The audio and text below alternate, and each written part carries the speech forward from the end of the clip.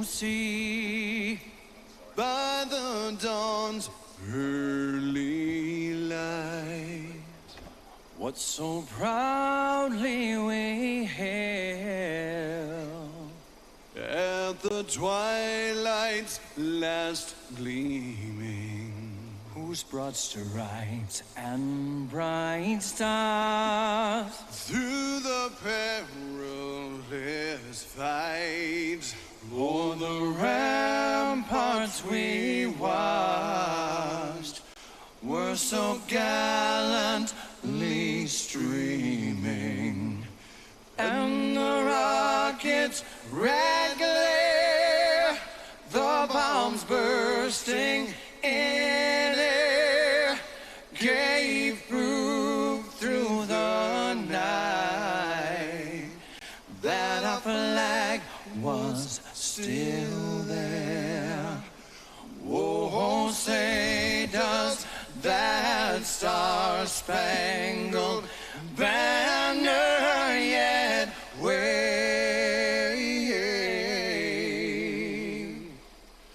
o'er the land of the free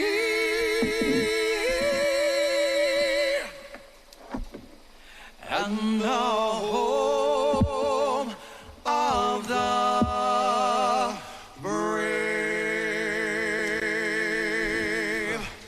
Well, good morning, everyone, and welcome to race day number 6 here live from Newberry, Florida, as the continuation of this Thanksgiving feast and festival at Gatorback Cycle Park continues here on this Friday morning. Hello, everyone. I'm Rodney Tom, along with Wes Kane this morning as the sun is rising here in beautiful, sunshiny Florida.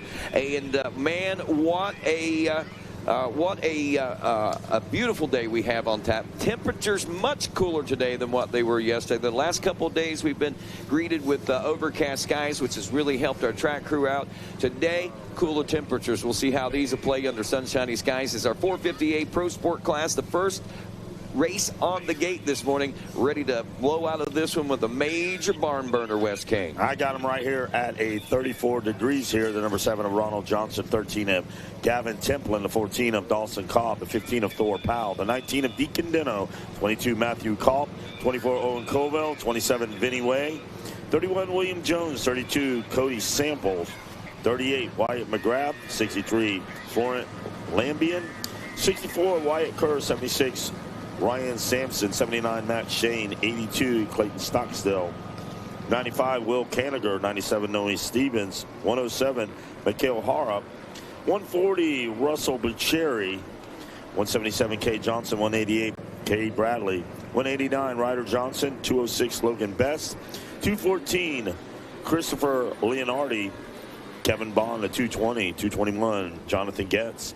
244 Alvin Hillen, 260 Carson Woods, 281 Corey Carson, 367 Christian McCauley, 422 Charlie Hyman, 451 Ryder Thompson, 498 Jason Dragonetti, 555 Cole Forbes, 559 Joe Shipley, 661 Noah Chambers, TJ Squibb, the 680, 777 Jaden Wolf, 809 Braden Nealman, 919 Jonathan Yelton, and Shane Kehoe, the 927, Austin Bear, 944, Rodney. Who's out front with that whole shot? Well, we saw, looked like Vincent Way. Vincent Way got the, going back in time, I guess, but Vincent got the early lead in that one as they came out of the VP Fuels whole shot. But man, what a shuffle of riders we've been seeing taking place throughout this first lap of racing. And this race brought to you by Race Tech, the world's largest aftermarket motorcycle suspension modification company with over 40 years of producing factory level suspension for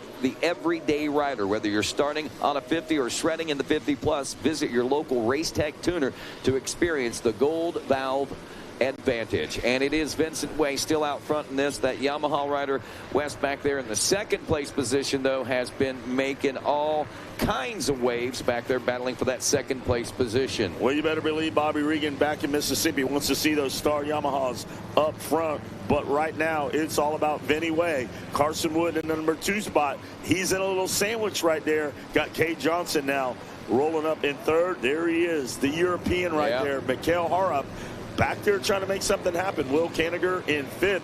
Cade Bradley 6th. Charlie Heyman 7th. Noah Stevens in 8th. Owen Covell, great ride out there. So far, so good in 9th. Cole Forbes, the GNC mini bike champion, is out there in the top 10. We're looking at outside looking in. Deacon Dino, Jaden Wolf, Max Shane, Carson, Ryder Thompson, Thor Powell. But here they go. It's still Vinny Way and Carson Wood making it happen. Yep, and watching things tighten up as it looks like we're starting to see Cade Johnson tighten up on Carson Wood. Mikkel Harrop now tightening up on Cade Johnson. So we're about to see a three-way shootout possibly develop for that second place position. And as I think and looks like sometimes that Vincent's about to break away, it doesn't happen. So these guys are actually still pretty close within a couple of seconds as they wind their way back toward, now in front of the spectator areas. They make their way down in front of the fence. The option lane coming up, heading for the Gizmo Mods Tower. And look how tight things are starting to get up front now. Vinny and now Carson Wood starting to put that pressure on as real estate has closed in quick as we head toward the Yamaha Announcers Tower. Well, they'll battle right there for top 3, but don't be mistaken by the 107 of Harrop. Harrop is the one with the push right there. You got Vinny Way, Wood, Johnson, Harrop, Will Kanigher back there. But Harrop surprised us yesterday where he came up from about mid-pack and was challenging for the top 2. But watch out. Here they come. They're all 4 of them right there. Fire out of the pit now. Early morning stroll in the park. No way, Jose, for these guys. It's all about business. Well, a very smooth racetrack out there as we dial in each lap. It's going to get more defined. And one thing that we can note about Harrop, and what I noticed yesterday is that he waited till later in the moto to really start striking. So he's right where he wants to be in the early part of this moto. And if he plays the same game he played yesterday, it could spell trouble for those boys up front. Well, I was talking to Nick Way yesterday. I said, what about Harrop? And he said, you know, that guy was like a top 5 guy in one of the outdoor nationals this year. He just came up there and said, boom, I think he got 6th overall. I'm not sure if it was at Red Bud or Bud's Creek or whatever, but that guy's for real, man. Yeah, absolutely. And we can see it, and we watch, and it's a methodical ride. He's not going out here trying to make any big splashes. He's going out riding his race. Well, here he comes right now. It's starting to tighten up. Carson Wood is out there doing good. It's still Vinny Way out front, Carson Wood, then the youngster out there. He had a great Supercross, Cade Johnson. So Ryan Holiday's probably out there going, let my guys just work it in, let them stay where they're at. Everybody's got time. They're out there managing the race right now, but you can't sleep on it right now because Harrop is right there waiting to see if these youngsters can seal the deal, or if they slip a little bit. He's right there, Rodney, and he's ready to pounce. Yep, very close-knit top 4 as they come by the Announcers Tower again. Way, Wood, and Johnson with Harrop still back in that number 4 position, stalking. Will Kanigher is your 5th place ride at the end of lap number 2 with Cade Bradley in 6th, Noah Stevens in 7th, Owen Koval in the number 8 spot. Deacon Deno, the Triumph rider, back in 9th, and Max Shane, another fast one back there, the Husqvarna rider, number 79, rounding out the top 10. Then it's Charlie. Leader down. Uh-oh. Vinny Way. Now the deck is shuffling. There he is, Carson Wood. Now you get the time to run out front and see how this one shakes down. I got Carson Wood out front, Cade Johnson, and now you're looking at Harrop goes, okay, there's one guy out of the way. I only got to get a couple more. So thanks for the gift. Anyway, you got to get back up on that trusty steed. You got to get back in the fight. And it looks like that's exactly what he's trying to do. He gets just ahead of Will Kanigher, who was about 9 seconds back at the end of lap number 3. So he had a little bit of time to get up and play with there. And now Vincent is on the throttle once again, but back up front, it's becoming a 3-way breakaway now at this point as Carson Wood leads it onto the Gators' tail. Here's Will Kanigher now. Will Kanigher back in 5th. Stevens 6th. Deno now moves out from the outside. He was in 11th that first lap. Yep. Now Deacon Deno now starting to slowly creep up the roster there. He's in 7th. Bradley, Coville, Shane, Forbes, everybody now starting to joust for position. Jonathan Getz blew a motor yesterday. Now back in the fight. He's in 16th. Let's see what he can do. We didn't see everything we need to see out of Getz, but let's see if he can do something here with the boys this morning. Wrapping up lap number 4 now as our leaders make their way down in front of the announcer's tower here in just a moment. There is Wood. There is the 177 of Johnson, and right on his rear fender is Mikhail Harrop. Harrop now looking good. He's got missile lock on Johnson. Now Johnson, a tall, lanky guy. Does he use those legs for outriggers? Does he use them to block a little bit? Off the bike, left, right. Here he goes. He can feel Harrop back there barking, but all eyes are on Carson Wood as he drops to out of sight down Gatorback Falls. Down into the falls in the pit now we go. It is Carson Wood starting to stretch it out as they head over the Gators head or the dinner table, however you want to make it, down to the Gators back, and the gap is opening between first and second, but it is shrinking between second and third as Cade Johnson is gone into defense mode as he is trying to block any lines that Mikhail Harrop may be trying to use to make some gains. Harrop now not going to fall to any of Cade Johnson's antics out there. He's all about business. He knows he's got to get around Johnson if he's going to have any shot at getting to Carson Wood for this moto win. Deacon Deno up to 7th, was just behind Noah Stevens, the 97, battling for 6th. We'll try to keep an eye on what that how that improves or not for Deno. Owen Koval right behind him in 8th. Max Shane now up from 10th to 9th. So we are starting to see some gains from several of our riders throughout the top 10 now. All right, here we go. I got my eye on Thor Powell out there. Getz Heyman trying to move it along out there, just outside looking in. They're 12, 13, 14, and Cole Forbes in 11. Let's see what he can do.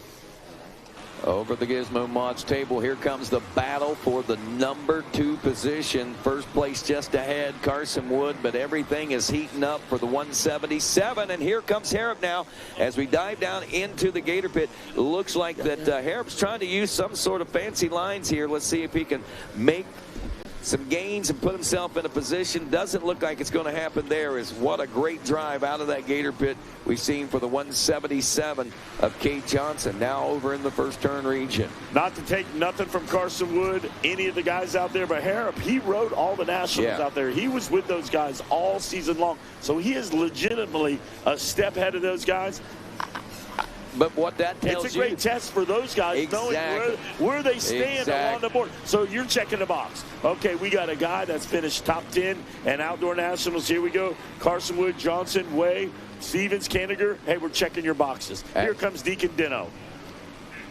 And Deacon Deno, as we said, was up to the 7th place position, was within a few tenths of a second of Will Kanigher at one point. Actually, Noah Stevens. Stevens has gotten around Kanigher. Kanigher drops to 6th, and Deno still back in 7th.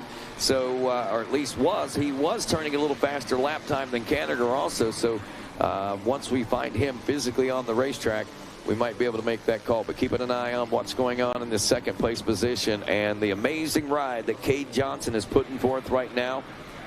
He's holding them off. He's doing his due diligence out there. Here comes Harrop now. Where's he go? Wheel to wheel. He's got his. Oh, what a line! Mistake. What a line out there. He squared the corner up. He never. That right there is a textbook skilled motocross pro move right there. He didn't follow the rut. He stayed with them. He didn't go outside like I watched a couple of guys yesterday. I noted they're going outside to come in. He went right with them, wheel to wheel. You have the rut. I'm going to go where there's no rut. I'm going to square up under you and make the pass. And that right there is a veteran. Yeah, a little bit of a miscue there. It looked like also for in that rut for the 177. All things just came together for Mikhail Harrop to make that pass there on the 107 Triumph machine as he makes his drive now out of the Gator pit for a 2nd place position. That is now 6 laps complete. Carson Wood with a 3.4 second lead over now the new 2nd place ride of Mikhail Harrop. Now actually make that 4.6 now that it updates. Harrop now 4.6 seconds back. Wood turning a 150.6, Harrop a 151.2 in the battle with Cade Johnson. So now with a little free air up front, we'll see if he can reel in. He's sailing off that single, going down up the Gator back, just sailing off that thing, Rodney. But he's a European guy. He's rode the MX2 class. He's rode MX3. He's a seasoned veteran. One season Outdoor Nationals. I would expect to see things like this out of Harrop. Absolutely. And you know, as I said, I think that might be a part of the calm, cool collectiveness we see in the very first part of the moto. No senses of urgency. He just goes out and rides to the level that he needs to ride. Doesn't make the push to about midway through. Then you start to see the level rise. Here's something Kay Johnson's going to put in his little notebook. They're going to go back. They're going to study that move right there. I bet it don't happen again. No. No. Ryan Holiday will go back there. Let's look at this. Let's analyze what happened. Kay Johnson's a young guy. He's got a lot of racing left in his career. Let's learn some of these mistakes early on and clean them up. All righty, here comes, I believe that's Kay Johnson making his way around now as we are nearing the completion of lap number 7. The 260 of Carson Wood. I'm sorry, Carson Wood. I might have said Kay, but I meant Carson. Here comes Mikael Harrop now. The 107, the 4.6 second gap seems to have shrunk just a little bit, but that could be due in part to some of the lap traffic we've seen Wood trying to work through there on lap number 7. As we wrap up lap 7, Wood checks in with a 151.9, a 159, another second gain by Mikael Harrop. We're now down to about 3 seconds. Here they go, Rodney. Look at Wood, Harrop, Johnson out there. Vinny Way back up in the fight. Deacon Dino in the top 5. Noah Stevens 6. Owen Covell, great job out there 7. Max Shane, you guys are on the Talgo line. Let's go. You're 8th. Will Canniger in 9th. Cole Bradley. Forbes 11th right now. He's got to make something happen. I'm still looking for Thor Powell to ring the bell and get up in the fracas. Rodney, you're looking over there. What do you see? Well, I am seeing it looks like Carson might have went another gear higher. It looks like he's starting to stretch things out a little bit over that second place position. What was down to 3.5 seconds visually seems a little larger than that as they headed across the top of the Gators back there for a moment as we work our way back at now down onto the Gators tail. Again, Carson Wood out front. We're watching the Triumph rider there, Mikael Harrop, and now down through 20 miles of bad road that seems pretty smooth right now, Westgate. But it is going to get gnarly as it goes. Harrop, there's that same line again. He's not hitting the rut. He's good scrolling up on there, squaring it up, going on top of the ruts. And that's something we saw Ricky do, we saw Bubba do, we saw Chad Reed do. They're not dragging their frames and dragging their pegs in all these deep ruts. They're squaring up and going right across them. What's interesting is I've talked to and, watching racing over the years in the off-road racing world, 3 inches to the right can change a whole and literally get you up on the edges of some of those deep ruts, and that 3 inches can give you all the driving plane that you need to get through the woods and get through any sections out there. And if you watch any good rider, they generally ride a couple of inches to the side of the rut. You have to dissect the track. You have to string it together. You're out there looking. You got that sight lap. Yeah. Took a look at it then. You've got Racer TV. It's showing you everything you need to know. It's on your smartphone under the 3100 app, powered by Dunlop. Anything's possible. I see you looking, Rodney. Yeah, I see something happening. I see that Carson Wood dropped to almost a 154 that last time around. What looked like he was lifting a gear and going faster. Something happened there toward the end of the lap. Slows him down. He turns a 153.958. Harrop turning a 151.595. It brought him to within just 1 second on the clock. And as we look on the track, they are definitely encountering some lap traffic out there, which is going to create more obstacles. And we also see the real estate shrinking even more as we head onto the Gators tail. Harrop has got Carson Wood in his sights. Here he is right now, like a shark in the water. He's circling it now, and he's waiting to pounce on any miscue by the youngster, Carson Wood. A little guy in the way. That even closes the gap a little further. Now, if you're Harrop, you have a sense of urgency. You've got the adrenaline pumping. The boards are going out from the star guys. Drop the hammer, -1, +2. He is coming after you. Be careful. Drop the hammer. You got to do your due diligence. Rodney, it's shaping up to be a barn burner now. It is, as they drop down now in front of the announcer's tower. They are only 2 bike lengths apart as they make that turn down into the Gator pit now. Here they go. They drop in. It's Carson Wood. You're watching on your Race Tech Moto sponsor here. There they come. They fire out of there again. Carson Wood, Harrop. Now, do you think Harrop Rodney's got a little more under the tank? Do you think he's being conservative? He hasn't seen the white flag yet. You saw him make moves yesterday when the white come out. You think he's just laying in wait and ready to pounce on Wood?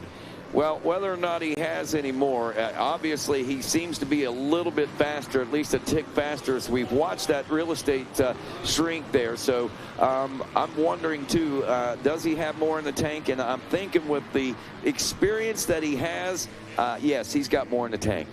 Thank you, Rodney. I knew you would have that answer. Good job out there. Carson Wood, Harrop, Johnson, Wade, Dino in the top 5. But it's all about these two right here you're watching on Racer TV as they come up on some of the back markers. Now, Wood can hear him barking. There he comes. Harrop now. Rodney, it is coming down to the wire. What do you think? I think the setup is about to take place. This Gator's Tail is going to be a big thing in this roller section afterwards. That turn that you're talking about could be the pinnacle part of this battle between these two riders as well. We may see a change in the lead in positions in the same turn, but not going to happen this time. But again, he does use that same concept. Yeah, and Wood didn't fall into the rut, too. He's just a little bit after, but he is definitely all over him. Like Russian radiation here this morning. Harrop from Europe is ready to pounce. Here he goes to the inside. Misses that rut, too. A couple of guys out in front of him now. Is this a momentum shot he needs now to get around Carson Wood? Bobby Regan sitting back watching on Racer TV. He's got his 3100 app open on the smartphone. He said, Loretta, give me some coffee. This one here is shaping up to be a barn burner here. Can my guy, Carson Wood, hold off the European? Is that the white flag I believe we see coming out? Yes, the white flag is out, so one more to go. And as you were pointing out there a moment ago, the white flag, is he waiting to drop the hammer? We're going to find out right now. I saw him drop to the inside. He looks like he picks up a sense of urgency now. Now it seems like Harrop now has picked it up, Rodney. I can see a little aggression in him. He may use those riders in front of him. Let's see what happens now. You've got to be smart. You got to be wise. You got to be cool, calm, and collected out here if you're Carson Wood. Protect the inside. Make him go around the hard way. Use those lappers right there to your advantage. Shove him out of the way. Harrop now dives to the inside. He's got, Harrop now gets blocked. Carson Wood, smart, methodical move there. Harrop now drops to the inside. Watch him, Rodney, as they go down and try to get around these guys now as they head through the twisties. All right, making their way through the twisties now and working their way back again on the far side of this racetrack. This story land, if you will, out here tells a lot of different tales on the Gator Tail as we make our way past some lap traffic. Very good riding by Carson Wood. He's able to maintain that momentum and that speed, and Mikhail Harrop has nothing for him coming through there. The lap traffic really seems to be giving Harrop a lot of fits right now. I think that's what Carson Wood did. He saw those guys in there. He's like, hey, I'm going to use these guys to my advantage. And he did. There was two guys, so you go left, I go right. Johnny go right, Johnny go left. Johnny Gold up the middle, and there he was, Carson Wood, using those textbook football moves out there. And he is using an advantage, and here still comes the European. All over him now, but I don't think it's gonna work, Rodney, on this one. Now, it's going to take a mistake at this point as Carson Wood, an amazing ride. He rose to the occasion, made the pass into the lead, has fended off, even right down to the last turn, the advancements of the European Mikhail Harrop. And Carson Wood takes a Moto 1 win here in the 450 Pro Sport at Gatorback. Rodney, it wasn't a game. It was a game of inches on that one. Yeah. You saw the lappers up there, and you had to use them to your advantage, and that's what the youngster Wood did out there, so it paid off. Man, look at those lap times. That we seen them as far down as a 150.6 early on lap number 4 for Carson Wood. Harrop turned to 150.9 on lap number 7. Lap 11, both a 156. Man, that tells you what that track has done. The way things are looking out here, Wood, Harrop, Kay Johnson in 3rd. Vincent Way holds on for 4th. Deacon Deno in the number 5 spot. What a push for him. Noah Stevens in 6th. Owen Kovo in 7th. Will Kanigher will now check in the number 8 spot. Kate Bradley, Cole Forbes round out the top 10. Hey, big thank you for the Gypsy Juice. Appreciate it down there. Guys making me sound like $1 million.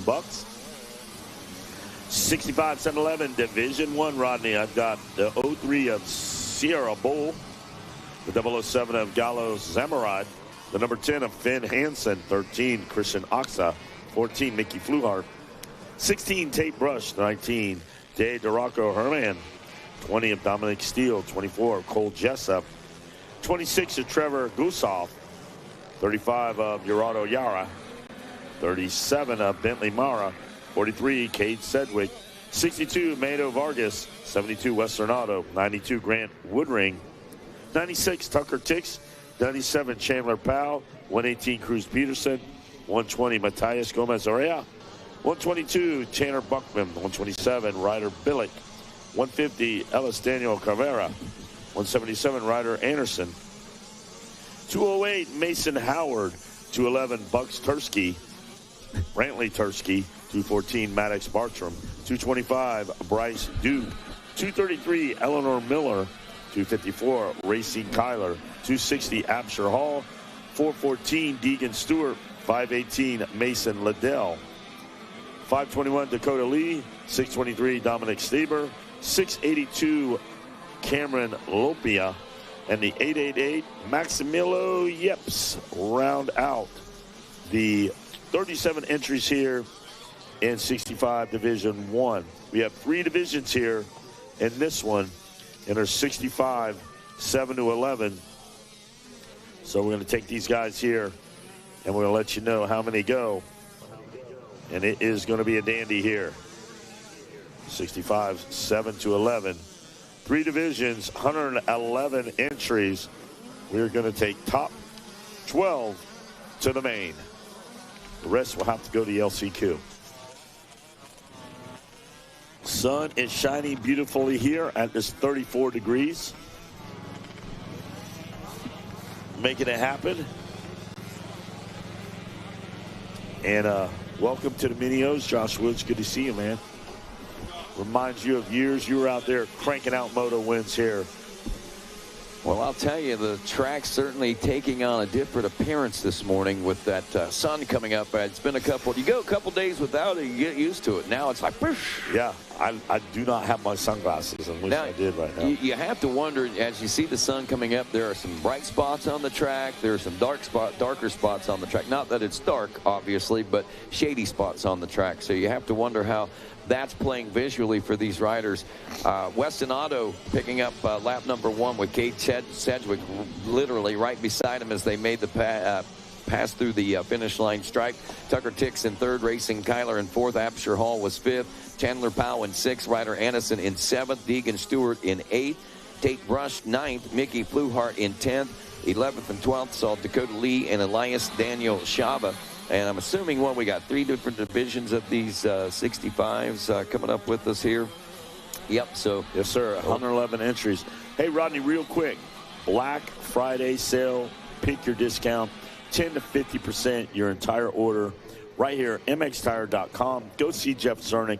Got so many things going on over there. It's incredible. Also, Black Friday over at Defiance. Everybody's got Black Friday. You go to that vendor's row and say, hey, what's my Black Friday deal?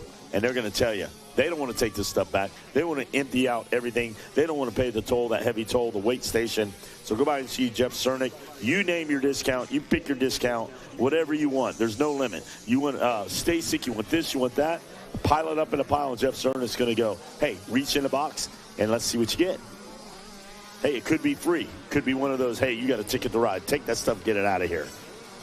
All right, Jeff Zernick, we're sending them your way. Get those box ready. Let them pick their discount. 10% all the way up to 50. Let's go. What do you see, Rodney? I see Weston Auto out front on point on this in about 3.7 seconds. Caden Sedgwick now has dropped back about, to a 2:08 lap time. Puts him in 2nd. Tucker Tix another 1.2 back behind him in 3rd. Racing Kyler holding steady in 4th. And if you watch this, you see that things kind of tight between 2nd, 3rd, and 4th. So you might not want to take your eye off this battle. Absher Hall in 5th. Chandler Powell is 6th. Ryder Anderson in 7th. Tate Bush is 8th after 2. Mickey Fluhart 9th. And Deegan Stewart, Dakota Lee, and Elias Daniel Shabarara Perez rounds out the final transfer spot in 12th on the 150. And Brantley Tursky, Dominic Steele, Bryce Duke just outside the bubble right now. So you have to wonder if this one is over just yet for those riders outside the top 13. And I'm going to take a risk and a gamble and say nobody's safe right now. This race still up for grabs. Nobody. These guys out here are cranking it out there. Otto, Sedgwick, Tucker Tix out there, our usual suspects. Great to see Western Auto now dropping a hammer, putting his machine up there. A lot of good guys out there, but some guys looking to make something happen. Brantley Tursky, Dominic Steele, Bryce Duke, Christian Oxa. There's Gustav out there, Bartram. Wow, somebody already drew 40% off. So all his order, no matter what it is, Jeff Cernick is going to give you 40% off. Simple as that, guys. Reach in the box, pull it. It's like pulling out a raffle ticket. You could say 70% off. It could say 50% off. Whatever it is, we just had a guy, Jeff sent us a picture. This guy's still got dirt on his face from the moto, and he gets 40% off everything in the box. And if I know Jeff Cernick, he probably didn't even put no 10% in there. He's like, dude, I'm going to treat these people right. I'm going to put 30s and 40s and 50s and 60s and 70s in there and let it go. Might even have 100% off in there. Yeah, he does have one. Yeah, free to ride. Yep. Just go. So Jeff Cernick's a good dude. He's got a big heart. Biggest heart in Western Pennsylvania. So go by and see Jeff Cernick and buy some stuff. Black Friday down at MX Tire. And get some Dunlops while you're at it. He'll sling you a couple of those bad boys to take home. Big changes from lap 2 to lap 3. Otto still out front, about a 5-second lead over now Tucker Tix, who moves up to second. Racing Kyler up from 4th to 3rd. She's about 2.2 seconds back. And then Caden Sedgwick had a 2:13 lap time, so problem there for him. Drops him 3.4 seconds now behind Racing Kyler. Big picture is he lost about 10 seconds on that lap out there. Absher Hall in 5th. Hall only 1.2 seconds back, so if Sedgwick isn't careful, he could have that 4th place position under pressure pretty soon, too. Chandler Powell in 6th. Ryder Anderson 7th. Tate Brush in the 8th place position. Mickey Fluhart, Dakota Lee, Elias Perez, and Deegan Stewart now your 12th and final transfer spot. That was Tate Brush that I said the other night that I called him Tate Bush. And the little kid next to me just lost it because it was Brush, and I said Tate Bush, you know. Hey. And they're all buddies. Everyone he doubled over, man. I mean, he got the biggest kick out of that. I wish I knew which one it was actually, because that was pretty fun. The funny thing is, all these kids are buddies. They are. They all are buddies. There's no, you don't go talk to him. They are all buddies, and it's cool to see them. Because they're going to grow up and then later on have to separate it. Like, I put my helmet on, you're taking my money away from me, I got to go. Yeah. Dad said you're taking money off my table. But right now, they're hanging out and they're all buddies. All right, some lap traffic in amongst our leaders now. Otto is through, down by the announcers tower. Saw Tucker Tix and Racing Kyler. Some lap traffic there. Kyler might be able to use that to her advantage. Let's see what happens coming out of the Gator pit. It looks like, wow, yep, she did. She dropped it down to under a second, and she is right there behind Tucker Tix as they make their way past the finish line. So Racing Kyler is trying to make a bid for the number 2 spot. There's Weston Auto, your first place position, and only about 5 seconds back is Racing Kyler putting pressure on Tix for second place. Steady as she goes now. I'm watching still Tursky, Steele, Duke, Asa, Geoff back there. They are trying to make something happen. 14, 15, 16, 17. Good job out there. Bentley Mara back there in 23rd. Mason Liddell, 22nd. What do you see, Rodney? I see third place went down up there at the top of the hill, and looks like they get back up in a 5th place position if I counted that back right. And I'm not sure if that was racing or if that was Tucker that went down, but whomever lost a couple of positions there as we are watching Weston Auto maneuver around this race course. Got that insulated flannel on right now as well. That's an indication, folks. It is cold out here. I think we were looking at temperatures around 34. It was 34 this morning. Yeah, so let's see. I'm sure that it's raised some as we look at the 37. Yeah, that's good. It's getting up there. Yep. It is getting up there. Freeze warning last night, Wes. Was there? There was a freeze warning, yes. In effect till 9 a.m.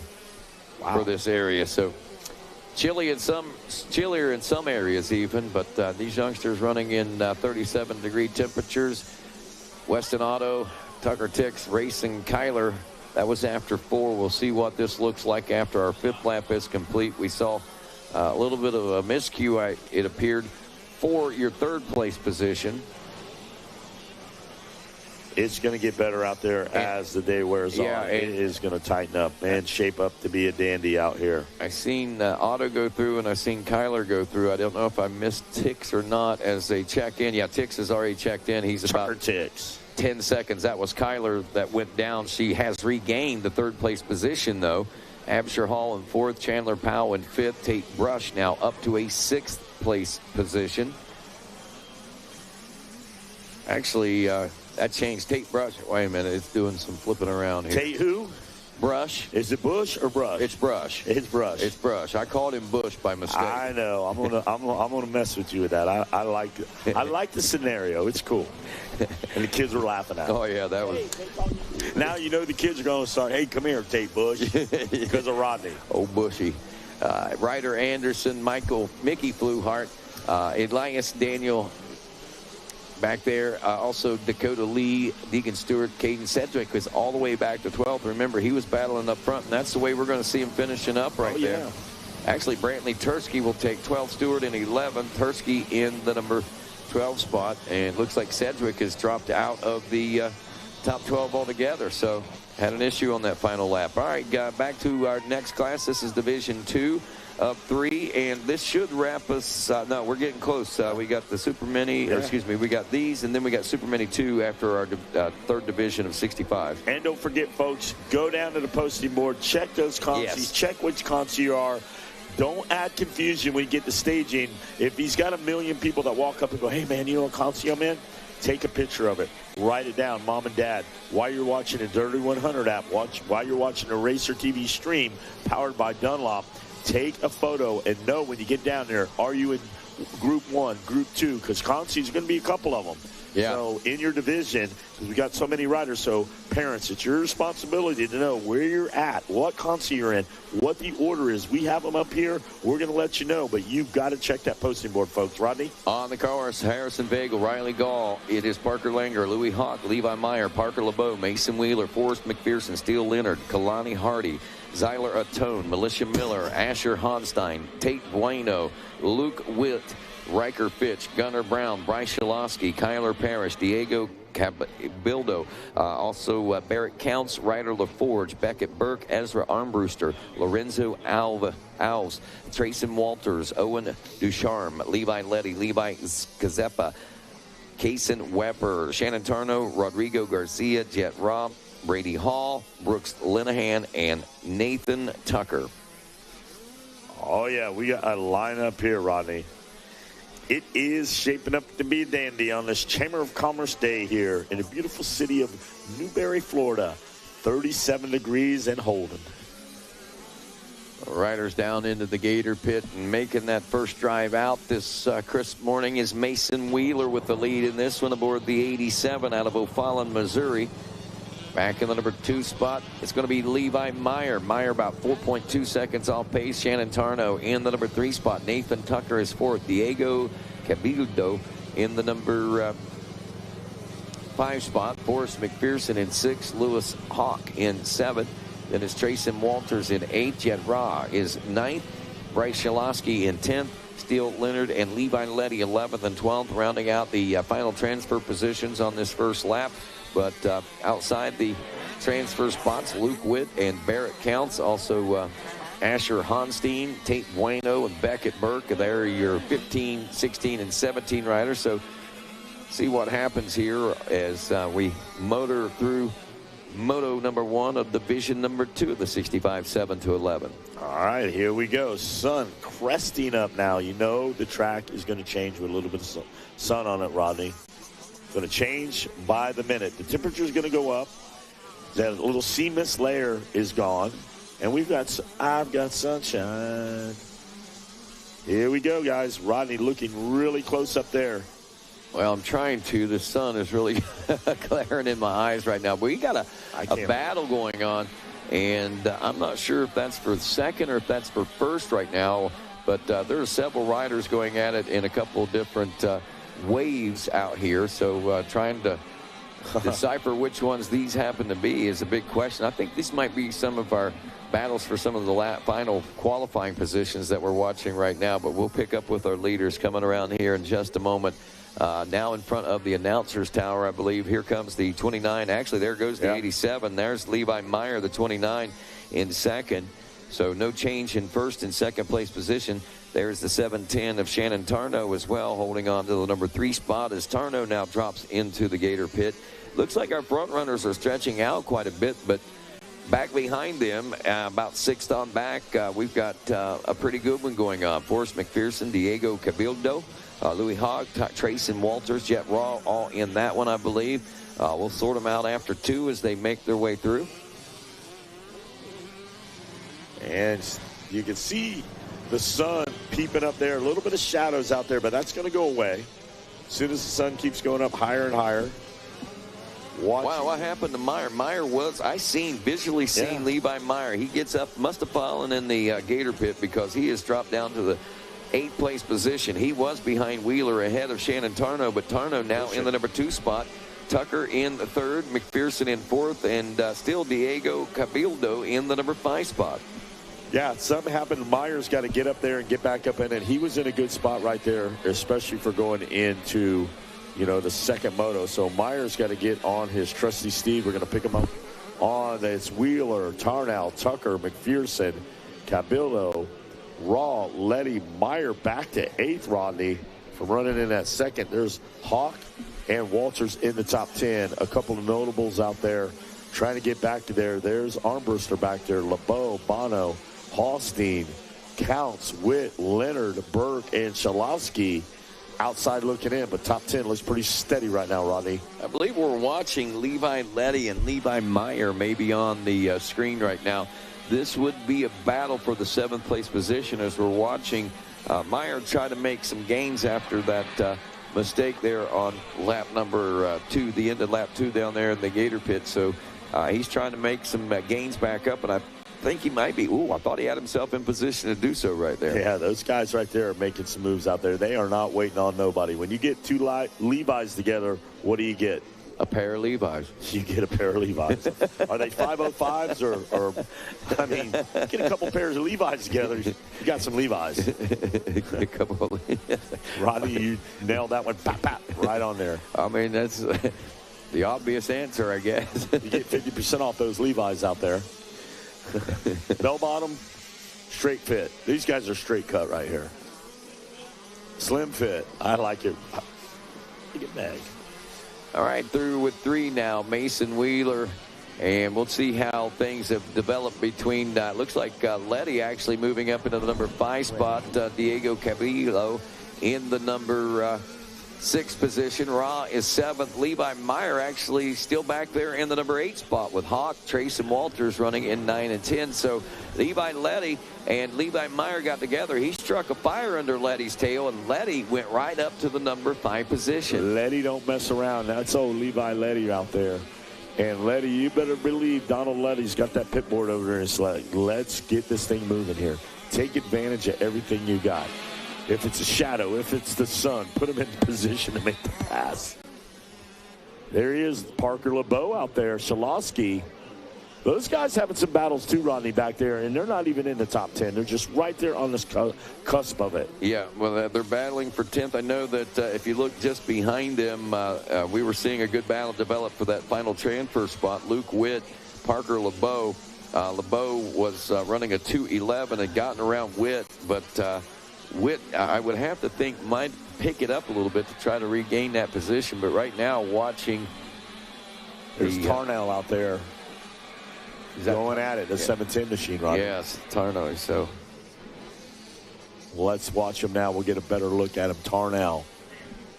And did he make the pass on Wheeler? I don't think so. Wheeler was 11 seconds ahead. Oh, yeah. So there you go. I think that's McPherson. That's the battle for second. Battle for second, the 98 McPherson. Woo! To the outside. These guys are going at it, huh, Rodney? Yes, they are. They almost look side by side right here. Yeah. Like Kay Johnson going at it with the European out there in the early moto this morning. These guys are slugging it out. McPherson, did he get him? I think he got him. Yeah. Oh, a little mistake there, but McPherson paddles up and still keeps the momentum going and hits that pro circuit finish line in style there with lap number 4 complete and the lead, the second place position. Lead over Tarno, I guess you could say. But Shannon Tarno now in 3rd. Nathan Tucker in 4th. Jet Raw is 5th. Levi Letty now, who looks like may have dropped off a spot there. Yeah, Letty dropped back. Meyer fired back at him and moved up into position number 7. He did. So those guys are changing. Roddy, there are fires everywhere out here on this track. There are. Letty actually must have had an issue. He dropped to a 2:19. Meyer clicked off just under a 2:12, so he was able to make some gains and gain a position there. He's got about 3 seconds now over Levi Letty, but Diego Cabildo for that 6th place position is the one that's under pressure now from Levi Meyer. He is under attack right there. Nobody's safe. Jet Waugh has definitely made some moves out there, Rodney. He was well out of the top 10, solidifying him a top 5 right now, but let's see if he's still got room to move. I can't see if the white flag is out yet. I need to get my blue blockers on. Yes, it is out. My blue blockers, and put those things on. I'll be ready to go. So this is the final lap number 5 for our 65cc 7 to 11 division number 2. Get my gazelles out. I'm going. That's where John Gruy is right now. He said, I don't have to race. I'm going to go down south. And there he is. He'll be back this way probably today. We're going to start second motos here. And after lunch sometime, we got a lot of LCQs, folks. You got to pay attention to them. They're going to move fast. We're going to be moving them fast up here. So get down there, look at the posting board, know where you're at, get in your staging lane, and let's get this thing moving. Last thing you want to do is miss your LCQ. Did you get this B.E. Bircher to the MX Tire trailer by any chance, Wes King? No, I did not. All right, so Jeff Cernick texts me, says, can you page B.E. Bircher to the MX trailer? And MX Tire has the Brisker MX gloves, cold weather MX gloves made for this morning. So if you're looking for a little, you may want those gloves out here this morning at 37 degrees. Mason Wheeler taking the checkers, Forrest McPherson in second. A McPherson battle for sure. Shannon Tarno in 3rd. Nathan Tucker in the number 4 spot. Jet Waugh in the number 5 spot. Levi Letty up to 6th. Diego Cabildo holds on for 7th. Levi Meyer will hold on for 8th. Parker LeBeau in 9th, looking like Louis Hawk. Bryce Shalofsky 11th, and Beckett Burke to round out your 12th and final transfer position. 65cc 7 to 11 division number 2 as we get set now for division number 3. Got Benjamin Roca, the number 9, then the number 11 of Alonzo Gallegos, the 22 Nicholas Gonzalez, the 23 Beckham Smith, Oliver Silvestri, the 27 Talon Rogers, the 31 Aiden Matsky, the number 47 Diggin Shugamelli, number 48 57 Ryan Cesaretti, 75 Cameron Buckman, the 77 Carter Holmes, the 81 Jace Gaithercole, 84 Talon Cotton, 99 Jax Baker, 108 Chance Leonard, 111 Martino Spina, 121 Lucas Valencia, 123 Junior Giannetti, 133 Mason Giles, 136 Jackson Jones, 141 Umina Burning, 149 Talon Hinson, 154 Augustus Eller, also 194 Flynn Johnson, the 221 of Hale Ferrara, the number 252 Dominic Bentley, then Declan Stewart, the 259. It is the 312 of Cade Dupies, Cade Neck, the 333, Lucas Vargas, the 360, Roxon Weber, the 457, Aaron Doden, the 552, the 709, Cooper Zink, the 715, Landon Cook, the 777, Connor Rodriguez, and the 991 of Matthew Simino. 259, Declan Stewart. Think he's playing on that name a little bit. Yeah. Well, I had an old jersey. I just gave the boy a number 259. Thought he could wear that one day. And he did, huh? Yeah, that's it. Division 3, making things happen out there as we're watching on our SLR Rifle Works live drone, where, again, don't forget, it's Black Friday special pricing. Automatically on the website, go online, and all the discounts will be applied directly to your cart. And here come our leaders now down front of the announcer's tower as we get a bird's eye view of what's shaking out here on this first lap of racing for 65s. It is the, was that the 09, I believe? Yeah, it looks like the 09 dropping down in the pit. We're going to get a 99 better, maybe. 99. Jax Baker out of Leland, Illinois. Baker looks good. Yeah. I got to spend a little time with him last week up at GPF, and very, very solid guy. Very solid. Very methodical, very mature for where he's at right now. He's a good little dude, man. He's getting it done out there. Jax Baker looking good out there, but he's got company, Rodney, and that is Beckham Smith. So let's see what the youngster from Illinois can do against the Texan. And hey, don't count out Yamina Burning. There's Friera, Holmes, Semino, Soretti, Talon Rogers. Dad talked to me a little bit. Talon Rogers' dad, he said, I'm getting the gearing figured out. They got on a podium over at the Supercross track. He said, I'm getting the gearing figured out a little bit. Talon Henson out there, Gianetti, Buckman, Silvestri, Johnson, Mastich, Gallegos, Rent, Rodriguez, Giles, Stewart, Gonzalez, Doden, all the way back to the top 20. These guys, there's Ospina in 22nd, Jackson Jones, the first lap, 23rd, Cotton, Weber, Dupuis, Leonard, Vecina, and Roca in this 65-711 heat race division number 3. Coming up next is Division 1 Super Mini 2, 13 to 16. I got 2 divisions of that. And then we're going to get into LCQs, and those things are going to go bada boom, bada bing. They're going to move rather quickly, folks. We got a lot to do, a lot of LCQs to get done. So definitely check the posting board. Know which one you're at. Can't say it enough. Make it go smoothly, because we're going to get second motos. Win Kern said we're going to get a lot of championships crowned today. Awesome. I love it. I love it. And, you know, tell me something, Rodney. I can't believe that I began my journey just a week ago, and it's already Friday again. I mean, here we go with that. When you said crowning champions for motocross, it just hit me how we're already darn near through this whole week. Jax Baker, Beckham Smith, Yamina Burning, Heyo Ferrara, and Carter Holmes were your top 5 as we wrapped up lap number 1. As we make our way around for lap number 2 complete, I believe Baker's still out on point with a 1.24 second lead. You know, you were talking about Jax, and I got to say, you name your kid Jax, J-A-X, you expect that kid is going to earn his respect in the world, and that's what he does, man. I mean, I always saw the Jaxes on the video games, and they were always these big jacked up, man. What's exactly up? So whenever you hear the name Jax, that right there almost puts a sense of fear into you right away. Jax, he must be a bad dude, and he's a bad dude for sure. As he's getting it done. Beckham Smith out front, Yamina Burning still in the number 3 spot. Ferrara, Ryan Ciceretti 4th and 5th, and Tylen Henson in 6th. Talon Rogers is 7th. Carter Holmes in 8th. Matthew Semino is 9th. Cameron Buckman then in 10th. Junior Gianetti is 11th. Oliver Silvestri will round out your 12th and final transfer spot. You get Flynn Johnson and Alonzo Gallegos and Connor Rodriguez in the 13, 14, and 15 place positions right now. Look at that. Martin Ospina back there in the 19 spot. So still lots of room for some big advancements and big changes here as we roll through now lap number 3 of the 65cc 7-11 Division 3. Oh yeah, and the talent pool is a great little mixture right there. You know, there's no uneven talent out there. All these kids, they go from major events to featured events, and they're all chasing a dream out there.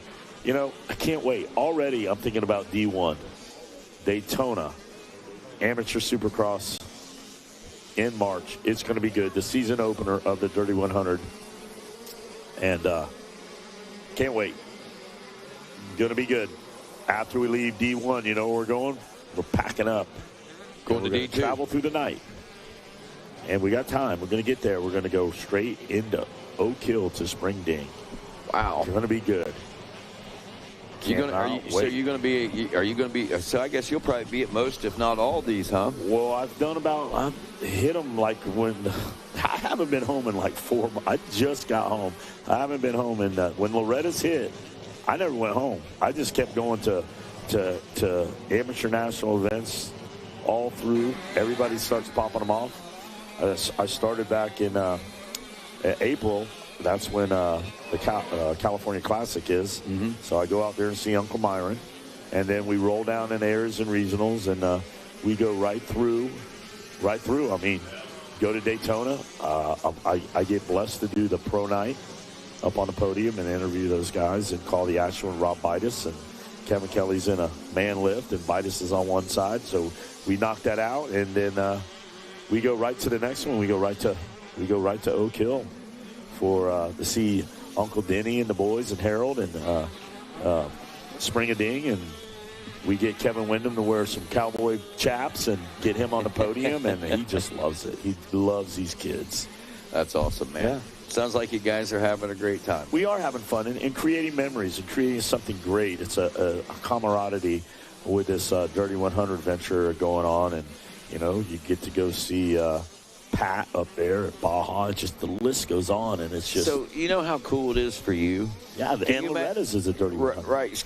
As cool as it is for you, can you imagine living this life, being a kid or being the family out there on the road? I mean, it's cool from our perspective. But yeah, I mean, I got to do it, with my kids when they started racing. They were in 60 and an 85 beginner, and I got to watch them go all the way up to trying to qualify for nationals and supercrosses. So we had a good run. We had fun doing this, and I think we got a good run going on. We love it. I love it. Ciceretti's been pressuring Burning as we wrap up. Beckham Smith has gotten around Jax Baker's, where Ciceretti has gotten around Burning now. So we've got a couple of changes here on lap number 4 as things settle in here, heading through the white flag lap now. Beckham Smith, your new leader. Jax Baker in second. Ryan Ciceretti up from 4th to 3rd. Burning now in the number 4 spot. Talon Henson is running in the number 5 spot after 4 laps complete. We got Talon Rogers in the number 6 position. And looks like Cameron Buckman 7th. Ao Ferreira is 8th. Junior Giannetti, I believe, still holding on the 9th with Carter Holmes, Oliver Silvestri, and Matthew Simino. Your final transfer spots. But Simino, Ospina, he's all the way up to 12th. He was like in 15th a lap ago, or 2 laps ago. So he's made the climb up into a solid position into 12th, and he's only about a second behind Matthew Simino, running about a 2-second faster lap time. So we could still see some more changes in this one before it's all said and done. Simino about 4 seconds faster than Giannetti, and Giannetti's only 2.5 seconds ahead of him. So be looking for some more changes throughout this field of riders as we watch our lead rider out here with us, Beckham Smith, who is, crafted a great battle there in the early part of the race, and struck while the iron was hot, took the lead away from Jax Baker, and has now set sail for Checkers and a Moto 1 win here in this 3rd division. Going to be Beckham Smith out there, Jax Baker, Ciceretti. Top 10 looks like this. Ciceretti in 3rd, Yumina Burning 4th. Talon Henson, I couldn't resist, Rodney. Talon Henson 5th. Talon Rogers 6th. Cameron Buckman 7th. Yo Ferreira Jr. 8th. Oliver Silvestri in 9th. Junior Giannetti, congratulations. Top 10, great ride. You got Simino Ospina making something happen, going all the way from 22nd all the way to 11th. Carter Holmes, Matchett, Flynn Johnson, Rodriguez, all you guys, great job out there. The list goes on. And we got Super Mini Division 1, 2, 13 to 16, Rodney. Rodney was stretching. I just reached over like his little kid, tickled his stomach. I told him I couldn't resist. It's my buddy, man. All right, Rodney's got the rundown. I'm going to go down and tell you who's in that Super Mini, and it is going to be a host of talent. There you go. Smith, Baker, Ciceretti, they're all coming in. Burning, Henson, Rogers. I'll tell you who we got, Rodney. Got the number 1 of Braden Stowell, number 2, Tinley McCoy, 8, Hunter Gardner, 12, Landon White, 15, Colin Holbrook, 18, Blaine Westbrook, 21, Trenton Pence, 25, Mason Kirch. 55, Cash Anderson on the gate. 57, Hannah Jameson. 74, they're off and running. 74, Colton Oldenburg. 77, Wiley Reeves. 79, Uriah Messersmith. 85, Brody Pacho. 99, Evan Thalman. 108, Max Williams. 111, Nicholas Guzman. 128, Jonah Eller. 158, Owen Scholl. 162, Cruz Jam. 213, Hayden Dupas. 221, the Nolan Simons. You're perfect, Rodney. I'm just trying to catch up here. No, I'm not laughing. 232, Levi Gower. 257, Levi Lewis. 305, Elliot Bowser. 412, Emily Henson. Bradley Henson. 416, Miles Gray. 517, Matuas Fanana. 533, Caleb Brotham. 690, Juan Martin Lopez. 775, Cash Irwin. 776, Jackson Bailey. 982, James Gleason. 991, Reed Cohn. And Rodney, what do you got going on over there, buddy? Well, I'm sorry. I was checking on some things back home at the radio station, and I just stuck a song completely out of format. Played next, and the guy didn't even have my DJ back home on the air. Didn't have time to even stop it. Rodney so he's playing Prince 1999 right now. Rodney is multi-talented. He is running his radio program while working. I'm trying. That just goes to show you, when you're actually going and listening to radio in your car, those guys might not even be in the studio. Yeah, I mean, I can broadcast from anywhere, but a lot of places they do canned DJs and stuff. We still try to be live on all of our stations, no matter if we're broadcasting from Florida or if we're broadcasting from our home studios. There, you still get the same effect, and that's the beautiful part of it. Being live and being local. All right, we're live and local in the sands of Florida here at Gatorback Cycle Park as Calgary, Alberta, Canada's Hayden Dupuis is Dupuis, that's it, has taken the lead in this one. Cash Anderson, Brooklyn Park, Minnesota's own, in second place aboard the 55. Owen Shaw in the number 3 spot. Uriah Messersmith opens up in 4th, and Brody Pacheco. Then Miles Gray in 5 and 6. Reed Cohn is 7th. Jackson Bailey in 8th. Juan Martin Lopez in the number 9 spot. Colin Holbrook is 10th. We're always going back to 18 for transfer spots in this one, as we've got 2 divisions. Trenton Pence, also Nicholas Guzman in the number 12 spot. Evan Thalman in the number 13 spot. Then it's Hunter Gardner, Tinley McCoy, Hannah Jameson in 16th. Landon Little in 17th. And Colton Oldenburger rounds out the top 18. That's your final transfer spots. Outside the transfer spots at the end of one was Cruz Samt, also Wiley Rives, Bradley Henson, and Max Williams, just to name a few. And back out on the race course as Dupuis has gained the early point on this one. Let's see where he stands here at the end of lap number 2 as we wrapping it up now in front of the announcer's tower. Dupuis still on point had a 2-second lead and has that and then some over the 158 now of Owen Shaw, who's moved up from 3rd into the number 2 spot, dropping the 55 back a few positions. It looks like that may have been Brody Pacheco, followed by Uriah Messersmith. So we've had some big swap ups and change ups, and we got them coming up right now. That 6, 7, 8, 9, 10, 11, and 12 spots are really tight. There's Hannah Jameson at the end of that battle there. She was running 16th at the end of lap number 1. So we're going to see a lot of changes, I think, throughout the entire field of this first division of Super Mini 2 riders. Dupuis, Cash Anderson in 2nd. Owen Shaw in the number 3 spot. Brody Pacheco in 4th. Uriah Messersmith actually drops to 5th. Jackson Bailey in 6th. Reed Cohn in 7th. Miles Gray is 8th. Colin Holbrook in 9th. Nicholas Guzman 10th. Juan Martin Lopez in the number 11 spot. Hannah Jameson in the final transfer position aboard the number 57 Gas. Back in 12th, though. It's interesting to watch her and see how many more she can get out there. She's running at a 2 flat, so she's 4 seconds off, 4.5 seconds off Dupuis. But that doesn't mean she can't keep moving and get more. She's going to get around some of these guys. It's hard to pass in that kind of traffic. All riders equally skilled. And Rodney's watching very closely up there.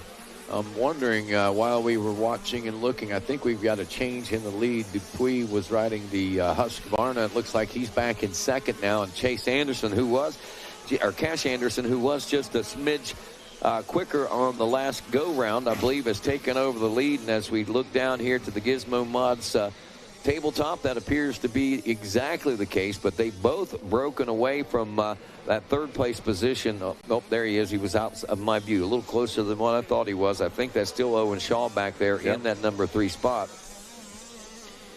The leader's diving down now into the Gator pit. There is Shaw going across on the 158, and we'll be seeing Pacheco on the 85. Uriah Messersmith was there and still is in the number 5 spot as we wrap up lap number 3 now. There's the 776 of Jackson Bailey looking for Cone, Miles Gray, Colin Holbrook, Nicholas Guzman, Juan Martin Lopez, and Hannah Jameson. Let's see where she happens to be at the end of lap number 3 now. They are coming through the stripe. Let's see. So as they check, ran a 2 flat that lap earlier, Rodney. Let's see. 8. She's up to 8. Yep. Now she's dropping her lap time. She's getting around, getting a little space to open that thing up a little bit. She's only a second off Reed Cone in 7th. So we're going to see if Jameson can get up there. Cone's a couple of seconds back there. Jackson Bailey. So she's actually got a little faster lap time all the way up to 5th. Messersmith's at a 1:59, Rodney. I'm thinking she can get a couple more before this is over. It's a good possibility. I'm trying to figure out who that rider is in 10th place. Not showing up on our timing and scoring. Says racer unknown. On your timing and scoring at home, it has Nicholas Guzman listed as 10th place, but I believe he may be 11th. I believe we may have another rider in there, so we're going to try and sort that one out coming through on the battle this time around. And did we have another change? Oh, my, we did. We got another neat lead change, it looks like. It could be. Dupuis might have got back around him, but I know Reed, Cone, and Baylor were starting to move pretty good out there. Owen Scholl. So we're going to look at that as they come through. There's the 412 checking in. Yeah, okay. So maybe that was Cash Anderson, I believe. No, not yet. No. Okay, so all right, there's 213. There's Hayden Dupuis checking in there. So Anderson, I believe, is still out front. Yeah. He's going to fire out that Gator pit. There he goes. Yeah, I got confused. Interesting young man, Anderson. He, as fast as he's going, and, you know, every time you guys take note, he says, I'm looking for sponsors. So if you're looking for a guy that can get the job done, that guy's up there selling his product right there on the podium. It's like, hey, I'm looking for sponsors. So if you guys got something extra laying around, or you're looking for a guy to represent, be an ambassador to your brand, there he is right there. Cash Anderson, number 55. Rodney, you got something brewing. Oh, I was still trying to figure out who that 10th place rider is between Colin Holbrook and Nick Guzman out there. And I missed him again. But anyway, as we wrap up 4, Anderson, Dupuis, Shaw, that gap is about 5 seconds. They were in some traffic coming through this time. Anderson still running in the 154 range. He has fast lap of 154.219. That last time around, a 154.442. Dupuis turning just under the 157. Owen Shaw at a 157.8. Freddie Pacheco is 4th place, running a 156.9, and 2 minutes flat for Uriah Messersmith, running 5th place aboard the 79. Jackson Bailey 6. Hannah Jameson has climbed another spot there into the 7th place position. Reed Cone in 8. Colin Holbrook 9th. Nick Guzman now, I believe, is in the 10th place position. Evan Thalman is 11th. Sam O'Leary now is your final transfer. No, I'm sorry. We go back to 18 in this one. So it goes all the way back to, we got Lopez in 12th, Miles Gray 13th, Sam O'Leary 14th, Tinley McCoy 15th, Hunter Gardner, Wiley Rives, and Landon Little now are your top 18 riders. So, yeah, pretty impressive, I believe, just right there at the back half, and actually more than half back at the tail end of the qualifying positions. Hannah Jameson was when we started this one out, and she's clawed her way all the way up to a 7th place position, turning a 157. She should be likely by now into that number 6 spot. She should have been able to get around both, well, at least Jackson Bailey. If she hasn't gotten around Bailey yet, she should be right there as we are watching the checkers wave for Cash Anderson. There she is right there diving down. I think she just made the pass right in front of us, going down into the Gator pit right there. So Cash Anderson, Hayden Dupuis, Owen Shaw 1, 2, and 3 as they check in with 5 laps complete. Messersmith back in 5th behind Pacheco. O'Leary in 6th. Jackson Bailey in 7th. Wow, I guess Hannah must have dropped back and then made another pass there, because she made a pass, but she also lost a couple of spots there as O'Leary moves to 6th. Bailey in the 7th. Hannah Jamison in 8th. So we caught the tail end of what must have been a major fisticuff battles going on out there. And Hannah Jamison still qualifying solidly, though, in the 8th place position. Holbrook is 9th. Reed Cone. Old Reed Cone out of Georgia. Yeah, 10th place. Guzman, Tallman, Goat, Lopez, Gray, McCoy, Gardner, Rives, and Whittle. Again, that should be your checkers. And that should be the qualifying spots. Again, check the posting board to make sure that is the case. We'll be heading into LCQs here in just a few moments. Our final papers that we have here, race number 85, Super Mini 2, which is off and rolling right now, as we've already got the VP Fuels whole shot off and gone. And as we check in with this final Moto 1 regular race, we got Grayson McClung, Camden Scogden, McClung on the 13, 14 Camden Muscogden, 28 Hetzler, 022 Dayton Lindsay, the 22 Skylar Goldberg, 24 Jason LeBouf, 27 Wyatt Grant, 29 Brayton Craiglow, 31 Easton Graves, 33 Daniel Lane, 41 Jake Willis, 63 Beckett Peterman, number 70 Jackson Vick, the 074 Carson Sanders, 91 Austin Fraley, 98 Caleb Likens, 113 Chase DeFabo, Grant Milhorn on the 116, the 120 Philip Arnold, 123 Mela Herrick, 125 Marcus Trujillo, 131 Anthony Pacella, the 196 Chase Dashel, 244 Cole Maxey, 277 Tyler Sachi, 327 Levi Hogston, Braxton Hodge of the 335, 432 Timothy Scott, Daniel Hernandez, the 515, 616 Matthew Hucher, 711 Trenton Burton, 810 Tace Morgan, 914 Lynn Flesh, and 955 Andrew Johnson. What a battle up front already in this one as Division 2 makes their way by. It was pretty tight-knit battling, especially behind the 810 of Tace Morgan, who has jumped out to the early lead in this one. Chase Dashiell behind him, and Tyler Sachi in the number 3 spot. Looking like they're about 4th place position back. Very tight as Philip Arnold having pressure put on him by Jake Willis. Arnold in the number 4 spot out of Alabaster, Alabama on the 120 Husqvarna. Jake Willis out of Carlsbad, New Mexico in 5th. Timothy Scott in 6th. He's out of Hagerstown, Maryland. Wyatt Grant in 7th out of Bonifay, Florida. Camden Scogden out of Lebanon, Tennessee in 8th.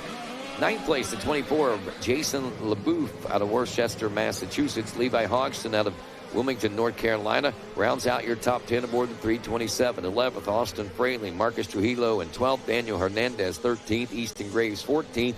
Dayton Lindsay, 15th. Brayton Craiglow in 16th. We see 17th, Trenton Burton and Caleb Likens rounding out the top 18, but it was a tight one back there. It looks like 5 riders shooting out for 15th between Dayton Lindsay, Brayton Craiglow, Trenton Burton, and Caleb Likens. That would have been your top 18, but also Lane Flesh was right behind him out of Magnolia, Texas, as he was putting pressure on less than a second behind. I'm watching Tace Morgan right now, the 810 ride of Tace Morgan now as he comes down the front straightaway here, down to Gizmo's Mod straightaway. It's going to be Tace Morgan.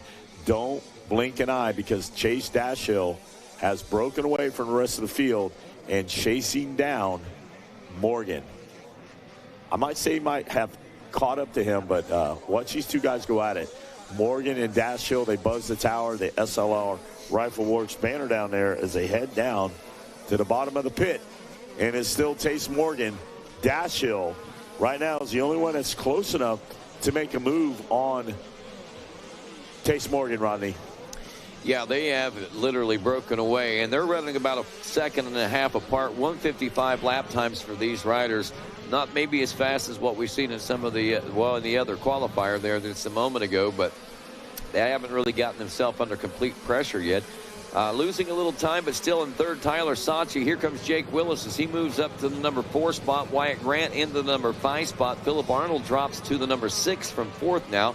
Easton Graves in 7th. He moves up out of Walker, Louisiana. Timothy Scott in 8th. Jason LeBouf in 9th. Camden Scogden now rounding out the top 10. Here they go once again. Down from the top of the Gatorback is Tace Morgan. the sun is shining on these two right here as they a 2-bike breakaway from the rest of the field. And now they pay the toll to rock and roll. Watch them now. Down 20 miles of bad road. Who's it going to be? It's going to be Tace Morgan. Takes that wild outside line. Cuts to the inside. He's choosing his lines very methodical, very majestic out there. As Morgan and Dashiell. You can see right there in your SLL Rifle Works drone, Rodney, they have actually kind of broke away from the field. They almost look like they're out there, you know, just running a two-man's dash for cash now.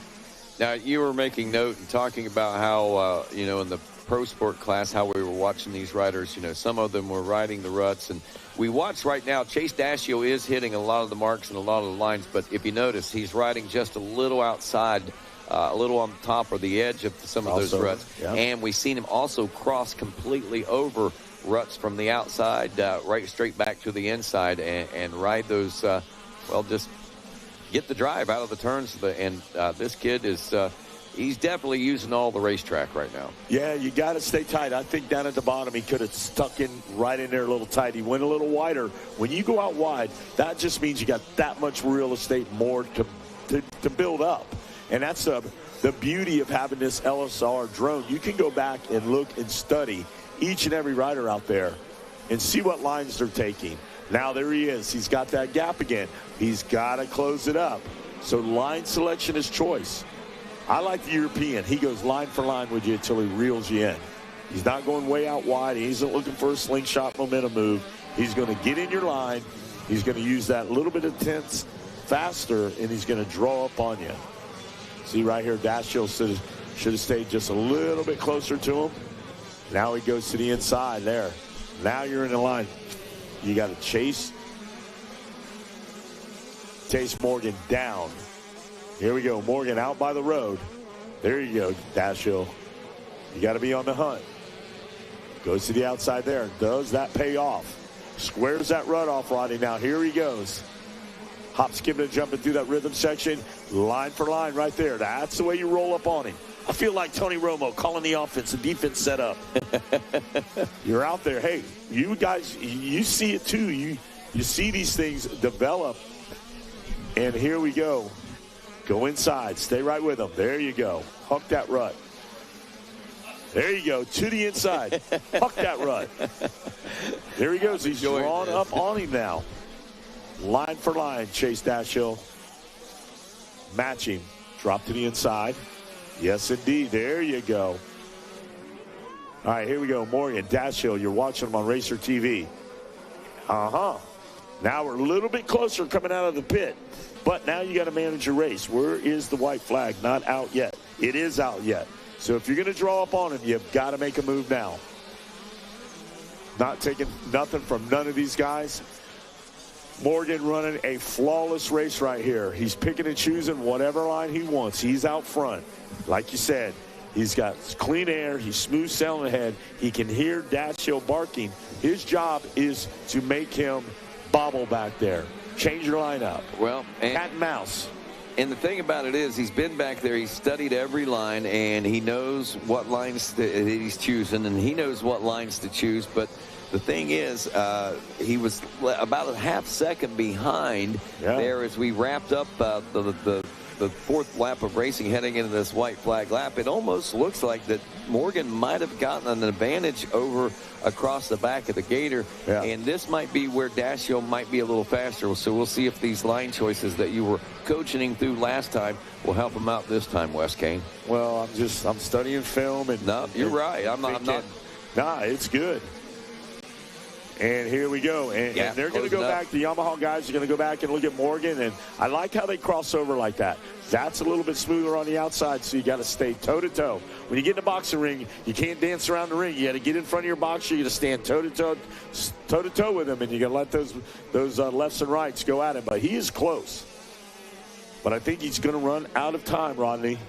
Yeah, time, unless he can get him either here going down into the Gator pit, which he's getting close enough. Here we go. Tace Morgan. Went outside for the slingshot move. That might have been. Now another outside move, Dashiell. You got to stay with him. Now look at the real estate difference. Yep, I think. Good job, guys. Both of these riders. Hey, that was a good race. That was. Case Morgan holds on for the win. Good job by both these guys out here. Case Morgan, Chase Dash Show. Go ahead, Rodney. Sorry. No, 0.524 is what we were looking at. Nearly identical lap times that last time around, a 153.963 and a 153.843. So less than a tenth of a second separating them on lap times. Easton Graves will finish up in the number 3 spot. That battle took them 18 seconds ahead of the rest of the field. Easton Graves in third, Wyatt Grant in fourth, Jake Willis in fifth. Tyler Saatchi will finish up in the number 6 spot. Timothy Scott in 7th, Jason LaBouffe in 8th. Philip Arnold will be 9th, Brayton Craiglow in 10th, Marcus Trujillo in 11th. And then the 12 through 18s looks like it's going to be Camden Scoggin, Levi Hogston, Daniel Hernandez, Lane Flesh, Caleb Likens, Anthony Pacella, and Dayton Lindsay. Again, check the posting board for the official results and check the posting board because, by golly, we're getting ready to start LCQs right now. And you need to know which division you may need to be in if you're in a division of your LCQs.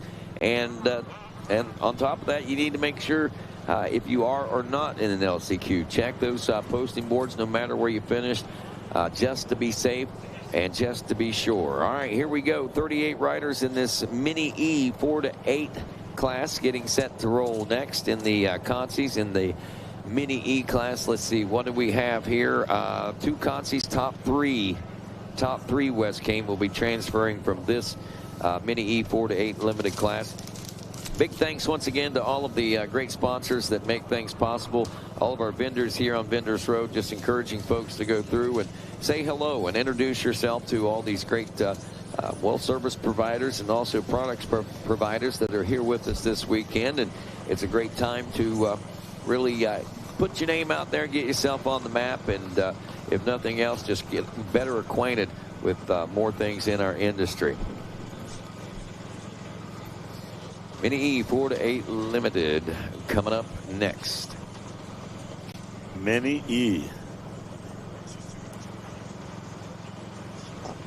All right, a lot of great people helping us out. Rodney's going to give us, we got a little something going on in the back. I believe they're touching the track up just a little bit. And we're going to talk about some of the good people that helping us out. Great job out there, Rodney. Take it away.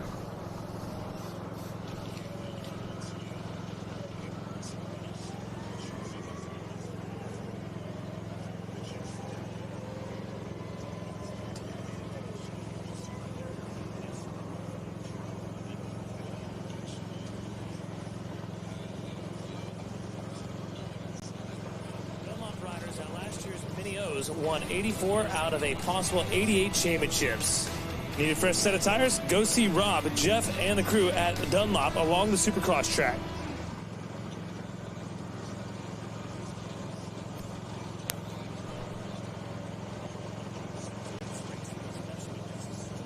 Amateur two-stroke engines, earning a championship reputation for building reliable, high-performance motocross engines worldwide. Choosing Lynx means expert support and careful attention to every engine, whether you're a seasoned racer or just starting out. We don't cut corners. We don't play favorites. Every rider gets the same elite build, backed by years of proven results and unmatched support. If you need technical assistance or are interested in learning more about our process and our 2026 sponsorship program, please stop by the Lynx Racing booth on Vendor Row and chat with Greg or Keith. We're ready to help you get set up.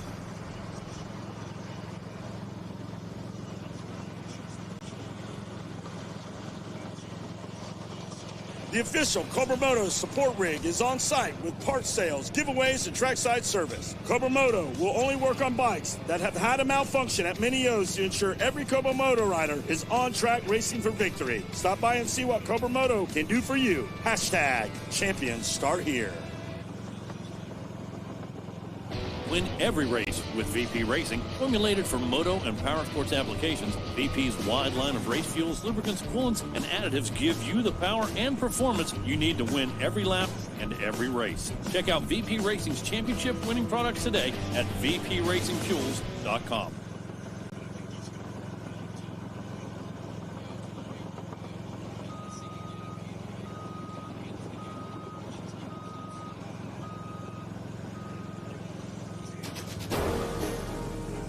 Nihilo Concepts, where American ingenuity meets precision engineering. We proudly craft parts and solutions right here in the USA, designed to elevate your motorcycle's performance and riding experience. Durability, aesthetics, usability. We consider every detail to create products that are not just functional, but truly exceptional. Kevin 16 cleaning formula, brake components, frame and engine upgrades, specialty tools, grip donuts and grip tape, and secondary on-switch. From essential upgrades to unique customizations, we offer a diverse range to personalize your dirt bike. Choose from a variety of colors or make it truly yours with custom engraving. The perfect gift for yourself or the motorcycle enthusiast in your life. Trusted by factory teams and world-class riders, Nihilo Concepts is your choice for peak performance and unparalleled customer service. Experience the difference. Visit www.nihiloconcepts.com and discover why champions choose Nihilo. Great news for KTM, Husqvarna, and Gas riders out there. The KTM Orange Brigade, Team Husqvarna, and Gas Mob and Dealer Support amateur racing programs are back for 2026, connecting riders of all ages and skill levels with their local dealerships for exclusive team benefits, discounts, and support. Contact your nearest KTM, Husqvarna, or Gas dealer to find out how you can be part of it. T-Rex throttles. These things are bulletproof, super smooth, and available for virtually any 2-stroke and 4-stroke bikes. They provide better throttle control, reduced lap times, and less arm pump. These guys spend thousands of hours developing and testing their products. Make sure you check out the new triple clamp and sprocket colors. T-Rex throttles and triple clamps are AMA legal in every class. Champions choose T-Rex. Back here at Gatorback Cycle Park as we are ready to go with more great racing action. The VP Fuels whole shot set up this morning, and there you go. No fuel in these machines, so these are Mini E 4-8 limited, the electric machines, and we got a host of riders in this one, 38 of them. Going to be narrowing it down to the top 3. We'll give the names one final time. Maverick Torlinger, Van Rustler, Payne Piercy, Jackson Doty, Easton Craig, Dawson Lindsay, Ryder Bolger, Elliott Brethauer, Max Rustler in this one, Declan Roque, Dallas Heiner, Charles Cleacher, Carter Giannetti, Axel Middleton, Jackson Anderson, Kaysen Hilton, Jackson Stearns, Otto Gardner, Colton Adams, Cooper Cavanaugh, Ariana Hansen, Jamison Hodge, Max Moreland, Ford Edmonds, Wayne DeWeese, Knox McAlpin, also Maverick Halsey, Croy Boltman, Joel Booth, Andrew Ecker, Braxton Naringer, Alan Walker, Carson Simpsons, River Stitcher, Dayton Brown, Bodie Barrett, Waylon Gibbs, and Levi Bond. That's Division 1 of 2 of the Consies. Again, top 3 will be what transfers.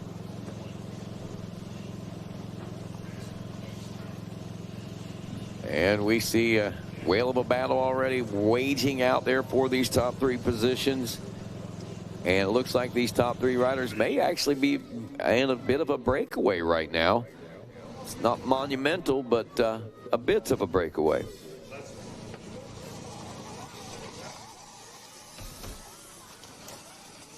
That's what we talked about, Rodney. You got to make sure these LCQs are going to be just as effective and just as much as, you know, the heat races and so forth like that. Yeah. These guys are good dudes, man. Each and every one of them. Absolutely. And here's, again, top 3 are the ones that will transfer, and it's going to be tough to make that top 3. Unfortunately, what we say, we had 114 of these little guys, so when you take 42 from that, you're going to have about 80 or so kids, 70-something kids that are not going to get to ride the second moto, the final moto, and earn those championship points for the overall. But what you have gained out of this is a great experience, hopefully on and off the track, not only from a racing standpoint, but hopefully you've gained something being together with your family here at the racetrack, and hopefully you've made some new friends in the process this week. So don't count it a complete wash. Waylon Gibbs out front of this one, Max Moreland in second, and Joel Booth in third. Riders that you may expect to see already on the starting line. And again, this goes to show you how deep the talent pool is here at the Mini O's.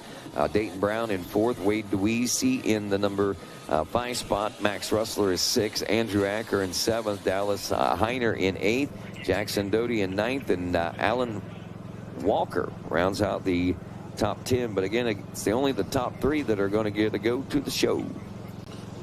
Oh, Little Wheezy out there. Little Wheezy, Waylon Gibbs, Moreland, Booth, Brown, DeWeezy, Acker. Very quiet out there right now, Rodney. It is. Very quiet. And they talk about, you know, the evolution of the electric bike. I just couldn't imagine going to a Supercross or outdoor national and it being this quiet. What do you do? What do you play? That's what DJ KO's got to light it up at the stadium. He's got to play some. Yep. You're going to have to put on a show. You got to have a heck of a hype man. Yep. I don't even know if I could keep up with it if it's that quiet to keep the crowd into it. You're going to need somebody like DJ Judd or Ehab or somebody in there. You got to come up with a program. Yeah. Like, hey, this is what we're doing. But you know, the thing is, I mean, I have to think, you know, as great as it is, I don't know that we're ever going to see going away the gasoline motors. I don't, at least anytime, no time soon anyway. Imagine going to a funny car event or a top fuel dragster and there ain't that thunder coming out of that engine. It would be the ground same. Rolling. All right, we got a little something out there. Go ahead, Rodney. Oh, I thought you had something. You got a read right there. Oh, okay. To help celebrate the VP 50-year anniversary and our thanks to the racing community, looks like they're going to offer a Black Friday special. Buy one pail and get the second one 50% off. The promotion will extend to all inventory items while supplies last. So basically, Mark from VP down there says, hey, get down here, get a pail of gas, get a second pail of gas for 50% off. Those will go fast. I know that. You know that. Get to VP Racing Fuels on Vendors Row right now. Also, just to let you know, Gypsy Soul will be open at noon today, and they'll have Black Friday special sales from noon until 5. So you want to stop over and see what's going on at there and all of these great vendors that we have here on Vendors Row with us that are making the experience what it is and making this time, your time here at the Mini O's as special as it can be. Something new, something different, something exciting. Every year you come here, and new and exciting right now, well, newer names to the program, but they are becoming quite veterans already, even at the young age of 7 and 8 years old. Waylon Gibbs and Joel Booth and Max Moreland still holding on point. Wade DeWeezy not out of this one, though. He's 2 seconds or so behind Max Moreland, but I don't think we can count him out for a transfer spot just yet. Nah, everybody's in the mix right now. There they are. There's the 4. They're down in the Gator pit now. There's 5 of them there, actually, within the same camera shot as they check in. Now this would be for lap 3 complete. Waylon Gibbs, Joel Booth, and DeWeezy did make the 3rd pass. Max Moreland now in the number 4 spot. And I thought that was a 5th rider I seen in that bunch of riders. But at this pace right now, there's Andrew Acker up to 5th. So we're seeing some changes in this class from lap 2 to lap 3. So it's Gibbs, Booth, DeWeese, Max Moreland, and Acker, your top 5. Dayton Brown is 6th now. Max Russler in 7th. Dallas Heiner in 8th. 9th is Jackson Doty.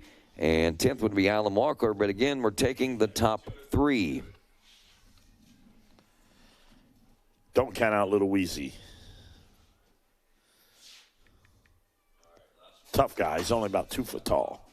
He's in there. Moves up in the top 3. Little Wheezy.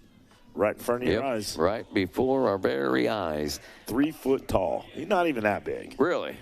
Little fella, huh? He's a wheezy. Now, is this the kid that I've seen some videos? He got the pet chicken or something? No, that's Knox. Oh, that's not. Okay. Knox got the chicken, but Lil Wheezy's in the mix right with him. Okay. They're all a little crew of little gangsters out there. Waylon Gibbs is part of it. Chris Blose's kids are in there, and they all get in this Toyota Tundra. They drive down the road. Where are you guys going? Where are you going? They go, we're going to go down and get some candy from the store. And then they drive back, and I'm like, what took you so long? We were playing cards with the guy in the back room, shooting dice, whatever they're doing down there. They're wild and woolly. What's funny is you're probably telling the truth. No, I posted videos of this guy driving that truck, doing donuts.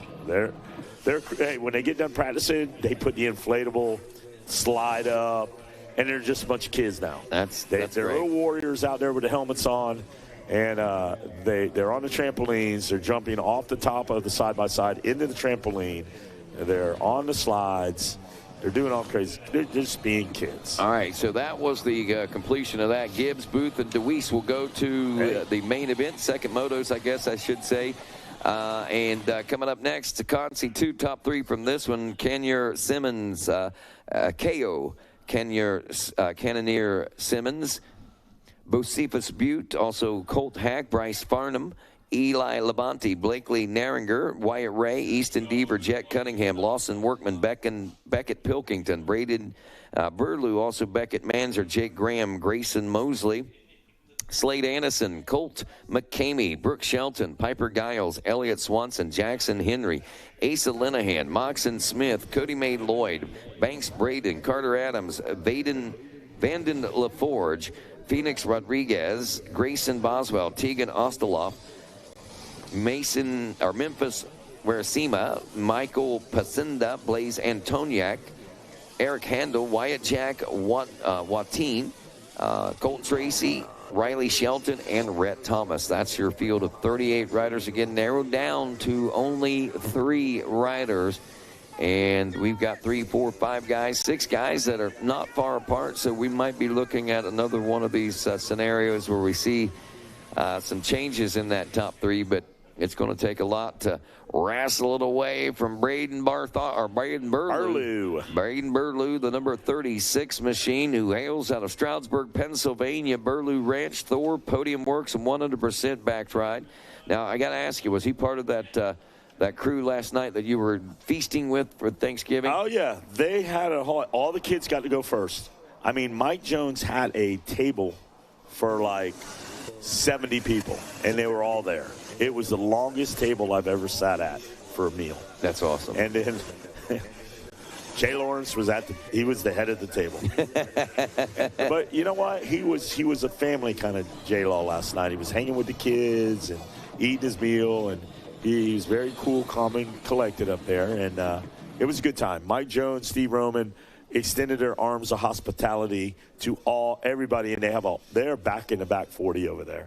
And I go, wow, you're way out here. He goes, we like it like that. It's like home back here. They're all boxed in, and really cool to see that and be a part of that. I had to experience the Mike Jones Thanksgiving feast. Well, hopefully they'll bring up some leftovers today, because it sounds like it was mighty fine. Oh, the stuff that was on the table was unbelievable.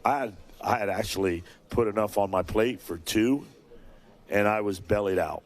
I was done. I had to ask for a ride back, and I saw I had to get warmed up. So I saw Nick Wade had a snooker shot with a little warm, little sip of something, and then off I went. I was done.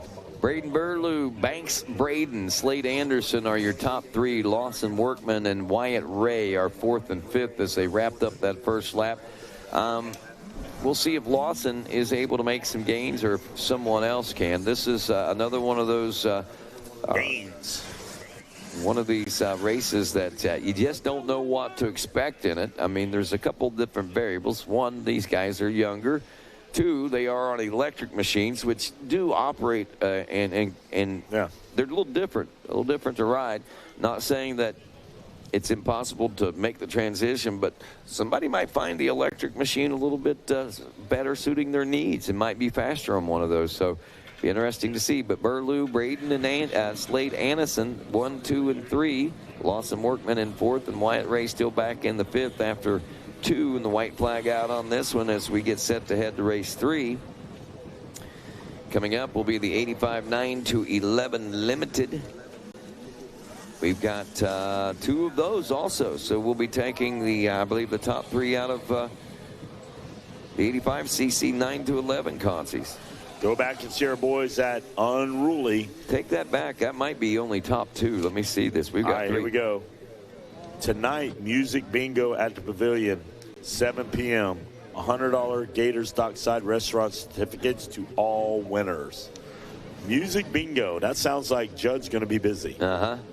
Judd's going to be busy. We might just stop in and see him and see what's happening. But music bingo at the Pavilion, 7 p.m., $100 Gators Dockside restaurant certificates to all the winners. So if you win, you might get a pot, you know, the money, and you get another certificate for some Dockside, Gators Dockside. Wow, that sounds cool. Not stockified. But hey, back to Unruly. They've got Black Friday going on back there. They are right across from On Track, free to play.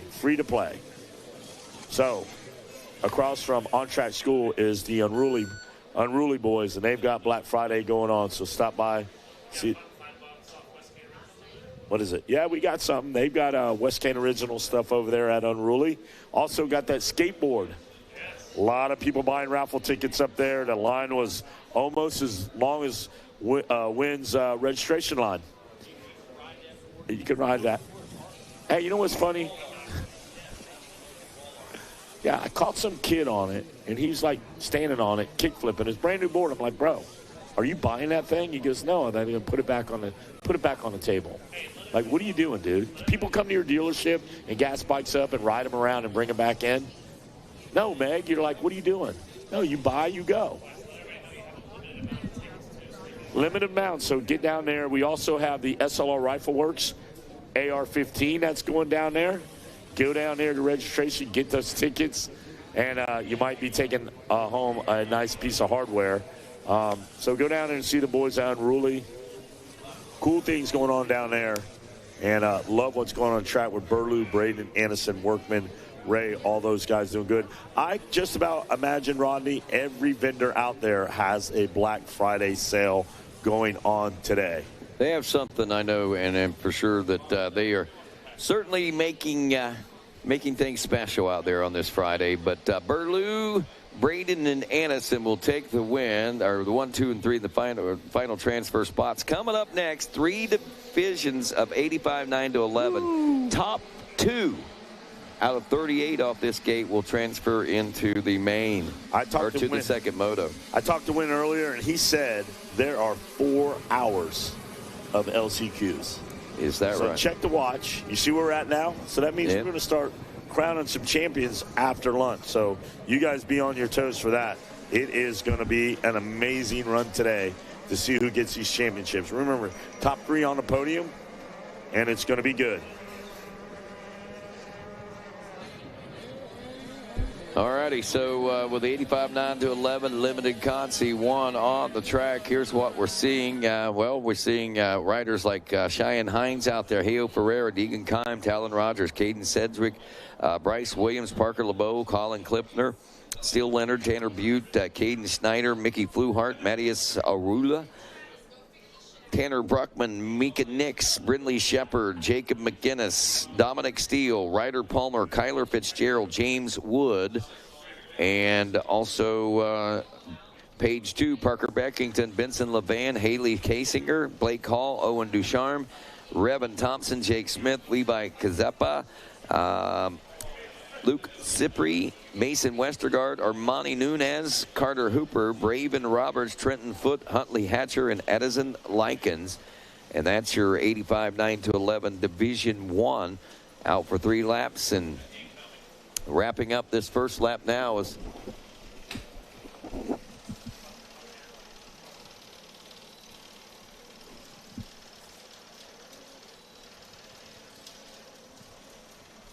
look at that. The fists are pumping along the fence line here as our leaders make their way by. Dropping down into the Gator pit now, getting it all sorted out as we roll towards the completion of lap number 1. 85-9 to 11 Consies, and the green flag waves for Parker Beckington, the 322.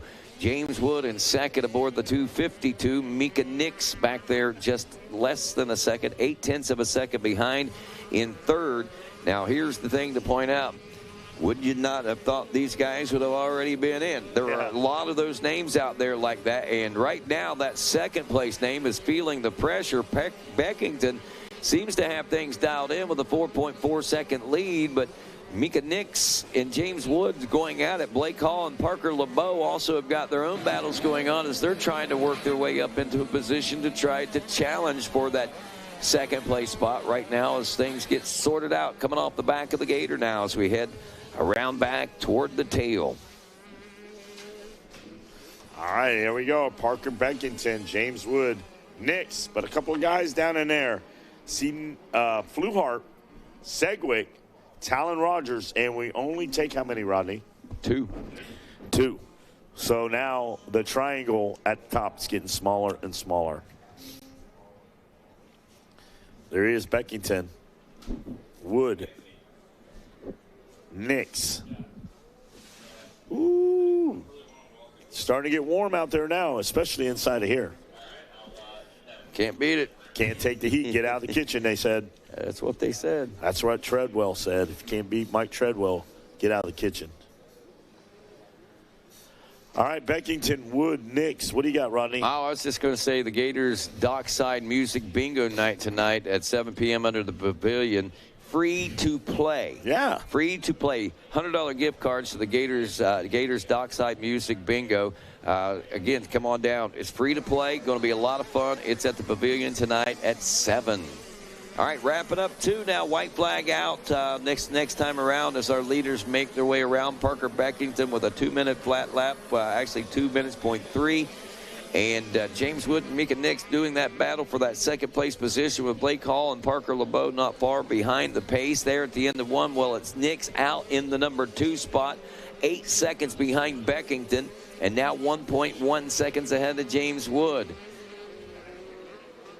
Actually turned almost a 2-second faster lap than Wood, so if that pace stays the same, then that means that Nix should have this one dialed in, but I'm not going to count out Parker LeBeau just yet. If LeBeau can get around Woods and find a little free air out there, we might see a bit of a challenge heat up in this one. That's James Wood. Is that Nix and Woods now battling again for that second place position now as they make their way up through the Gators' tail? I believe it is, Rodney. We're looking very closely. That sun needs to just keep on going up. It does. It's going to be about 11 or noon before we get a little break in here. All right, that's Parker LeBeau. So, yeah, so LeBeau is trying to get around, and that's the battle I was talking about. LeBeau's trying to get around that third-place position in order to just try to bridge that gap, but he's already ran out of time, I believe, at this point, unless Nix would make some sort of mistake. James Wood trying to defend off Parker LeBeau. Meanwhile, giving free air for the second-place ride of Micah Nix. I think your leader coming around now, that is 322 Parker Beckington now dropping into the Gator pit. Some 10-plus seconds ahead of the rest of the field. And here comes second-place position. The 25 machine and Micah Nix, 125. And that battle still waging for third, but again, only the top two will transfer in this. Wow. Beckington is in the best seat in the house right now, Rodney. Yep, absolutely. A 159.3 for that rider, by the way. Nix checking in 11.8 seconds back, but more importantly, 3.6 seconds ahead of James Wood as that will secure that second place and transfer spot for Micah Nix now in the second spot of Division 1. Division 2 getting set to roll next just after 9 o'clock here in Newberry, Florida. And with that, looks like we may be about ready to make the switch here this morning as, again, coming to the microphones, our good friends, Mr. Megawatt Matt Watson and the voice of Florida Motocross himself, Dean Diaz. Don't forget, folks, I got lots of things going on out there. Just wanted to give a quick shout out. Noon until 5 today, Gypsy Soul will be open for Black Friday specials. Trucker hats with one patch will be $15 until sold out. All custom orders can be picked up at that time as well. All right. Get you an American flag hat. Man, they got all kinds. Yeah. I went. You could spend hours just going through the patches that they had anyway. I know they've been picked through. That place is popular. There's no doubt. But beautiful, beautiful sunshiny day. It is a Friday as we wrapped up our Thanksgiving feast yesterday. Megawatt, I hope you enjoyed yours. I certainly had the had a great one for myself. We both went to Waffle Houses. We just went to different Waffle Houses, and yours seemed to have less people at. I wish I would have gone to yours, man. Hey, just keeping with tradition about the last 10 years. Had a great time, and, yeah, we get back to it here this morning. Take a look at that first race we had. Unbelievable, Dean. Oh, Dean doesn't have his headset on yet there. But, yeah, kick things off with a bang here this morning. Now stepping in LCQs. Dean, we are rolling through it. And can you believe we are 9 o'clock Friday morning already, buddy? It's amazing, man. I feel like we just pulled in, you know? Exactly, exactly. Guys, don't forget, though, we keep harping in. Black Friday deals are crazy. MX Tire, that's the one to go check out. No matter how big or little your order is, you go stick your hand in that basket, and you don't know what kind of discount you're going to pull out. Oh, yeah, MX Tire. They also have those Brisker MX gloves down there, those cold weather racing gloves down there at MX Tire. Yeah, Jeff, he's got just about everything for all conditions. Whether it would get muddy, it would get hot, it would get cold, it doesn't matter. They've got you taken care of, no question. And we appreciate his efforts all week. You know, up here on the mic, down there changing tires, helping delegate things for Dunlop and MX Tire, Cernix Racing, doing so many things. And, you know, the guy loves it. Yeah, he loves it. He has true passion for it. Believe me, he doesn't need to do this. Yeah, these are his kids here. You know? That's exactly right, man. It's his family. It's his lifestyle.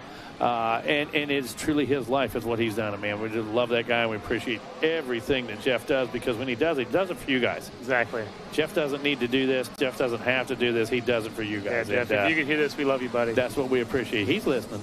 He's listening. He knows. Congratulations to Parker Beckington and Mike and Nix. We'll round out your top two out here. Jimmy Wood having some issues out there, sliding back to 7th, so tough break for him. But again, congratulations to Parker Beckington and Mike and Nix. Moving on, man, there's a lot of heavy hitters here. It's a deep field in the 85cc 911 group. Here goes our next one out there on the track right now. This is 85 911 limited constellation race number 2. Caden Lazinski, Nicholas Goncal, Trevor Gushoff, Kristen Barrenbrook, James Ellis, Mikey O'Donnell, Deegan Sugamelli, Joey Snyder, Ryan Ciceretti, Billy Cassidy, Abel Milhorn, Daniel Gomez, J.R. Giannette, Asher Huenstein, River Monk, Logan Lustig, Elliot Berggren, Brim Brockmuller, Austin Kokika, Mason Hooley, Zayden Hampshire, Baltazar Goni, Owen Taylor, Archer Dorn, Samuel Porche, Carson Bollinger, Caden DePee, Cash Netch, Deegan Stewart, Bo Engel, Reese Max, Kason Netch, Winston Biesmeyer, Hank Tix, Braxton O'Brien, Chandler Powell, Jackson Keller, and Matt Simonos. Man, a handful of them here in this one. We're watching battle on screen. Paulie Ciceretti and Lustig, I'd say, battled out for 1 and 2 right there. I think that is Ciceretti out front. Coming right below us. Look at the change in the weather already.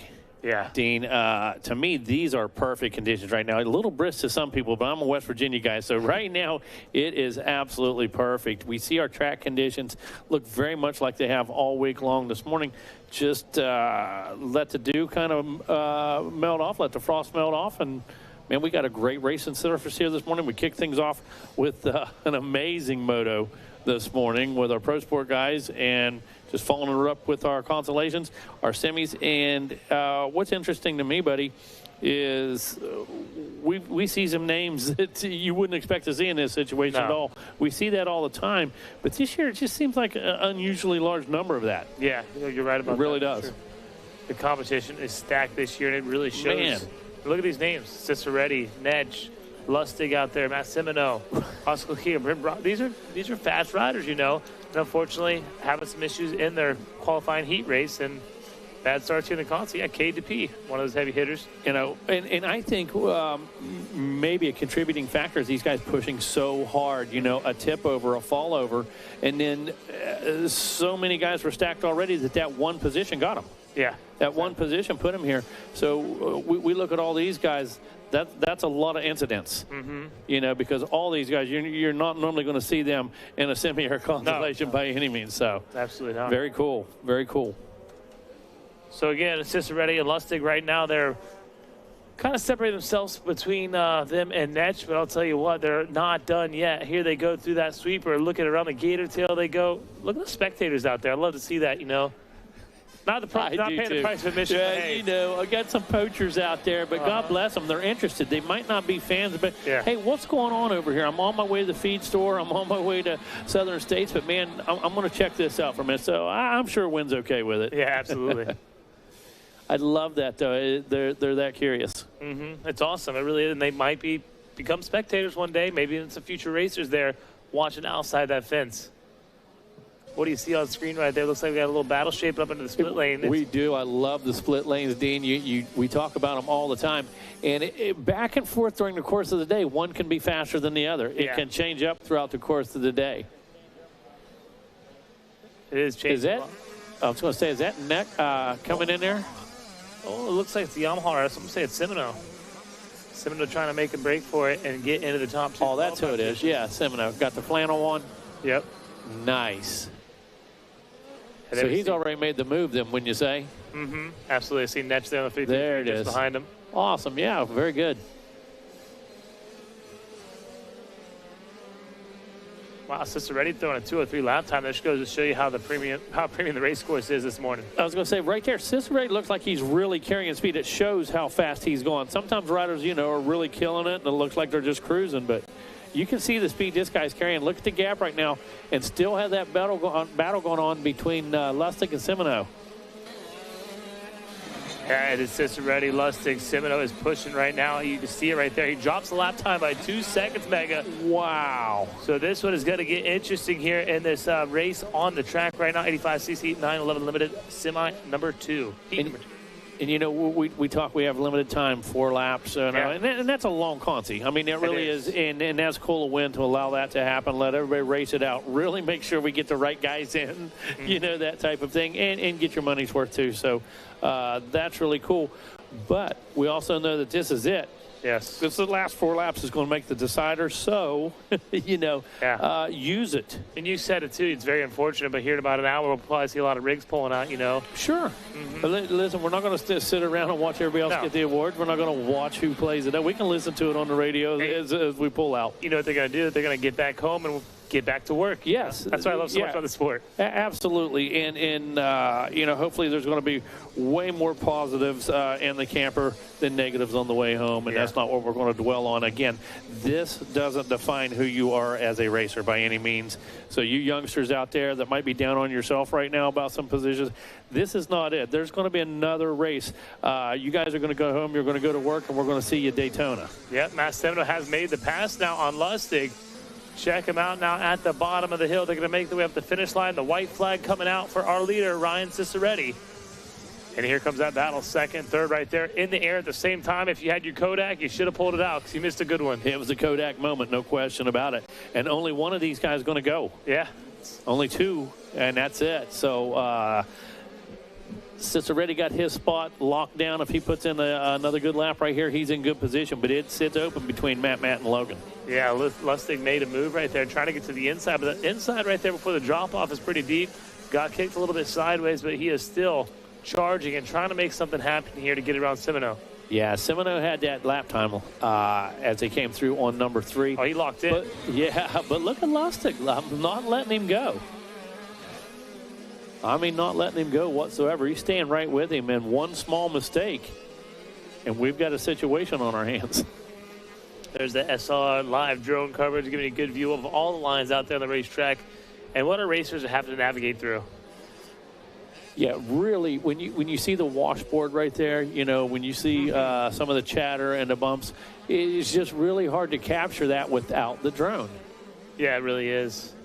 And I love right now, he's giving us depth. He's letting us really see how this thing's developed. And again, without that, you just wouldn't have that opportunity. Even us sitting here in the tower with great camera work, you just don't get the effect of that drone. So the folks sitting at home really, really taking full advantage of that, no question, to have that view. Yeah. I got to give my props right now to Matt Semino. He's done a great job of keeping laser focused on the leader in front of him, Ryan Ciceretti, and focusing more on pulling him in rather than what's behind him, Logan Lustig. Yeah, and that's a big thing to him. He's not worried about Lustig in his mind. He wants to show he can close on Ciceretti in his mind. He wants to feel that confidence. He wants to know that he can. Absolutely. Just believe he's the player. And not easy to do, because let me tell you, it'd be easy for Matt to get focused on Lustig, instead of racing forward, next thing you know, you throw the anchor out.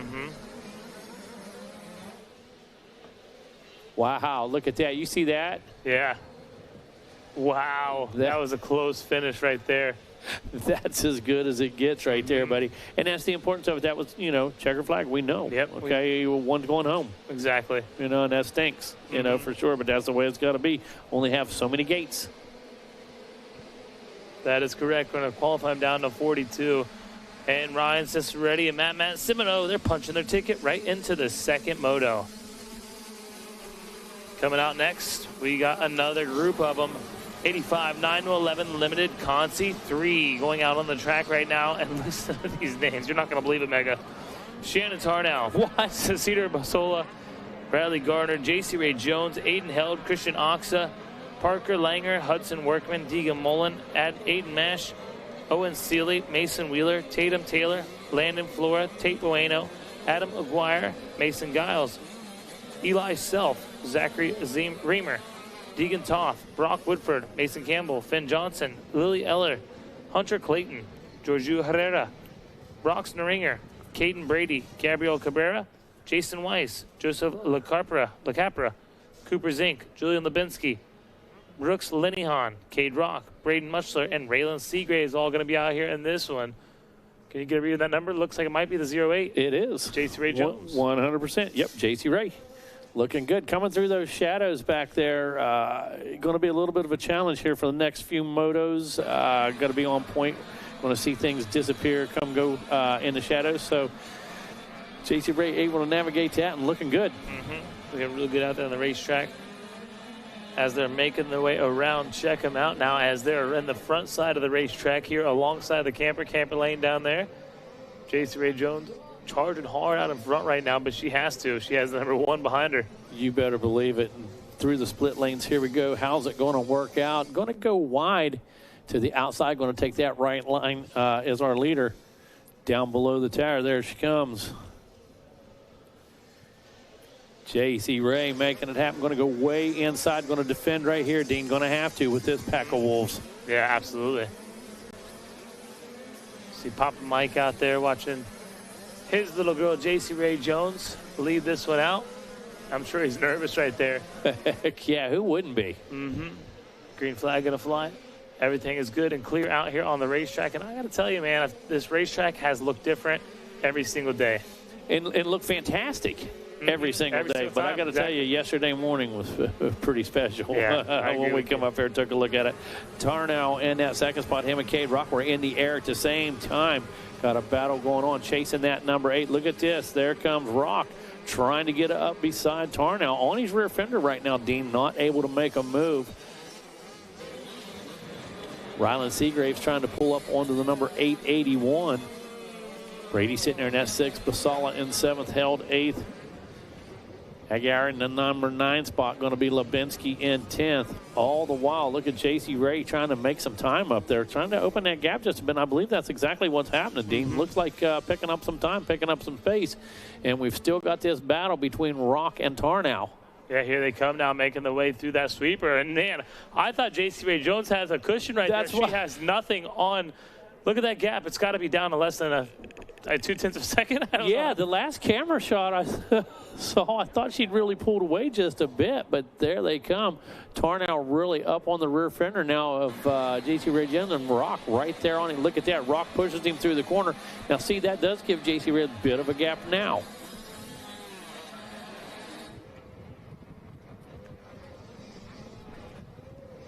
Yeah, number 1 getting thrown on there quick.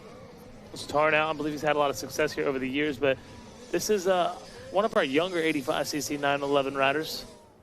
So I don't think there is any significance to that number 1 plate. But hey, you know the weight of the shoulders.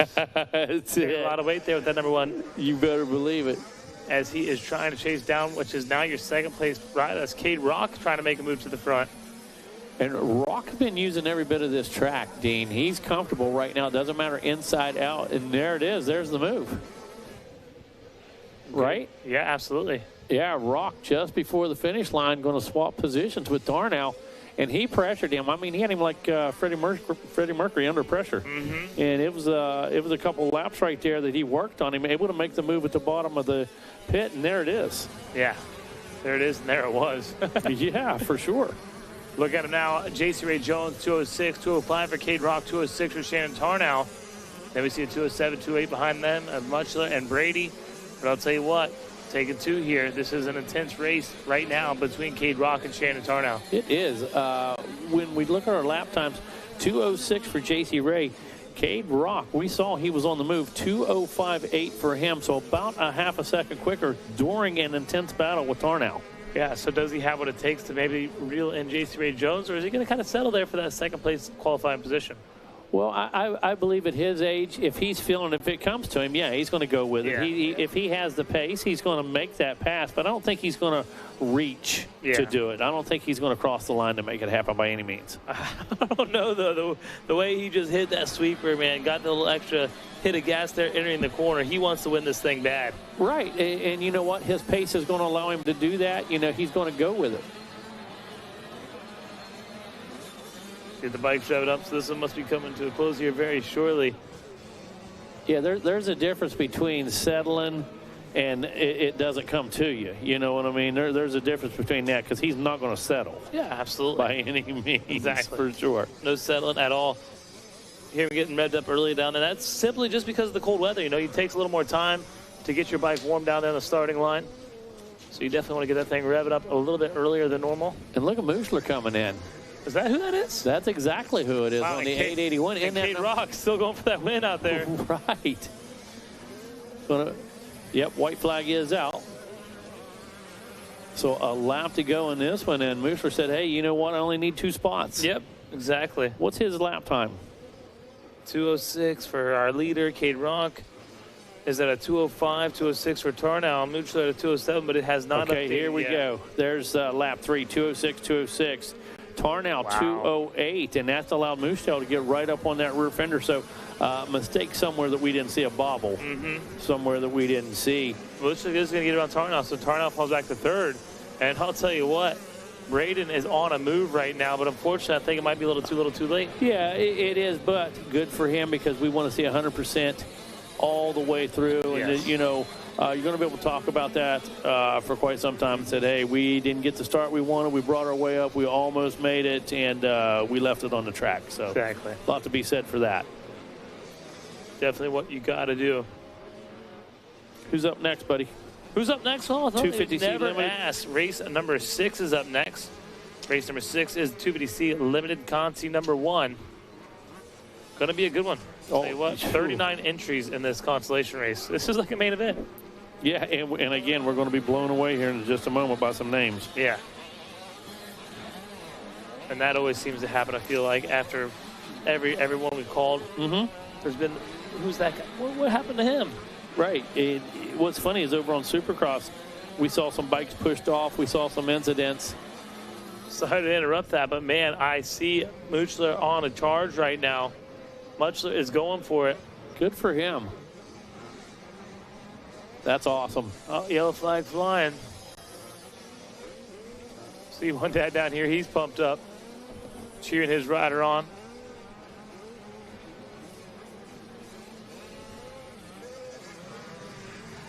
Looks like JC Ray going to come through. Oh, there's that rider down. They got to navigate through. JC's going to make her way up the finish line and take that win. Wow, great run. Got a good start. Look at this race to the finish line. Gosh. Are you joking me, man? Just missed it, but a heck of a ride. Yeah, man, oh, man. Boy, that was incredible, wasn't it, guys? Holy cow. Made his way past Tarnow and almost caught Rock at the finish line. 881 on a mission. Go, Braden. Awesome. As you said, 250C Limited coming up next, 2 divisions here. 39 on each gate. Race number 6.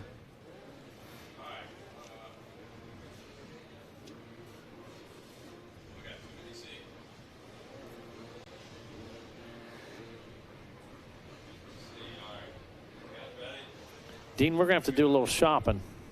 Yeah, I agree with you. Here in just a little bit. We're just going to have to wander. We're just going to have to make the rounds. little something for everybody. I can get all of Christmas almost taken care of here today. Yeah, oh, easily.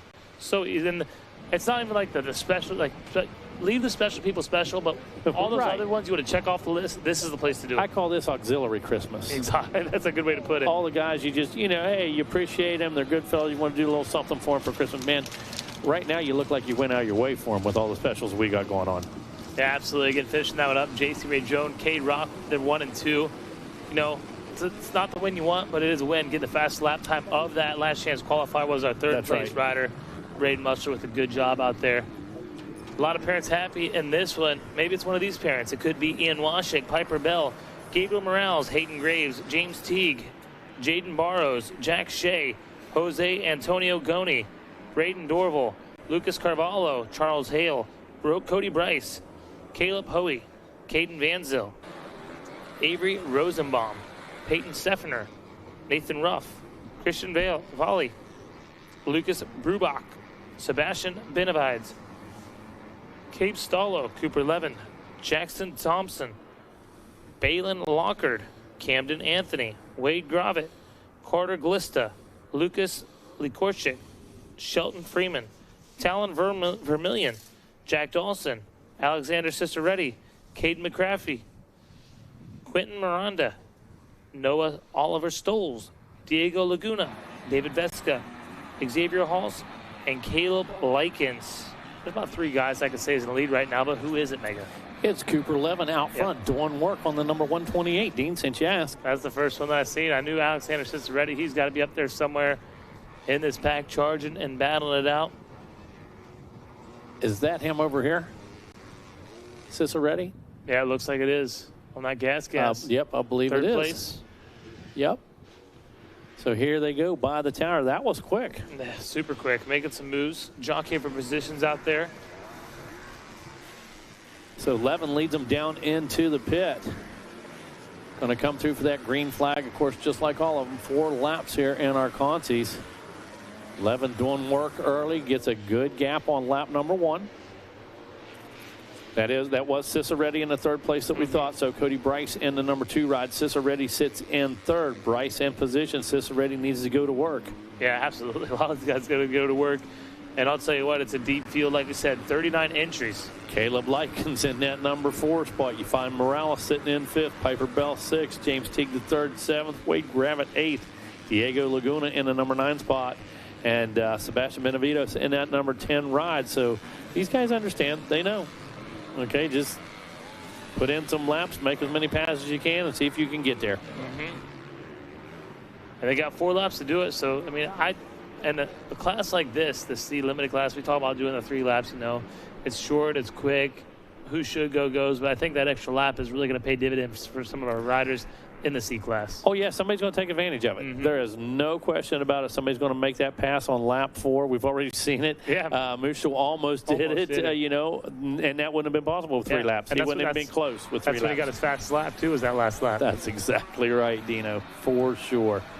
Already back into the far reaches of the course, making their way back toward us. And still Levin out there. Now, look at this battle beside him, though. Bryce and Ciceretti both know. Yeah. Only one of us is gone. Ciceretti been sitting there as he's studying him. Now, is he holding up just a bit?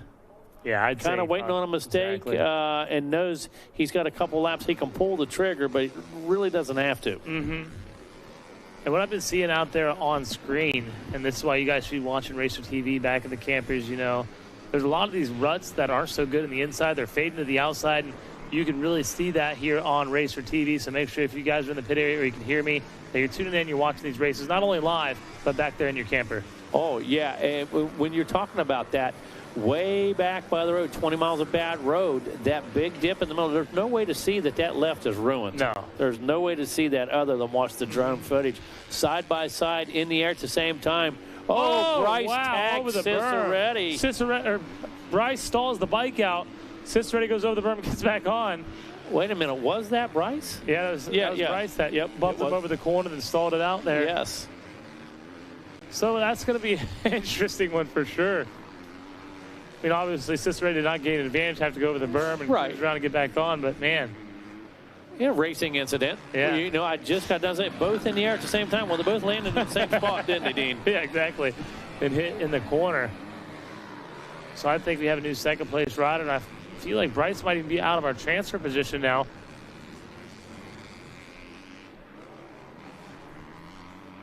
Great racing, man. I love to see it. Yeah, when you see that right there, that's where a rider can take advantage of a section like that. If the guy's not in front of him, just pull out into another line. It's that good, Dean. Exactly. And we are taking top 3 in this one, so with 2 divisions, that'll be 6 going to that second moto to make our 42-man field. Good job there by our riders getting through those rollers. Those things have been tricky all week. Been some good ways to hit them and definitely been some bad ways to hit them. And again, depending on how traffic's been, depending on how the motos have worked, you know, one side could be way better than the other. The last couple could be chewed up. Watch them now as they make their way down in the split lane. We watch number 7 of Morales. Not quite sure where he's on the track, but he is in front of Bryce. He was 5th last time through, so I believe he is in that 4th and final transfer spot. I mean, that's what, you know, we talk about all the time. Bryce. We taking 3 or 4? Says 3, sorry. Okay, there we go. But back to that, Bryce was trying to make that move, that position. He was already in a qualifying spot, but he wanted to get it better and show these guys what he's made of, and made that mistake. He stalled it out. Now he's on the outside looking in and got a lot of work to do here. And that's the risk that we talk about. There's always a risk trying to get that next position, or especially when you're in a constellation. Likens slid up in there. Sorry about that. Levin, Ciceretti, Caleb Likens now is our 3rd place rider. Morales is outside looking in 4th. Then it's Cody Bryce all the way back into 5th. All we can say is Likens was playing chess. Yep, absolutely. The number 998 finds himself exactly where he needs to be. Right place, as right the time. white flag flies. Mm-hmm. 1 more to go in this one. 3 is complete. We're doing a total of 4 laps here in these constellation races. And right there, we saw right off the camera stand, man, that corner looks good, doesn't it? Those 2 inside ruts were extremely deep. If you need to go in there and defend, you're not going to really get hurt, but right outside of it, just had 2 smoother ruts, just perfect corner. Yeah, and that's one thing, too, I can tell you as a racer, as a rider, there's a bunch of lines there, right? There's a good line, there's not such a good line, but if you pick that line, it's not a good line, you still got to race through it like it's the best line you've ever hit. Exactly. The next time around, don't hit the same one. Right, yeah, you come through here looking like a bobblehead on that inside line, but you got to go for it. Exactly. No line's a bad line out here on the racetrack right now. Not at all right now. So 2 divisions here. Conti number 2 coming up in just a moment. Race number 8 going to be our women's 12 plus, 32 riders in that one. Then going to get into our 250B limited, Dean. Mm-hmm. 250B limited going to be a good one, man, I'll tell you. A lot of those riders probably had a mishap in their first moto. Find himself in the constellation races, but hey, get more track time, right? We've seen the Supercross track. It really paid off for a lot of our riders on the Supercross. Yeah, oh, for sure. For sure. You know, you're out here right now. You take full advantage of this. Yeah. It's not I had to go through the LCQ. I had to do whatever. Use it to your advantage. Mm-hmm. All right, here they come across the checker flag. Cooper Levin going to hold on to it, get a nice win there over Alexander Ciceretti. Win over the berm, but we'll finish second. Caleb Likens going to finish up 3rd. On the outside was Gabriel Morales. Tough break for him, and Cody Bryce trying to make that move. It cost the Mega. Oh, yeah, and, you know, we talk about that. Do you settle? Do you push it? Do you go with the pace you have and let it come to you? Sometimes it dictates it for you. Yeah. And that's exactly what happened. These guys are running a pace. They both wanted that position. Again, in the air at the same time, landed in the same spot. Mm-hmm. One guy wins, one guy loses. Yeah, we can't really keep all the blame on Cody Bryce. No. You know, Ciceretti might have came in, tried to turn it on him, you know, and just racing incident. But, man, like we said, tough break. Just got to settle sometimes. Yep, exactly, and that's a hard thing to do at that age. That's a tough thing to do as a racer. At that age, we still don't settle. Yeah, no doubt. All right, coming up, 2DC Limited Consi, number 2, Jagger Egger, Simon Gomez-Curtada, Jack Pruitt, Lucien Curtis, Braden Binns, Aiden Landris, Leandro Segovia, Cannon Tyler, Estardo Javier, Parker Murphy, Aiden Proctor, Mike Plodzine, Carter Dreschel, Joaquin Gomez, Davey Santos, Zachary O'Brien, Wyatt Inman, Rylan Spar, Gian Benini, Kyler Kubik, Damian Ingle, Connor Fitzha, Jacob Slicer, Ryder Gorbig, Dayton Lowry, Noah Shue, Lane O'Brien, Andrew Chiatarelli,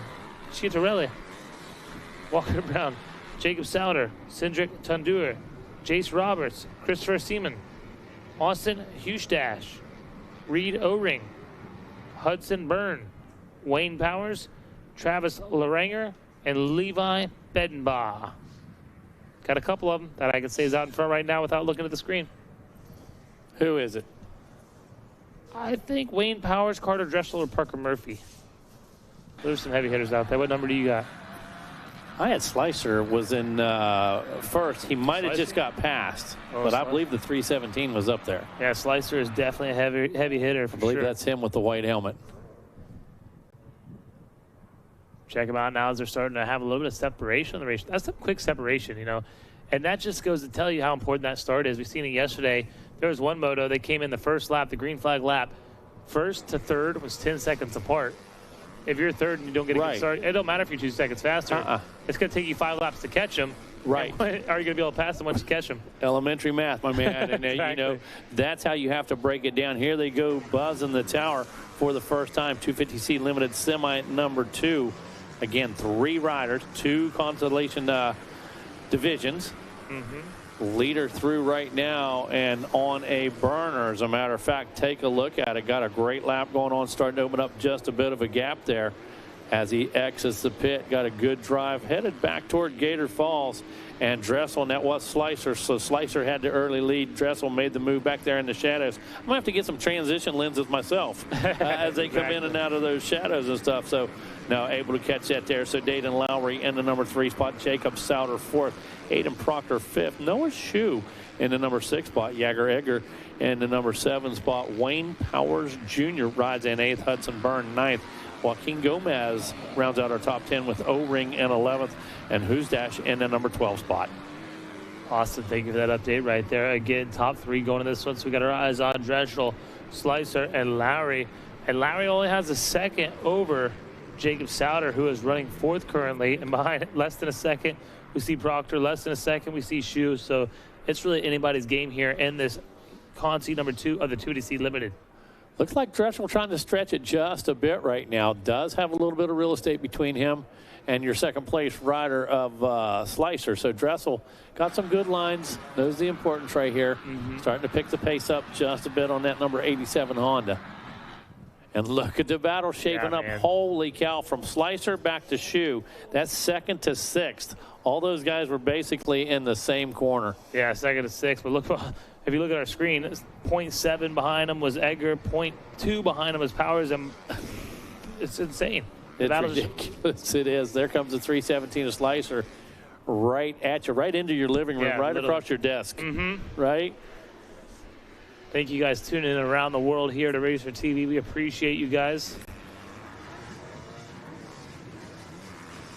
Adam, Griff, and Dan have been locked in that trailer, all week long. We think we have it tough up here in the tower. And these guys, I got to tell you, Griff is so quick with identifying leaders. Dan's going to snuff out the problems, and Gordon's going to make sure we administer it. Also, appreciate those guys, man. Just incredible job, and the dedication those guys have all week long back here making it happen. Yeah, absolutely.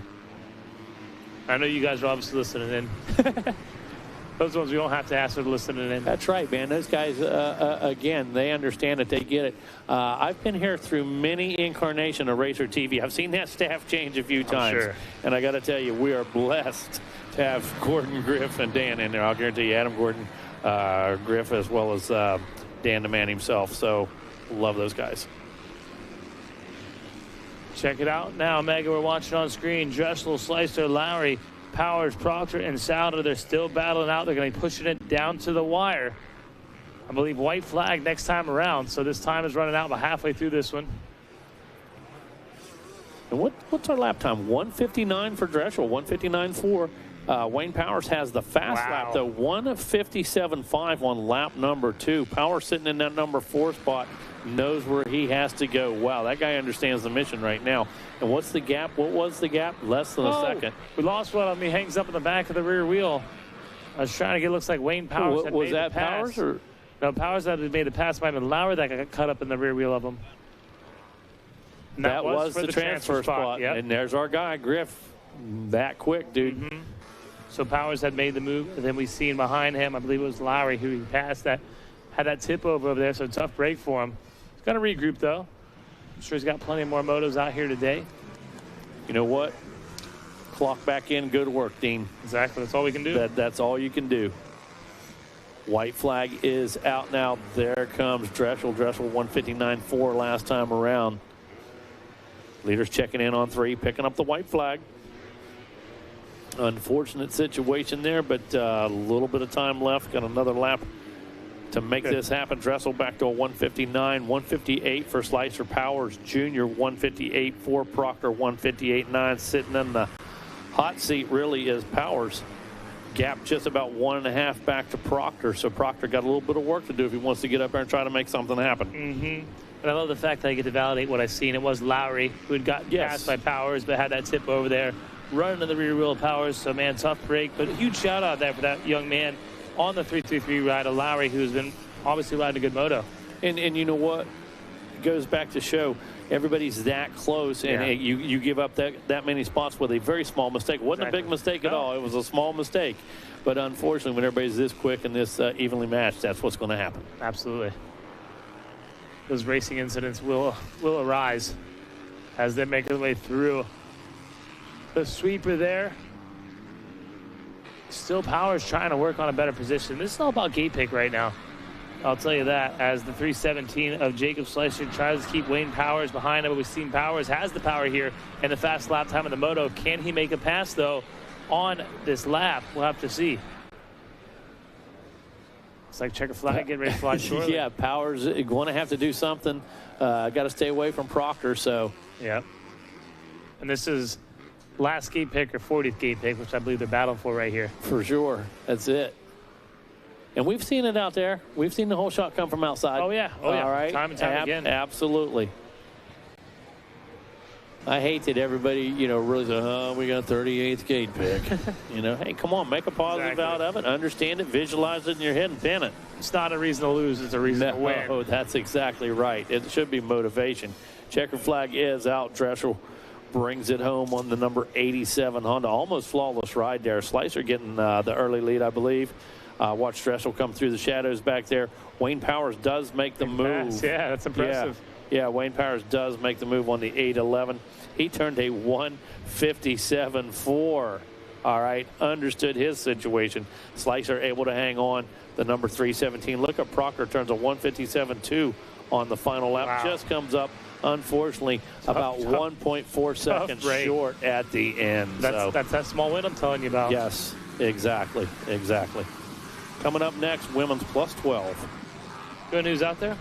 I'd love to. All right, that's what I was wondering. Macy Skaggs, Chloe Doucette, Exadria Mercone, Emma James, Gabrielle Espinoza, Carmen Robertson, Grace Gokenhauer, Ana Paolo Gutierrez, Tiffany Finala, Emma Dangler, Natalie Terwilliger, Ella Salomon, Danielle Ellerman, Macy King, Caitlin Lane, Charlie Fitzmaurice, Kirsten Roding, Kaylee Frick, Carmen Frick, Javier Koak, Zoe Basala, Addison Bowie, Hannah Hodges, Camille Bailey, Chesney Anthony, Amy Meredith, Lena O'Brien, Valentina D. Prima, Harley Wood, Cody K. Dinger, Kayla Smith, Piper Harris, and that rounds out your 32 race for field here in the women's 12-plus constellation race.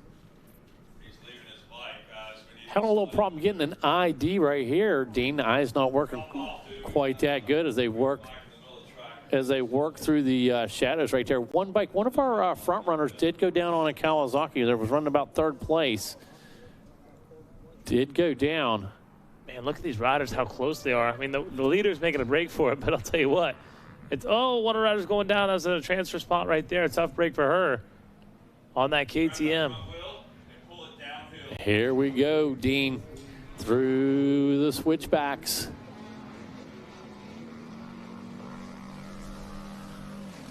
Looks like Caitlin Lane out there with the big hole shot.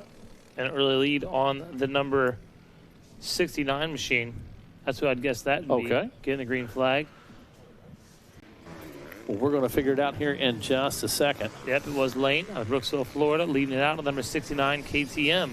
Brooksville. Yep, not too far from here. No, not at all. Love seeing that green flag. Everything good to go. Absolutely.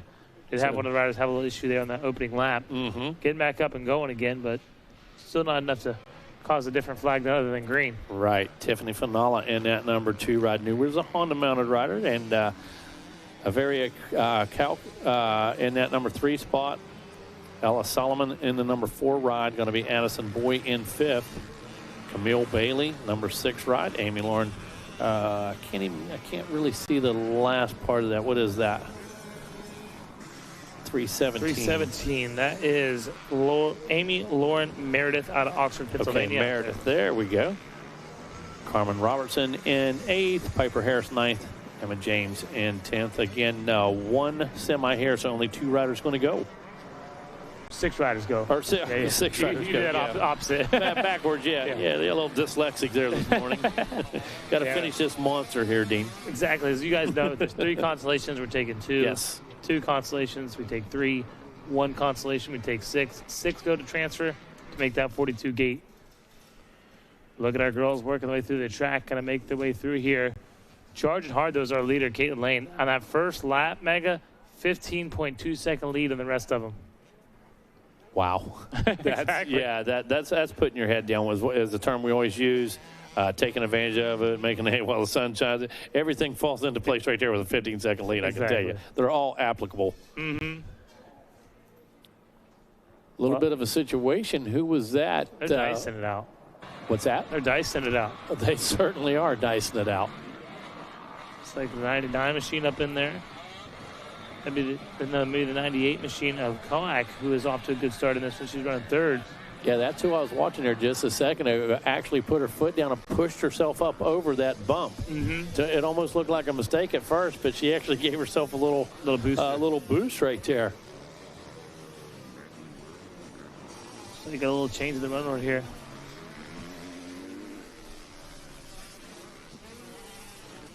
So it is your leader. Look at that gap she has now. We'll see it as they make their way through 2:10 lap time.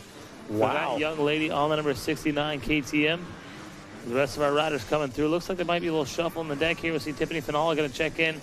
Javier out of Cairo, Georgia, going to come through in 3rd. Ella Salomon, Addison Bowie doing a great job there in 5th. And that, she had a hard crash out there in the girls' class of Supercross, so it's good to see her back out here For in sure. a transfer position in Moto. Camille Bailey there in 6th. And here's where we see in the running order a little bit of shuffle. We got a new 7th place rider, I believe, making her way through here. So Lane turns that 210. Then we look at Fanala all the way back 2nd through 5th, 221, 221, 221, 221. Camille Bailey comes in at a 222. Piper Harris, you said, on the outside looking in, turns a 221. So just about to put some pressure on Bailey, possibly sitting about 2.5, 3 seconds back. But I see a white flag flying. That white flag flying. So time running out here in this one, Mega. Coming up next, going to be 250B Limited. 1 Conti there, 6 riders coming out of that one. You are correct. I like it, though. We got it figured out. We don't even need our cheat sheet anymore. Nah, man, we got this. So who's got this right now out on the track, Women 12 Plus, Conti number 1. And that is Caitlin Lane running about 10, 11 seconds faster than everybody else out there on the track. That's confidence. Kind of makes you wonder why she's in the semi. I know. What happened? And that's crazy because, you know, we were here. We called the action. Yeah. And it's so hard to remember each and every situation, you know, how things went down. Exactly. Checker flag is out. Lane makes her way through. Yeah, having some fun out there. Definitely having some fun. Taking a moto for moto, like we were talking about J-Law earlier. It's like, man, I've had some bad things. I just wanted to go home, but I can't let my position define me. Right. I'm going to take it moto by moto now. That's what we got to do. If you have a bad moto, you don't have a chance for an overall, take it moto by moto, because I'll tell you what, if you come out with a good finish and you leave here, you're going to leave here happy. You better believe it. It's going to be a much better ride home. Absolutely. All right, that's going to do it for Women's 12 Plus. Outstanding ride there for Caitlin Lane. She comes across the line with the win here. These girls have been battling all the way down to the wire for sure as that checker flag is coming out. I'll give you an update of who's in that qualifying position. Looks like Tiffany Finale going to hold on a second. Javier Coac going to finish up in third and running your top three. Ella Solomon, Addie Bowie will make it in, and Camille Bailey will hold on to it. So it's going to stay the same. Right. All the way down. Yep, and again, 220, 220, 220, 220, 220. I mean, these young ladies matching pace. Lap after lap after lap. 250B, Conti blasting off. 250B limited. Yeah, and this one, Nathan Blackford. I don't think we got Chase Glenowicz. I seen him pull out late last night. I think he was where he wanted to be. Not sure what happened. To get an update on Glenowicz. We see Maximiliano Sepulveda out there. Lucas Corcoran, Lincoln Bartholomew, Colby Goodman, Cameron Green, Seven Henderson, Nathan Thompson, Hayden Bailey, Jordy Taylor, Seth Wallace, Tyler Lynch, Jonah Allo, Jackson Schiller, Lorenzo Gion, Colby Gibbs, Charlie Brown, or Charles Brown, should I correct myself? Got a little excited there with Charlie Brown. Pedro Quack, Tyler Tilson, Austin Phelps, Cash Landry, Joel Newcomb, Jazuri Thompson, Dawson Cook, Emil Latcher, Joseph Buscurve, Christopher Hanshaw, Tyler Moss, and Alex Taylor. Well, we got a battle going on, I can tell you that, Dean. Oh, I like battles. Holy cow. The field is deep here. You better believe it. I think right off the bat, it might have been Colby Goodman up front. And going to have to double check that now because we've had about 3 passes as they work their way through 20 miles of bad road. Going to focus on the leader here in just 1 second. Working their way through the twisties. Here they come right below us already, Dean. Yeah, here they come. Charging hard. It's the number 50 machine out there leading us. Bartholomew, Lincoln Bartholomew. Now. Out of New York. Yeah, now, exactly. Exactly. And that's how it is, you know. The faster guy might not get a great start, but he's going to break through on that opening lap, and that is just what Bartholomew's doing. And I got to tell you, I'm impressed with the maturity and patience I've seen with a lot of young riders this week. Understanding that first lap, you can throw it away, toss it, and your whole week could have been gone last week.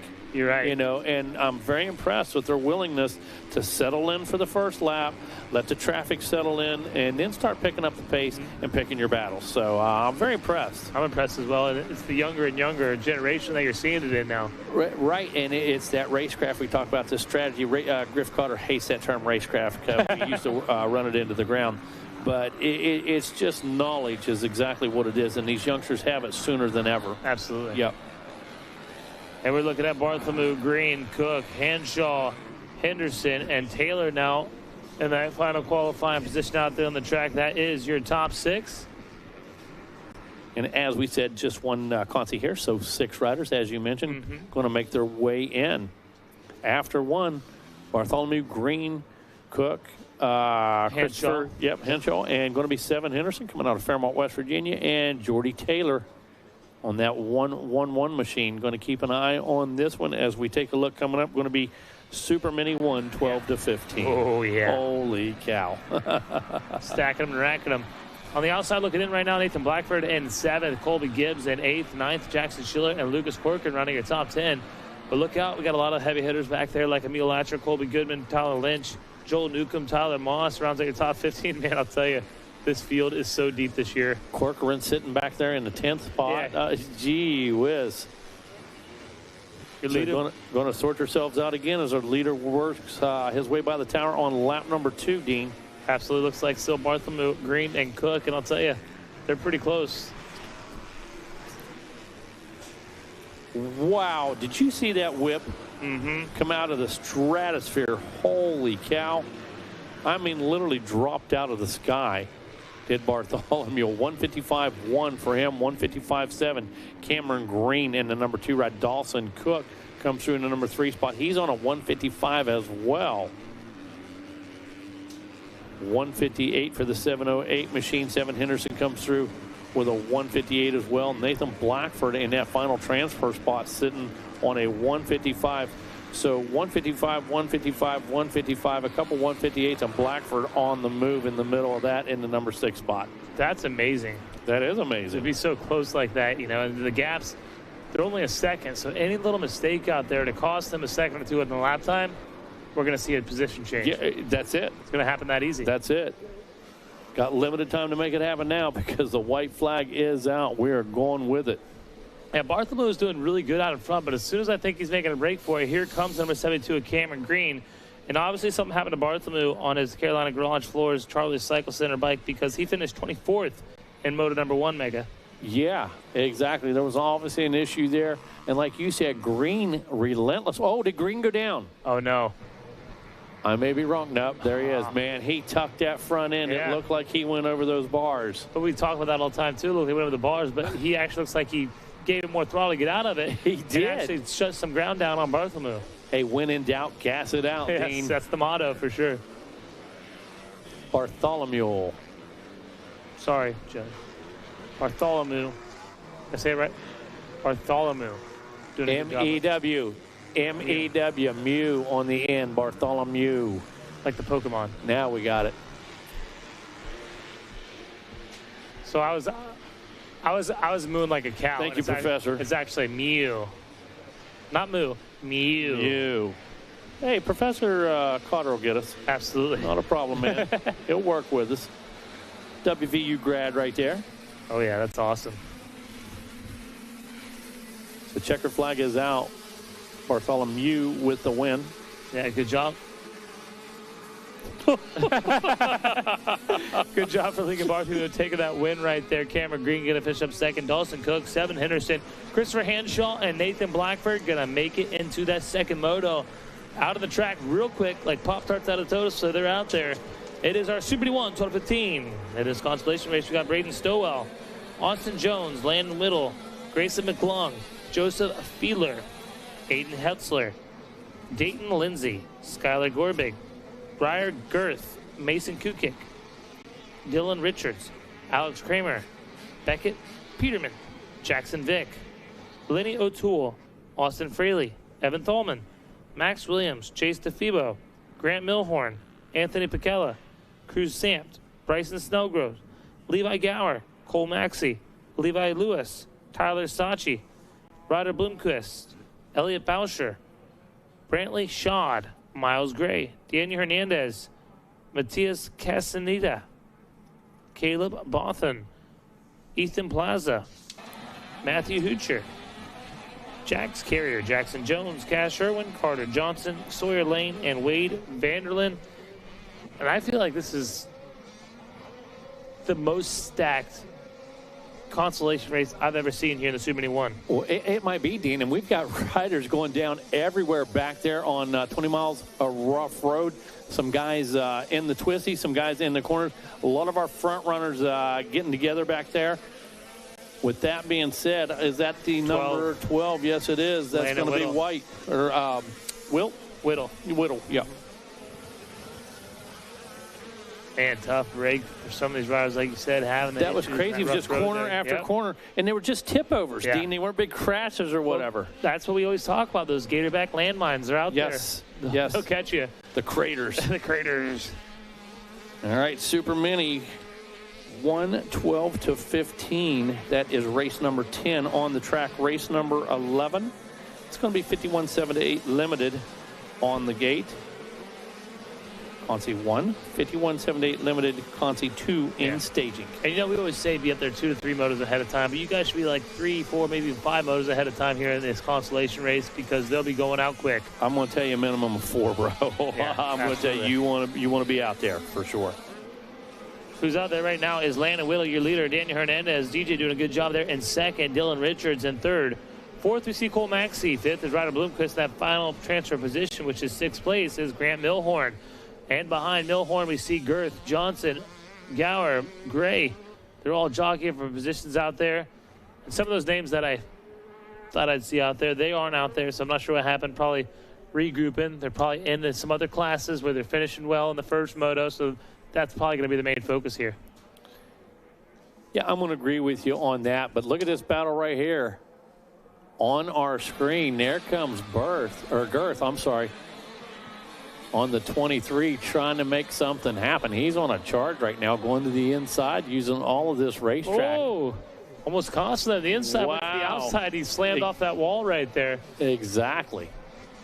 Man, and caught that on camera. Yeah, exactly. Caught that. Great angle.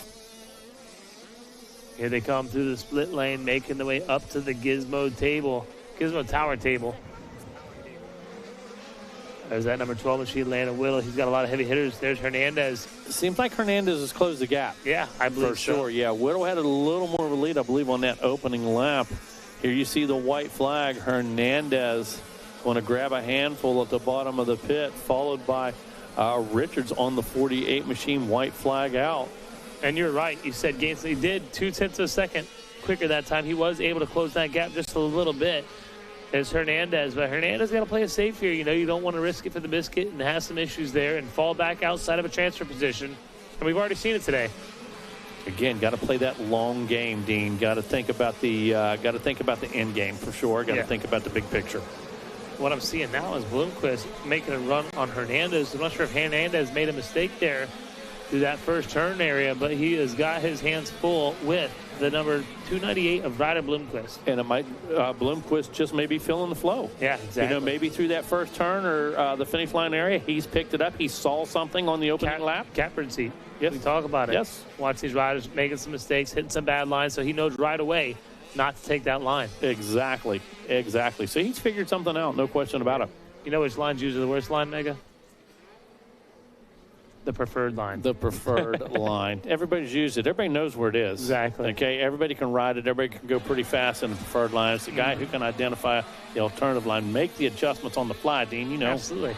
And something Alan Cincerello told Adam when he was younger, much younger, was this guy, everybody hits this line, and if you want to be like everybody else, you hit that line right, too. You know? Exactly. That makes sense. You got to be different to get different results, and that is exactly what our leader, Landon Whittle, is doing. Solid ride there for the number 12 Gas rider out of South Prince George. And he hasn't looked back one time. No checkup from the neck up. Just racing forward, taking care of business. Solid laps.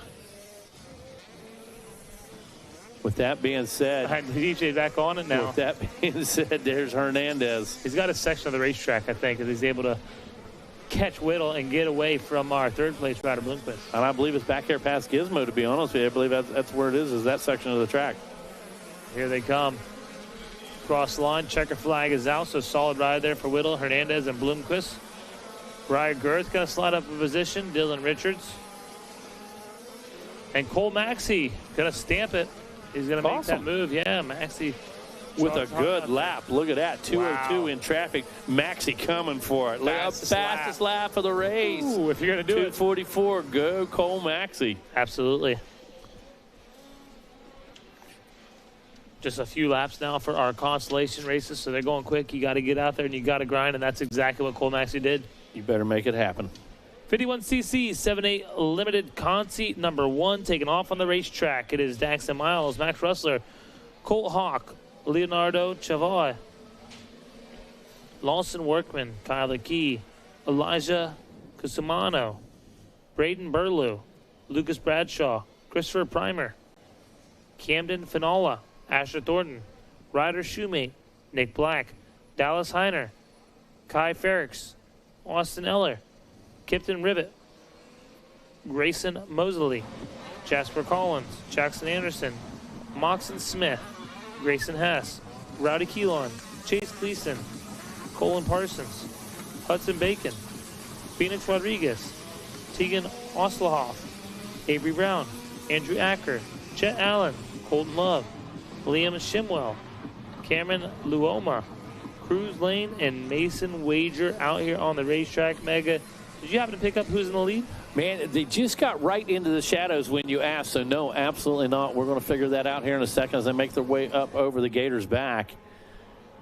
Going to get an idea. They bust back into that sunlight, Dean. Yeah, look at them. A great picturesque moment right there. Got a challenge for the lead right now. What was side impressive? by side. Wow. Everybody made it through is what was really impressive. So going to focus on these numbers here in just a second.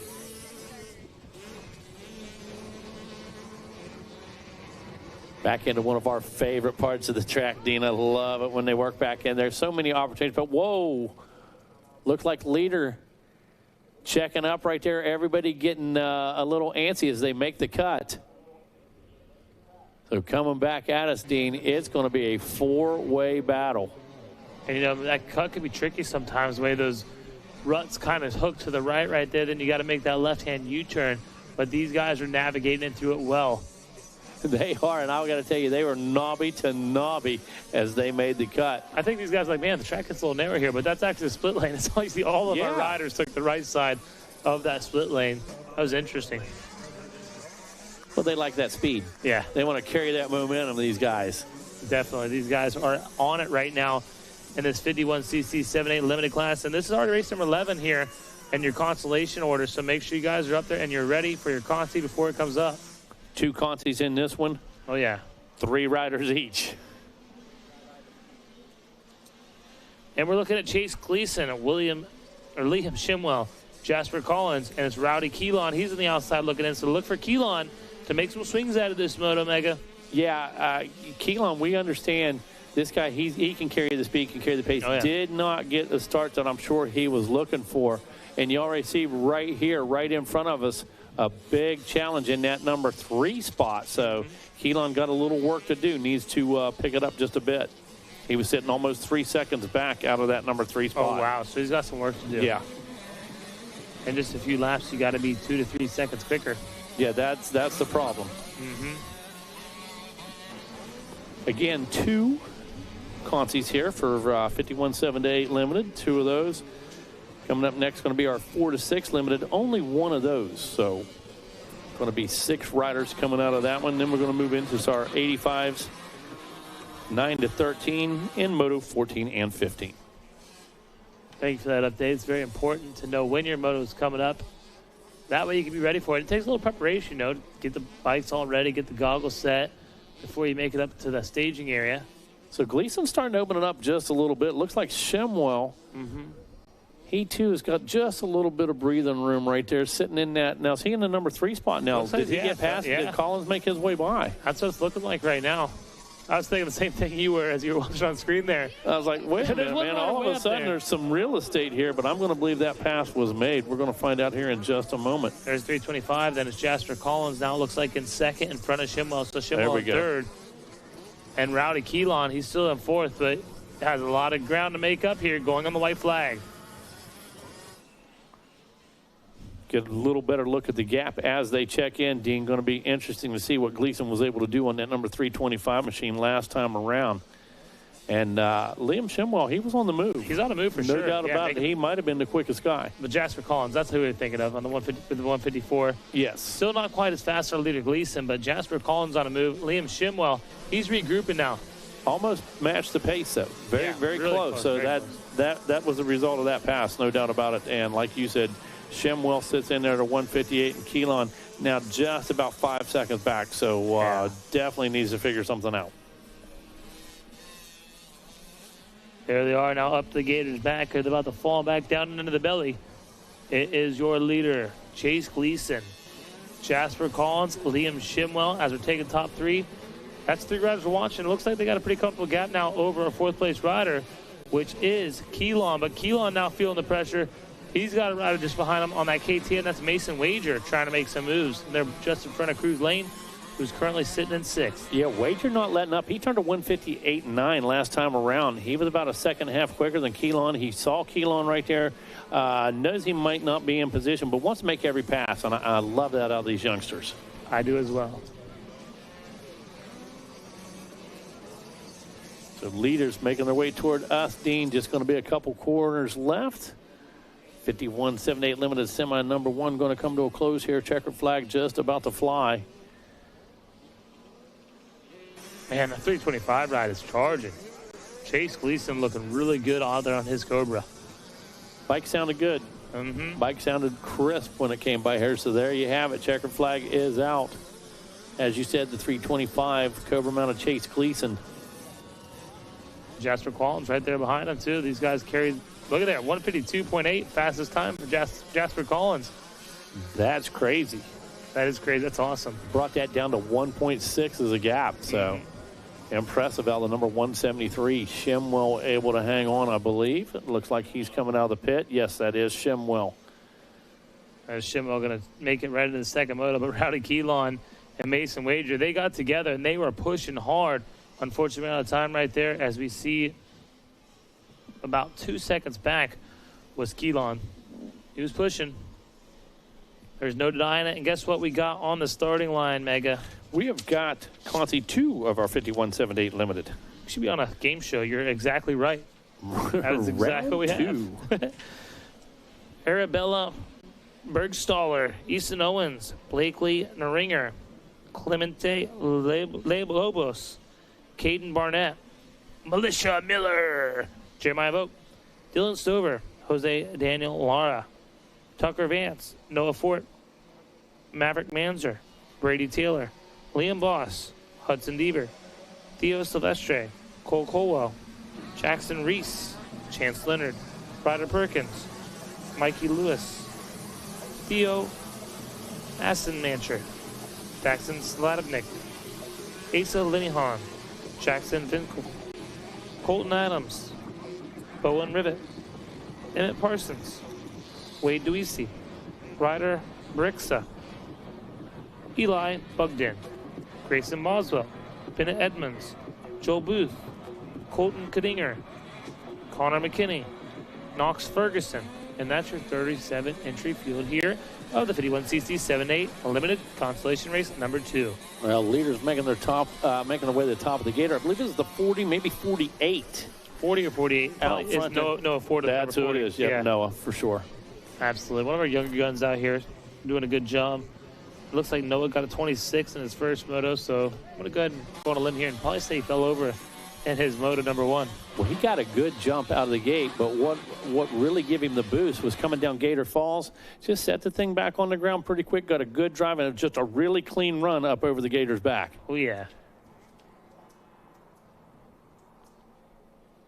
SLR live drone coverage, and if you haven't got yourself one of those SLR Rifleworks raffle tickets, I definitely think you should do so. Oh, no question about it. You know, I've seen the gun that they built for Wes. Just absolutely incredible stuff. And again, a great opportunity to get that raffle ticket, win a cool gun. But if you're like me, if you might be a Glock guy or something, they've got extended mag wells. They got different triggers. They got different slides. All kind of cool stuff to customize your factory gun, or go all in and have one full custom built at SLR Rifleworks. I mean, their stuff is for, you know me, I'm a gun guy. Oh, yeah. And I can tell you, it's easy to see the cheap crap from the real deal. And we're talking about 100% in-house machined, USA made, and SLR 100% custom, or upgrade that, maybe that S&W you've got, maybe that Glock. Yeah. They can help you either way. Show you some information on that drawing, but we do know tickets are available down that registration. Yeah, I believe. Now, we are going to have to get with Win. I believe the drawing is this evening. Possibly. Okay, we'll get with Win on that and make sure and confirm. But just letting you know, there's still time to make your way over their registration, get those tickets, because it is high-end quality stuff. And whoever wins that piece is taking home just top-of-the-line equipment. Noah Forte out front leading the way. Number 40 machine, Liam Boss on the 66. Hanging in there. There they come back down the hill. Going to head for the cut here in just a moment. Going to make that tight left-hander. And there it is. There come our leaders. 1, 2, 3. Looks like that might be Owen coming in there. Or no, yeah, on the number 8. Yeah, Owen. Still relevant in this one. They're all still relevant. Anything can happen. It's motocross. Noah Ford, Leah Boss, Tucker Vance outside looking in, like I said, Easton Owen, who's making some moves out there. Maverick Manzer, who's a tough competitor, and Bennett Edmonds back in the 6th place position. So it's anybody's game here. Literally buzzing the tower. Sound like hornets as they come by, Dean. I love it. White flag is out. They're what? Reese's, that's my favorite. You know, we got to hide these from Win. Yeah, Reese's Cannoli is brought to you by Rat Rod's Woodfire Pizza. Our guy Rat Rod, man, I got to tell you, this dude, year after year after year, man, and it doesn't matter. It's not the same old thing. This guy, new flavors, new ingredients. You know, we had the cannolis earlier in the week, this and that, and then we got the Reese's going on. Definitely bring these over here out of Win's sight. because not too far from me. None of us will get any of these as soon as he sees those. And now Rodney will magically appear in the tower. Oh, is it my turn, guys? We will see Rodney. I believe I will check in now. Megawatt. And, oh, look, Reese's here. Oh. Okay, Black Friday special. That's where we went. Rat Rod said, look, not all you guys out there selling gloves, tires, are going to get the glory. We got Black Friday going on at the Pizza Oven as well. What's happening?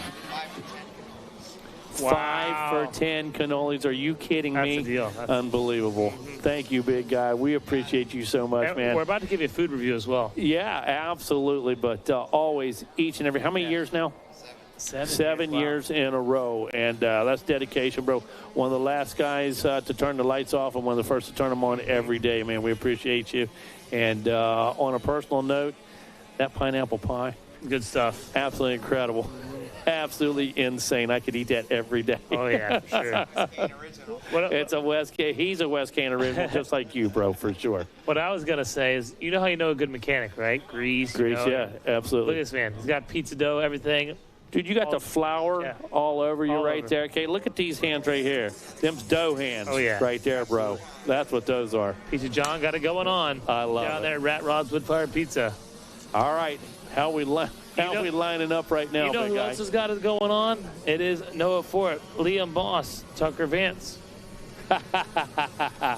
Hey, Pizza John knows the chain of command around here. Yeah, that's true. Pizza John knows the rungs, no doubt, how to climb the ladder. We've actually had a little position change as Vance got passed up that last lap, so check him out. Noah Fort, Liam Boss, and Easton Owen going to make a break into that top 3 and make it to the second moto. So big, huge ride there out of Blair's, Virginia. Awesome ride for Easton Owen. Yeah, very cool. Owen able to take advantage of the situation there. Turns a 154.0 on that final lap, man. Puts himself into transfer position. All right. 51cc 4 to 6 limited now, my friend. Yeah, I got these guys on one sheet. Race That's number awesome. 13. You want me to do this one? You can do this if you'd like. Right on. I'll be glad to, buddy. Going to be Maverick Terwilliger. Going to be Akio Connier Simmons. Going to be Carson Haynes, Easton Deaver. Now, I didn't do this so you could dig into the Reese's. It was so you could keep an eye on our leader. Okay, this guy comes up with a face full of powdered sugar while I'm doing the hard work over here. I don't even get it. All right, coming back going to be Bucephus Boat, Carson Haynes, Easton Deaver, Eli Labonte, Miller Thompson, Jet Cunningham, Dawson Lindsay, Micah Pressler, Knox Murray, Jace Easton, Declan Roque, Colt McCamey, Charlie Gleacher, Jackson Henry, Liam Perry, Jason Asani, Ryder Bulger, Cooper Cavanaugh, Kiko Smith, Matthew Schufelt, Carter Adams, Elliott Swanson, Landon Babineau, Eric Handel Jr., Granville Satterwhite, Crew Boltman, going to be Brexton Neringer, Carson Simmons, Robert Picard, Gary McCain, Bryce Farnham, Clyde Manley, Levi Bond, Cohen Wood going to round out our 51cc 4 to 6 limited Consi number 1. And there is only one consolation here, Dean, in this 4 to 6 limited class, my friend. Now that you're done with your pastry break, what's happening on the track? You know what that means, right? What's that? Only one Consi? I know what that means. That means 6 riders good. Nailed it. Yes, sir. I know exactly what that means. Hey, I want you to take a break while I try to pick up this lead and try one of those cannolis. Reese's cannolis down at Rat Rod's Wood Fire Pizza. 9.9 out of 10. Did you say 5 for 10? What was it? Yeah, that's incredible. For cannolis? Are you kidding me? And these are handcrafted cannolis, you know? You better believe it. When you look at that, no, that didn't come out of Publix or Kroger by any means, my friend. Pizza John down there hooking it up. Speaking of hooking up, these guys must have some gun loss because they're getting optimum traction out there on the racetrack right now. You know the Geomax are mounted up. Oh, yeah, absolutely. I'm sure they've been over there a few times. Hopefully, like everybody else, checking the tire pressure because that tire pressure changes. Temp changes, pressure changes. That's the way I see it. There comes the boss. There comes the boss. He's looking at them Reese, boy. I think going in. Too early for pizza yet, but going in. He'll be up here soon, I'm sure. So hey, while you're up here, we got some more questions about the raffle. When is the raffle being drawn? And when are we drawing the SLR gun? When are we drawing for the SLR gun? Tonight? All right, we're going to find out for you in just a moment, friends. But in the meantime, tickets still available at registration. So make sure you get over there because, again, guys, this is not a production gun. This is not a gun that you're going to walk into the local sporting goods store and buy. This is 100% custom, 100% handmade, machined right here in the USA. And, again, not going to walk into any sporting goods store in the country and find this gun. And what's crazy is I just found out because everybody's asking how much a ticket. It's only $20 a ticket. Exactly. 11:30. Okay. Lunch I'm guessing that's lunchtime. Yep. You better believe it. Listen, guys, I'm making this announcement right now. $20 a ticket. SLR Rifle Works, custom build. It only takes one win, so you can spend $20 exactly. and have a chance. And you only got just over an hour to purchase those tickets. So exactly. Get your registration now. I think we'll be on a shift change soon. We're going to go straight down there and buy our tickets. I know I am, for sure. Absolutely. Only takes one to win. Yeah, that's all it only takes one to win, that's for sure. All right, speaking of winning. Our leader, Landon Mabino, doing a good job out of Travelers Rest, South Carolina. That's a familiar city there in South Carolina. Yeah, that's where our buddy Randy Hawkins and the Ampro Yamaha team are located. That's where the Rays are located over, Big Eddie and Knox and JP Money. Mm-hmm. Yeah. Stuff over there. I think Eddie Rays, he's like the mayor over there. He's got like the car wash, the racetrack, the riding facility, and then Randy Hawkins handles the rest of it. He's like, once you break your stuff over at Eddie Rays, just come over here and we're going to fix it at Ampro. We're going to make it faster for you. And a lot of cool people and a lot of speed and talent come out of that area. Absolutely. Speed and talent, though. Babineau, Cunningham, Schufelt, Nassani, Williger, and Henry. That's your top six right now, your transfer spots. Trying to make a charge for it, though. Dawson Lindsay, Declan Roque, and Jace Easton. Eli Labonte, even, he's still got to run at this one. Oh, he's still in it. No doubt.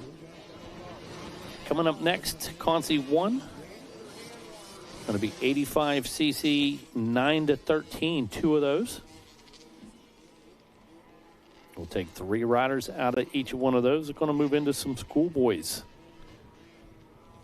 Schoolboys going to be fun. Oh, always. So on the gate right now, race number 14 and staging race number 15. Going to be 85 9-13 Consi 2. Behind them, going to be race number 16, Consi 1, Schoolboy 2, 12-17. Consi 1, Consi 2 is race number 17, Schoolboy 2, 12-17. And they're coming up quick. Just 3 laps now, charging hard out there on the racetrack. Your leader making his way up to get the white flag. I'll let you know who that is. It's the number 521. No, it is not Jack Cunningham. That's what I thought I seen there coming to the finish line. Did not look like the same leaders I seen last time through. We now see the Knoxville, Tennessee rider, Jet Cunningham, leading this one out. Matthew Schufelt making a charge at it. He's a second quicker and a second back. We got to keep our eyes on the battle for the lead right now as they both drop down Gator Falls. Couple lap riders there, but our leaders in this one are charging hard right now. Schufelt wants to win this thing. He wants to make mom and dad proud, but I'll tell you what, Jet Cunningham has something to say about it. Look at him now as they're making their way up to the dinner table. I wasn't talking about you stuffing your face up here, Mega. I was talking about the little guys, Jet Cunningham and Schufelt, who are charging hard out in front. It wasn't a setup, I promise. Schufelt getting a little hung up in those ruts right there, but still charging hard and throttling out.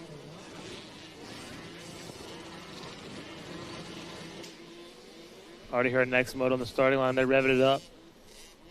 Get you guys preloaded and ready in the gate.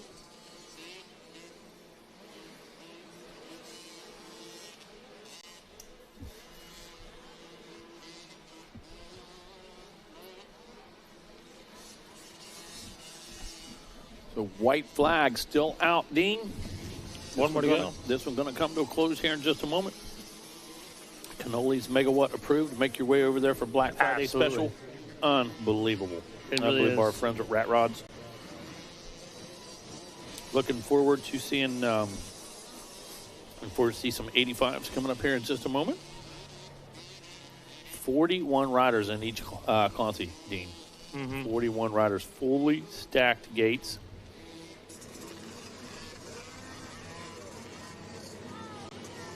Again, behind them, going to see our Schoolboy 2 class. This could be a good one right here. On the track as we speak is race number 13, Conti 151cc 4-6 limited. And the checker flag flies. I was like, what's going on here? I don't know. This kid came launching. I thought it was white flag, and this kid launching off the finish line. I was like, that can't be right. And it was a checker flag. Came out quickly on that one. The Jet Cunningham. Yeah. Came Amazing launching right out of there, flying out of there like a jet does. Jumping Jet. It's got to be his nickname. But Matthew Schufelt, look at that. 1/10 of a second behind your winner out there. So Schufelt with a great ride. Looking to see who is going to take our third and final transfer position. They were 15 seconds ahead of third place that last time through. Yeah, Schufelt making it happen on that last lap. He was almost 1 full second quicker than your leader, Cunningham. Good stuff. He will get the fast lap of the Moto 2 with a 2:10.5. Jason Nassani going to finish up in the third spot. We're running the top 3, but good thing we take 6 here. We got some more. There we go. Landon Babineau going to hold on to 4th there after sliding back just a little bit. Declan Roque going to move up and finish 5th. 6th place going to go to Jackson Henry, and that'll make our whole lineup into motor number 2 of the 51cc 4-6 limited.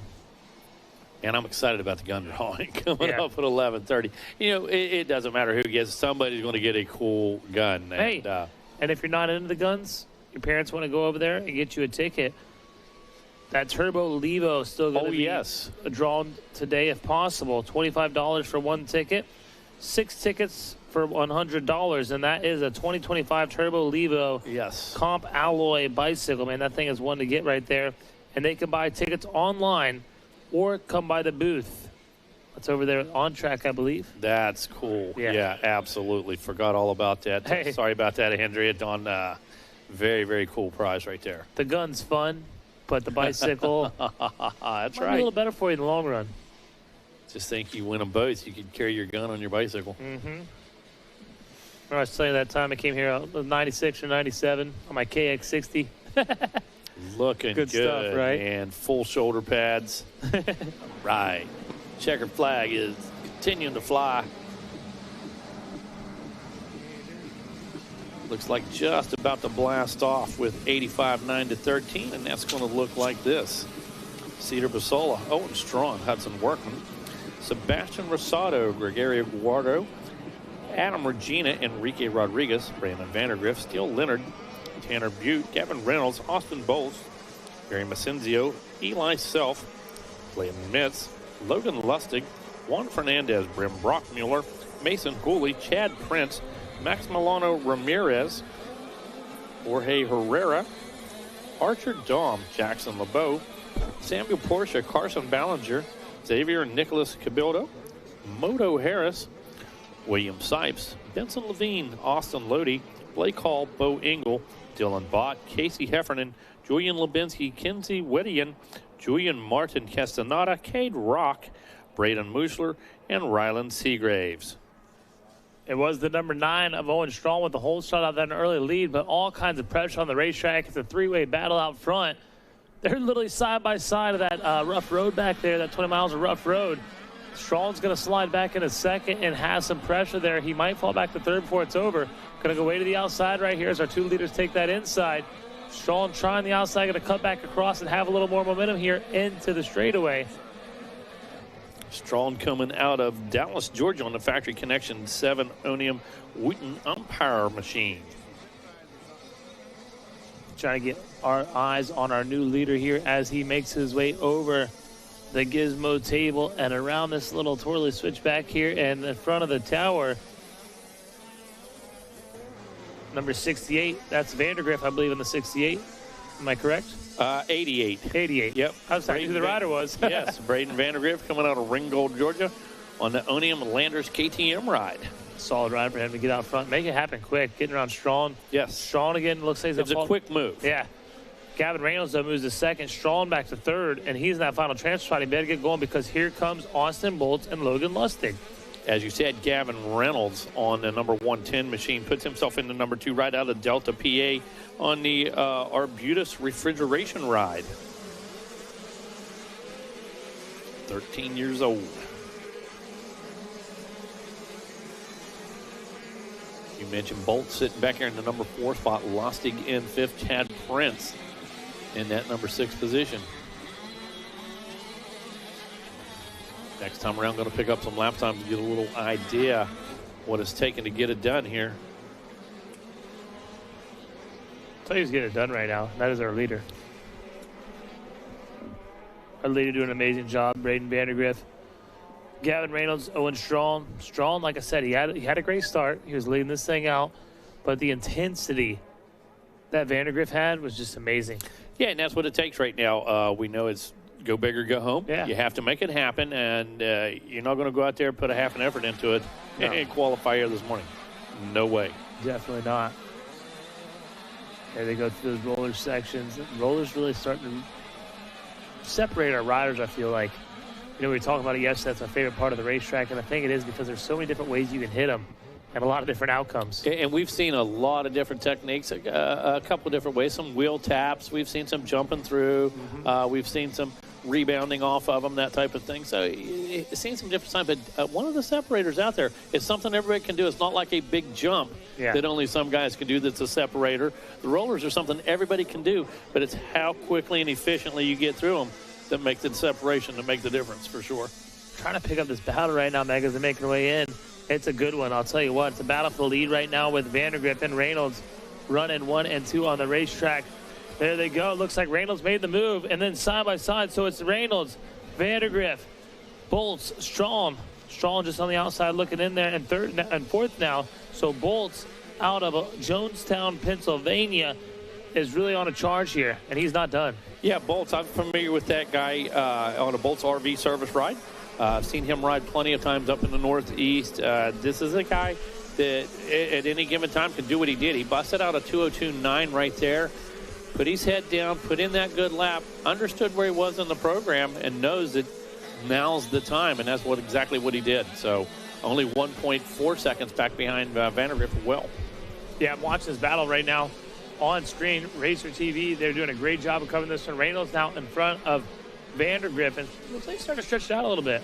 Yeah, Vandergriff it looks like he cleaned some of those corners a little bit better. Just didn't have some of the bounce, had his leg up far enough, didn't drag the foot, that kind of stuff. So just a little bit cleaner through a couple of those sections. Yeah, absolutely. And Strong feeling the pressure now by your fourth place rider.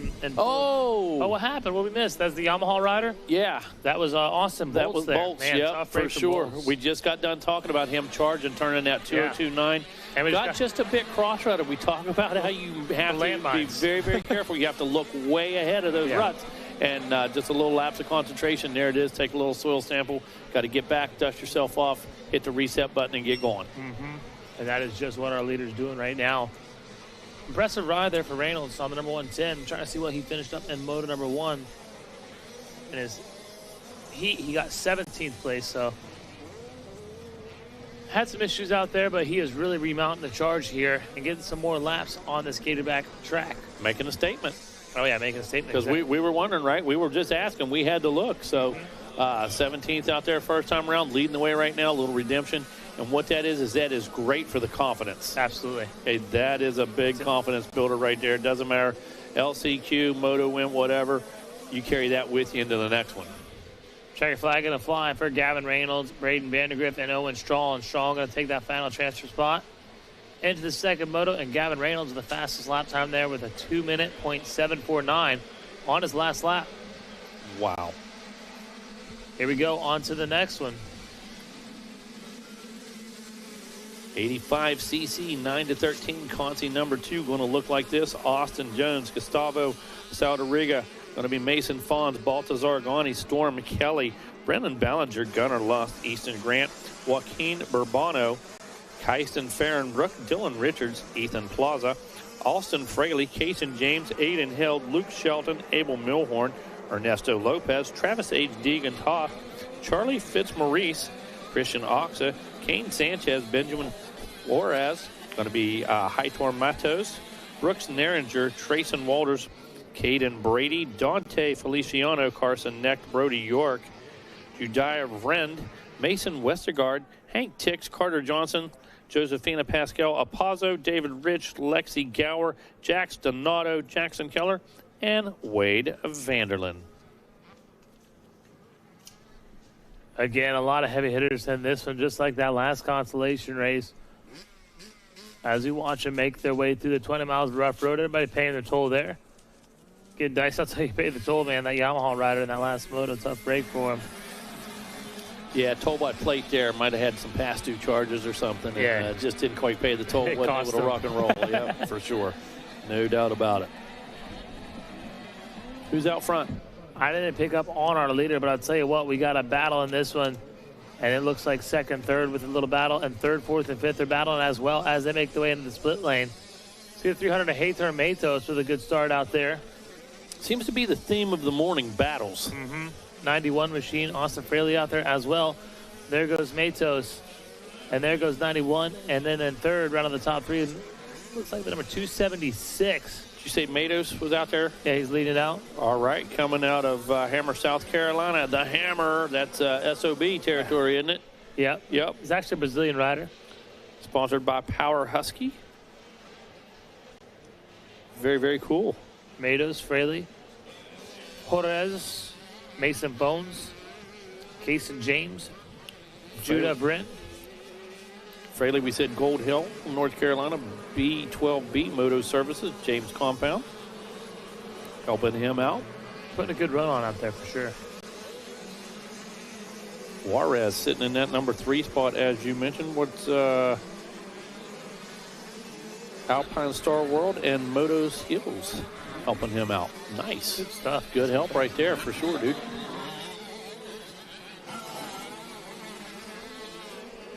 Race 15 is on the track.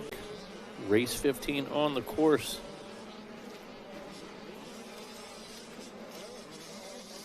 Race 16, let's see who's that going to be.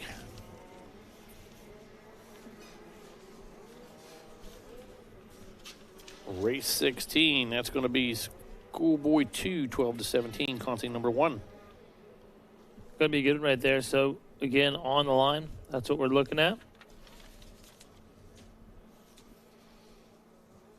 We're moving through these contests fast, too. Like we say, be up there, be ready.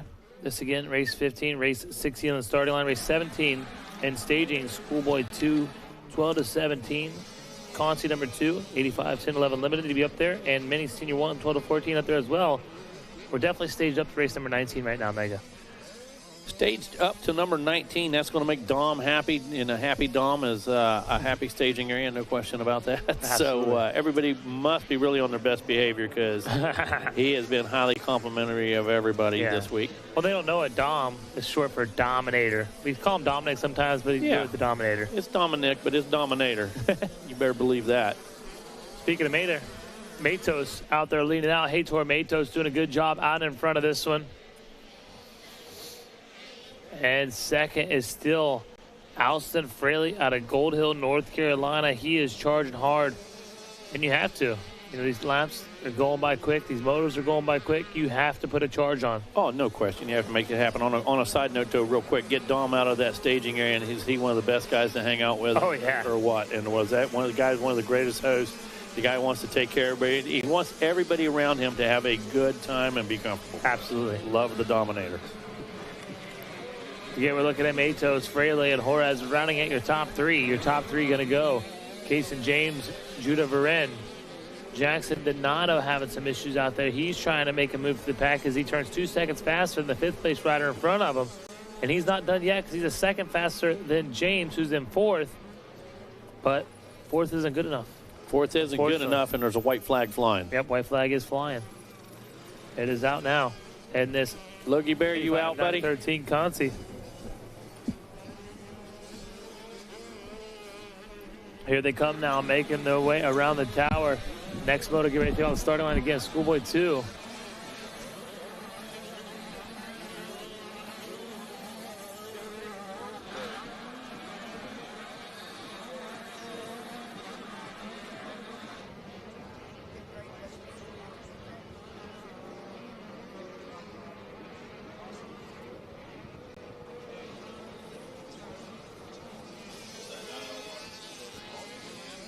All right, here comes Hathor Matos, your leader. Then we're going to see the battle for second, third. These guys are in, but they better be friends because if they take each other out, they're going to pay for it for sure.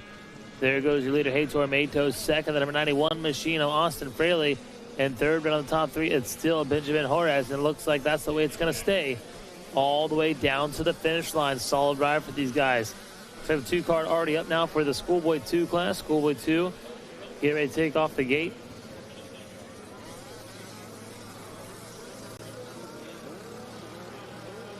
This is race number 16 taking off. Race 17 going to the starting line. Schoolboy 2. Conti number 2. 65, 10, 11. Eliminate going to staging to pre-staging. Mini C1, 12 to 14. And we now need race number 20. Race number 20 towards the starting line.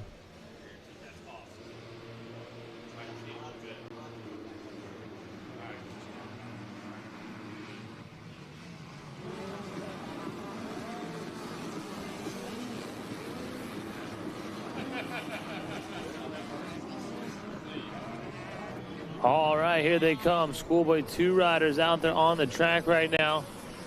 All right, guys, off to a good start out there on his Yamaha Blue Crew machine. Look at that rider, put a lot of emphasis, scrubbing up the hill, out of the pit.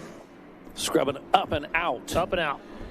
Did you say Chase and Glenowitz, you saw them leaving? Yeah, they pulled out last night. Bummer. I really hate that, that's for sure. Maximiliano Sepulveda coming out of Cairo is in this one. Still Keeley, Ethan Kaufman, Tyler Tullis, George Cosenza, Seven Henderson, Alex Miko, Michael Thompson, Aiden Bailey, Jordy Taylor, Nicholas Segal, going to be Cooper Johnson, Quade Edwards, Briar Stesick, Hudson Short, Wade Gravitt, Damian Engel, Jack Pullen, Austin Phelps, Samantha Cruz in this one, Drew Stock as well, Levi James, Mason Wright, Christopher Hanshaw Jr., Mitchell Giberson, Rocco Barone, Gavin Shatney, Jaron Jones, and Braden Comerford going to make up Schoolboy 2, 12 to 17 BC, consolation number 1.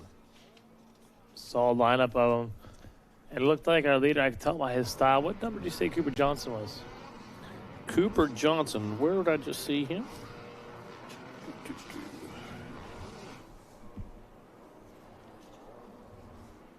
Could have swore I heard him. 147. 147.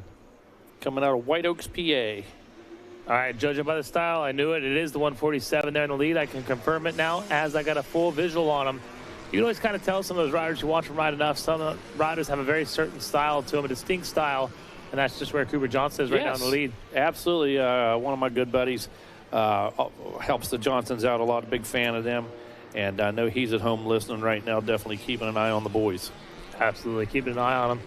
Tell you who else is trying to keep an eye on them. That's our second place rider, Briar Stesick. Behind Stesick, we see Alex Miko. Miko out of Indiana, so making a trip down here to Florida. He probably thinks this is warm weather. Yeah, absolutely, for sure. 2 Contis here, so 3 riders, each one of those Contis. And watch that battle for second and third right now as the KTM rider Miko is putting all kinds of pressure on Stesick. And as these two battle out, I'll tell you, got to look out for Jaron Jones and Jack Pullen pulling up into that 5th place position on the opening lap. Of course, green flag flying. Everything is good and smooth and clean and ready for racing. Miko coming out of Valparaiso, Indiana, where he's operating from. Stesick, of course, on the 214, comes out of Colliers, West Virginia. Go Mounties on that JRMX machine. Jones Roman MX tire. Looks like Miko's setting him up right now into the roller section.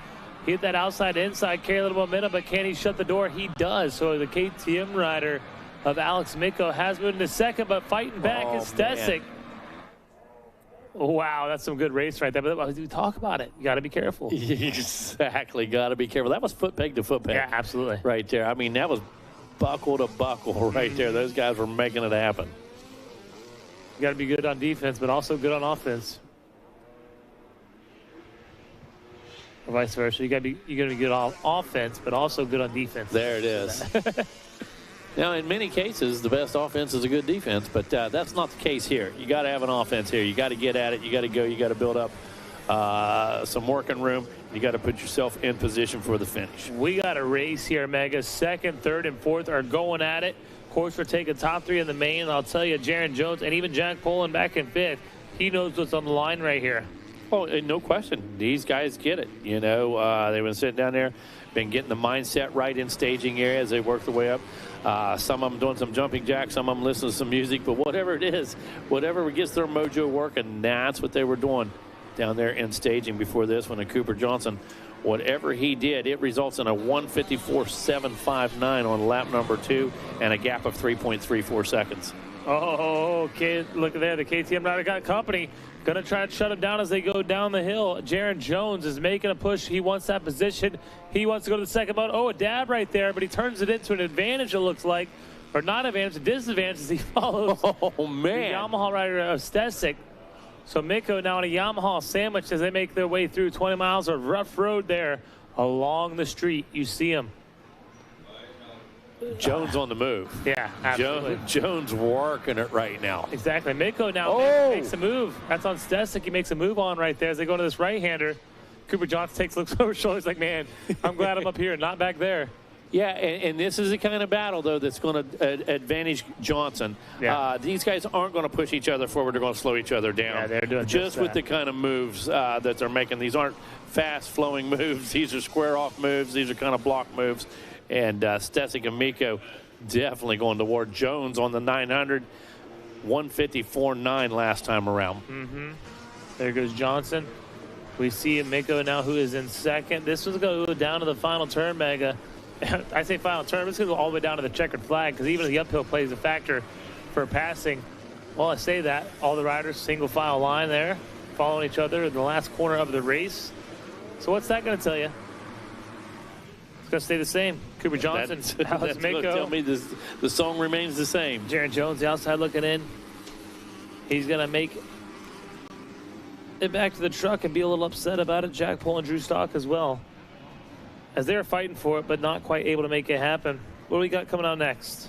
Blasting off, Schoolboy 2, 12-17, BC, Conti 2, Lincoln Bischoff, Hunter Gardner, Logan Edwards, Alexander Anderson, Jaden Barrows, Gavin Pettit, Jack Davila, Colton Storch, Tony Hudman, Cameron Green, Jack Brown, Bryson Perkey, Marco Carranza, Cooper Levin, Jonas Allo, Uriah Wood, Matthew Williams, Jackson Schiller, Austin Camden, Yao Ferreira, Lucy Barker, Lathan Porterfield, Aaron Cornett, Lotta Van Drunen, Jaden Struble, Justin Schuff, Emil Lacker, Oliver M. Camp, Austin Meads, and Jake Roberts going to do it for our Schoolboy 2, 12-17 BC Conti number 2.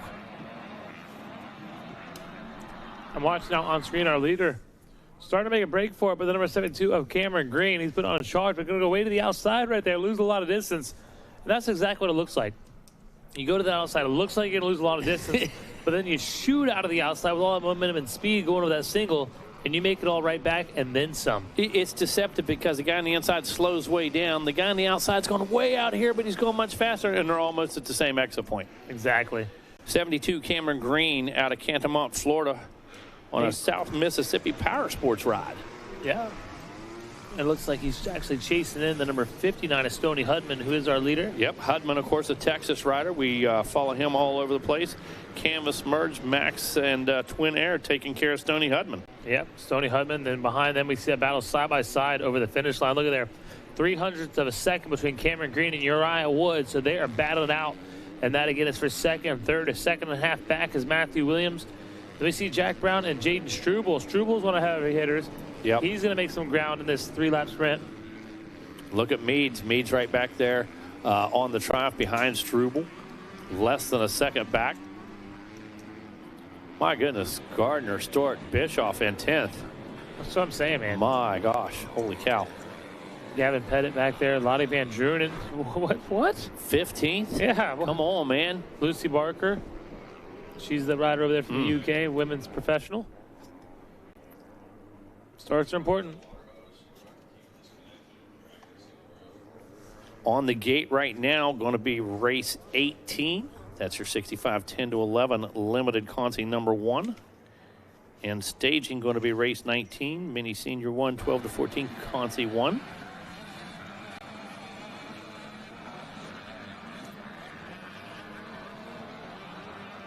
Back toward the Badlands, here we go. Looks like Hudman still in control for the moment on the number 59 machine. Down here coming up to the split lanes, Dean, coming right at us.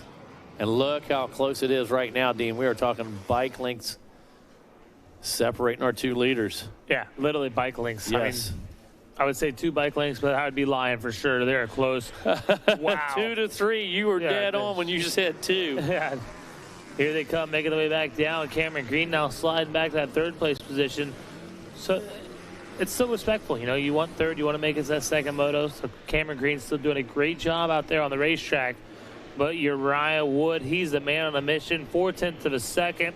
And over a second faster than your leader, Stoney Hudman. Yeah, he was over a second. His fastest lap of the race, of course, lap 2.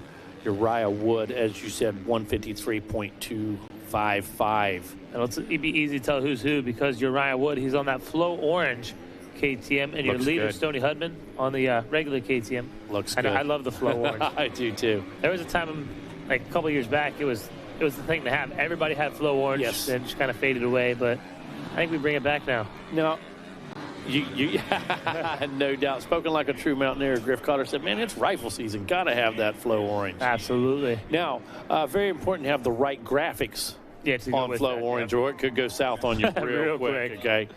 Yeah. So Hudman 154, as we mentioned last time, around 153 for Wood. Cameron Green battling right now. Matthew Williams turns a 156 right behind him, trying to make something happen on the number 146. All the while headed into that roller section that we love.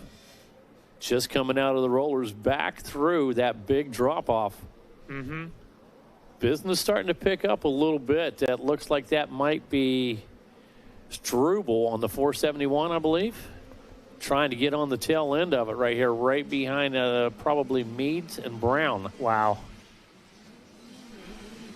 And we're going to take a top 3. That's the bad part, right? Exactly. And look at them. These guys are battling. There goes Hudman and Uriah Wood. They're dropping the pit one last time. Cameron Green looking to check in that 3rd place position.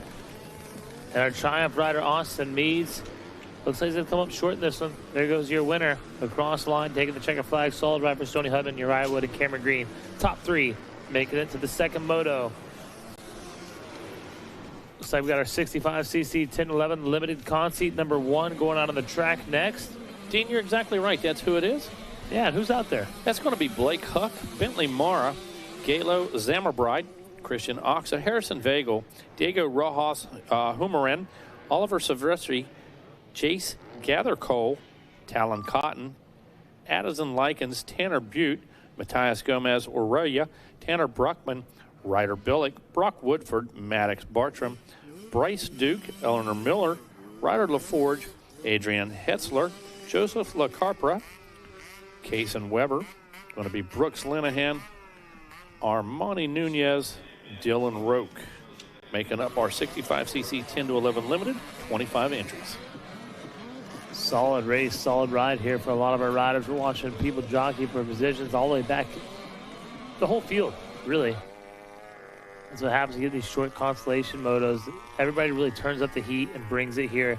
And that's why we're seeing such good battles here. Yeah. In these Conti motos. You bet. And besides, where else are you going to go for Thanksgiving? It's going to be 70, 80 degrees and have a great track. Exactly. Right? You know this Butte kid, don't you, out of Daytona? Oh, yeah. Tanner Butte, you know him? Yeah, looks like Oliver Silvestri out there leading it out. Oh, one of the riders going down. That was the lead pack. I believe that was our 3rd or 4th place rider out there, so tough break for that young man. You say, yeah, Silvestri, yep, coming out of Quebec, Canada. Mm-hmm. Glad to have him in the States here racing with us. Yeah, we love all the international riders. Oh, yeah, big time. It doesn't matter from Mikkel on down. Mm-hmm. You know, Mikkel Harrop, the guy, we got to know him over the summer. Great dude. Yeah, great interview. Guy. Yeah, great interview. Great dude. And really has the skills to pay the bills. He's a lot of fun to watch. And he epitomizes to me that Euro style. Yeah. Okay, he truly uses a Euro line. He looks at the track way differently than American riders do. And you see he picks up time in different spots than most American riders do. We saw that all summer. This guy was battling it out with Deegan and Shimoda. And this guy really, again, has the skills to pay the bills, has that unique style. So any time in any of these classes we see the international riders, it's a lot of fun to welcome them over. And to them, a lot of times it may be the ultimate dream. Come here to the States, come here and hit one of these majors. for Mikkel. For Mikkel, they didn't have a 450 ready over in Europe for him last year, so they say, why not? Let's ride a 250 and let's come over.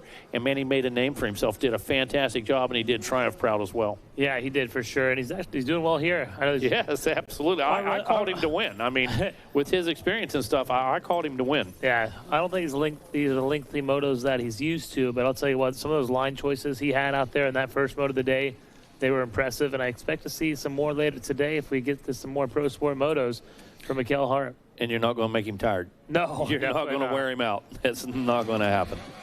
So Scotty and the guys over there at Triumph got to be happy, and just a quick word about that. Yep, absolutely. But that Triumph demo might be going on still here on Black Friday. Out on the racetrack last time through, they're on the last lap right now.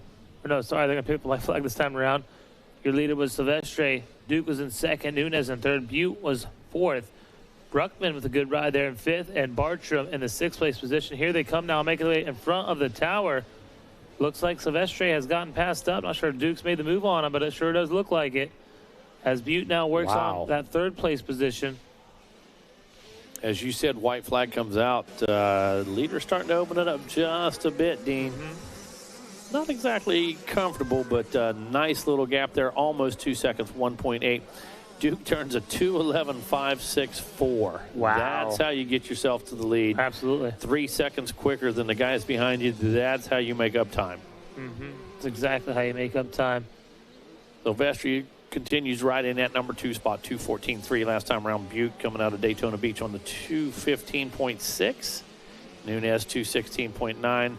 Tanner Bruckman rounding out our top 5, 2:21.0. And Maddox Bartram in that number 6 spot, checking in with a 2:20.6. Yeah, amazing ride, impressive ride in there by all of them riders. And thank you for giving us those timing updates, because people are always wondering, people are always asking me, how fast are they going out there? Are they really going that fast? They're proving it right here. Oh, you better believe it, 100%. Bryce Duke out of Quakertown, PA, 11 years old. Putting in just an amazing ride out there right now. Again, found 3 seconds almost last time around, was able to put that to great use. Listen to this, Megan. I just had this feeling. I looked at my phone. It is now almost 11 o'clock. It's time. You got to go down there. It is. You got to get your tickets down at registration for the SLR custom build. And while you're down there, head on over to On Track. Get yourself a raffle ticket for that Levo bicycle, man. That thing is awesome and priceless. Man, that thing would be so cool to have in the back of the truck. Oh, absolutely. Got the gun under the seat, the bike in the back of the truck. Wouldn't it be a nice ride home? Couple raffle tickets come out, double winner. It'd be awesome.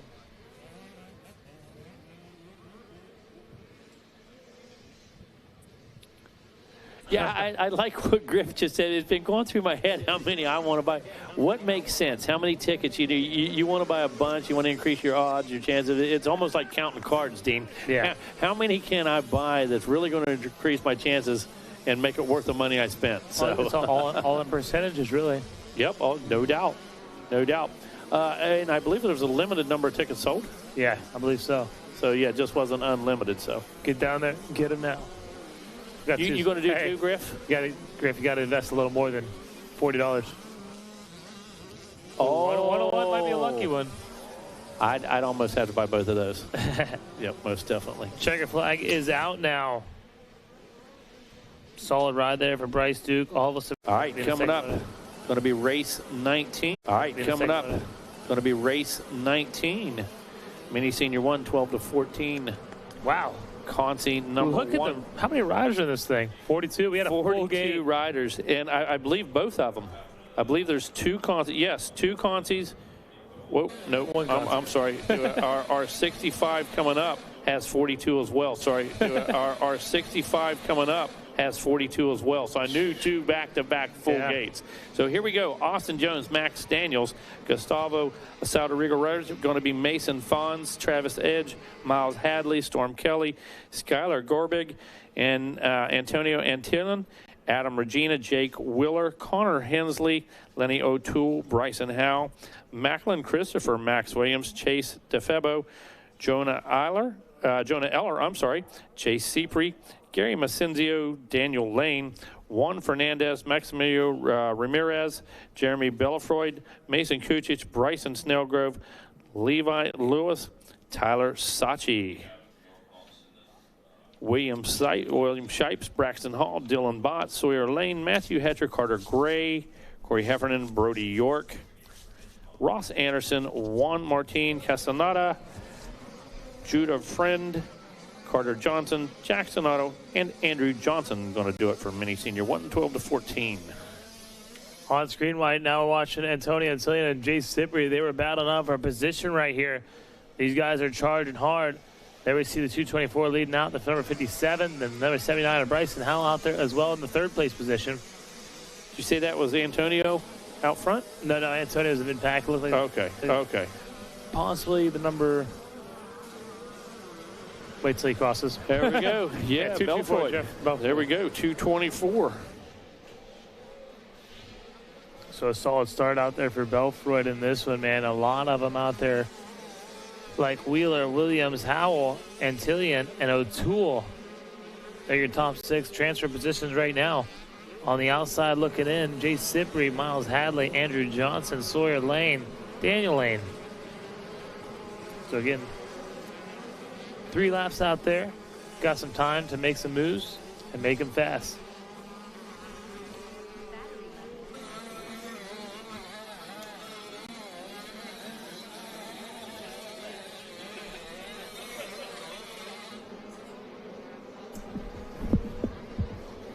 Up here with me in the tower, try to help me out a little bit, is Mike Burkeen. Mike, how you doing, man? Good. What a great day, man. It's beautiful out there. Yeah, beautiful weather for sure. Right now on the racetrack, we're looking at the Mini Senior 1, 12 to 14. Jerry Belfoy was our leader. Jake Wheeler second. Max William third. Bryson Howell fourth. Antonio Antillian fifth. And in that 6th place position, which I believe our final transfer position, was Lenny O'Toole. I'll tell you, usually the LCQ, you know, it's when you go get some pizza or something like that. But some of these LCQs have had some heat in them. They're stacked, man, I tell you. Me and Maggie were talking about it. It just blows me away. The level of a talent that is here this year is crazy. Yeah, the depth is like, I haven't seen it this deep, maybe ever. Here they come now, making the way around the Gizmo Tower. Going to be buzzing the tower and dropping down into the finish line section of the racetrack. It's still Belfoy in first. 2nd place, though, we got a battle right here as Wheeler feeling some company. Wheeler trying to get to the inside right there. Not going to make it happen. So I believe we have a position change for 2nd right now on the racetrack as they make their way up the finish line. There goes Belfoy. He'll check in. Our new 2nd place rider going to be Max Williams. Jake Wheeler fall back to 3rd, but here comes Lenny O'Toole. O'Toole, 300th of a second behind him. Howell going to fall back to 5th, and then Antonio Antillian going to fall back to 6th, but still in a transfer position on the racetrack right now.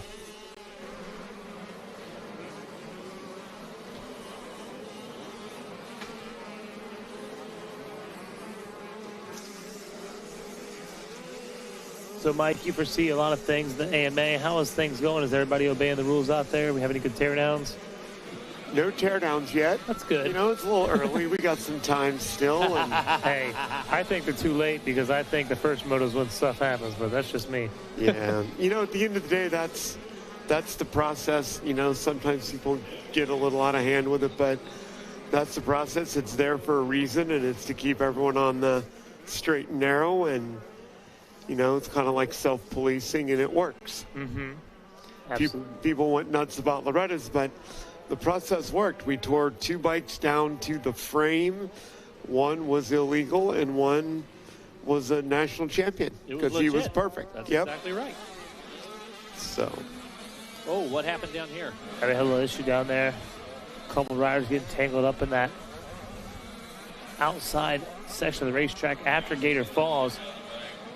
Mike, it gets soft out there on that outside when you come down Gator Falls. Oh, yeah. And you get way out here to the outside, and it's just so easy to dig in, you know, just to watch that thing go away.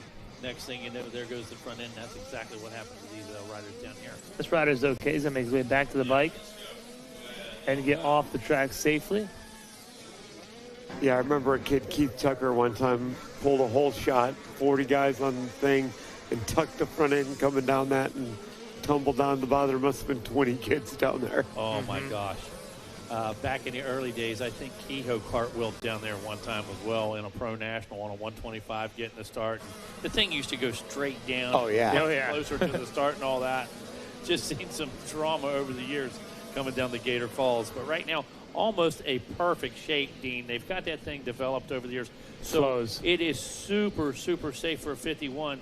But yet we saw Vincent Way and Mick Harrop just rail it down through there. So it worked for 51. It worked for our Open Pros as well. So is it my imagination or I remember that being way steeper, because I remember the first time the 50s came up to it, they all stopped and they're like looking over. It's exactly right. That's what we were a lot talking steeper about. then. It was an extreme drop. Yeah. Right, Dean? You could jump to the bottom pretty easily, as steep as it was. By accident, you could flatland. Yeah. It was at a point like you find a little bump and you try to jump and hit it as a downside. You know what I'm saying? Yes, that's what it come to. I remember Mickey Diamond doing that. He's about 30 feet back, Mike, and he hit a braking bump and used the crest of it. It was just that steep as a landing. It's awesome. But what we've done over the years, you can see where it's built. Oh, yeah. You can see where it's been raised. And, again, that just makes it so perfect as we see these many seniors out here crushing it. Our 51s have been extreme. See, I don't know that we've really seen very much drama down there at all.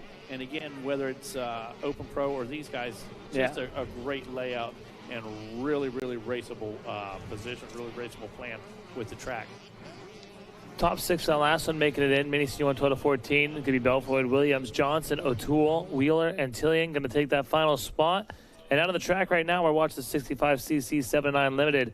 We got Damon Hall, Easton Solardi, Easton Owen, Inaki Goni, Tucker Vance, Brock Norris, Maverick Manzer, Deegan Bartholomew, Mikhail Garcia, Hudson Deaver, Joseph Copolino, Owen Seeley, Chance Leonard, Silas Vryn, Weston Johnson, Landon Flora, Militia Miller, Lucas Valencia, Cole Jessup, Noah Lewis, Kyler Key, Jackson Jones, Jasper Collins, Luke Witt, Dominic Bentley, Sebastian Atwell, Hudson Bacon, Ryder Adams, Waylon McCracken, Crew Russell, Wade Morris, Andy Sapp, Cade Swerfager, Torin Oswalhoff, Rodrigo Garcia, Lewis Heiner, Dallas Heiner, Jed Allen, Knox Thompson, Raven Roberts, Henry Manley, and Nolan Cooper rounding out that 42 rider field.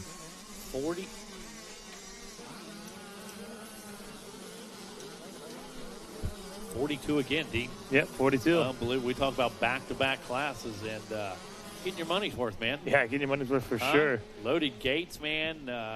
Trying to make it happen here late in the morning, just about 11 o'clock now. And, man, look at the races we've run through. You got to give it to Win, to Dominic in staging. Not Gordon. What's he named down there in staging? Oh, yeah. Conrad. Yep. I always want to call him Gordon. Gordon was a Wi-Fi guy. So, hey, Conrad, appreciate you too, bro. EB, everybody down there involved. Keegan, everybody does such a great job of working together. And, again, I want to thank our first response team out here, our med team, from Supercross all through the week. Their response has been amazing, and I got to tell you, I just love the way the technique these guys use, covering the rider first, keeping the rider kind of immobile, making sure oncoming traffic and stuff is handled, and then stabilizing the rider, the athlete. Just a great job. Seen it time and time again this weekend, Mike. Yeah, don't forget the ladies in the office. They do an amazing job down there, and you know, people have no idea your normal dirt bike race 300-400 entries is a big one. Sure. And multiply that times a factor of 20. Yeah. And you're not doing it with 20 times as many people. You're doing it with just a couple more people. They do a great job in that. You better believe it. We can name them all. It starts with Kathy. They just work their way down, and they just keep things on track. And like you say, we talk about flaggers. We talk about track workers. It all starts at registration, my friend. Yep. And they do a good job with pre-reg, getting things rolling, and a really good job with their alternates, getting all those people in, because I can tell you, from spending a little time down in there, those ladies are extremely patient in answering the same question 300 times a day. Absolutely.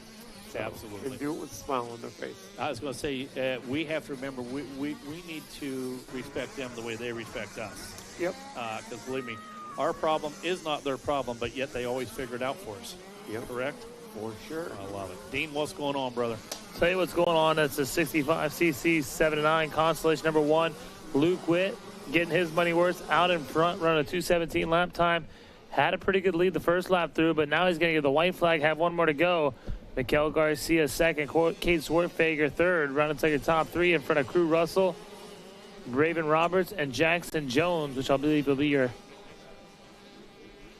Let me double check that. No, we're going to take 3 out of this one. So it's Swartfager on the bubble, Luke Witt in the lead, and Mikel Andre Garcia in that second place position. So Crew Russell has to pick it up, and Russell knows how to do that.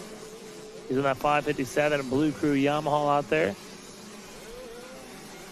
Russell about a half a second faster than Swartfager on that last one, so he's coming. He's definitely coming. He's making some moves out there on the racetrack.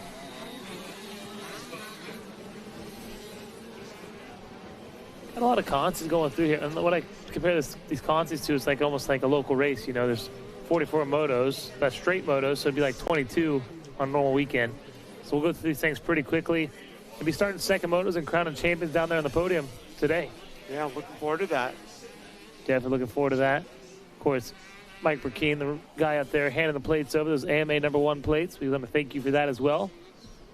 Yeah, you want to hear something funny? There's a guy back in North Carolina said, man, you should come to our Halloween party. And I said, why? And he said, because I'm going as you. That's awesome. And he had his AMA shirt on, and he was walking around with a number 1 plate. That's too cool. Handing it to everybody. I'm like, I've arrived. Hey, that's awesome. But can he play the guitar? I don't think so. Yeah, he can't be you then if he can't play the guitar. That is for sure. We're looking for our leader on the racetrack right now. It should be Luke Witt. There he goes, number 174. Got a little lap traffic in front of him, but I don't think it'll give him any problems here as he's really opened it up over 11 seconds now over Garcia. Garcia in that second place position. And he's still got a little pressure behind him because Swartfager is coming. He's in the number 621 Cobra. Looks like Crew Russell's going to hold on to that 4th place position. Not quite enough here. And semi number 1 of the 65cc 7-9. Race number 20. Race number 20 is the one on the track. Race number 21 is getting ready to take out the starting line. 65cc 7-9 consolation race number 2. Out on the track in this one, we see Talon Binns, Riley Gall, Mason Bradshaw, Zyler Otone, Silas Humphreys, Brody Lee, Deacon Thomas, Trevor Gustav, Dylan Stover, Jose Lara, Hayden Webster, Landry Abercrombie, Parker Ewan, Carson Fritch, Hudson Bott, Liam Boss, S.J. Meadows, Theo Silvestre, Camden Finola, Grant Woodring, Jack Miller, Grayson Stevenson, Ryder Perkins, Mike Lucy, Grayson Mosley, Kyler Parrish, Bryson Burke, Dimby Wheeler, Indigo Spina Colt, Levi Azipa, Bennett Edmonds, Tanner Tolan, Jet Skadris, Caleb Matthias, Hunter Ackerman, Harley Yates, Landon Cook, Colton Love, Liam Shimwell, Maximiliano Yepes, and Nathan Tucker. That makes that your 41 racer field here in Consi number 2, 65cc 7-9 Limited. There's a slew of them out there on the track. This is actually getting started a little bit late. Probably had one of the riders had a little help getting off the track there, but it's our 7-9 division number 2 out there on the track right now, trying to get eyes on our leader.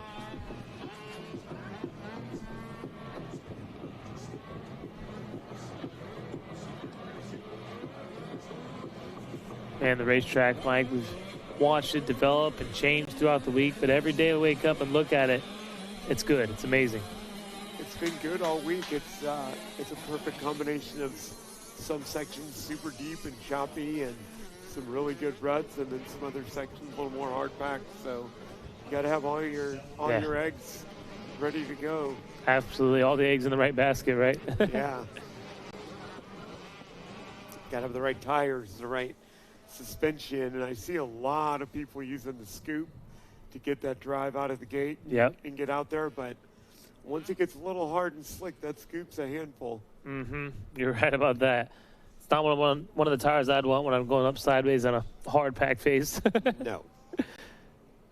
But it definitely has advantages, like on the starting line, that great start. It still gets great traction. And usually up there on the starting line, it's a little softer than it is out there on the racetrack. So you can definitely gain an advantage on the start, which is, I think, probably one of the most important things, or the most important thing. Yeah, especially in the amateur motos. It's, you know, in the pro class, in the pro races, the start's really important, obviously. But if you're the 20th place guy, you get a good start, you get a bad start. After 35 minutes, you're going to be right around 20th. Mm-hmm. Absolutely. You can't get a good start and hold those guys off for 35 minutes. No, not at that level. The better ones are just, they'll come and get you. Look at Nathan Tucker leading this out in front of Zyler Autone. Autone in second. Number 26, Trevor Gushoff. He rounds out your top three. And that's what we're going to take here is 3 in this one. Making the way across the line right now. We should see him check in on timing and scoring. There it is. Nathan Tucker, Zyler Autone, and Trevor Gushoff, 1, 2, and 3. Got to see who is not going to make the cut here. Who's going to try to make it happen on this green flag lap. It is going to be Jet Scodgers, Riley Gall, Tanner Tolan, Tegan Thomas, Hudson Bott, Caleb Matthias, and Silas Humphreys. Riley Gall, she's impressive. We've seen her a lot this year. Yeah, she rides really well. She's from up around me in Ohio, so I see her at all Scott Plessinger's races there and watched her, I believe, on a 50 last year or year before, and yeah, she's impressive. It'll be good to see if she can run these guys down. Absolutely.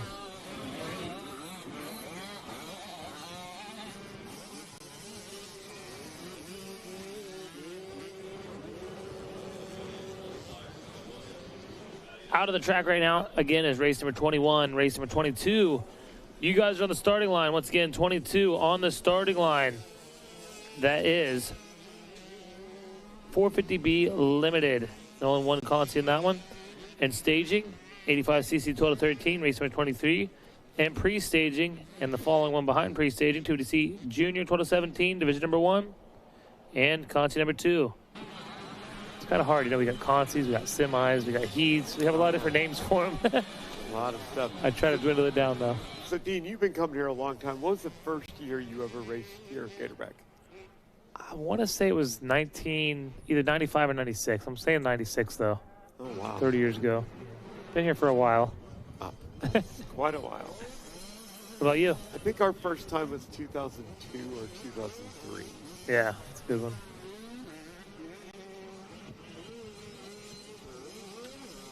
Here they go, Nathan Tucker, your leader on the racetrack right now. Doing a great job out in front of this one. 15 Machine, Zyler Autone in second. And these two are making some big separation over your third place rider, who's the number 26, Trevor Gushoff. But Gushoff has company. Here comes Scodris and Riley Gall close in tow as the white flag comes out. One more to go for this one. And we all know in the sport of motocross, the white flag does not mean give up. It means the exact opposite. It is time to go if you are the rider outside that transfer position, which is Jet Scodris on the 547. I'm sure the pit boards are out. The towels are flying. Got one more to go this. We're going to watch this battle pick them up now as they make their way through this little switchback and down to Gator Falls. It's Gushoff, Scodris. Looks like they're starting to get away from Riley Gall a little bit, so unless these two make a mistake, Riley Gall, unfortunately, not going to make it into that second moto.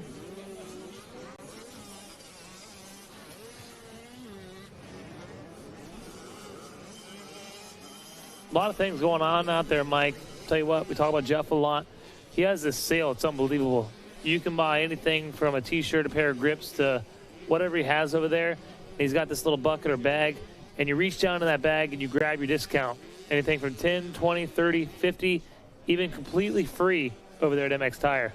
What do you think about? Like being at Kohl's. Exactly. That's definitely a Kohl's special for sure. What's your discount today? I think JCPenney's also runs that one. And don't forget Gypsy Soul, Black Friday sale, patch hat, $15. $15 for the hat and one patch for the hat. And how much are the patches after that? No, it's $15.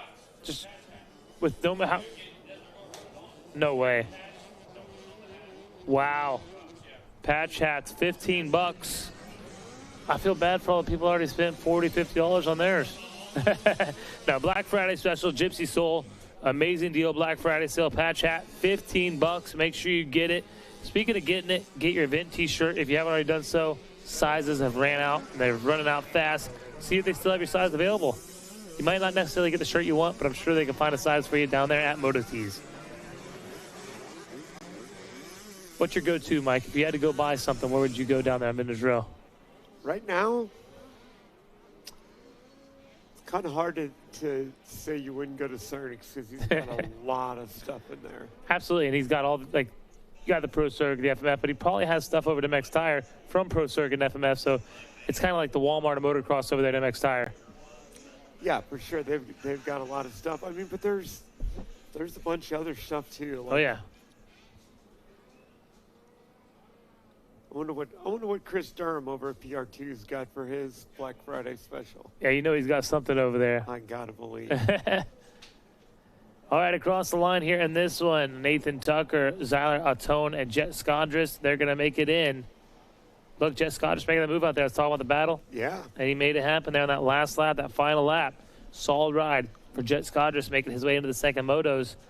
As we get ready to take two, race number 22. Race number 22, 450B Limited, Conti number 1. Get ready to take off onto the racetrack.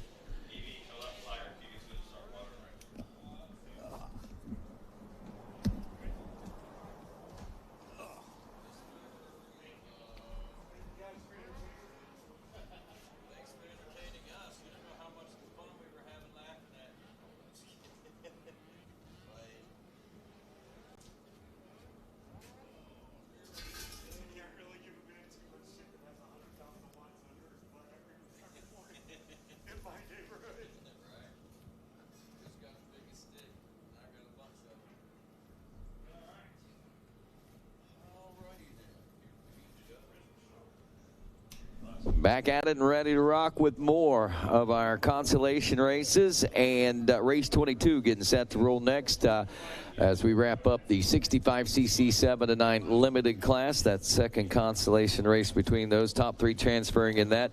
One consi race coming up here for the 450B limited. We'll be taking the top 6 from this, 21 riders. Going to be trying and vying for the top spots, including the 33 of Josh Greedy, the 34 7 Henderson, the 45 Gavin Pettit, the 99 Aiden Bailey, 123 Tyler Lynch, Jonas Allo, the 136, the 145 Travis Martin, 158 Nathan Snellgrove, the 179 Lorenzo Gioni, Kobe Gibbs on the 181, 198 Charles Brown, 259 Jacob Solomon, Cash Landry on the 357 machine, the 511 of Jasry Easton Thompson. 606 will be Joseph Buskirk. The 708 Christopher Henshaw. Tavin Crewtop, the 737. Tyler Moss, the 761. 922 Alex Taylor, and the 941 of Deegan Bloomfield. Wes Kane joining us now here in the tower. Race 22 on the gate. Race 23 set to roll after that will be the 85 12 to 13 consolation race. Again, top 6 will be transferring out of this particular division. Rodney, down on Vendors Row. I know you take a little, back to your camper that way for your break. Mm-hmm. I go down Vendors Row, and once again, I can't say it's a beehive of activity on Vendors Row with all the Black Friday. Black Market. Too. All the Black Friday sales going on. All those black market products. Hey, it's like being on a Mulberry Street in Manhattan, down in Little Italy. You're surrounded by Chinatown. Anyway, it's going good down there. I see people with goodie bags and from vendor to vendor, and just kids and moms are doing it, man. Get that stuff for Christmas. Get those stocking stuffers. That's what it's all about, man. It's Black Friday. It's time to close those deals, Yep. It's not what you want over at Moto Tees when you get ready to get that event T-shirt. Oh, bless you. Bless you. Must be that Creed cologne I got on. Something's got me, man. Tickling your little nostrils. Can't say enough about the SLR Rifle Works. Me and Megawatt got this crazy deal. All right, we took $10 a piece and put in a pot. We're gonna have we got 2 tickets. So what we're gonna do? We're gonna split it. So one of us is either gonna buy lower or upper from SLR win, and then we're ended up gonna get 2 pieces of equipment for the investment of the raffle ticket and the price of either upper or lower. Huh. And that's a deal. That's a deal. So me and Meg got this crazy deal going. If we win this thing, I told him he could go ahead and take it home, enjoy it a little bit. We were going to share visitation with it. You get it for 6 months. I get it for 6 months. I'm like, why don't we just decide what we're going to buy, and then we'll just you get the you'll buy a lower, you'll give me the upper, and or whatever we do, we're going to end up with 2 pieces with a small investment.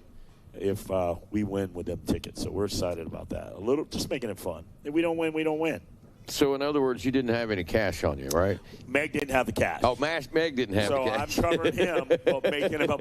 I'm covering See, Meg. I love how you do that. I mean, you give him the cash to do it, and you say, hey, we're going to split this. I got so much stuff going back at the house.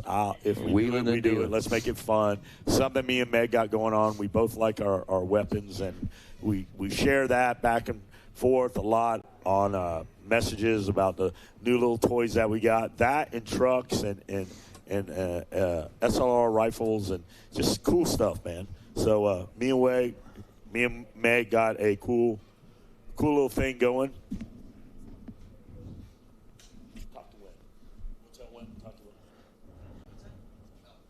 101, the ticket numbers?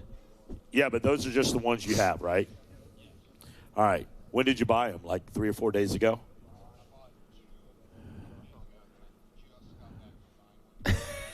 Okay, yeah. That's the ones that usually win, the ones that are on top. So Griff bought 2 the other day, went back and bought another one, hoping that it would be on top. Griff, our director there, he is switching cameras and all that stuff. Track maintenance underway, if you're wondering why we're just sitting here chit-chatting like this. And this give us a good opportunity to say thanks again to the many fine folks that helped make it possible for us to be here. And, of course, we look at all these banners around this race course, all these great folks that are here with us out in the pits like this. I mean, just unbelievable support when you look at the big picture in all this. Hey, real quick, also want to remind you, got a message from Mark over at VP, the 50th anniversary. They're celebrating that, and to help celebrate that, and thanks to the racing community, their Black Friday special, buy one pail, get the second one at 50% off.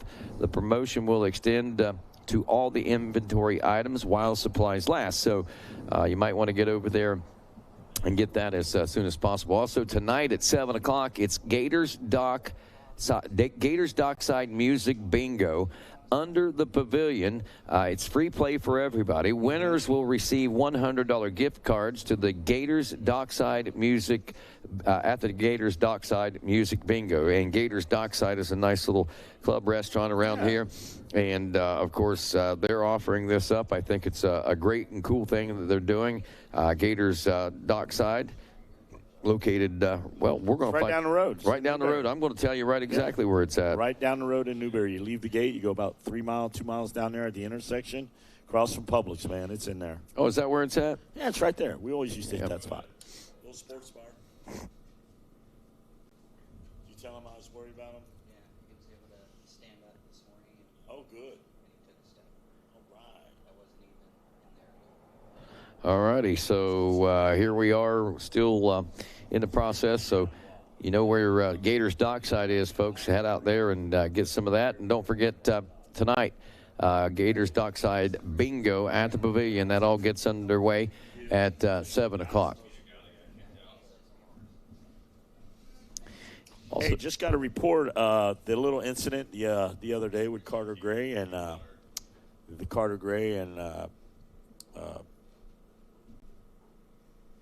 I'm having a brain fade now. I'm just thinking about Carter Gray out there with Adrian Steinbrecher. Yeah. Carter Gray is good. He's going to be fine. I know a lot of people have been asking me, but Carter Gray is in good spirits. He actually got up and walked around today, and they didn't expect that, so took a hard lick. But, hey, all the prayers from everybody out here, Thanksgiving. He sent word. He wishes everybody a happy Thanksgiving. And Carter Gray felt your prayers, and he is going to be good, man. So hats off to the good people that put their hands on him to make sure that he is good and safe. And everybody involved, man. Hats off to you, Carter Gray. We will see you at the racetrack in no time.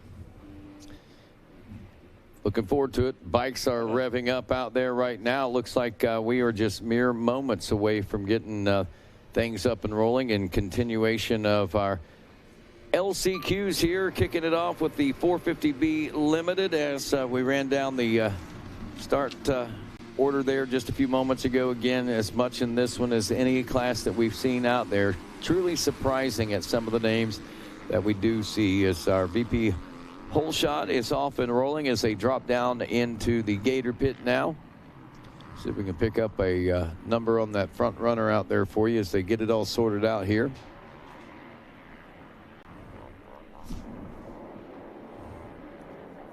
A couple of breakaways out there trying to happen right off the bat there. We'll see what happens here as looks like the 511 and the 708 of Christopher Hanshaw. Jasry Easton Thompson are up front battling for the 1 and 2 spots right now.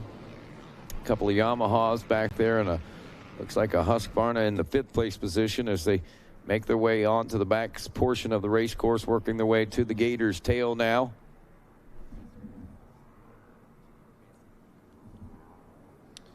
Oh, yeah, making it happen, guys. These LCQs, we got a lot of them. But don't forget, we're going to wind down, and then we're going to start second motos. So everybody's pumped. We're super pumped about the podium. And it's going to be a good one, man. So make sure you tell everybody, tune in on Racer TV YouTube, on your streaming app. Also, the Dirty 100 app on your listening device, your cell phone. And just click on it, and it is powered by Dunlop tires. If I'm not mistaken, nope, that looks like a red machine, a Honda, and that would be Christopher Hanshaw, the 708, I believe, has established the lead in that first lap battle out here. But I don't know, maybe not, because look at that. As soon as we say that, the 900 of Jaron Jones, who had been working up from about 4th or 5th, saw him inching his way up. Didn't see him make that pass in the second. That's how quick it happened. He went from 3rd to 2nd to 1st in the blink of an eye, basically, in a small section of the racetrack. And now we've got a new leader with Jaron Jones and Christopher Hanshaw back in the number 2 spot. As we look back and see how it all sorts out in that number 3 position, we've got about 3 riders that are waging battle for that, including Sevin Henderson, Colby Gibbs in 4th, Tyler Maas in 5th, and Jasry Easton Thompson, who was one of the riders battling for the early lead back in the 6th and final transfer spot here at the end of lap number 1.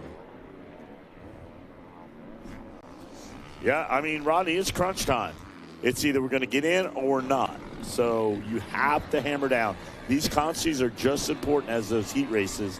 Dad's giving you the go-ahead. Mom is like, yeah, we don't want to end it today. We want to go ahead and continue and do the best we can and get in that second moto and be part of this program. I'll tell you where the hot seat has to be right now. It's got to be in probably that 5 and 6 position, maybe even up as far as 4th.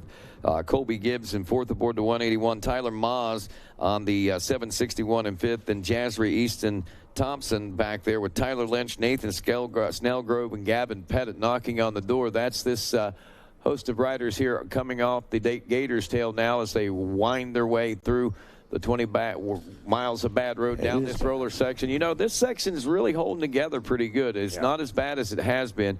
And one thing that, you know, and pointed out, even Ryan Sipes noticed, you know, they aren't tilling it as deep this year, it doesn't appear. So we aren't getting as deep ruts and things. But the course is certainly developing its own race pace out here. And it's been a good one so far. Put together some great battles that we've been able to bear witness to. And, you know, I've said it, you said it, I've heard the other two say it. This is likely one of the most competitive Mini O's I've ever seen. Absolutely. I mean, all the way down through LCQs, there ain't one guy that runs away and says, I got dealt into LCQ. I'm gonna get all of these guys and run away. Nobody is safe. Nope, you got Jones and Hanshaw still running 1 and 2, about 4.7 seconds separating those two. Sevin Henderson in the number 3 spot with Colby Gibbs in 4th. That's after 2. Maas Lynch is in that number 6 spot. So there we see that Jasry Easton Thompson has dropped off to 8th, but Gavin Pettit's gotten around to him as well. So tough break there for that. I tell you, when you talk about the 20 miles of bad road, like I said, I go that way, you go that way. But for the people that listen to us all day and they leave to go somewhere, either the gas station, and they drive by that, this view here does not any justice to that. You can see it on Racer TV, but to go by there and lay eyes on that, it is like a washboard 0.20. It is rough, and they go fast across it. They're making split second, half a second, tenths of a second decisions over there that it would take me, probably you, Rodney, a little bit to make that decision. I don't think I can make it that quick enough. Just the confidence in your machine, your abilities, and the ability to be able to ride through that is just remarkable what we see out of these young pilots. I mean, I'm talking about kids all the way down to 4 and 5 years old in that 50cc class. It's remarkable. And again, you talk about, looking at that from here, from that angle, driving past it on the roadway or seeing it from the sky. Go out there and stand by it. Get close to it. It'll be a humbling experience, I promise you. Dad, when you say you're not going fast through there, well, you get on something and try to go across there. You're not going to do it. You can't even do it on an electric pedal bike. I'm just telling you, out of respect for the track and these riders, and it all goes to setup.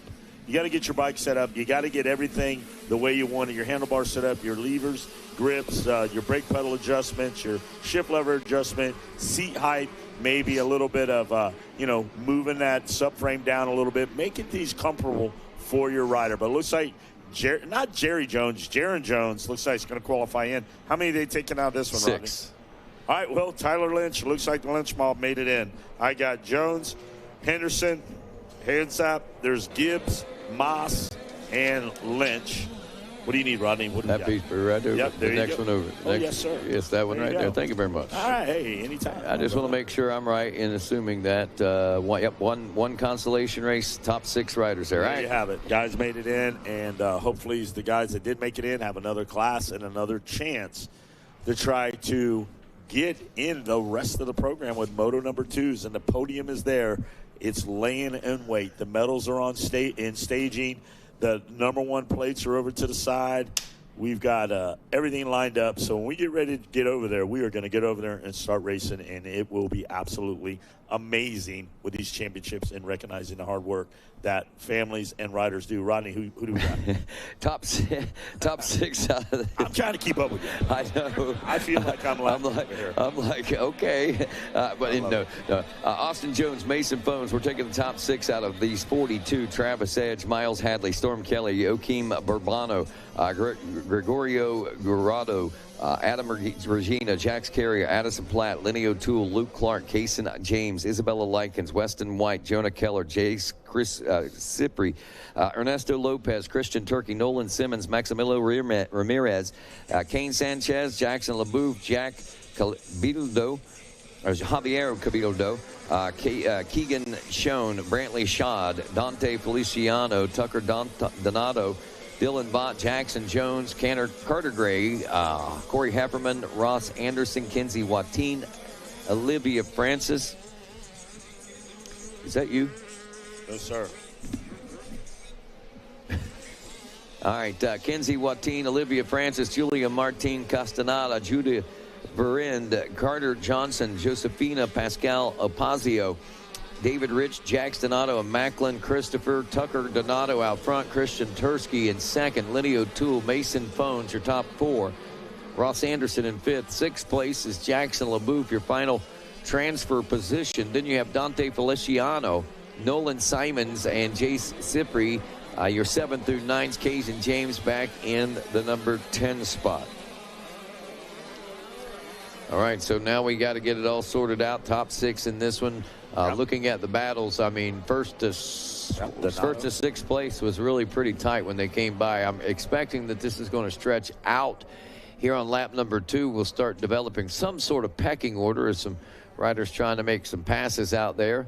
Our leader, I think, has pretty much broken away. He had a 7-second lead over the rest of the field whenever he came through. So Tucker Donato, maybe he feels like he doesn't belong in the LCQ. He has got the go-ahead from the whole camp. Get after it. I fed you a great turkey dinner last night. No excuses. Get her done, son. And Tucker Donato has dropped the hammer, but not to count anybody else out. Christian Tursky, Lenny O'Toole, Mason Phones and Ross Anderson and the rest of the crew. There's Jace Kippy. All right, there's your leader right there. He jumps in there. That is the 424 of and Phones is one of those guys over there that's hanging out in the Toyota Tundra. Now, is it Phones? Is it Phones? It is Phones. It's not Fonz. It's Phones. We don't want to call him the Fonz. Nah, old man Phones is cool, man. He's down there. He's part of that crew down there. With the Knox Ray posse.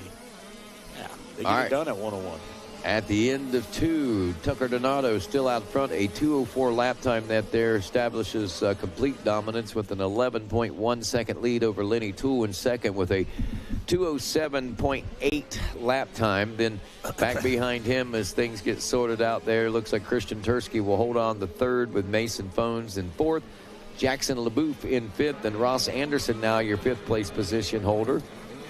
Looking for any riders that may be making some gains out there. Nothing major. Yeah, Storm Kelly moved up a couple spots. He was down there in 21st. He's up to 19. He's got a long way to go. How many are you taking out this one, Robbie? 6. He's got to get 6. So magic number is 6. You got to put your head down and start going like a madman. You got to get after it.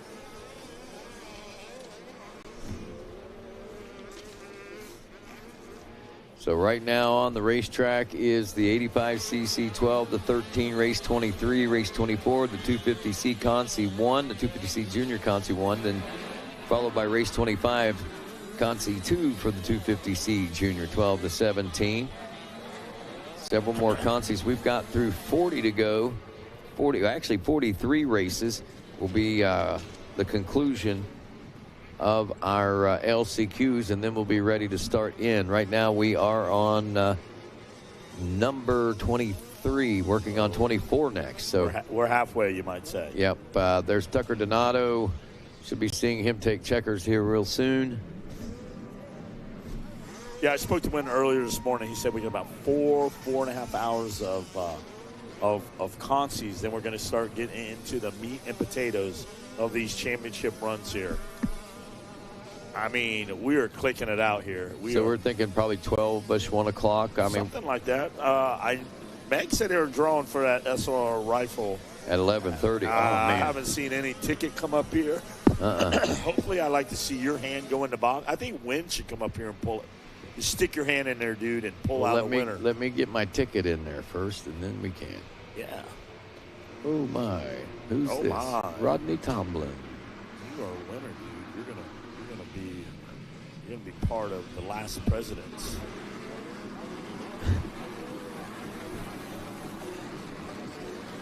Don't put me in. Hey, man, it's a lucrative business, I guess. You got to be in and out in 30 seconds. Make every second Watch count. that time, man. Time. All right, here we go. Out. Excuse me again. About time for some more of that gypsy juice. Yep, sounds like it. I gotta know that. I gotta figure out the concoction for that. I need to just start making some of that up. Yeah.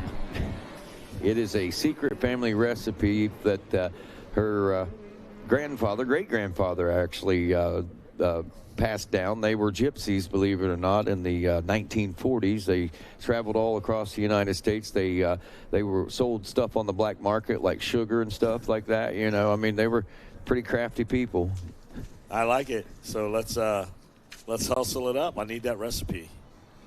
I'll give it to the old moonshiner Josh, and he'll brew me some up. A guy called me yesterday. He's got something up his sleeve. I don't know if you guys watch Moonshiners. Yeah. But Moonshiner Josh is my buddy. He's a good dude, man. I got a buddy of mine that's good friends with, I can't remember which one it is, but he brings them up all the time, man, and they have a hoot. Yeah. Funny. He comes out. We get him up there at Travelers Rest up there. He comes to the stock car track and sells merchandise, and all the kids love him. So he's a character, man. I like to get him out here. His eyes to be big and wide. All right, Jagger Agger, Sebastian Rosado, Caden Pedigo, Braden Benz, Cullen Finnegan, Harry Braden, Braden Dorvell, Michael Snyder, Javier Saldaria, Levi James, Lucas Carvalho, Caden Van Zyl, Carter Treschel, Lucas Figueroa, Davey DeCosta, Talon Ekholm, Lucian Curtis, also Deegan Van Harten, Nicholas Segal, Jackson Thomas, Ryler Spar, Balin Lockard, Declan Carmody, Jet Lewison, Jacob Slicer, Ryan Gorbig, Francisco Perez, Jacob McQuiggan, Alexander Ciceretti, Dixon Holland, yes, Andrew Chiartarella, Ryder Bechtel, Gabe Honick, also Walker Brown, Bryson Baird, Quinn O'Hara, Austin Hudash, Blake Little, Hudson Byrne, Cameron Roll, Travis Lowranger, and Sam Swaffer. A couple of names there kind of grabbing us up there. Top top 3 in this one will transfer. We've got 2 Concies at 250C Junior, so it's only going to be the top 3. And Carter Dreschel has this one on point, at least on the first lap. He had about almost 6-second lead over Jacob Slicer. Hudson Byrne in the number 3 spot. That would be your final transfer spot if it was to finish like that. But again, we've got 3 laps of racing, so a green-white checker is basically what these riders see. And looky here. It is time. Chase is up here. Chase Parks. And I'm going to go in here. Can you draw since you got a ticket in? Hey, I got the officials up here, and I'm flipping them around. I'm digging around. And lo and behold, I got one. Is that yours? And I'm clean. Everything's good. Oh, I already know it's not mine. Rosemarie Morales, you have just won a SLR Rifleworks AR-15, ticket number 25150-080. You are a winner, and you have a fine piece of machinery hand-built. And I know, Chase, your hand is in there by SLR Rifleworks. You have got a Timex. He did. You've got the Rolex, the Breitling of AR-15s. High five, bro. We got a winner, and it's not me and Rodney. I got to figure. Oh, wait a minute. We got another raffle over there. Oh, I'll take this. Thank you. We're gonna be hydrated up here. Oh, look at here. Blood orange, blue raspberry. What is this? Dietary supplement, Micra. Optimal hydration at the cellular level. Yeah. Where can we get this stuff at? Right on Vendors Row. They've been keeping me pumped up all week. Wow. Isn't that good, huh? Put one little. I need some of this. Yeah, I'll split it with you. You get one, I get one. What do you want? I'll take the blueberry. All right, I'll take the blood orange. Passion fruit. I like fruit. What you do, just pour a little bit on top of your little bottle. Okay. Drop it in there, and you are like fire. All right. Rodney will be on fire with some hydrants. I'm on fire. Can you imagine? That was great. You saw me pull it, so it was all good. No, yeah, that was legit all the way. I'm pumped, man. Had you pulled your name out, I would have wondered, but you know. But, no, I watched it. It was all no sleeve, just a tattoo. Meg, we tried it, bro. Yeah, there was a sleeve involved, but it was a tattoo. Hey, sleeve. hats off to SR Rifleworks. Yeah. You've got a great little Thanksgiving present there. Yep, and, somebody's very happy. Somebody got some great Homeland Security. All right, Dreschel out there. Slicer, Siegel, Byrne, Hushdash, Pedigo. Hey, Meg, great. Hey, it was a small investment. Good job. We did it. Got it. You win some. It was a great story if it would have happened. Yeah. It would have been like a walk-on home run, dude. Pow. Or like the day they called Tom Brady off. Okay, walk off. All right, well, how about this one? The day Bledsoe got hurt and they called Tom Brady into the lineup. That was a day of history. Monumental. Something's going to happen. Get that rookie in here. He was terrible at the combine. Just get him in there to finish the game. And guess what? How many Super Bowl rings later? A bunch. Come on, I need the voice from above to chime in. How many Super Bowl championships does he have? 6? 5, 6. Carter Dreschel, Jacob Slicer, and Nick Segal in their own Super Bowl out here. Dreschel 7.1 seconds at the checkers on that one, as he'll have a spot on the gate in second moto. Not the best first moto score, but at least a time of redemption may lie at hand for Dreschel. Jacob Slicer in the number 2 spot. Nicholas Segal in the number 3 spot. Consi, 2 of these 250C Junior 12 to 17s off and rolling now. We see Weston Crisp, also Ian Washik, Gabe Morales. Oh, I would imagine that Rosalie would be his mother. Hey, so how nice would it be if they won this one and got in? That would be pretty cool. Hey, we're going to the next round. You won that, and I won this.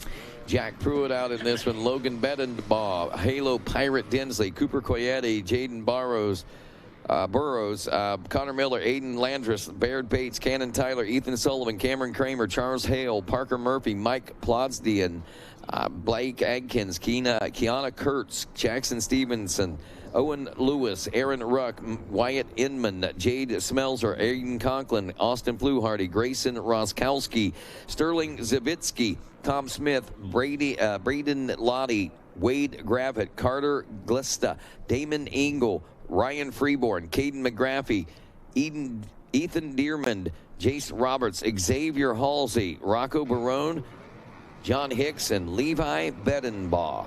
Hey, real quick message here. Our good friend Dominic in the dog box says, hey, make an announcement for somebody to bring me a turkey and mayo sandwich and a cannoli.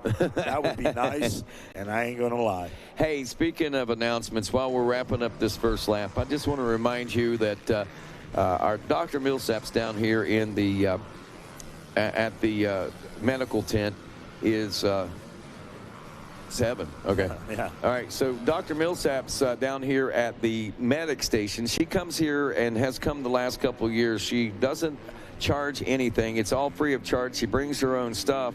And basically what I'm saying is stop over, see her, visit with her. If she's helped you throughout the week or been there for your kid, or just knowing that she's here, it makes you feel good. You'd like to help out a little bit, maybe pay for some of those supplies that are being used up through the week, especially if it helped you out.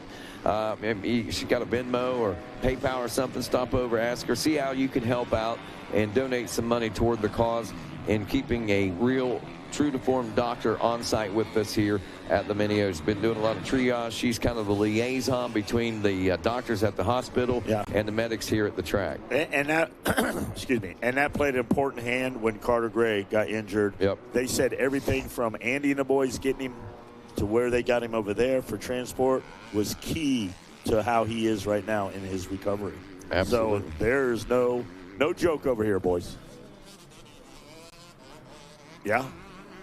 You say she's partners with Dr. Tanner from GNCC, so she knows motorsports, safety on site. So those folks know moto. They know off-road racing. They know motorcycle racing, so they understand the how everything works and the severity of how critical the right care is in these circumstances. So thank you again for being here, and if you can help her out, stop over and help them out. We certainly appreciate, she certainly appreciate that. I know that absolutely a lot of folks, I know some folks up here are planning on it, and again, thanks to Brianna. Gotta have that first response is very important. Carter Drashel leading after. Nope, that's a different one. Jaden Smeltzer leading Caden McAfee and Blake Adkins 1, 2, and 3. We got Logan Bedenbaugh. He was 4th place at the end of that first lap with Aiden Conklin in 5th and Cooper Coyetti back in the number 6 spot. Weston Crisp also back there in 7th. There's a couple of names that you would expect to see not here already with a position on the gate. But again, we keep reiterating the talent pool is deep. It's deep all the way back to the guy in 21st in this one right here. Owen Lewis, Engel, Denzel, Wasik, Kramer, Zavitsky. Every platoon around the world protecting our freedom, there's a Zavitsky in every one of them. Is that right? Zavitsky, get up here with the Bangalore. I need you. Cut that barbed wire. Take out that pillbox. There's one in every platoon. He rolls up. He's from Wisconsin. Grew up on a farm. Got glasses on. Kind of wobbly. Kind of like, can this guy do Saves the whole troop. And here he comes. He saves like the whole platoon. Yeah, Zavitsky. I love it. It's a great story. Smeltzer. I made it up. No, it's true. Smeltzer, Conklin, and Adkins 1, 2, and 3. Bedenbaugh still in the number 4 spot, but was right at a 3/4 of a second. So honestly, Aiden Conklin under pressure from both Blake Adkins and Logan Bedenbaugh, as I think this might be the battle that we're watching here on screen. Maybe the final transfer spot just before our very eyes. That was the 84 of Blake Adkins, I believe. Those ruts are a little deep, especially when you're on the balls of your feet and it pulls that leg off. You got to weight that left leg or right leg wherever that leg comes off. I think there might have been a change there. I think maybe Bedenbaugh might have got around, or one of our riders back there. Let's see here as they get closer to the announcer's tower. We get a bird's eye view on them. Hey, guys, if you're sitting on the fence, please bring your rider down into the behind the fence. Dad, you're right here in front of the announce tower. Bring your rider. You see him right there, Dad. You took your red hat off. Make sure that rider comes off the fence. If you are on the fence, please pull your rider down into the viewing area. The blonde-haired lady with the green sweatshirt on, tap your old man on the shoulder and tell him, get him off the fence. Thank you. Yep, there goes somebody. Thank you. Yep, we got to have you down. Thank you. If he falls over, thank you. If he falls over backwards, Dad, I know you got him. I know you'll never let him go. Just for our heart purposes, I thank you for that. Believe me, I would want to be doing that too. Rodney would just let me fall right off. I would. I'd put you up there. I've been trying to get rid of you. You're like Joe Dirt. He'll leave me at the rest stop. All right, Conklin smells. Somewhere on 79. Logan Bedenbaugh gets that final transfer spot in that one. So it's Aiden Conklin, Jaden Smelser, and the number 12, Logan Bedenbaugh. Again, these are unofficial, but look at that. Bedenbaugh really picked it up. 2 minutes flat. Just under 2:01. Yeah, right there with the leader, Smelser. So might see some big gains out of him, big things, if you will, in the Moto number 2. All right, next race, race 26, 85cc, 9 to 11. 41 riders in this consolation race. This is the first of at least 2. Do we have 2 or do we have 3? We got 2 of these, so top 3 from each one of these. Shannon Tarno, Caden Lazinski, Aiden Held, Baltazar Goni, Hudson Workman, Nicholas Gongalves, Christian Fahrenbrook, Mikey O'Donnell, Bryce Williams, Joey Snyder, Ryan Ciceretti, Jack Sipes, Jace Gaithercole, Abel Milhorn, Ryder Ferrix, Mattias Orula, Tanner Bruckman, Adam Aguirre, Mason Hooley, Ryder Palmer, Hunter Clayton, Lynx Lacey, Kyle Fitzgerald, Archer Dorn, Samuel Portia, Carson Ballinger, also Jace Potter, Trayson Walters, Benson LeBan, Caden Brady, Gabe Cabrera, Jason Wise, Bo Engel, Reese Max, Kaysen Neck, Julian Lubinsky, Julian Martin Castaneda, Carter Hooper, Raylan Seagraves, Braxton O'Brien, and Jackson Keller. That's 41 riders. Top 3 only will be transferring from this. Ooh, that means you got to shake and bake like Ricky Bobby.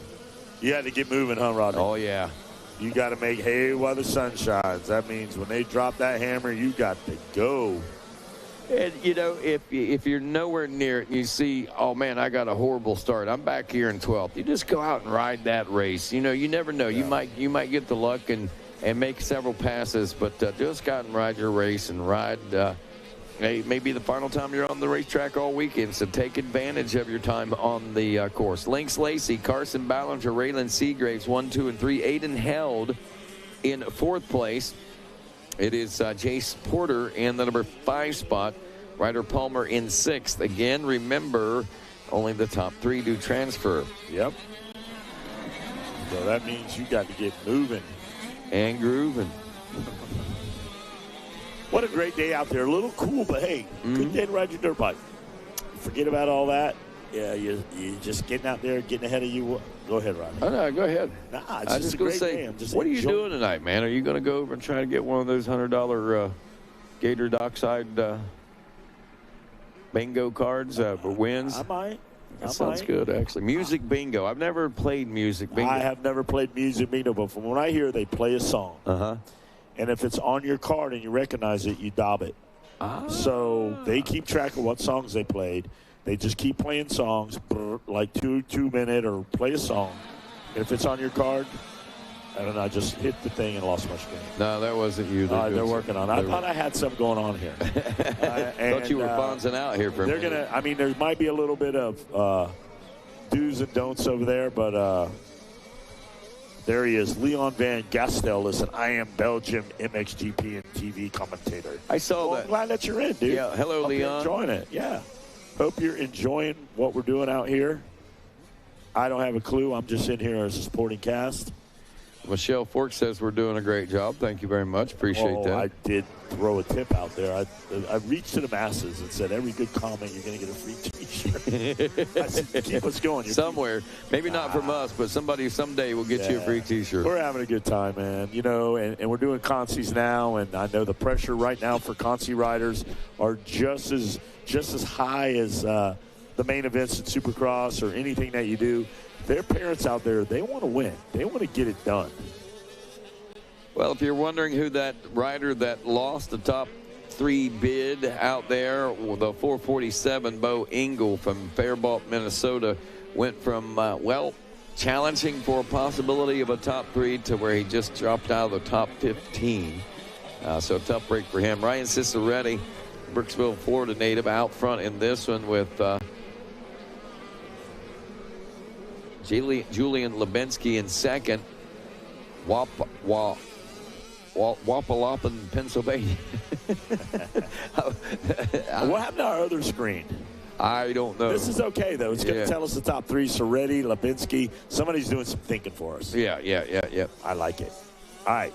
Soretti, Lubinsky, Brady. There's our top 3 to transfer. If you're Alguire, Gawney, Ballinger, you got to get moving. You're on the bubble. Jace Porter, Held, Levon, Frankenbrook, Far in Bruck, yeah? Yeah. Number 37? Fahrenbrook. It's an educational day for me here. There you go. That's why I hang around smart people. And then a B. Rice. Yeah, I see that. Jackson Keller. BIU, Engel. Gawney. Is that Gawney or Gawney? I had the dad come up and say he actually poked me in the chest. And did he say Gawney or Gawney? I was just so scared. He just poked me in the chest. Well, I mean, he had a smile and he said, "Hey, get it right up there, you and your guys." And I was like, "Okay." I mean, that is such a commanding name, though. Baltazar. Baltazar. I mean, that's Gawney. That's pretty cool.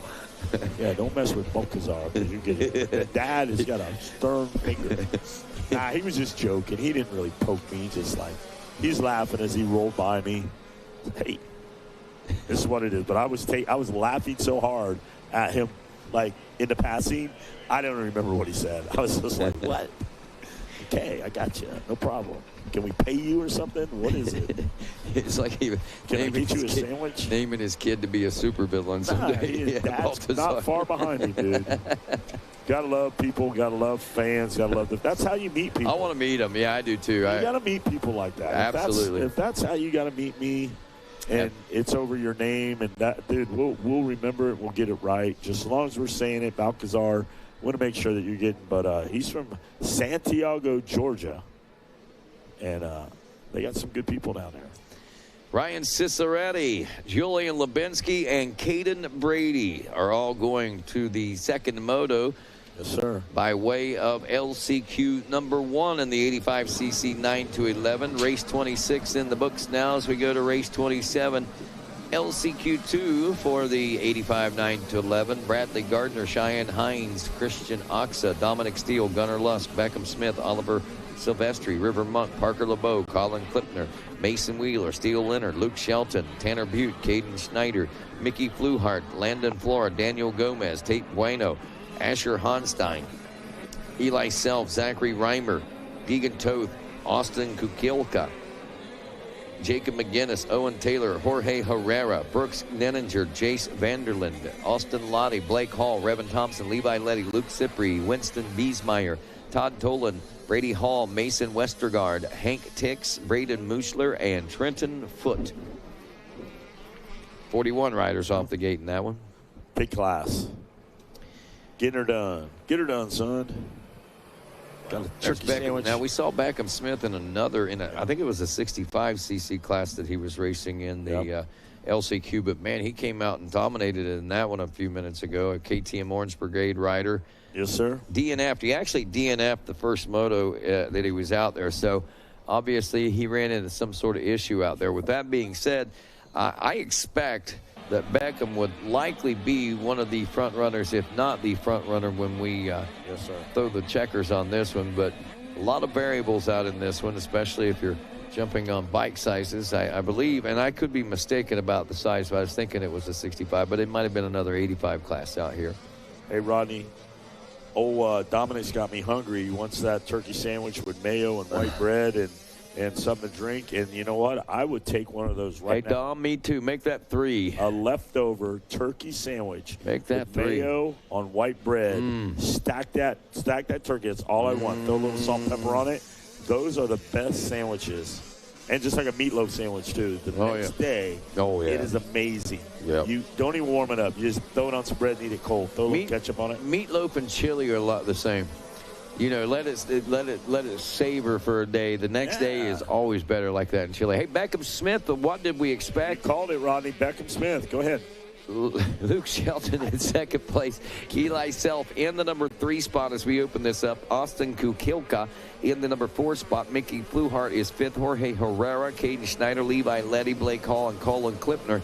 That's your top 10, but again, it's the top 3 that transfer out of this consolation race. And making the grade on that's going to be a little tough. You know, looking at the end of the first lap, I can see that we're a lot tighter. So there's a chance for some bigger moves here in the early part of lap 2, but as we move through lap 2, you can see that things and riders are starting to establish themselves a little more solidly out there. So our top 3 are just exactly that. And is that Mickey Fluhart now up to the number 3 spot? I see a Husqvarna that has moved into that position. I got a gas with Eli Self, who was 3rd, and Austin Kukilka, a KTM 199. Yep.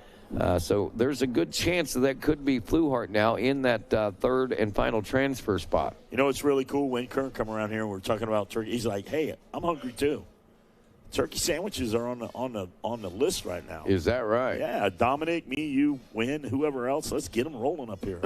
Every mom should be rolling up here, Dad. With some we should have a stack of turkey sandwiches up here. Who makes the best turkey? Is it Pennsylvania? Is it West Virginia? Is it South Carolina? Is it Florida? Hey, you know New Hampshire? Yeah, you guys got it going on. You got one on a rotisserie down there. What I did here is they play the song for 1 minute.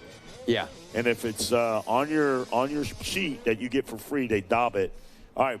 You got something brewing, right? Well, we got a race brewing right here below us, and yes, we can continue with that thought here in just a moment. But Luke Shelton and Eli Self, and well, like I said, these final transfer spots are still very thick and very hot. The white flag is out for Beckham Smith as he's made his way through. Shelton, Self, Kukilka, Fluhart, those guys have been waging a battle over the course of the last lap, and we'll see how things are turning out for him now. Shelton and Self still in the 2 and 3 spots. As far as the 4th place position, we'll see how things are working there. I thought that maybe Fluhart might have moved up in a position or 2 there, but I must have been looking at the wrong spot on the track, and obviously I was, because I was counting back from these 3 riders. I didn't realize that Beckham Smith was so far ahead. So that's where I saw the white bike. Now that's changed. I believe that we see that that has changed just a little bit, but still got Smith, Shelton, and Self 1, 2, and 3 as they motor their way around. Now Self had a 3-second lead over Kukilka, that 4th place ride, so bearing no problems there, he should be able to maintain. But with him pushing Luke Shelton the way he is for the 2nd place spot, if they push themselves into some sort of mistake, all of a sudden, Kukilka, Letty, Fluhart, they could be in the catbird seat. Yeah, a lot of these guys you're not used to seeing, but in these situations here, Fluhart, name a few. Beckham had a problem, but you know what? That's what they're for. They want to get you transferred in. Every one of these riders deserve a shot to get in there. Great job out there by our staff. Track looking good. Starting to warm up a little bit, Rodney. And it is shaping up to be a Chamber of Commerce day here in Newberry, Florida. What else would you expect at Gatorback Cycle Park, right? Nothing but the best. Hey, don't forget, download that app. 3100 on your streaming device, powered by Dunlop. And the live stream brought to you by Racer TV. Also, you can watch on your laptop or your streaming device, your TV at home. But if you got to run to the store and you want to keep up with the action, download that app, 3100, powered by Dunlop, and you can keep an eye on everything that's happening out here at the Mini O's. All right, 250B Conti coming up next. Beckham Smith taking the checker in the 85-9 to 11. Again, top three. This is the second consolation race out of this. We're looking for Luke Shelton and Eli Self. They were battling for that second place position. Now, how they come across the line is Shelton and Self, so no changes there. Letty will finish. Ooh, Letty had pulled up. See, that's what happened. They got in that battle. Levi Letty was able to reel him in, and Letty's a fast one himself, so kind of surprised he wasn't in top three early on. All right, 250B Conti. Race 28 coming up next. We'll take the top six out of this one, Wes Kane. Yes, sir. As they sort it out across the Gators back and head on back. Logan Edwards, Christian Nyman, Kane Bolasina, Chase Engelwitz, Marco Carranza, Jack Poulin, Harry Seal, Ethan Kaufman, Tyler Tulas, Jack Davila, Cooper Bergeron, Jesse Furtado, Seven Henderson, Jake Dunes, Mila Baltic, Michael Thornton, Aiden Bailey, Jack Brown, Bailey Murphy, Seth Wallace, Jonas Allo, Jacobo Roman Velasquez, Jackson Schiller, Nico Holmes, Briar Stasek, Tyler Tilson, Heo Ferrara, Austin Phelps, Lottie Van Drunen, Grayson Wilkins, Nathan Snellgrove, Joseph Buskirk, Tavin Crewtop, Oliver Camp, Alex Taylor, and Jake Roberts. Wow. Full to the gill. All the way back to the gill. That could be a main event gate right there. What are we taking out of this one? We're taking the top six, I believe. So you got to go. Yeah. You got to go. Got to go. The talent's back to the last place guy. So it's the Hoo-Hoo out here in race 28. If you're listening, 250B Consi 1. And here they come down to Gizmo Mods front straightaway. A tagline of talent. Nose to tail. Nobody's getting away. Nobody's running away and hide. It is the survival of the fittest out there with the best in the business here in this 250B Constellation Race 1. Top six go, Rodney. And I am looking at the number 91. Is that me? 81. Or it might be Michael Thompson. Okay. If that's a 91, he DNF'd his first time out. So little redemption time for the 91. Wesley Chapel, Florida. Brought to you by Thomas Holmes Services and Triangle Cycles, as well as 110 Racing. The boys are firing out of that pit. Yes, they are. And at the end of that first lap, here's the way we're going to see things breaking down. Thompson out front of Jesse Furtado. Briar Stesic is third. In Seven Henderson in fourth aboard the number 73. In fifth, Austin Phelps. Jackson Schiller in sixth. A lot of the riders that I expected up there are there. A couple not maybe, but that's your top six. Oliver Camp seventh. Christian Nyman in eighth. Jack Poulin in ninth. And Harry Seal rounds out your top 10. Riders like Nathan Snellgrove, Jake Roberts, Nico Holmes, Jack Davila, all outside the top 10. We're talking into the 12s, the 14s, and the 19 and 20 place positions. All right, great job out there. Old Jake Roberts knocking at the door. Jack Brown. Lottie Van Duren back in 16th. Got to make up a few spots. But if you really want to see how fast she can go and she can go, just stand on the fence and watch her come down from out of the pit all the way back down into the pit, matched up with anybody out there in this class. A lot of speed, a lot of form, a lot of get up and go there. There's old Joey Buskirk, Jonas Allo, Murphy, Davila, Nico Holmes, Jack Brown. But let's see if Michael Thompson can lead him around one more time. Well, Thompson on point at the end of lap one and seemingly in control. He did have a bit of pressure being applied, but Furtado does make the pass on him, and Thompson does drop back to second. But the final transfer spot, or no, we still got top six. Sorry, stats Yes, 7 hit. I'm used to running the top three. Austin Phelps and Jackson Schiller. Yeah, this is the one that Furtado had the bike issue. I believe I talked to Josh from EBR, and he was just running so hard out front, he just fried the fibers in that thing. So have a little talk with him. You got to get off that clutch. You need to go down there and see Randy Yoho and let him turn that clutch lever up. He'll give you a few Saturday mornings down there without it, and next thing you know, you only need it for a few times out there on the track. Wow. Yeah, one thing that I do notice, there's not very many Kawasaki's. I think I've seen two in this starting lineup that were Kawasaki's out there. Austin Phelps and Ethan Kaufman, and they're running 17 and 18 actually. Phelps was running it up in a sixth place. I thought he might make a bid for a It was just outside the top 6, but I thought he was going to make a bid for one of the qualifying positions, but evidently he found a issue and drops back several spots there to the 18 position, or 17 position anyway. And he is making it happen.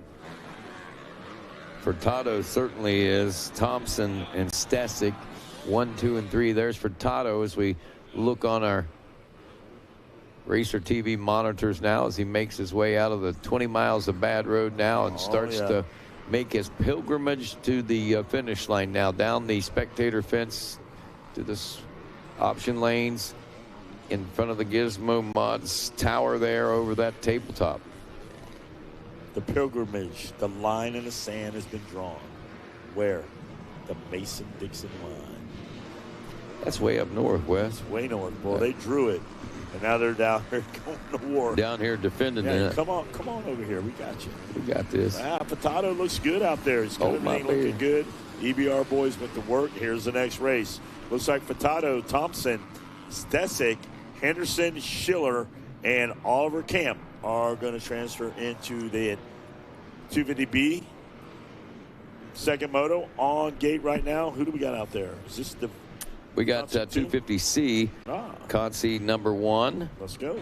Yeah, so making sure that Henderson, Schiller, Henderson makes it. Oliver Camp in 5th, and then Jackson Schiller finishes out 6th place, your final transfer spot there.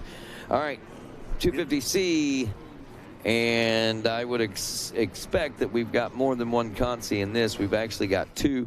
Top 3 will be heading out of this one also. Simon Cortada, Preston Miranda, Gabe Morales, Easton Edgar, Logan Head, Caleb Bester, Katie Nadler, Hayden Graves, Keith Nodler, Piper Carver Coombs, Cannon Tyler, Michael Snyder, Lucas Scapanero, Wyatt Jaromski, Avery Rosenbaum, Nathan Ruff, Joaquin Gomez, Davey DeCosta, Ryder Taylor, McKinley Hayes, Chance Landis, Grayson Roskowski, Thomas Smith, Balin Locker, Kyler Kubik, Braden Lottie, Declan Commodi, I should say. That is Jacob Slicer also. That is your first division of 2.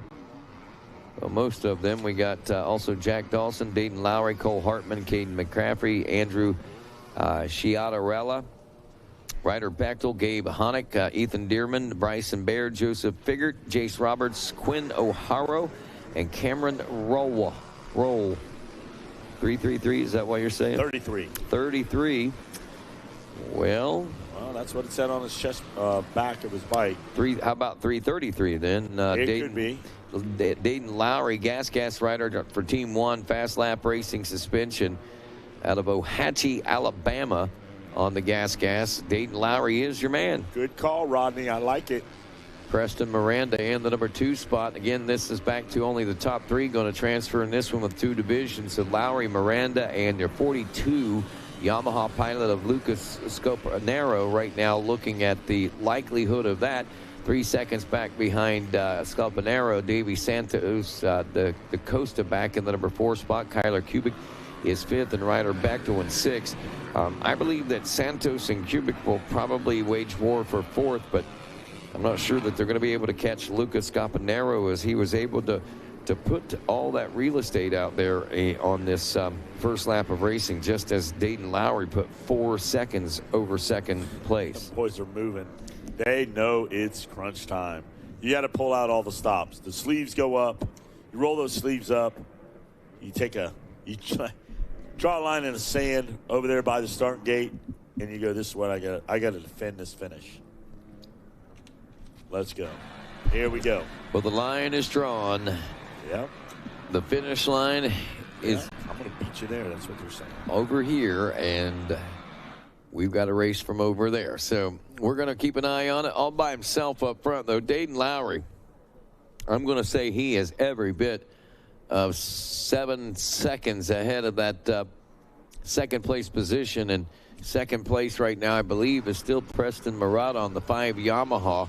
Scapanero, let's see if he's able to hang on to that 3rd place position. Looks like Davey Santos da Costa may have made the pass on him there. We'll get a little closer bird's eye view of this. There is second place, that says number 2 on it, but All right, and there's the number 9. That's Easton. Wow, Edgar is up to 3rd already? Yeah, Eggers is on fire. Yeah, he is. Making it happen. All right, so Lowry, Miranda, 1 and 2, back in the number 3 spot as they sort them out after the second lap of racing. It's going to, which one is going to get the credit? Scarpanaro, the 42, with a 3-second lead over Easton Egger. So Egger back there in 4th has some major ground to make up. I do want to point this out. Look at the lap time. Easton Egger just pulled a 2:02. Wow. 0.065. He's 3.192 seconds behind Lucas Scarpanaro, who turned a 2:05.122. That right there, now theoretically he's going to be side by side. Can he push him into a mistake before then? Can he inch out a pass around him before the checkers? And that's what is probably going to be the big thing to watch on this particular lap as far as this class is concerned. You have to knock at the door. You have to be willing to rub that tire and bump draft down through those turns like we saw the young European did this morning as he started passing guys and just didn't have enough time to catch Carson Wood. But that moto will go down tomorrow, and it will be a good one. Got a lot going today, though. Yep. I'm excited. We are going to get into these championship runs here right after the LCQ. So if you're in those first 3 or 4, 5 motos, you need to be paying attention to what LCQ we're on. We're on 29. We have 44. It's not going to be long after lunch, and we're going to be getting into this thing. Yep. Yep. Look at you with your hand in your pocket, Rodney. Yeah, I'm just all chill back, just watching. Still waiting on those turkey sandwiches. I am. I was just sitting here thinking about that. I'm waiting to hear footsteps. And I'm also wondering, I'm really curious what's going on for that final transfer, that Lucas Scarpanaro and Easton Egger, because Egger was running such a quick pace, and there they come now. They're down into the Gator pit, and there goes second place Preston Miranda taking the second place position, and third place also checking in with us. So Dayton Lowry, the 333, will take the win. Preston Miranda in second. Lucas Scarpanaro will hang on to the third place position. Easton Egger, who looked like he might be on the move up to challenge for the spot, loses some time out there as he drops off several positions. I believe he may have been the one that we saw the yellow flags for a little bit ago, a few moments ago. All right, so Consi 2 coming out, 250C. Piper Bell, Jacob Kingsfield, Jacob Barrows, Leandro Segovia, Braden Dorville, Dario Vargas, Ryan Smith, or Levi James, Thomas Scarpanaro, Charles Hale, Nicholas Frida, Hagen Brown, Lucas Brubach, Lucian Curtis, Cade Stallo, Zachary O'Brien, Landon Fidelli, Carter Glista, Connor Fitzgerald, Francesco Perez, Alexander Ciceretti, Champ Melson, Trey Pillins, A.O. Martins, Noah Oliver Stoles, Jacob Souter, Daniel Fluhart, Joe Sortino, Diego Laguna, Elena Capsimer, Christopher Seaman, Austin Hudash, Ryder O-Ring, Wesley Minery, Diesel Watts, Xavier Halsey, Rocco Barone, Travis Low Ranger, and Kyler Opplinger. Rocco Barone. Yeah. There they go, Rodney, side by side as they rocket out of the pit. They head over to the dinner table. We have got some riders now battling out in this 250C Consi number 2. We are taking the top 3. All righty, sounds delightful. Yeah. So there's this kid, this Kyler kid, for some reason made me, and I think Tyler, and whenever I seen Kyler, I thought Tyler, and this kid's name is Tyle Jones, that races out west in the Great Plains Cross Country Series. Pretty fast kid. He's a young pro moving up in the ranks over there in the off-road world. But what I found, he's actually from Missouri, but what I found is really interesting about that kid, why I'm thinking about this, I don't know, but I was thinking a play on names and things like this. His name is Tyle Jones. His mom and dad own a company called Jones Tile. Wow. His first name is Tyle? His first name is Tyle. Tyle. Okay, then. Probably short for Tyler, but he goes by Tyle Jones, sponsored by Jones Tile.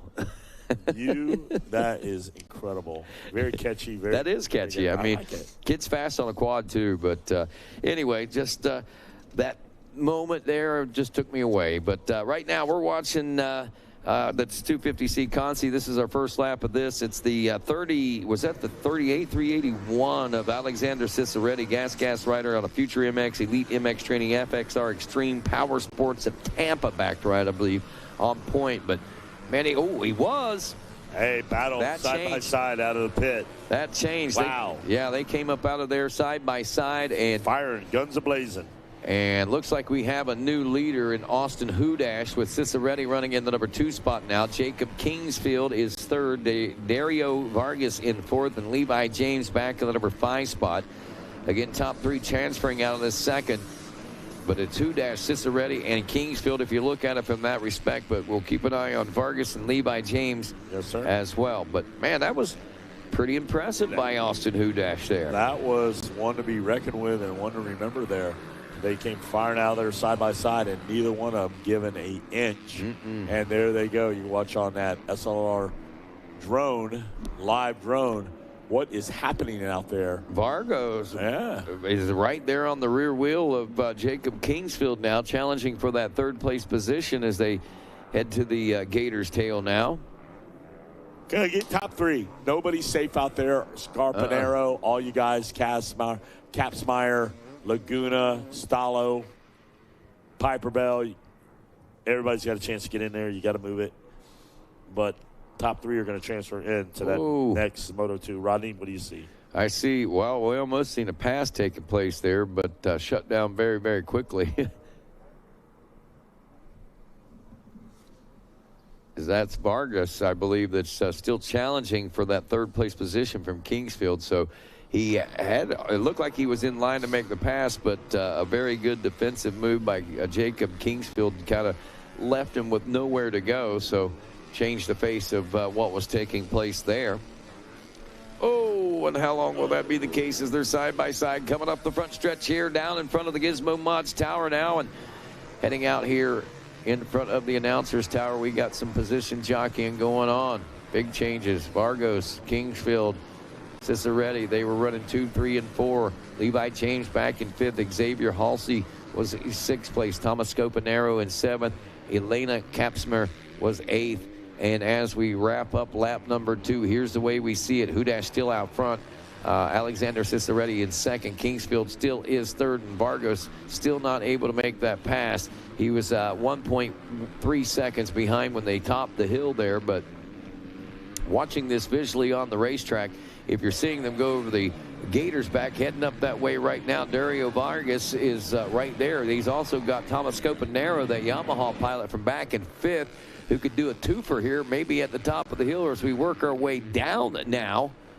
Vargas still trying to inch his way in and through, but not able to make things happen. Scopanero is going to have to try to make some things happen before we get around to the end of this lap, because that's all she wrote. He's got to be top 3, and that 3rd place position just sits a spot ahead of that 36 ahead of him right now. Yep, here they go. There's a good shot of your leader right there, Hudash now. He looks like he's gingerly coming down that big sweeper, and he's got a little bit of a gap on the rest of them, but you got to be careful out there. Ciceretti, Kingsfield, Vargas, you said, Rodney, with the push coming.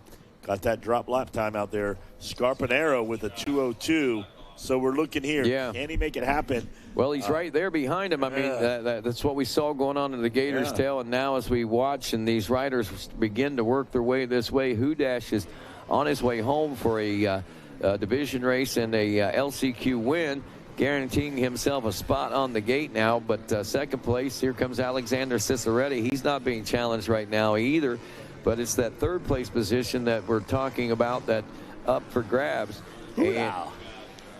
And the 15 machine of Kingsfield looks behind him. He has established that dominance that'd be necessary, it looks like, to hold on to that.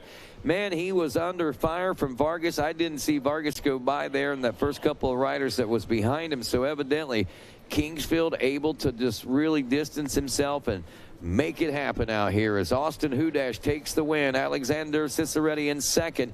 Jacob Kingsfield in 3rd. And Thomas Scorpanero Scopanero in fourth, just outside the bubble. Oh, tough break for that young man. Yeah. I'm looking out there, Rodney. I got a full gate of 51cc 4-8 limited. And this Consi, do we have one or two here? We got two of them here. So we're going to take the top three. Yep. All right, top three. Top three looks good. Yep, so we narrow it down to 36 in the initial qualifying, or the first motos. And then that leaves 6 positions that these riders vie for, left up for grabs from the LCQ.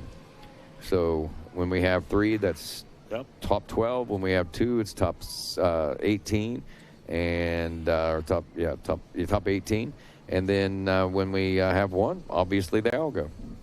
LCQs also top 6 from 1 LCQ. If you have 2 LCQs, then you have the top 2 or top 3. If you have a 3 LCQs, which we have had a couple of those, you only take the top 2 out of that one. And we've seen some full gates take only top 2 out of them. That's a tough one there. Yeah.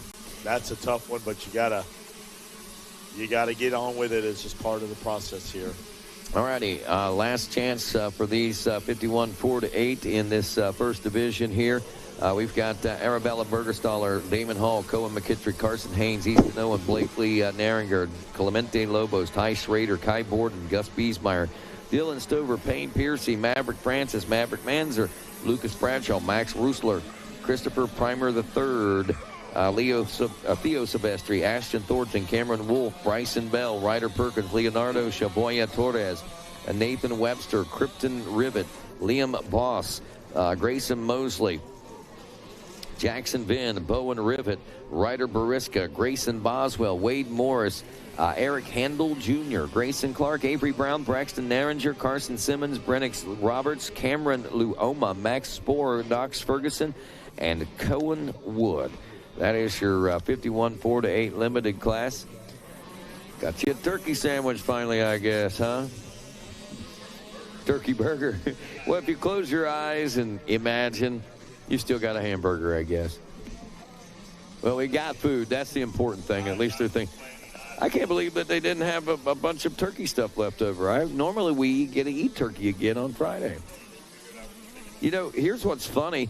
When we left this morning, my son and my nephew are both on the TV crew. The one thing that they said is, man, I really hope they feed us a big turkey sandwich for lunch today. That was as we were walking out to work this morning. That's fine. Have a way, even though I'm the one that needs it the most. You've got more. No, look at me, man. I have no extra energy to run on. Hudash, or actually Hall, Manzer, and Liam the Boss, or Liam Boss, in the number 3 spot, the final transfer position. Clemente Lobos in 4th. Cohen McKittrick is 5th. Dylan Stover in 6th. Avery Brown in 7th. Bowen Rivet in 8th. Lucas Bradshaw in 9th. And Asher Thornton rounds out the top 10. But right now, looks like Damon Hall, Manzer, and Boss are the riders that are looking to transfer, but we've still got plenty of things that can happen back there. And one of those might be Clemente Lobos. And as I look at the top of the Gators back coming off there, you see first coming down, Damon Hall has stretched things out quite a bit, probably to 3+ or 4 seconds or so.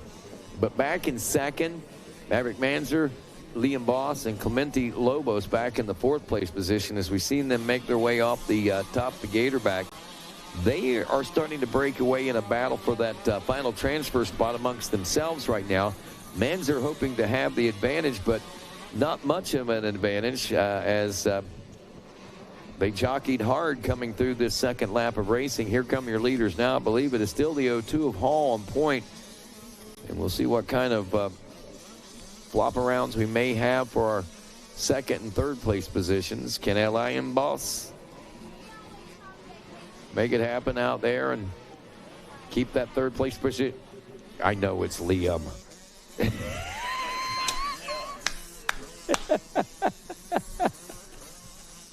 Hang on, I gotta laugh for a minute. He says it so, Rodney, it's Liam. He said it so seriously. And thank you, Adam. I appreciate that. I really do. But that right there, that tickles me. All right. Anyway, Liam Boss is out front. I'm just saying, I am the boss. Is what we were saying.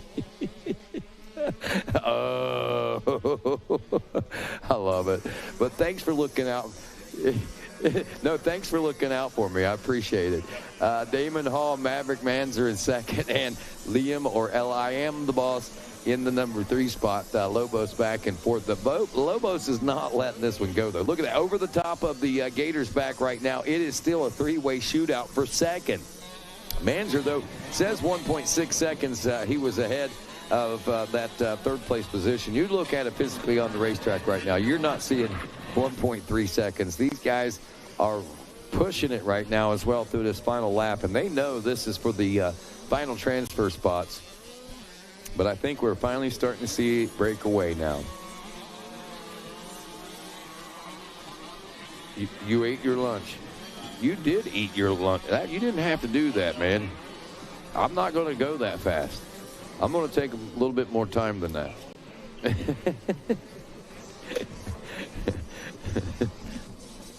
Let's see how Boss, Manzer, and Lobos are doing in their battle for the second and third place positions amongst the 3 of them.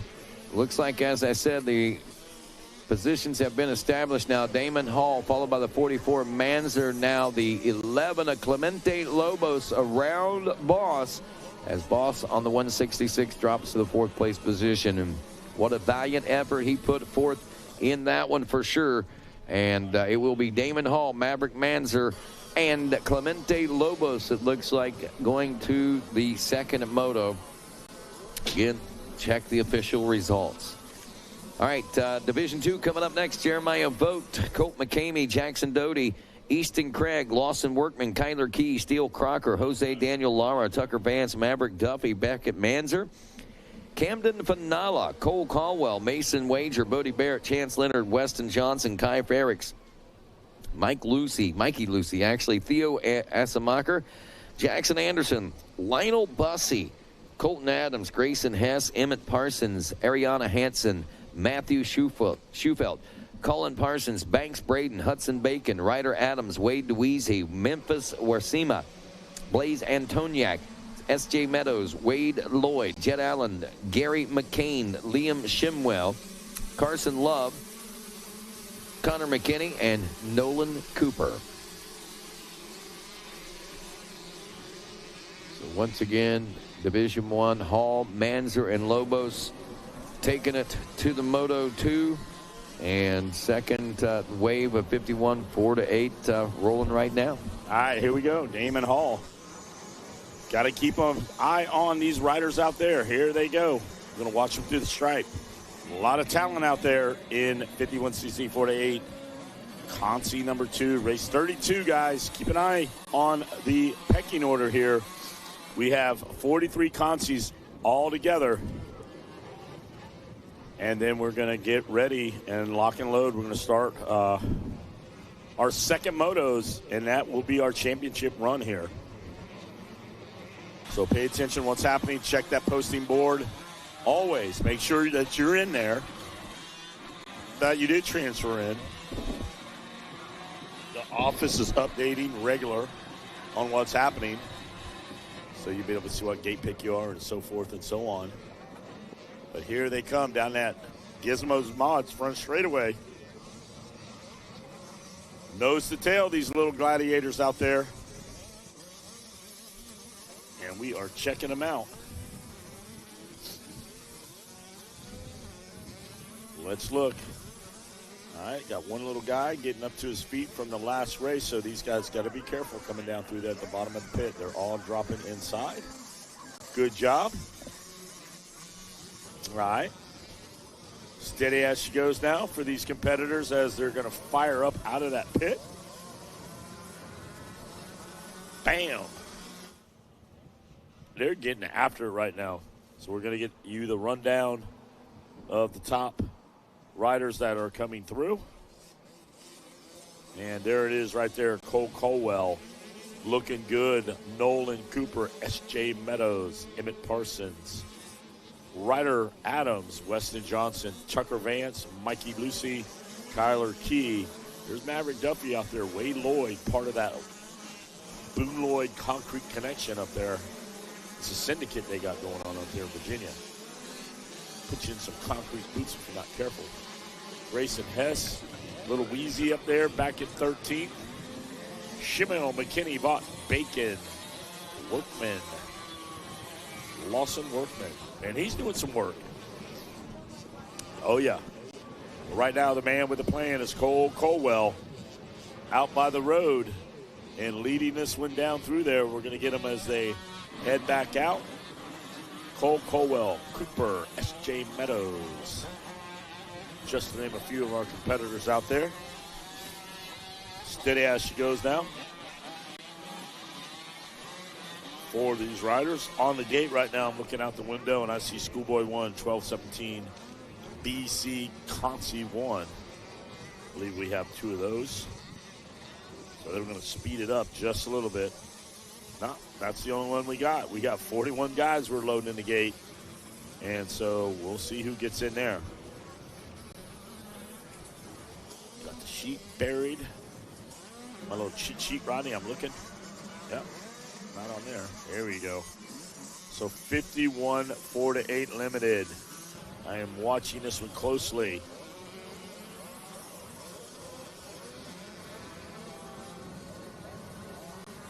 Top 3. Take the top 3. So we got 3 out of the first one. Colwell, Cooper, S.J. Meadows looking to transfer in. Everything we say is unofficial. Always check the posting board, ladies and gentlemen. You might say you made it. Maybe you didn't. Check it out. Always go to that posting board. That's the gospel, the posting board. And if you don't agree with it or something doesn't look right, always go to the ladies in the office. They're ready, able, and willing to help you. Nolan Cooper now takes over the point. S.J. Meadows, 7-11 now, moves into contention. Cole Colwell still in the top 3, number 80 machine. You got Parsons, Vance, Adams, Lucy, Key, Duffy, Johnson, Weston Johnson now. Hudson Bacon back there a little bit. Daniel Lara, Parsons, Major Wager, Mason Wager, Shimwell, Shim. And there's Wade Lloyd back in 11. We are moving right along here, folks. Oh, yeah.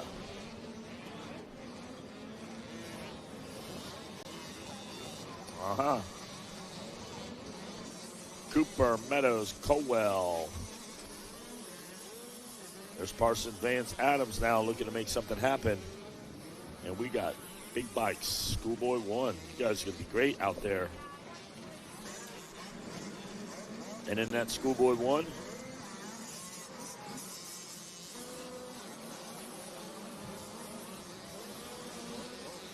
one Concy, we're going to take the top 6. So we will take 6 riders in the Schoolboy 1, 1217 BC. So you better believe they're chomping at the bit over there. Checker flag out. Looks like Cooper, Nolan Cooper's going to transfer in the 997. Going to bring along SJ. Whoa, it's going to change. Wow. Changing of the guard here. I just got to refresh. The 997 of Nolan Cooper, you are in. The number 80 of Cole Colwell and Emmett Parsons, the 261, were the top 3. Tough break. S.J. Meadows had some issues out there, was in qualifying position, and so far back in 14. So tough break for that competitor there. I know that rider rides with heart and soul to try to make it in there. Schoolboy 1, 1217 BC. Host the riders out there. Number 8, there's Carr, Doucette, Tangler, Carranza, Miller, Goney, Graves, Lasco, Sullivan, Marketo, Stanley, Ved, Bentley, Francis, Sanders, Weitzel, Dunez, Zimmerman, Roque, Comerford, Pants, Arnold, Sagal, Pacelli, Edwards, Glasgow, Dupuis, Salinas, Tilson, Tyler Tilson. There's Short, Bowser, Kelly, Porterfield, Newcomb, Holland, Scott, Limernos, Castaneda, Florida. There is Kahlo, Mountjoy, and Crisp. As gate goes down, here we go. Who's it going to be? As they round down that first turn, I'm watching Hudson Short. Looks like he wants a piece of the pie. Short with a good snap out of the gate. Let's see if he can hold on to it as he drops down into the Gator pit. And I'm looking at the Austin Texan. Andrew and Jackie got to be happy right now as Andrew Short with a snap out of the gate says, I want some. I need to be the top 6. I need to be the top dog in this one. Well, you got it right now. Got that hole shot. Let's see what you do with it. I was in Austin for a building show a couple months ago, and Hudson Short messaged me. He said, just out of blue, this town ain't big enough for the both of us. I'm like, Hudson Short? I said, I will be out by dark. And he laughed. He just said, yeah. Those messages are funny. This town ain't big enough for both of us, Wes Kane. You need to leave. I said, as soon as it gets dark, man, I'm out of here. I don't want nobody to see me leaving. All right, well, there's a gaggle of riders. That 20 miles of bad road don't look that bad. Looks fast. It looks good. So we're going to pick up our leader. We're going to make sure that it was Short as he comes around. I know he rounded that first turn. And let's take a peek at it as now they come from the Gator's tail. Short's in there. I believe he's back in second now. A little shuffling going on down the far side of the track. And let's look. Could that be the 227 coming through? 224. I don't know. Let's look. I'll get a look. The numbers, white bikes, number plate small. We'll look at it.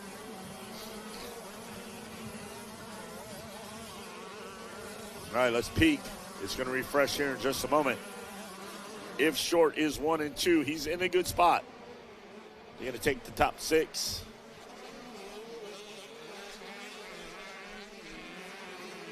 Salinas, saw him run really good yesterday.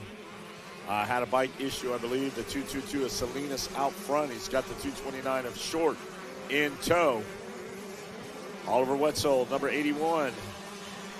We take the top 6. Braden Comerford, Wade Edwards, Andrea Jativi. There's Stanley, Kelly, Dupuis, Tyler Tilson, just to name a few. Top 6. Out there getting down on it. Salinas, Hudson Short, Wilson, Comerford. Championship podiums coming your way, folks. Not too far away.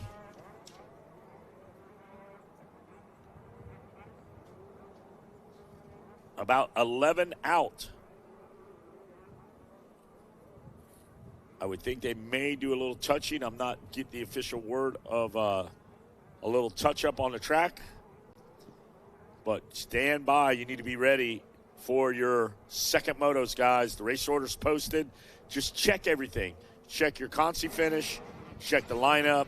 Check everything, folks. That posting board is the gospel. If you have any problems with it, you go tap on the window, see the girls in the office.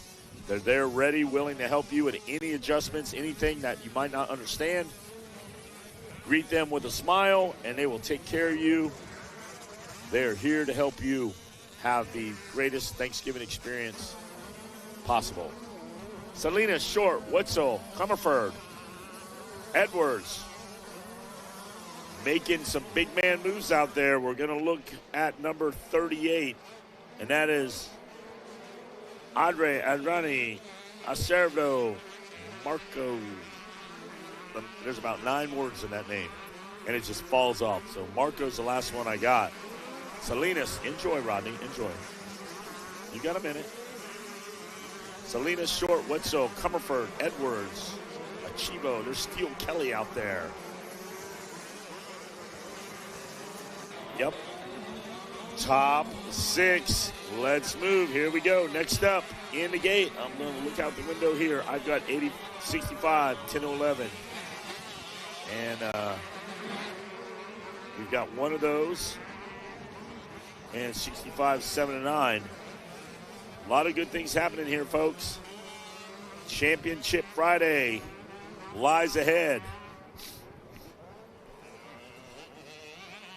Selena Short, Witzel, Comerford, Edwards, Ivan Andrea, number 38, in the top 6. Outside looking in, Steele Kelly, Jay Stanley, Marco Carranza, Hayden Dupuis, Lathan Porterfield. Need to pick up a couple spots. Joel Newcomb, Tilson. Right. They are firing off. Checkers. Looks like it's going to come out on this one. Yep. This will be Checkers because they are getting ready to drop another one. Hudson Short. You're in the mix, but you can't afford to lose another position. Wetzel now knocking on the door. Is that Comerford? Old Beanie got to be happy. Pow, pow. There they go. Selena Short, Wetzel. Comerford will look for the adjustment here in timing and scoring. And there he is, Selena Short. Wetzel, you're in. Edwards. Comerford, you're in. Congratulations. Beanie's going to be happy. And Steele Kelly. Steele Kelly. I see a Storm Kelly, a Steel Kelly. Looking for an Iron Kelly. There's a Cobra Kelly. So many of them out there. Kelly. Kelly. There was a song like that, I think, that Woody Harrelson sang on Cheers. Kelly. Oh, that's Boy George. Woody Harrelson. No, it was Woody Harrelson on I got a Cheers. Picture. I have to find it. I got a picture. We did a concert, and I did get my picture. We were on tour, and Boy George was performing, and I'm like, I got to get a picture of this guy. He's an icon. Right. Boy George. You're right. I was doing stage manager. We had to get him up. Hey, you're up. And hey, didn't I see you with Tone Loc and a few of the top old rappers here lately? Recently. Rob Bass. Yeah, we were doing a concert. Rob was the closer, and I love the 90s. And I just sent all the Henson crew. They were in Fresno, and I sent Casey Henson and Dustin Pipes. They all went and saw Rob, Vanilla Ice. Rob, they all saw him with Tone Loc and all of them. I love the 90s tour. So anytime, Rodney, that is anywhere near you, just let me know. I will. I'm getting you a meet and greet. You're going on stage, backstage, whatever you want to do. Hey, man, bring him up to Ohio, man. He's in Ohio all the time. We're at Ohio. You just got to check the schedule. I'm checking it. Go to vanillaice.com, man. You let me know. It's on. I'll get him on the radio show even, man. We'll bring him in. All right, bring that mobile right there and get in that green room. Oh, man. yeah, that would be cool. That was cool. All right, so here we go. We got 65cc 7 and 9 concert going around right now. We've got a host of riders in this one, 24 riders, and when we look at this one, we've got 65, 10, and 11, one group, so there'll be the top 6 coming out of this, 24 riders. We've got Tucker Tix, Ayo Ferrara Jr. in the number 2 spot, then it's Bryce Duke in 3rd. Tanner Butte will be your 4th place ride as we wrap up that first lap. Followed in by Alonso Gallegos, Christian Oxa. That will be your final transfer position. But again, we're just one of 3, so still some time to go. Out of San Salvador, Rodrigo Jaser in that number 7 spot. Parker Langer, Lorenzo Alves, Bennett Smith, Brock Woodford, also Dylan Roque, Ryder Billick, Tanner Bruckman, Owen Ducharme out there, Brentley Mara, Addison Likens, Kaysen Weber, Brooks Linehan, Galo Zamaride, and Ryder LaForge. Also Diego Rojas Humaran. That would be your 22nd position. So 24 riders eligible in this one. Looks like only 22 made it to the gate and out there to try to get it all sorted out. But again, keeping an eye on those top runners. We were looking at a half second. Rodrigo Jaser on Christian Oxa.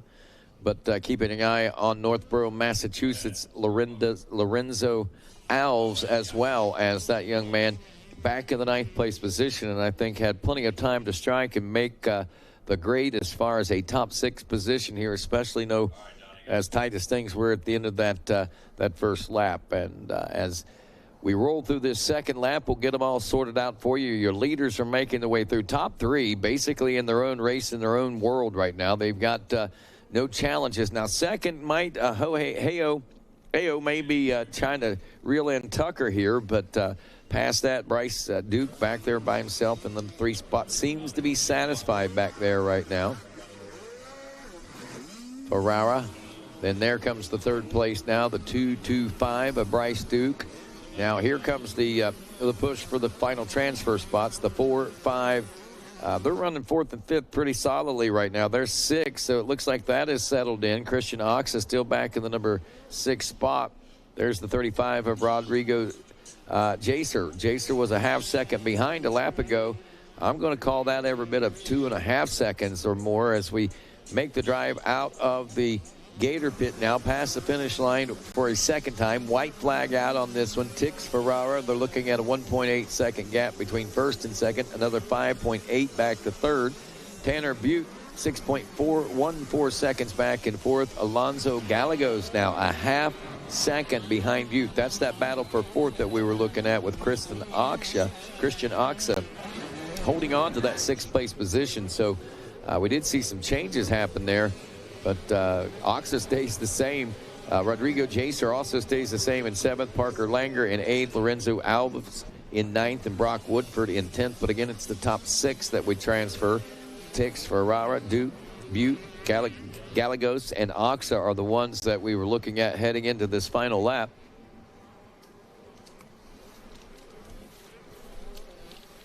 All right. Tucker Tix. Okay, a lot of stuff going on. I think everything should be good. I got one. Bill Dean's coming in with some paperwork. Trying to throw some stuff away. He was going to go through it, but I grabbed one before he had the chance to not go through it. Hey, look at that. Brought up even new sheets. Hey, we're about to get ready to We are getting ready for second motos. Yeah, I'm about to about ready to head on down? Change. The chips coming in and everything's set up. Is it that time already? Yeah, oh, my gosh. Well, that makes our day, honestly, makes our day go by. It does. Because if you're up here by yourself, the day seems 24 hours. But when you've got a crew like Dean Diaz, Megawatt, and yourself, it makes it really go by quick. It does. You know? Well, that and the great racing doesn't help either. It doesn't hurt either. I mean, and when you get to the podium, you're just on it, back to you down there. And before you know it, it's dark.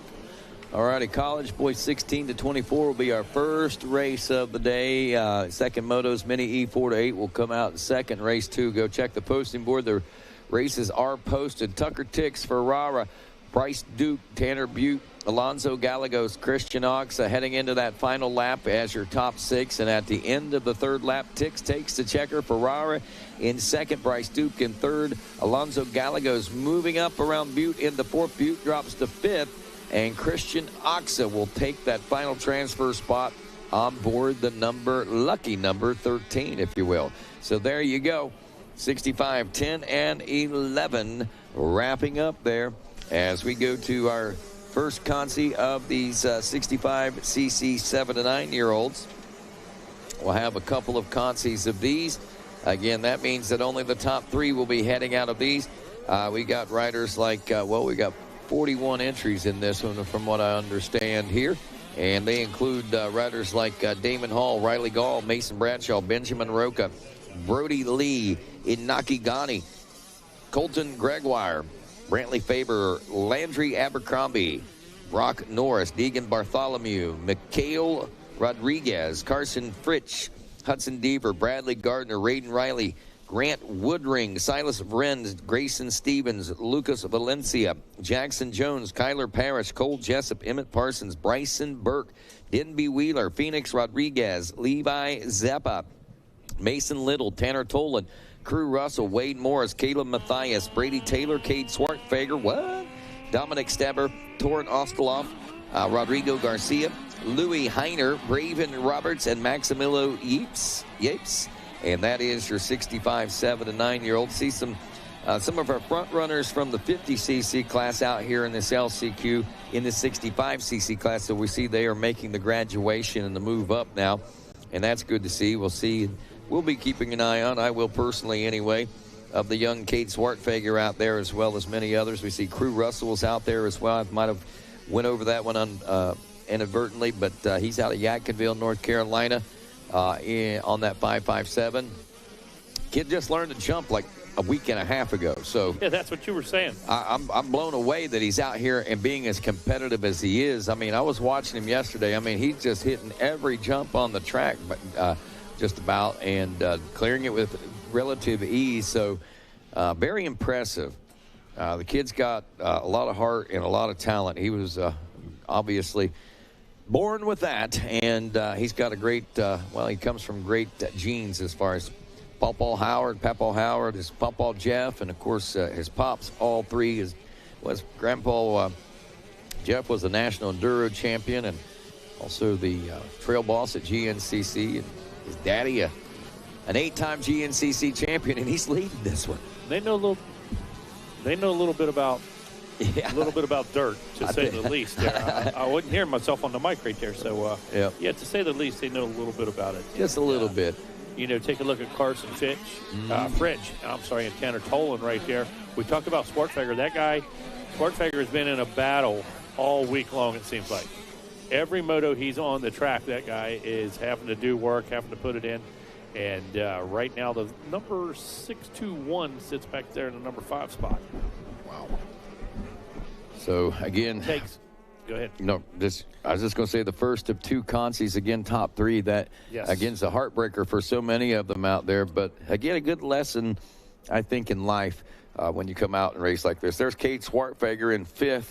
He's outside the bubble right now as they wrapped up that first lap. Actually, he's in 4th. I'm sorry. We've got an racer unknown with 2, 3, 4 laps on there. So I think we got a ghost rider out there in our scoring. But everything, there it is. It's all fixing itself now.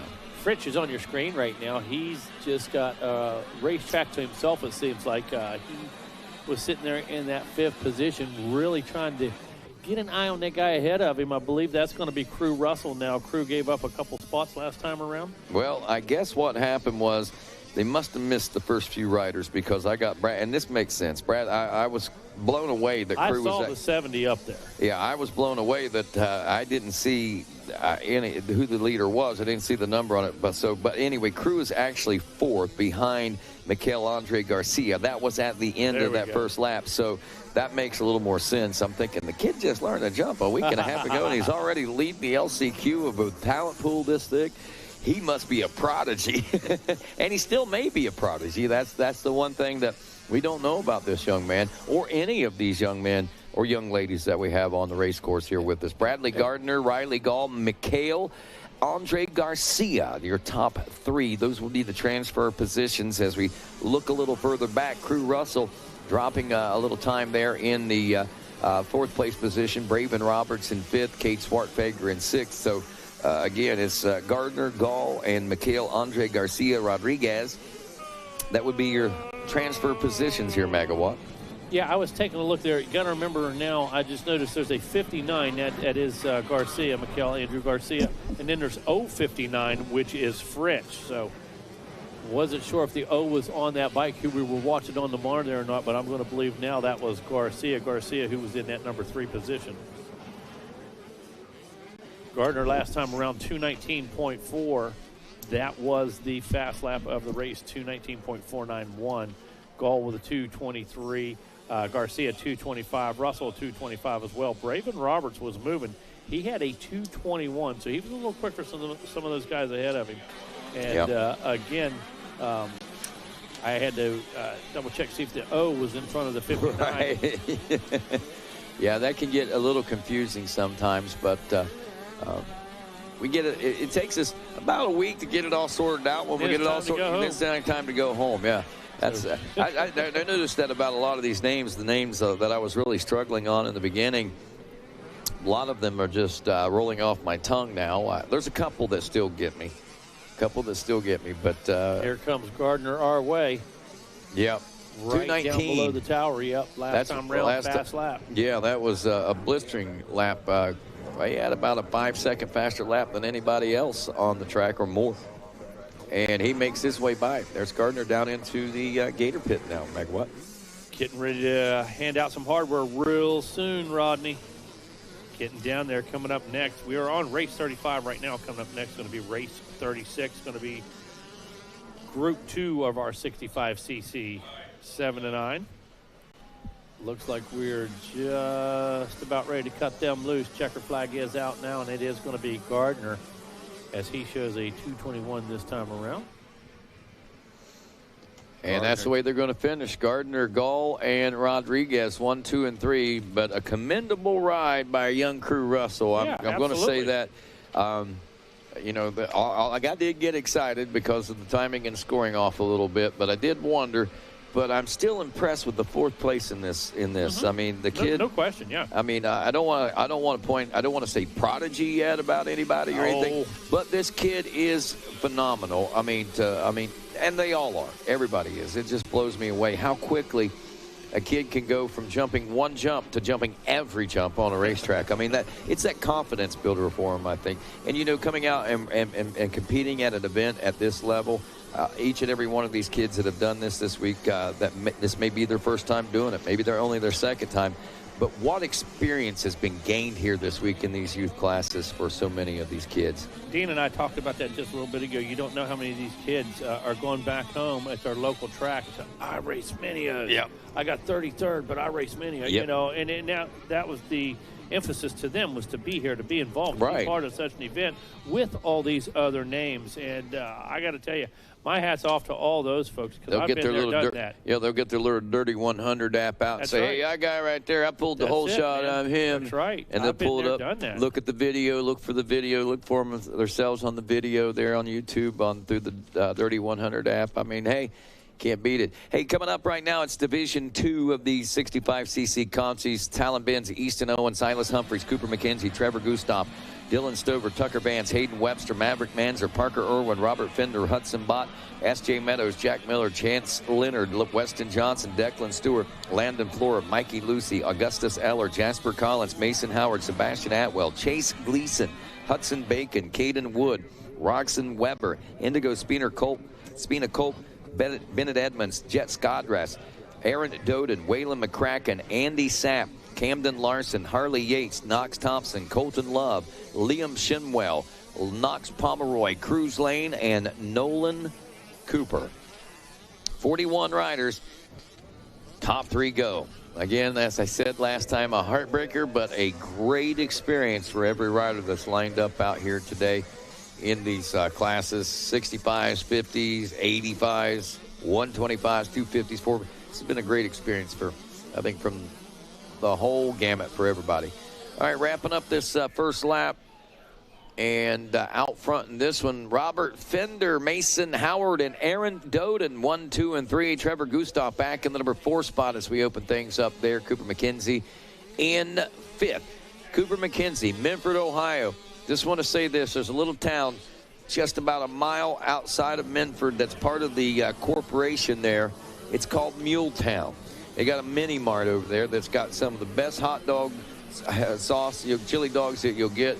And they got bulk candy out the Yahoo. I mean, candy that you can't find anywhere else on the planet, you find there at Muletown Mini Mart outside of Minford. Really? Yeah, pretty crazy. Thank you for that fun fact. Well, look at my teeth. They're about all gone. I found that place many years ago, and now my teeth are falling out because of all the hard candy I ate from over there.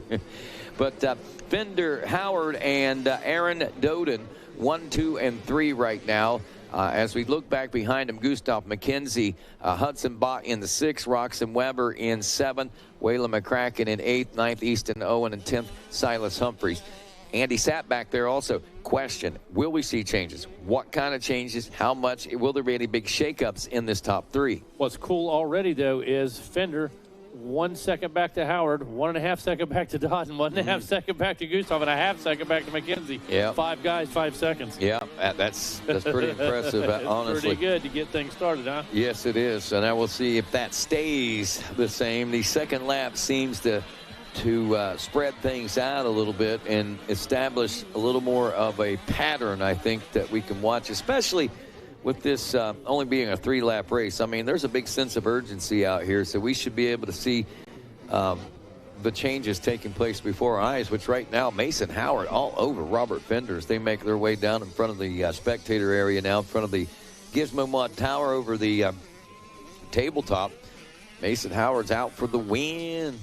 Yeah, Fender kind of rode up on that berm almost like it was a bank turn. He rode clear up to the top of it, got a little gyro effect there. He's out front, too. Yeah, he's going to come down, going to protect that inside right now. Howard's going to go out there and get a good drive. Well, Howard's out front. He made that pass on it. So Fender in second. That's the switch up that we had. Oh, there it is. Yeah, okay. Yeah. I got you. Yeah, so I was one guy behind. Yeah, that's all right. They switched so fast, man. So Mason Howard. Actually, it was Doden, Trevor Gustav, Robert Fender. We must have picked up on that a little too late because Robert Fender not even in the picture right now. Howard he was back at the rear of the track, so something's happened between here and there. Yeah, so we're looking for that 49 machine, unless he didn't get scored that time. I mean, I didn't see him go by, but Howard, Doden, Gustav, McKenzie, Hudson Bott, that's your top 5. But again, it's Howard, Doden, and Gustav heading into this final lap in the top 3. Looking at lap times, a 2:24 for Trevor Gustav out of Hudson in that 3rd place position. In the 4th place position, Cooper McKenzie, my Muletown pal there, a 2:23. He's only about a 1.2 seconds a lap faster, but unfortunately for Cooper, he's about 3.8 seconds behind. So if he can find a little bit of speed, he might make it the challenge. More bad news for Cooper. Hudson Bott is a 2:21 behind the ring in the heat. Well, so that could actually tighten it up between 3 of them. Then you never know. We'll see. Time's running out with that white flag, Rodney. So time is on his side. Yeah. So that's for sure. Just hold the throttle open. Put in a good lap here and do what you got to do. Race forward. That's it. And race toward those checkers and race hard to the checkers, as that's exactly what Mason Howard is putting forth right now. And also that 2nd place ride of Aaron Doden. I know Gustav is as well, but McKenzie and Bott are hoping to spoil the surprise, or make their own surprise, spoil things for Gustav. Everybody likes to be a spoiler. Nobody likes to get spoiled. All right. Okay. Unless you're my kids. My kids, they love getting spoiled. What are you talking about? I thought about that as soon as I said it. I said, wait a minute, I got a kid at home that loves getting spoiled. Well, I know what you meant. Going to spoil. There you go. I know what you meant. I know what direction you were heading, and you're absolutely correct. As the 208, Howard is in. There is Doden, and there is the 26, I believe, of Gustav still in the number 3 spot, so he's able to hang on to it throughout this final lap. One more turn to go now as they make their way out of the Gator pit now. Mason Howard taking the checkers and the win in Division 2. Doden and Gustav 1, 2, and 3. That's the way we're going to see him unofficially heading to Moto 2. I'm going to step away, I guess. Are you done eating, bud? All right, so he done inhaled his sandwich as Wes Kane inhaled his sandwich a few moments ago. I got mine. Did you get a sandwich? Actually, I went to the camper and made mine. All right. So, yes, I certainly did. I'm fresh, man. I'm ready for the next 2 hours. All right, guys, don't forget, buddy. Don't forget, down on Vendors Road, Defiance Lifestyle Tent Special. Black Friday starts $20, limit at $6. $20 a hoodie, limit at $6. They got $15 hats with patches down at Gypsy Soul, and they got draw a discount from over at MX Tire. And as we pointed out, everybody here on Vendors Road, we're running some sort of Black Friday special. Stop by, find out why, what, where, and all that good stuff as the 450C Consi 1 is set to roll next. Thank you, Rodney. Coming up tonight, 7:30, movie night at the Pavilion. 5 o'clock, Thor Pictures with Santa at the Pavilion. So appreciate the folks over at Thor Godfather always making sure everybody gets included here at Mini O's, especially Santa Claus. You know what I'm most excited about is that bingo, man. Music bingo, right on. Bingo. All right, 450C, Conti 1, Dean, here we go, buddy. Gabriel Morales, Easton Edgar, Jacob Kingsfield, Cooper Coyette, Bryce Bellinger, Cabe Tansler, Chase, Jaden Barrows, Leandro Segovia, Jack Shea, Harry Braden, Cannon Tyler, Michael Snyder, Ryan Smith, Levi James, Sullivan Watson, Nathan Ruff, Joaquin Gomez, Cade Stallo, Zachary O'Brien, Colin Finnegan, Landon Finelli, Wyatt Inman, Manuel Tello, Robert Snyder, Arten Feliciano, looks like Camden Anthony, Kyler Kubek, Brandon Lottie, Declan Carmody, Lucas Lakorchik, Jack Dawson, Francisco Perez, Nicholas Finello, Cole Hartman, Champ Melson, Trey Pillins, Cody Cameron, Yao Martins, Max Giberson, Joseph Eggert Jr., Daniel Fluhart, and Cameron Rowell for our 450C Consi 1, and that's only one Consi for our 450C. Yeah, so it takes 6 here in that one. Watching Sullivan Watson on screen right now. He's on the 83.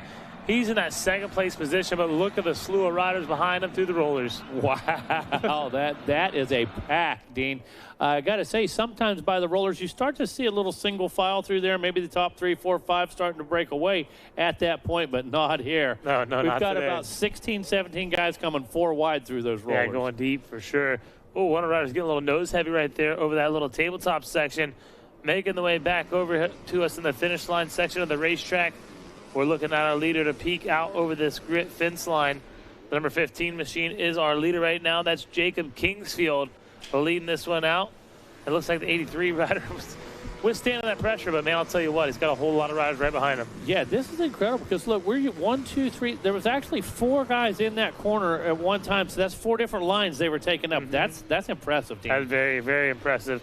See Kingsfield checking in, Bryce Ballinger, Sullivan Watson, Easton Egger, Joseph Figert Jr., and Braden Lottie in a transfer spot right now. So good start for Lottie, but can he hold on to it? All right, now you're starting to see 1, 2, 3 guys separate, but take a look back, 8, 9, 10. These guys are still packed up. What that tells me, Dean, they're really confident in their ability and they're confident in the track as well. Yeah, exactly. You know, that's just a great thing here at 1 o'clock in the afternoon, man. This thing looks fantastic. Yeah, we talk about the tires, we talk about the track, but I think the most thing is having confidence in your suspension. The track's changing a lot. Yes. I see the guys making adjustments on the fly all of the time out there on the racetrack, and it shows here. A lot of our top riders, their bike is generally handling better than most. They might have some Race Tech Gold valves. Possibly. Jacob Kingsfield still leads this one out. Bryce Ballinger charging hard in second. We see him now on the SLR drone. Got a lot of racing left in this one. About halfway through, I'd say. And this sprint out here on the racetrack, the 450C class. Dean, look how much this section has changed over the last few motos right there. The sun's in a different position now. That was all covered in shade just a little bit ago. Starting to see a different kind of rut down through there right now. One of those concrete ruts. Yeah, absolutely. It's definitely hardened out, dried out. You might want a tire change, go from the 14, go to maybe like a more traditional standard tire, you know? Yeah, this thing's going to change up just a bit. Again, a little bit of frost this morning, but this thing thawed out quick. Had a great surface to start with, and right now, to me, I think it's a little more raceable than it was first thing this morning. Yeah, I think so. You see a lot of the riders swapping lines right there as they are battling for position. Your leader, it looks like it's still Kingsfield out there in the front of this one. He's going to make his way up the finish line to get the white flag. One more to go for your leader, Jacob Kingsfield. Kingsfield turned a 2:04 lap time. Pretty impressive stuff out there here in the 450C class. Easton Egger, though, 2:02. Look at that. He's on a move. Yeah, no question. On that number 9 machine, wow, really making a good lap that time. Definitely making a good lap. I think he's a little too far back to make a run at Kingsfield, so I think it looks like Kingsfield, Egger, Ballinger. Looks like Braden Lottie going to move up, so solid ride for Lottie there to feel a little more comfort, keep it Joseph Figert behind him, but look there behind Figert. We got a KTM and a Yamaha coming. It looks like Morales and Fluhart there. On screen, you should have seen that camera shot, man. It was amazing. We were riding with the number 15, our leader, Kingsfield, literally right beside him. I felt like I was on his bike for a second. Yeah, I love that. When he gets down behind the helmet, you just feel like you're in the saddle right there. You're looking across the bars, and you see exactly what he sees. Exactly. I love that, man. That's fantastic. Here we come on that 20 miles of rough road here, and look at it right now. It's really broken down. A lot of guys taking the south side. I'm not sure if that would be my preferred line. See to the inside.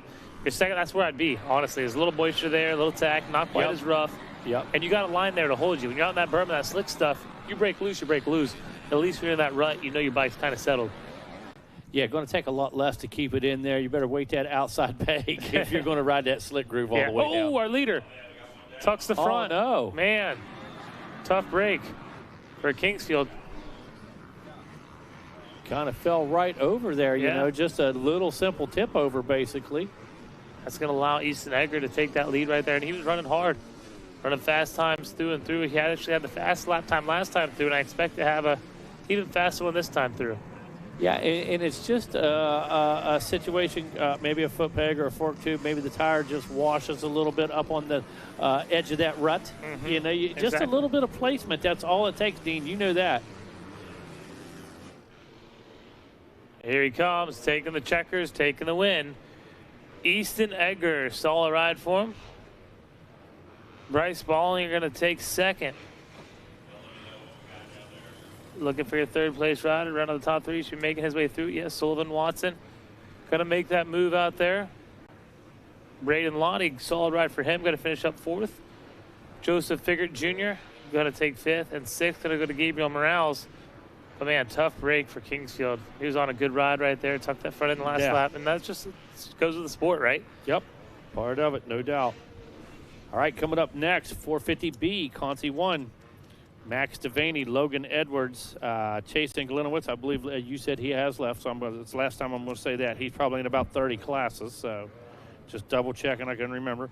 Ethan Ruck, James Jeffrey, Giordano Costanzi Jr., Cooper Bergeron, Jake Nunes, Nathan Thompson, Mila Baltic, Aiden Bailey, Jacob Cruz, Landon Shake, Alexander Anderson, Cody Shadowbeck, Schlatterbeck, Bailey Murphy, Tyler Lynch, Jonas Allo, Tommy Ferrace, Cannon Hargrove, Mason Pasina, Grayson Watkins, Nathan Snellgrove, Duke Gomez, Mitchell Gerberson, Jake Roberts, and Cade Martin. Seems like I just said these names, you know, just a few races ago. These guys racing all kinds of classes, got all kinds of motos going on.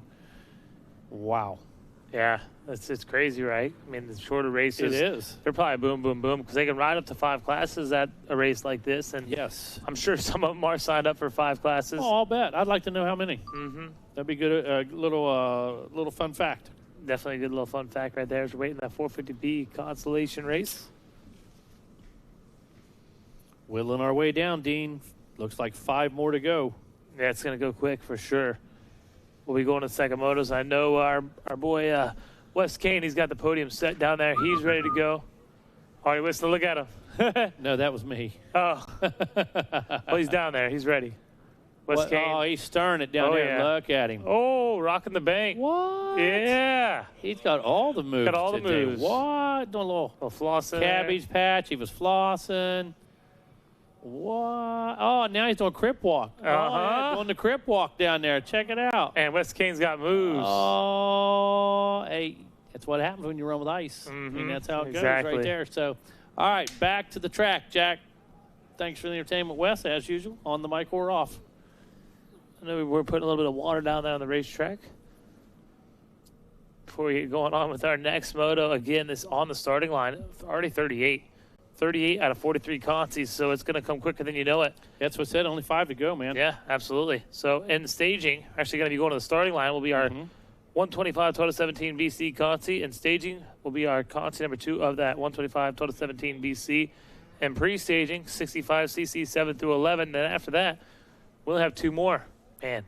Wow. Well, I wonder if the parents have all those the results tallied up. They're ready to see who wins the Olympiad, you know? You know it. There's no wondering. Come on, man. You're sitting here grinning. You know better. Oh, yeah. My favorite's the regional racing. You know, tallying them up. Right. See where do we got to be this third and final moto to make in that top 6.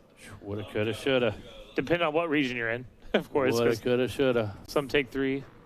Firing them up right now, Dino. Some take 3. Yep, absolutely. Yep. Fired up. I know that release will be coming up here shortly. I'm not sure. I meant to ask Mr. Mike about that. I'm ready. Constellation races. Yeah. Well, it's all ready, man. Soon we'll be in, before you know it, qualifiers. Yeah, and I love that. I mean, that's why we're here. Yeah. You know, we're going to be through. We're going to be making it happen, and get down there before you know it, handing it out, man. Little pile in the turn 1. That's not where you want to be in a last chance qualifier constellation race. for me, I'd pull right off the track. Just depends on how long it took me to get up. Was my bike bent? Probably. Yeah, here we go. Because we know the guy we're racing against, you're not going to get him in 3 laps. I know I'm not. Yeah. So that's what I'm saying. And there's a lot to be said for the guy that says, I'm here, I'm going to do it.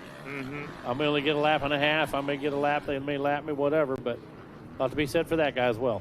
Yeah, because we don't really get a lot of laps in the skater back cycle part. Yep. You know? Yeah, every opportunity, every lap's pretty special. So not open for weekly rides, not open for not a practice Saturday track. night racing. Yeah, so I'm pretty pumped up about Industry Day. Man, I'm super excited next year. Yeah.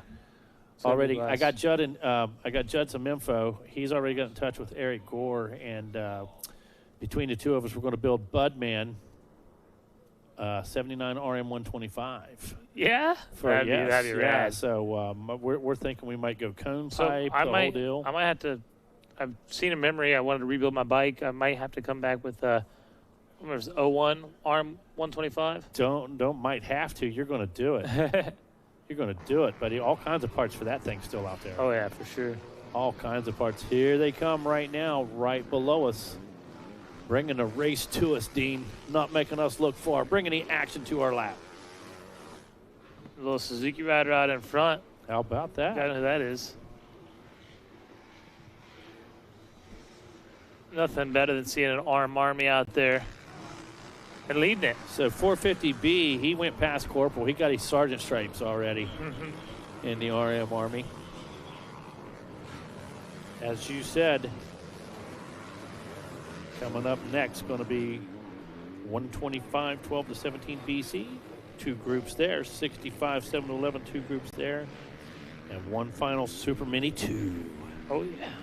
Cannon Hargroves leads out. James Jeffrey, Grayson Watkins, Giordano Costanzi, Tommy Ferrace, Tyler Lynch. I believe we only have one of these consies. Yep, so top That's 6. it. That Yes. is it. Top Yeah, 6. that's it. Yep. 27 riders. What happened to number 171 and motor number 1? It's on here on our sheet. 19th. 19th for Hargrove. Say not a great start. Probably a tip over. And that, yeah, I was going to say, and that's one of those things. Cannon Hargrove 19th. What? Exactly. How? But maybe he's going out here on the track and he has a kind of an early second moto. This might be an advantage for Hargroves. Yeah, get a little warm up. Put just a little bit of wear on that brand new tire. You know, give him a little bit of advantage there as they're coming up into that number 2 moto.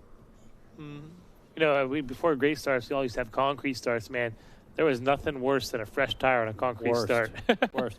Just about every week, I don't like a fresh tire on a 450. No. I don't like a fresh tire on a 450 on hard pack or the deep stuff, to be quite honest with you. I want a couple rides on that thing. Get the feel for it. Yep, for sure. Kind of like round it off that just clutch. a little bit, you know, and you really control the slide, the drift.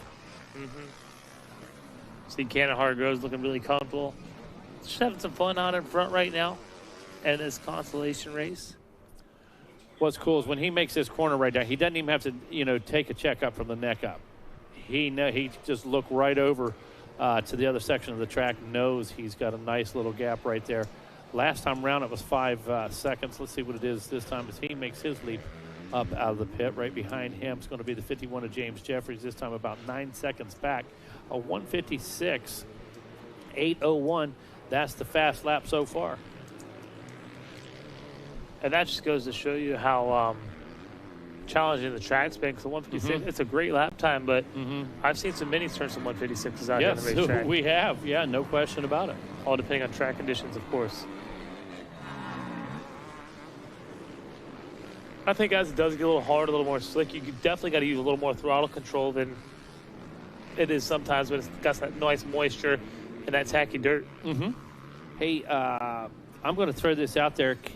Skinner had some Motocross of Nations hoodies and team jackets. Oh, wow. Or event jackets, rather, not team jackets. Event jackets, like 40% off yesterday. That's huge. Wow. I don't know if he still has any left. He was down to just a few. I saw some people wearing some last night. Yeah. But something you might want to swing by and said, hey, Skinner, I heard Mega talk about those MXON jackets and hoodies.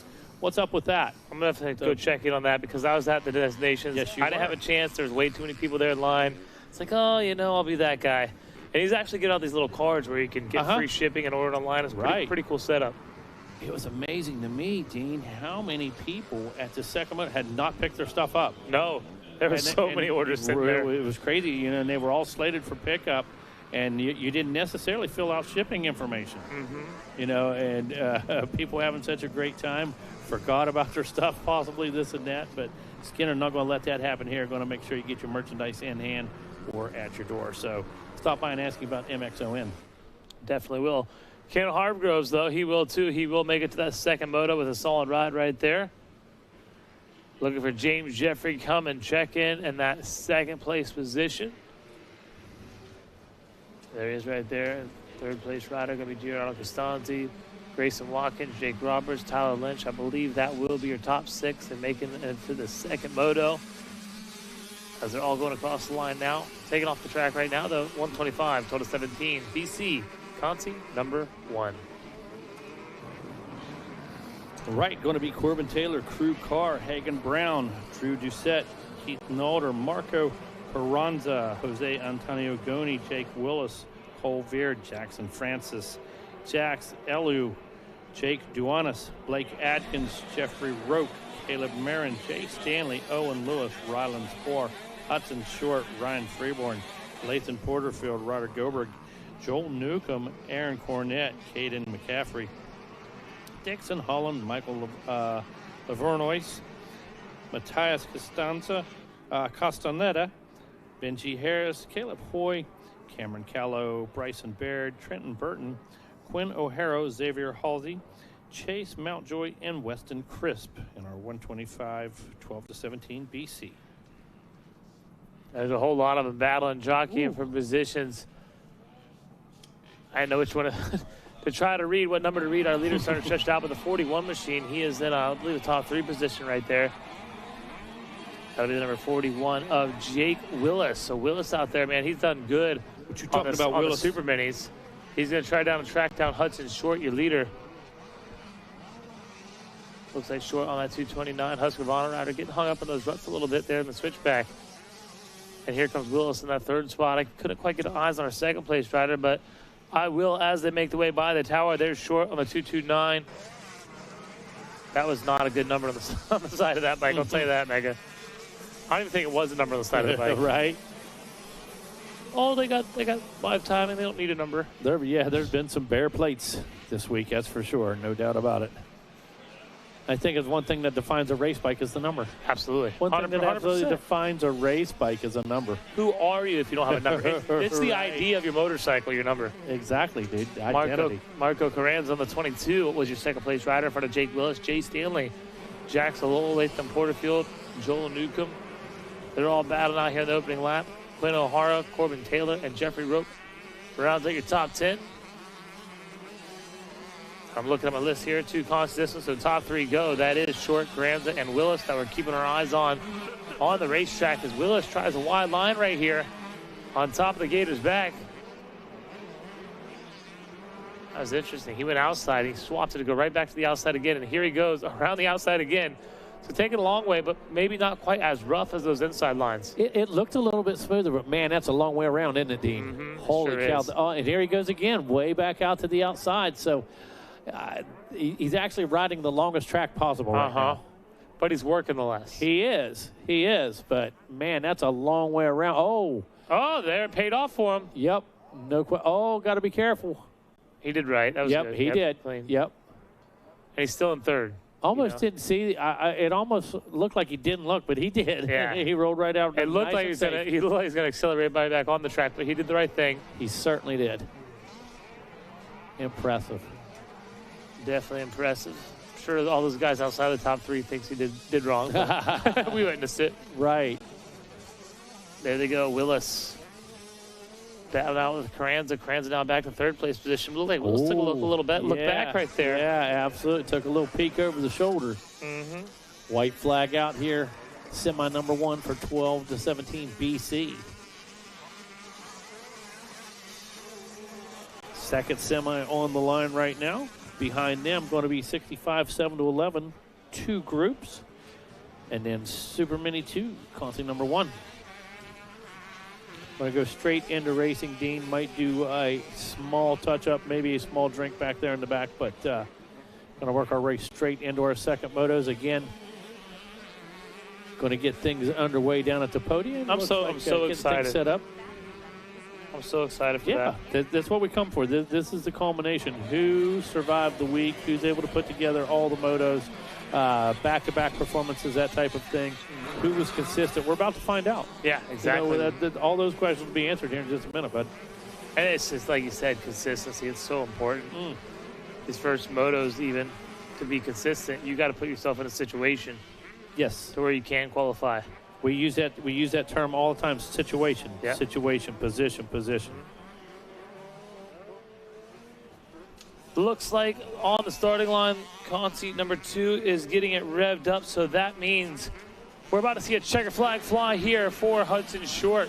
He's established the lead. Got about 3 seconds over Jake Willis. Willis doesn't give it up, though. He wants to get this LCQ win.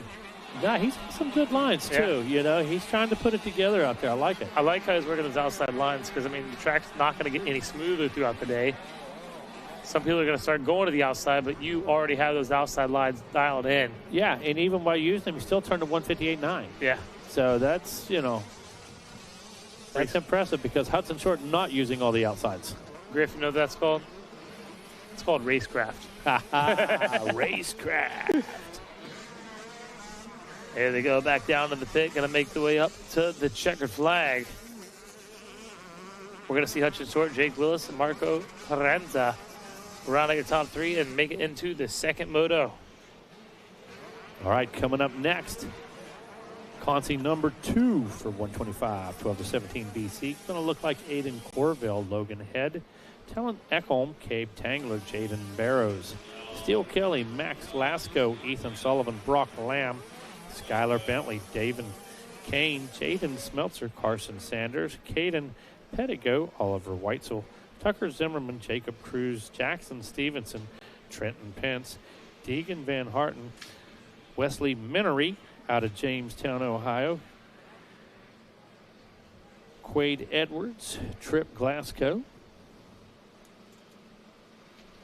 Sterling Zavitsky, Tyler Tilson, Kyler Kubek, Wade Gravitt, Samantha Cruz, Caleb Bethune, Mason Wright, Ethan Dearman, Ryan Klipner, Blake Little, Federico Romo, Landry Hatcher, and Sam Swaffer rounding out all 36 entries for 125, 12 to 17 BC Conti number 2. And they make their way down the falls. Looks like everybody through clean, working their way up across the Gators. Back to our leaders. Making their way into staging, going to be 65, 7 to 11. Conti number 1. Oh, 31 machine. He was almost slipped up to that third place position, but doing a good job out there with Steele Kelly. Kelly trying to make a move into the lead right here. Watch him now. He's got the inside set up. Can he make it happen? Not quite, as we've seen. Looks like he might get past. He did. I thought he was going for a pass before that. Yeah, he had it set up, but didn't watch E6. No, definitely. You got to keep a heads up racing, but you also got to use your peripheral to see who's right there behind you. That's exactly right. As Kelly falls back to that third place position. That roller section looks pristine right now. Yeah, it really does. You could just hammer that thing.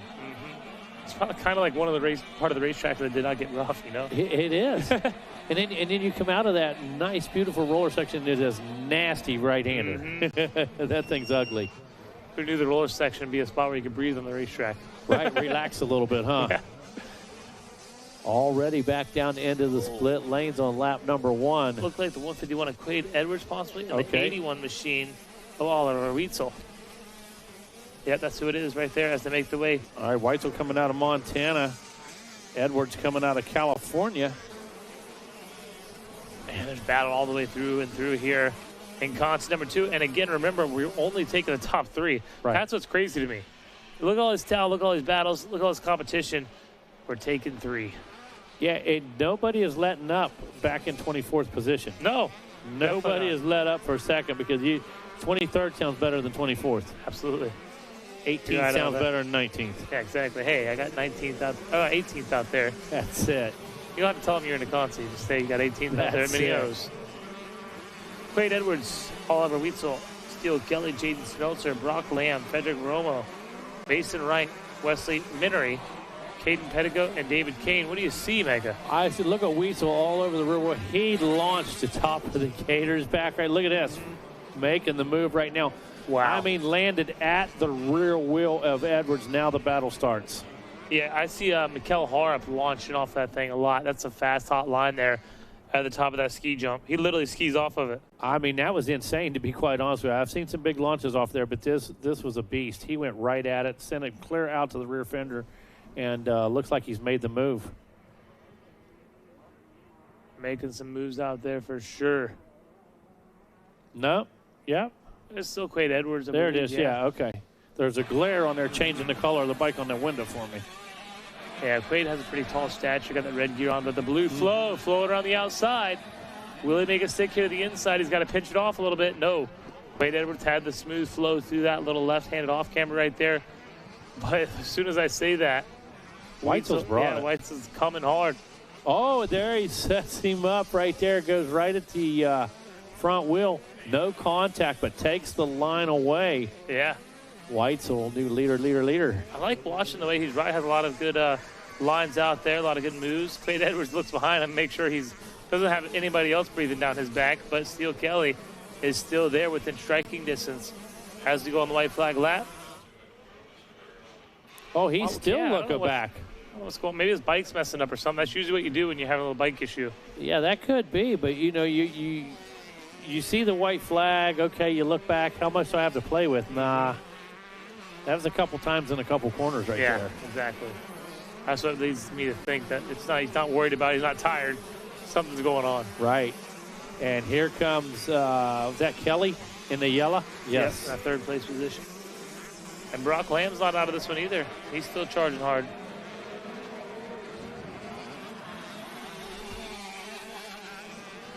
So Kelly's starting to close up on Edwards.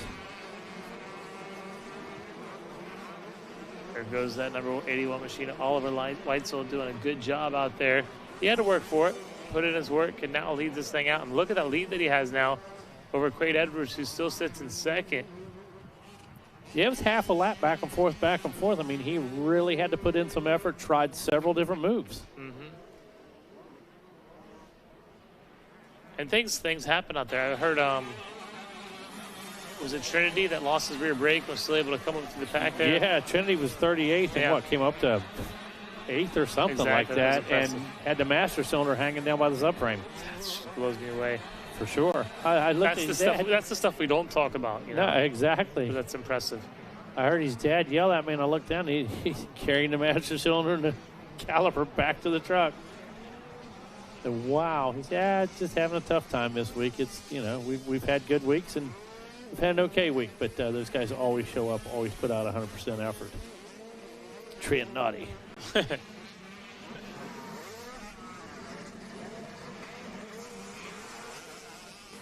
Checkered flag out, Dean. And here he comes up to take the checker flag on the number 81, YZ 125, Oliver Weitzel. Quade Edwards will hold on a second, but Steele Kelly was right there with him. Tough break for Brock Lamb. Ran a really good last lap, but unfortunately not quite going to make it to our second motos. What do we got coming up next? Looks like we got Concy 1 of our 65, 7-11. Nice. Yeah. I really love that class, too, where you mix the younger kids, the older kids, and you get to see who's who here on 65s. Yeah. Some different thinking, different sizes out there for sure. Riley Gall out there. Gallo Zammerbrid. Alonzo Gallegos. Christian Oxa. Parker Langer. Diego Rajos Humaran. Dominic Steele. Trevor Gustav. Caden Sedgwick. Deegan Sugamelli. Chase Gathercole.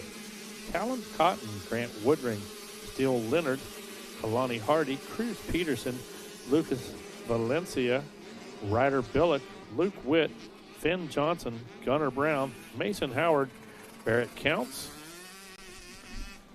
Eleanor Miller, Declan Stort, Ryder LaForge, Ezra Armbruster, Owen Ducharme, Levi Zeppa, Kason Weber, Aaron Dodden, Dominic Steber, Cooper Zink, Brooks Lenahan, Connor Rodriguez, and Max Milano Yepes out of Homestead, Florida.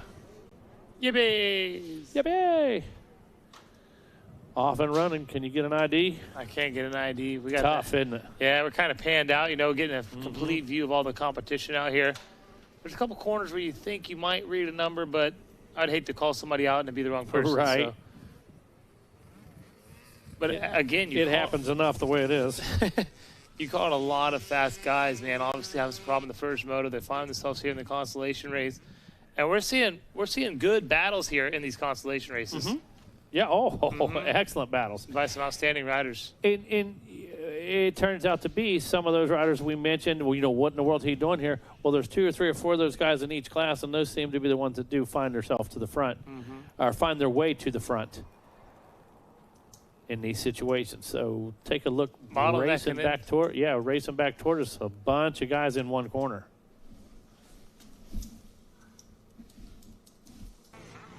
There they go, now making the way through the split lane up over to the Gizmo jump. Man, this ride, I don't know who it is yet, but the style he just had, standing feet on the pegs through those ruts, was very impressive. Some heads-up racing for our leader. 43 is our leader right now on the racetrack. 2 consies here, so going to be 3 per. Oh, Sedgwick, that's why he looks so good. Oh, there we go, sorry.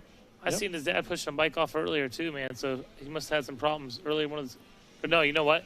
This morning, I seen him push his bike back, which would be this constellation race that he's in right now. So he had some bike problems. There we go.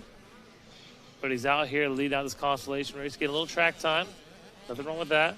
Nope, tells a little bit of the story, doesn't it? Absolutely. So Consi 2 coming up next. And guess what? It's going to be our last Consi. Wow. It's going to be Super Mini 2, Consi number 43. Number 41 on the track now, 42 on the gate, 43 in staging. Caden Swidwick, Luke Witt, Finn Johnson, Ezra Armbruster, Barrett Counts, Mason Howard, Deegan Sugamelli, Aaron Doden, Christian Oxa, Ryder Billick. It's top 10 on the racetrack right now, I'll tell you. Any main event, I can see those names. It is. Gustav, Cotton, Stewart, Rodriguez, Man-to-Man, Zink, Gall, Gunnar Brown, LaForge. All these guys back there doing it, going for it, no doubt about it.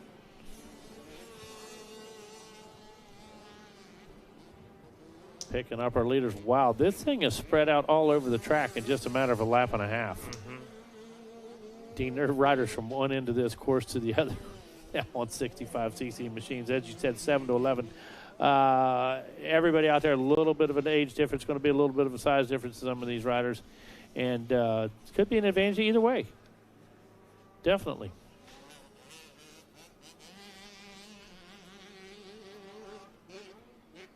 Race 42 looks like just about everybody loaded into the gate down there. Dom getting her done, making it happen. Attention to the pits. If anybody has a white Dakota near the podium, sorry to interrupt. We need it moved out of the way as soon as possible. Virginia tag TWL 6042. Once again, TWL 6042. We need that vehicle moved right away. And I believe that tag's expired. Well, there you go. Am I seeing we things? did him a favor. 25 June, yeah.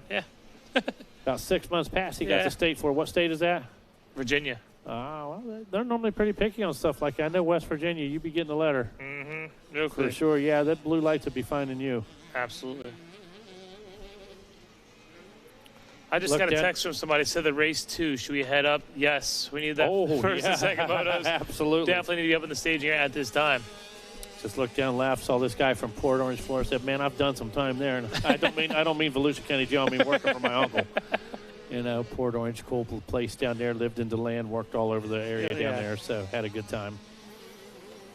As they come across for 2 and get the white flag, Caden Sedgwick, Finn Johnson, Ezra Armbruster, Barrett Counts, Deegan Sugamelli, Luke Witt, Aaron Doden, Christian Oxa, Mason Howard, and Connor Rodriguez finds himself in that 10th place position. Of course, 2 of them here. Top 3 go. So Sedgwick, Johnson, and Armbruster they're in right now. Yeah, take a look at that 2:12.9. Yeah, that's, I mean, the track the way it is right now, that's very impressive. Crushing it.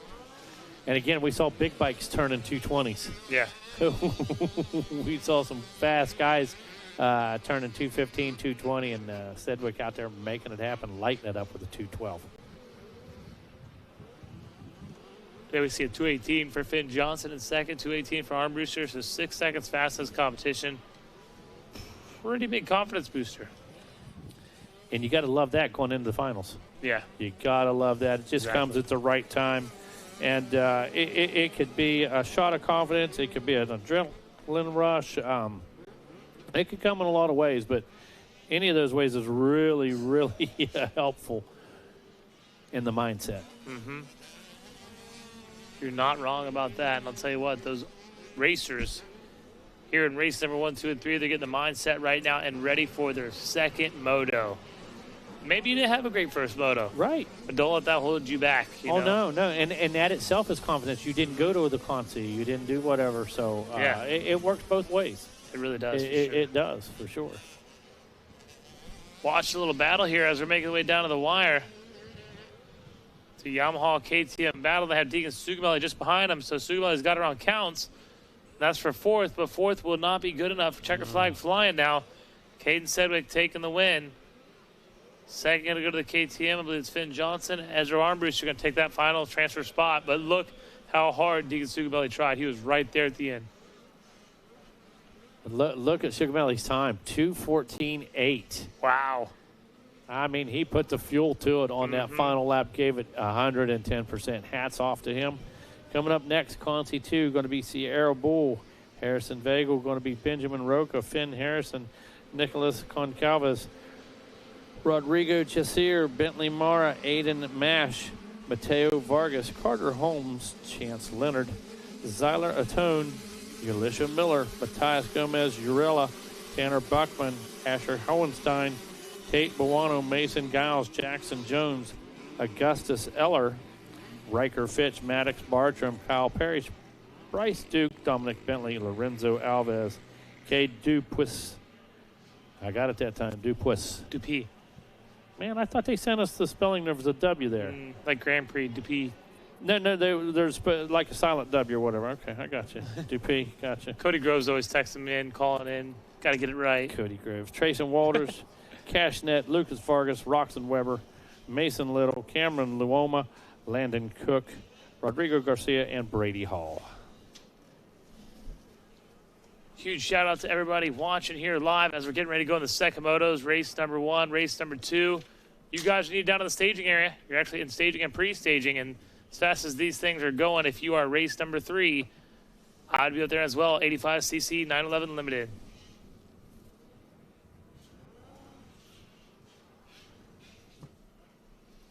Remind everybody here, Friday evening, Thor Pictures with Santa at 5, and at 7:30 going to be movie night at the Pavilion. That's pretty awesome. They're doing that, you know. Yeah, heck yeah, a lot of fun. Same thing. We do at some of the other big events, get everybody together, have a lot of fun, and watch a movie together. How cool is that? If we find out what movie it is, we'll let you guys know. Yeah, I was going to ask here in just a second. I'm sure Miss Kim will be able to tell us what we'll be watching this evening. Tomorrow, going to kick things off, 7 a.m., sight laps. Finish handing out some hardware and then go into our award ceremony. It's going to be good times. A lot of celebration. Man, I can't help but to go back to that Supercross award ceremony. I'm so thankful everybody down there supporting. And all the fans, they stayed there until the last moto we were calling. I've never seen an award ceremony go so quickly, smoothly, and have such a good attendance there. Yeah, for real, right? It was awesome. Here we go, green flag flying for our leaders on the racetrack. I just got an update that there is no movie tonight, and I'm sure that has to do with the music bingo. Oh, there we go, yeah. Is that correct, Judd? Music bingo taking place of the movie? I'd say. And I would say, it's same place, same pavilion, so. Probably same time. Probably going to get more laughs at music bingo than the movie anyway. So oh, absolutely. You're going to have a blast. It's going to be a good time. I know I'll be down there. And I'm going to assume Judd's hosting, so we should be getting word in our ear on that. Yeah. I think that's why he got offended when we said something about movies. Like, well, I'm doing bingo. Easy, DJ Judd. Hold her down there, Turbo. Carter Holmes, Sierra Bull, Bryce Duke. That's your top 3. Cash Netch, Riker Fitch, Mason Giles, Tate Bueno, Brady Hall, Lorenzo Alves, Cade Dupuis, rounding your top 10. But fourth on back, that's not where you want to be. You got to go. And unfortunately for Netch, he's about 2 seconds behind Bryce Duke, who's in that third-place rider. I wonder if he's at where? I was going to say Quaker State. Out of Quaker State, Quakertown, Pennsylvania, but Pennsylvania's not the Quaker State, is it? No. What's the Quaker State? It's the Keystone State is what Pennsylvania is. Keystone State. Yeah.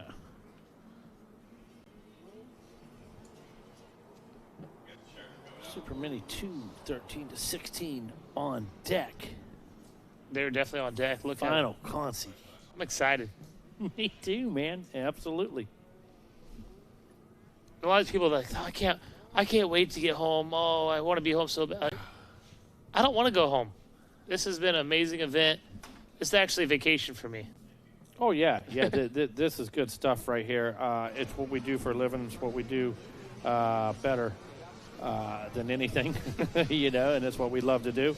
So down here, a little more relaxed schedule, not a national event for the weekend, you know, that type of thing. Yeah. And really, really have a good time with you guys, man. Really enjoy it. Absolutely, I do as well. Look at the battles out here on the racetrack. See our leader make his way through. That's Carter Holmes picking up the white flag. One more to go. 2:14 lap time for Holmes. Here comes your second place rider. He's charged up. Wow, what a launch that was right there for that young man. What in the world did I just see right there? That was insane. That was actually Sierra Bull out of St. George, Utah. Holy crap. Pierce, isn't Pierce out of St. George too? Pierce Brown? I believe he is. I know he's out there somewhere. I don't know if that's what we announce or not on Saturday, to be honest with you. Quakertown, Pennsylvania. That is Bryce Duke in that third place position here on the 225 machine. But Cass Netch, he's rising to the occasion here. He's 2 seconds faster than our third place rider, Bryce Duke. So we're going to have to keep our eyes on that one as these laps are winding down quickly. Yeah, and look at Giles back here in 6.218. Mm-hmm. Wow. Riker Fitch is there as well.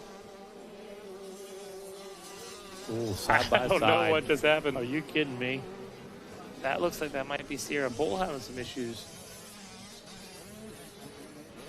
We were side by side down that hill as they came through the right-hander and that hard pack there. Looked like almost touch handlebars. Going to get lined out again right here, Dean. Whoa. This one is up for grabs. I believe this is second, third right here.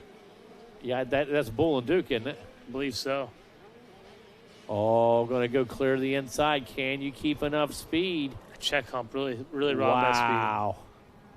Outside line working that time, Dean. Mm-hmm.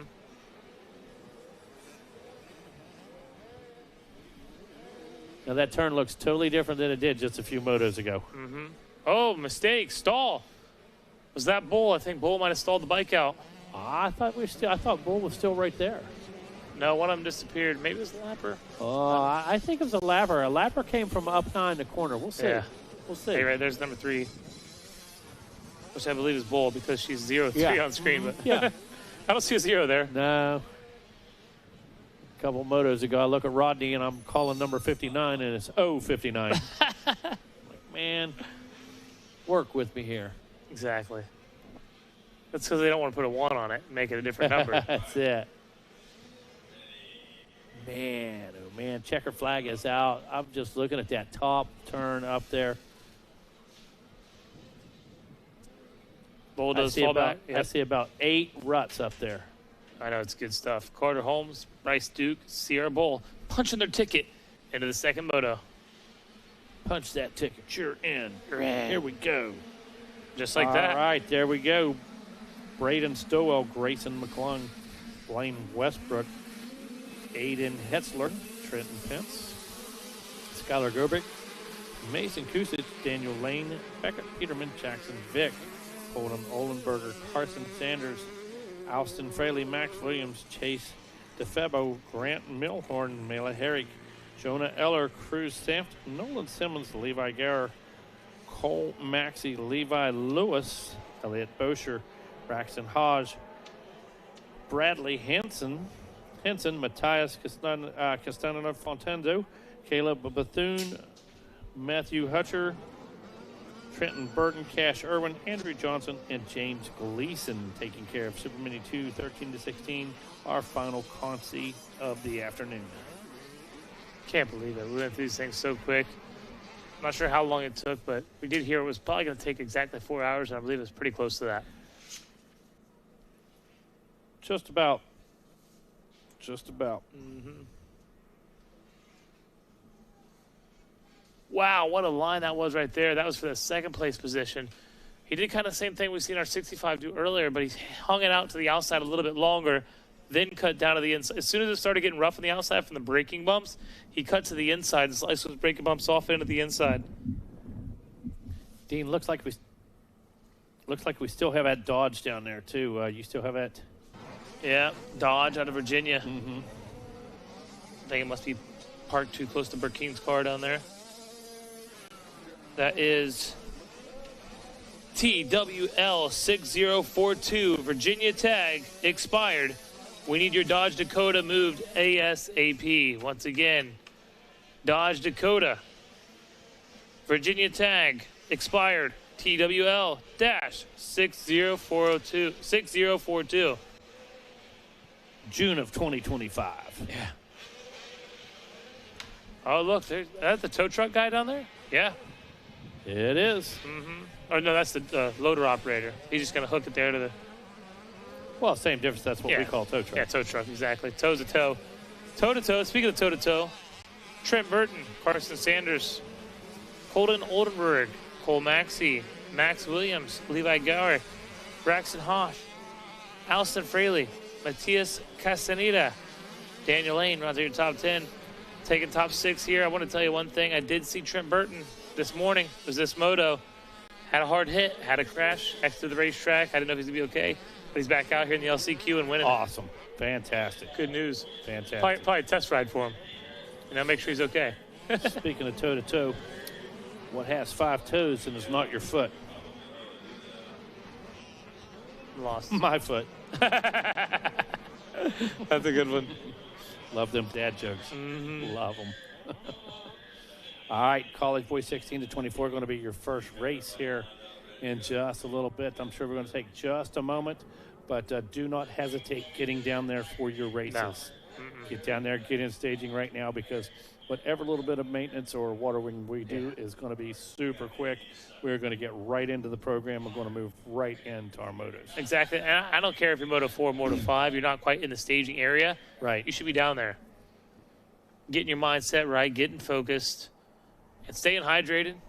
Definitely bring a bottle of water down there to the staging area. So it might go quick. It might not go so quick. So you want to be prepared. That's right.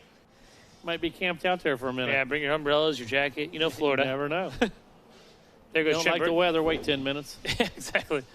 There goes Trent Burton, your leader out here on the racetrack right now, establishing a big lead over the 074 of Carson Sanders and the 74 Oldenburg. So these are 2 riders that had the same number. No slash in here, no X in here. Nope. Some riders put into 1, but he's going to put a 0 in front of 74. So who is the real number 74? Just want to wait and find out. Only time will tell. We're going to find out at the end of this one for sure.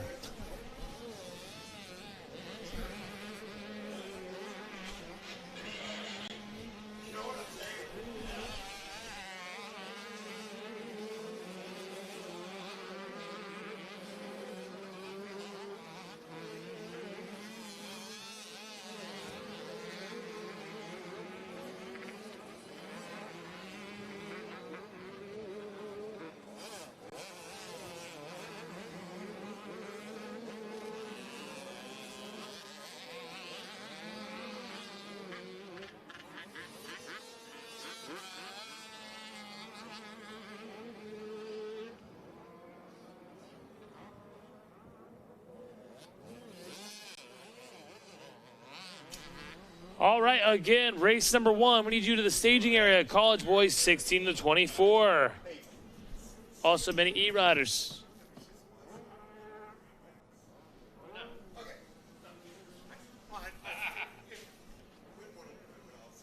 No, we just got a message. I right, here we go. It's Trent Burton, Carson Sanders, Colin Oldenburg, and Cole Maxey. He showed us he's got the speed. He ran a good lap time earlier and trying to run a good lap time here.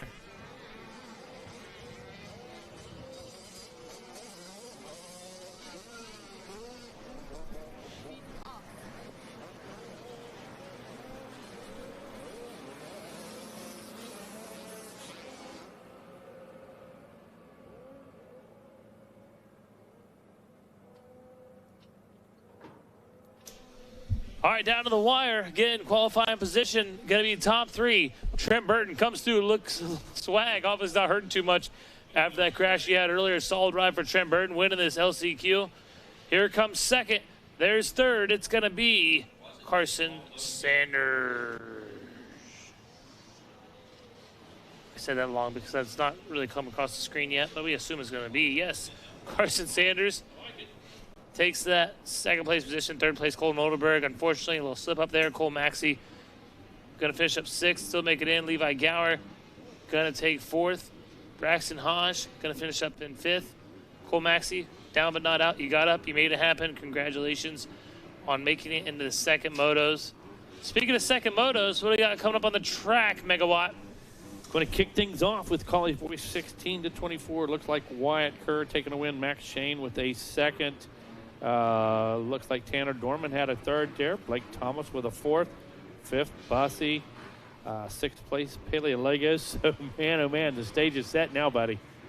Okay, we start talking about these names right here. We know it is time for finals. Yeah. Race number 2 going to be Mini E 4-8 Limited, making their way into staging right now. Coming in with a 10th place finish, the number 919 out of Butler, Kentucky, Jonathan Yelton. Taking 9th in Moto 1 out of White Oak, Pennsylvania, Ronald Johnson. Christopher Thomas on the number 11, finished up 8th in Moto number 1. Look for him out there. 7th was Logan Bess. 6th place, we're looking at Kyle Paleogos. 5th place, Riley Bussey. Your 4th place rider, Blake Thomas. 3rd place, Tanner Dorman. 2nd place was Max Shane. And the winner of race number 1, the one to keep your eyes on, one to watch, is Wyatt Kerr. Good clean start out there for our racers. Down through the falls for the first time. Like you said, everybody clean, everybody on 2 wheels. Love to see that, Dean. And here we go, man. Kicking it off, buddy. Second motos. This is it. Quick out there. I can't believe we're already in the second motos, man. Making it happen. Check. Oh, you're live. I hear you down there. That's Sweetie Bird. It's me. I know. Oh, look at this race. Holy cow. The race is on, man. You better believe that. Watch it now as they're making their way through. Inside, outside. How's it going to play out? Oh, big mistake right there. Dug the front end. Now leader back into the 3rd spot. Now we get a 2 for, is that the 79? Looks like it is Max Shane. Yeah, Max Shane. That's what I thought it was. Shane gets a 2 for right there. Plays it really smart. Shows some great racecraft. And settles in. Picks up a couple spots just that quick as they work their way past the tower for the first time. Here in race number 2. Race number 2, just like that, man. Yeah, going to be coming out soon, but here we go. The College Boy, it's heating up out in front right now. Going to do a little bit of math out here. Max Shane is your leader. There's Wyatt Kerr in 2nd, but he looks like Dorman there right behind him. Dorman on the 94 machine, so Kerr is behind Shane. Max Shane out there charging hard on the number 79 ride.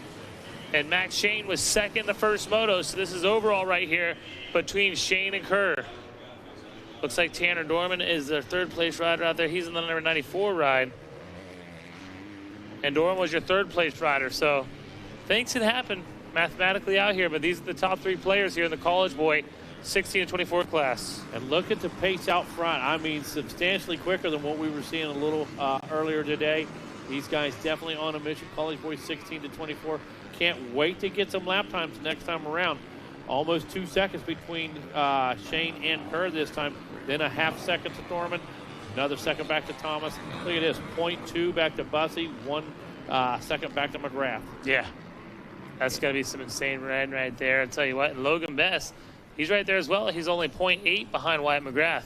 And it looks like our top 5 in potential overall really are the top 5. 2, 1, 1, 2, 3, 3, 4, 4, 5, 5. Yeah, so there's going to be a little jockeying positions out there. Yeah, man. As you see, Bussy probably trying to put some pressure on Thomas. And that gap we've seen it the first time through, that was the one you were talking about, only 0.2 of a second separating those guys. Right. So that position is for an overall. Yeah, absolutely. When you guys hit timing and scoring and you hit the air and the gap is 2, 3, 3, well, you're essentially tied. Yeah, exactly. That's how side that by would side. work. For sure. SLR live drone coverage, getting a peek at the racetrack here as they dance into the split lane. Your leader making a break for it. This is the battle between Wyatt Kerr and Tanner Dorman. Oh, Kerr slips up a little bit, gets caught right there. Dorman's got the speed, comes from the outside, closes down to the inside, so Dorman now into second. Yeah, that was a nice move right there. He was sitting out there. He saw the troubles, was able to move over, take advantage, took control of the line, Dean. Absolutely. Nothing better than being hungry and getting the full meal right there in front of you. That's it. Dinner got served right up. Making their way back through on the second time. Going to take a look at some lap times right now. Max Shane, 152.5. Of course, that is the fast lap here on lap number 2. Tanner Dorman, 154.1. He sits now 4.2 seconds back. Wyatt Kerr, half a second behind him with a 155.9. Go right ahead. Riley Bussey made the move right there. He got around Blake Thomas, so that, again, overall, puts him 4th overall. Thomas in the 5th overall, and I'm sure if you're Blake Thomas, you know you got to go. You know it's on the line right here. Yeah, and he's running half a second quicker than Kerr yep. right now is Bussey, so he's got plenty of time now out of these 3-lap situations, so he's got time to go to work. Yeah, he's got to have some more time out there here in the second motos. Got to watch and see where Logan Best is. He's in 7th right now, but he's got a lot of positions to make up. So he's looking at a potential 6th overall. He's 7.7. His lap time was 158.4. Now, he's in a lot of traffic. Yes. And so are all the guys around him. They're running 157, 158, 158, 156. So we got to keep our eyes on Kyle Paleogos, though. That's who Logan Best has to worry about right. as far as overall goes. Paleogos right now back in the 9th place position, but he's got some speed out there. And if he makes a couple passes, he could find himself in that 6th place overall. Yeah, he's moving. He's turned a 156.6 last time around, so you know he's picked up a spot or two. Haven't been able to catch that on the camera myself, but right back at us. Here they come. Blake Thomas, 883. He's going to take the right side through the split lane. That Yamaha rider taking the left side. There's Riley Bussey on screen. You got that tall stature, man. He's a big dude. He is a big, big guy. That's for a college boy. Yeah, and he's trying to run down Wyatt Kerr. That'll be interesting to what it does in the overall. I believe that might put Dorman into the 2nd place overall position if Riley Bussey can get Wyatt Kerr. Yeah, Bussey trying to close that gap. The 404 trying to make it happen. And I got to be honest, I watched this first moto, man. Kerr looked unstoppable. I thought for sure he'd be sweeping this thing. Maybe having a little struggles here early in this college boy moto. Dorman keeping Shane on us, too. Still about 4.5 seconds is the gap. So he turned a 153 flat to the 152.4. Wyatt Kerr, 154.4. Bussey, 154.1. Thomas, 156.0. McGrath, 156. And Best back there. The Best being consistent, though, turning those 158. Still has him sitting on a possible 6th overall with 7.7. Yeah, that'd be impressive for sure. He's out there, I believe, on the beta motorcycle. Logan Best was. He's up here with the booth a little bit earlier. Paleo Logos come through in that 10th spot. He still turned to 158 as well. William Barrett turned to 155 back there in that 9th spot. Yeah, impressive. And he's only he was only 3/10 of a second behind Barrett. And keep an eye on Paleo Logos on the number 19 Yamaha. Or I'm sorry, Barrett on the 51 machine. All right, there's Wyatt Kerr. You see him hit that middle line. He's going to drift to the outside to get a good angle here into that spectating area. Got a good flow, standing up, keep the feet on the peg, staying low to the ground.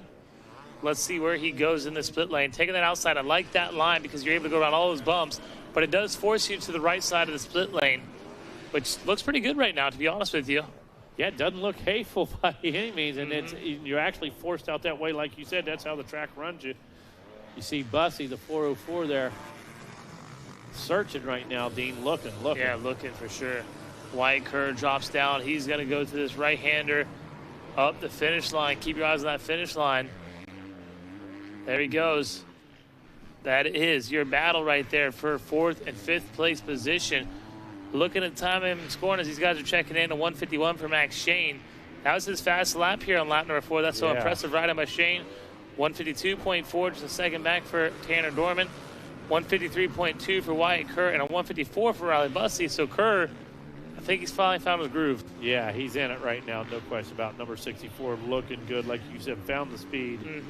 He's making it happen. Ronald Johnson back there, RJ Johnson turned to 156 in that number 11 spot, so just outside the top 10. But look at that 911, we'll put him in a 9th overall. Yeah, that'd be awesome. Good 9th overall for 911 for sure. Heck yeah. I got to be honest with you. I know we've already panned off of, but that ski hill, I'm not sure why more people aren't launching off that thing like as we've seen some guys do. Yeah. It's fast. It really is. It's not that hard of a landing, I don't think, to be quite honest with you. And you can still tuck the corner, you know? Yeah, especially under momentum. You know, it's not like you're launching up and dropping straight down. Yeah. Check it up a little bit, getting to the left side of the track here through the rollers of Riley Bussey, able to double in. And he's going to hop all the way through there. Talk about saving energy. Again, we talk about the resting point being the rollers. I just don't know what's going on. Yeah. And you got to have some momentum to clear those. Wow. Jeez, I wish you would have seen that. Riley Bussey landed directly on that rear wheel and wheeled all the way down the landing. Oh, nice. That's one of my favorite techniques. I love that. Yeah, smooths things out right away, gets you a good drive. And the suspension absorbs things really nice by doing that. Absolutely. That was like Will tapped a manual right there. Up and out of the pit they come. Shane still out front, 153.0 this time. Dorman, 153.9, but the gap now up to 6.5 seconds. Dorman putting in good laps. Shane just able to maintain right now. Continues to build on what was a 4.5 second gap. Now it's a 6.5 second gap at the end of 5. Wyatt Kerr checks in with a 154 in the number 3 spot. Bussey still sits in the 4 position.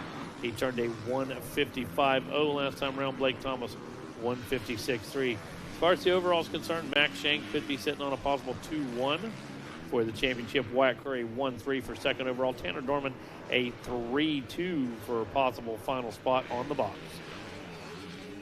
That's impressive. That's all I can say. It is, and I love this when this happens because it tells me the guys that were consistent, the guys that were the fastest, the guys that had the first and the seconds, they deserve them. Absolutely. They're up there. They're still in it, and that's why we do the format we do. And there's still a lot of things that can happen here on the last lap. Oh, yeah. As the white flag is flying. Yes. That's what I said, sitting on a possible. Yeah. Max Shane, though, looking really good, really confident out in front. Making that move into the A class. You know, it's a big jump. But showing his stuff here in the college. He's actually going to take the left side of the split lane, standing up through the berm. Going to set up to the inside here, a little bit of hook. A little bit of style. Yeah. I don't think that'd be my preferred line, though, for sure. Think we'll see a Pro Sport moto today? Just wondering, out of curiosity. I don't know. Where's that put us? Well, yeah. Yeah, 250 Pro Sport. Yeah, we'll be there. Yeah, we'll get there. No question about that. I'm excited for that. Oh, boy. Checkered flag flies for the first motocross champion. It's going to be the number 79 Husqvarna rider of Max Shane. Solid ride for Shane. Tanner Dorman will take second, but unfortunately at third overall. Wyatt Kerr going to finish up third for second overall. And, of course, these are unofficial standings that we're announcing. Riley Bussey fourth. Fifth will be Blake Thomas. William Barrett going to come across the line in that 6th place position. Solid ride for Barrett. Wyatt McGrath. Logan Best going to hold on to 8th. Kyle Paleogos. He will finish up in 9th. Ryan Canagura rounding your top 10. Dean, we're going to start handing out some hardware in just a few moments. Coming up next, going to be Mini E 4-8 Limited. Ryder Drake picked up a win, as did, looks like, Carter Reniger. A couple seconds for Swartfager and Faber. A third for Forte and Taylor. Looks like Manzer getting a 4. Meadows getting a 4. Couple 5s for Shoemate and Ryden Williams. So going to be the riders to keep an eye on here as we move into this Mini E 4-8 limited.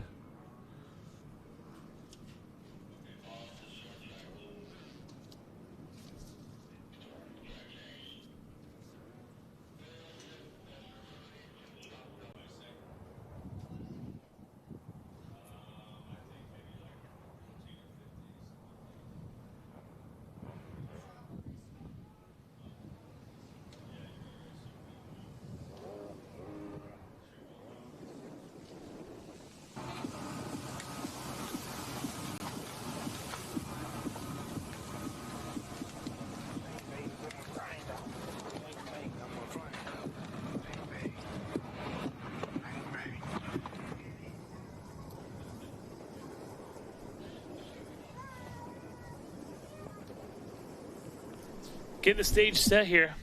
And this one's 65C, or sorry, Mini E 4-8. Here we go. Got ahead of myself out there on the track. Didn't quite get an eye on that whole shot right there, but I'll tell you what, a lot of zipping going on. And these guys, they can hear us probably out there on the racetrack. They absolutely can. That's got to be really cool. You know, you're just hearing everything that's going on. Keep an eye on your position. And right now, speaking about position, we're going to talk about position down on the podium with Wes Kane. All right, thanks a lot. Up in the Yamaha booth, I got Wyatt Kerr down here. Congratulations. Third, you got the bronze. Who do you want to thank? I'd like to thank Hanover Honda, Guaranteed Comfort Racing, Fox Canada, Honda Canada, my mom, my dad, Tyler Schuchuk, Chris Egan, Billy, my Uncle Ed, Dana Kraus, Torquefit, anybody I forgot, huge thank you. Congratulations out there. Good job out there, Wyatt Kerr. Mr. Dorman, come on up here. Number 64. Come on up here, my man. Great job out there. Cool, calm, and collected. You got the silver medal. Congratulations out there. Who do you want to thank? The whole EBR Performance Altus Yamaha team, Fox, Oakley, Monster Army, Ethica, ASV Levers, Tamer Holshot, Cannondale, my whole family and friends, and everyone who came out, and yeah, everybody else, thank you. Congratulations, great rod out there. Come on up here, Max Shane. You are the college boy, the first champ out here in the outdoors. Mike Burkeen to say hello with the #1 plate. Congratulations out there. Hold it up high, Max Shane. You're the champ, first champ of the outdoors. Hold it up. Congratulations, Max Shane. Who do you want to thank? Big thanks to Greg Bolasina for taking me to the gate. Couldn't do this without him. My brother, my mom. Big thanks to Darian. We worked stars before this, made sure to get him dialed. The whole team Husqvarna crew, Jen, Jed, really everybody from over there that helps me out. I couldn't do this without him. Troy Lee Designs, Monster Army, Alpine Stars, CP Racing, Altus Suspension. Put a lot of hard work with Todd and LJ testing during the week, so it's good to pay off. Dunlop and FMF, Joel, and everybody, just thank you so much. Congratulations out there, Max Shane. We are celebrating down here. Take it away in the Yamaha Blue Crew Skybox.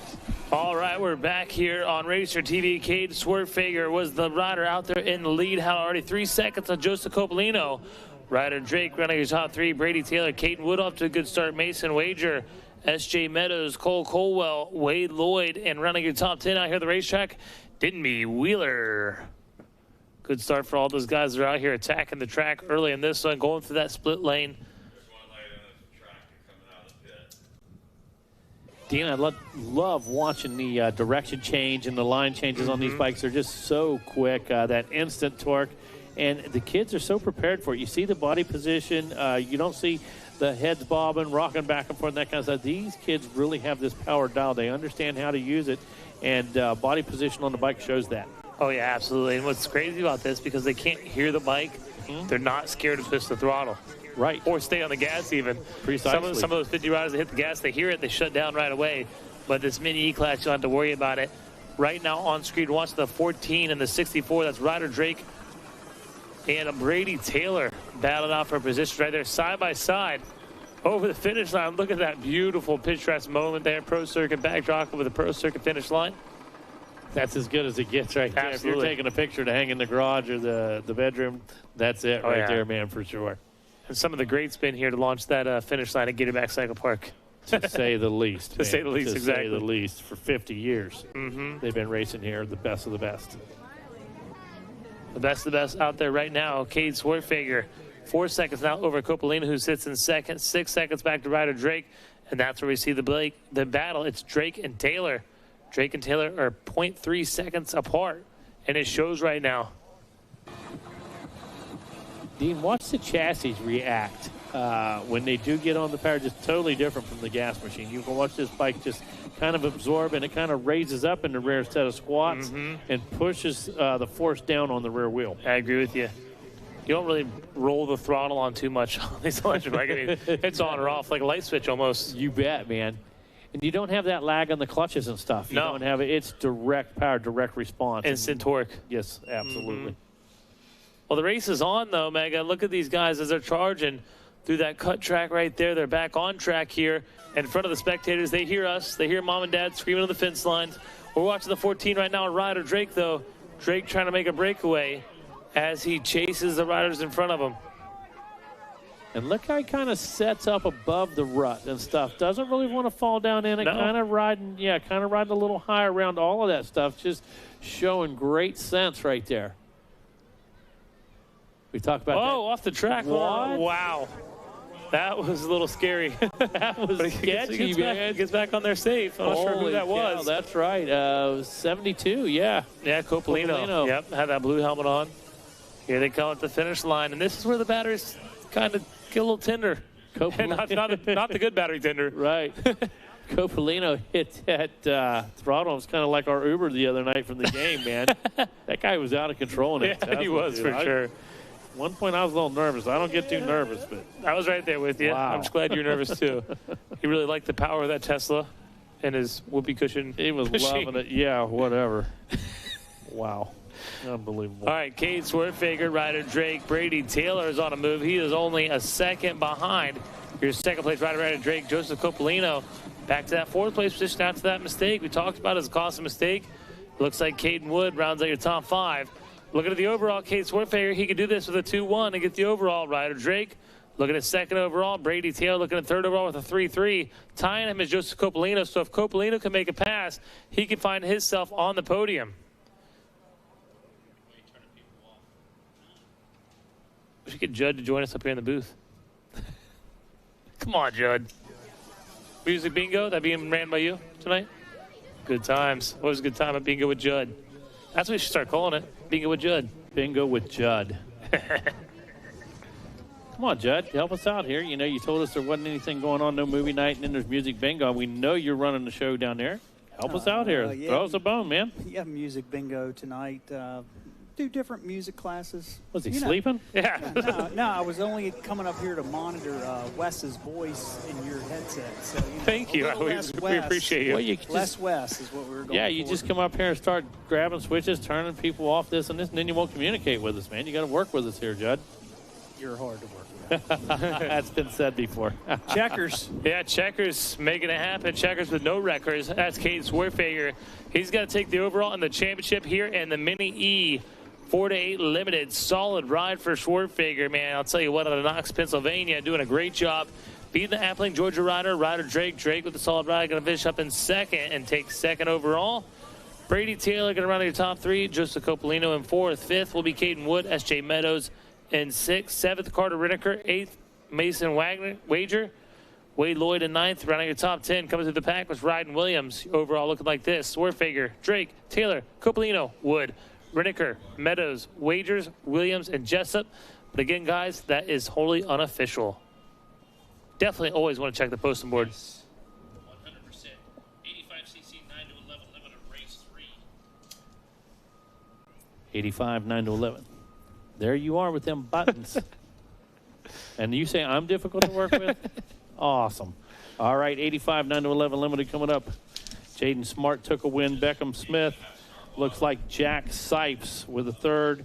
Western Auto with a first as well. Gavin Welzine. Ospina with a 3. Braxton Roth with a 2. Pruitt with a 4. JEP, John Everett Passero with a 4. We've been keeping our eye on him all week long. So let's see here. Rayson Kyler with a 3rd. Absher Hall with a 5th. Levi Letty with a 2. Nightingale with a 4. Thrasher with a 3. Waddell with a 2. Rao with a 5. Man, oh, man.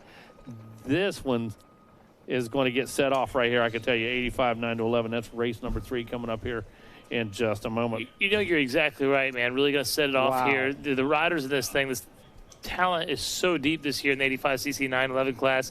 And we even see it in the constellation races. Yes. So many kids. And there's a lot of riders that I'd put on any main event that didn't even make it to the main.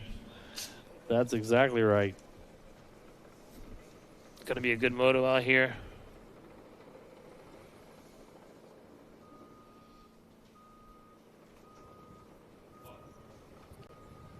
So looks like that's going to do it.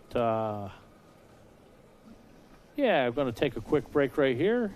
We're going to be right back with all the action. Going to pick things up here in just a moment with race number 3.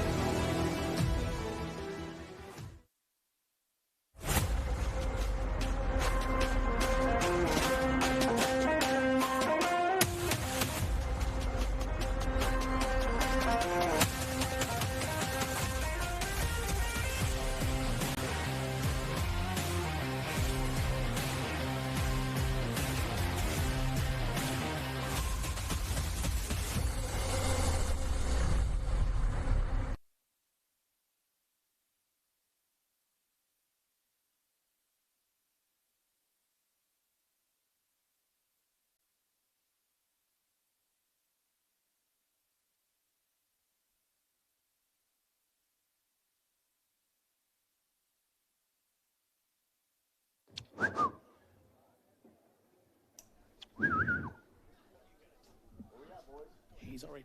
All right, going to throw it down to Wes Kane on the podium.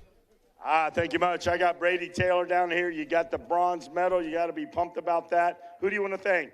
My mom, my dad, God for keeping me safe, Cody Dar, Action Motorsports, and Dan Callahan of Meg School. Congratulations out there one more time. Good job. I love the applaud down here. Good job, buddy. There it is.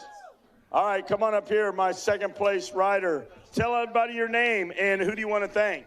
My name is Ryder Drake. I want to thank my mom, my dad, Jesus Christ for keeping me safe, FXR 100%, Mitten Motors, Proline suspension, and everyone else. Congratulations out there. Good job, guys. Make some noise. All right. Come on up, Mike Burkeen. You're going to make this man's day, Mr. Schwartwager. Congratulations out there. Hold it up high. Yeah. Who do you want to thank? My mom, my dad, Jones and Roman, Mitten, PR2, God for keeping me safe, 110.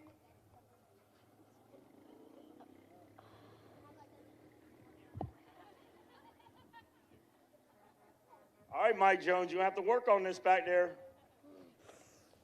Dunlop. That's it. Congratulations out there. Come on, guys, make some noise. There he is, the champ, Mini E. Back to you guys up in the booth. All right, thanks, Wes. As you can see, just a little bit of prep taking place right now. Going to touch things up just from a safety standpoint. Very little bit of water going down, touching up a couple holes here, a couple grooves that need attended to. Other than that, we're going to be right back into our racing action with race number 3, 85cc 9-11 Limited, here in just a moment.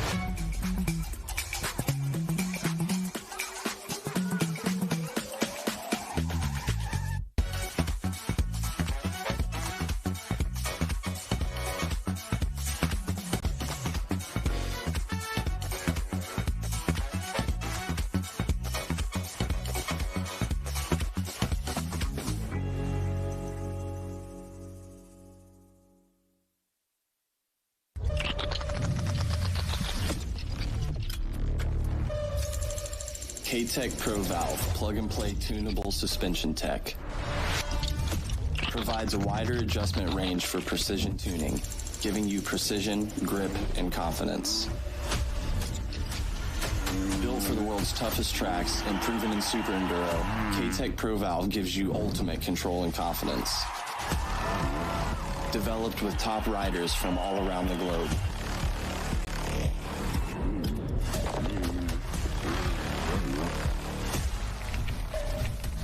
K-Tech Pro Valve transforms front fork and rear shock suspension, working seamlessly together to give you the most personalized ride.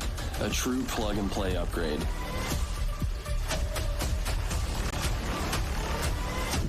K-Tech Pro Valve. The last time I won a Daytona, I was, I think I was 7 years old on a 50. So I've been here every year since, and I just always fell a little bit short, but it feels great to be up here in the college class and to be on top.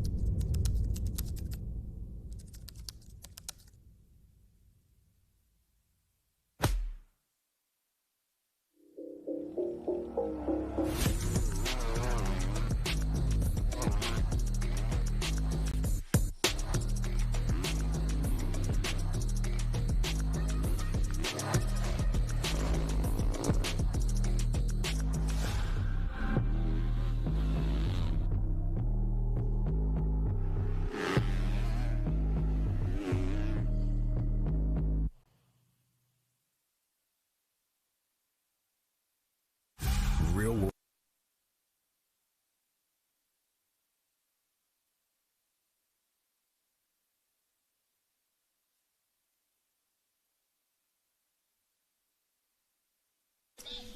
Yeah, we're back here, and this one going to be a good one right now. Get ready to take off the track. 85cc, 9 through 11. Give you an idea of some of the heavy hitters in this one. Of course, taking a win in one of the divisions was Jaden Smart. Also taking a win out there is Beckham Smith. These two showing very promising speed out there. Weston Otto coming in with a good finish out there. Also Braxton Roth, Gavin Wellsine. He got a win in his. So, man, there's a lot of competitions deep. Racing Kyler had a good moto in her first moto. Absher Hall. Names go on and on. Eli Herrick, our buddy out there. Nolan Cobb had a good finish in moto number 1 as well. A top 5 ride for him. Here they go off the start.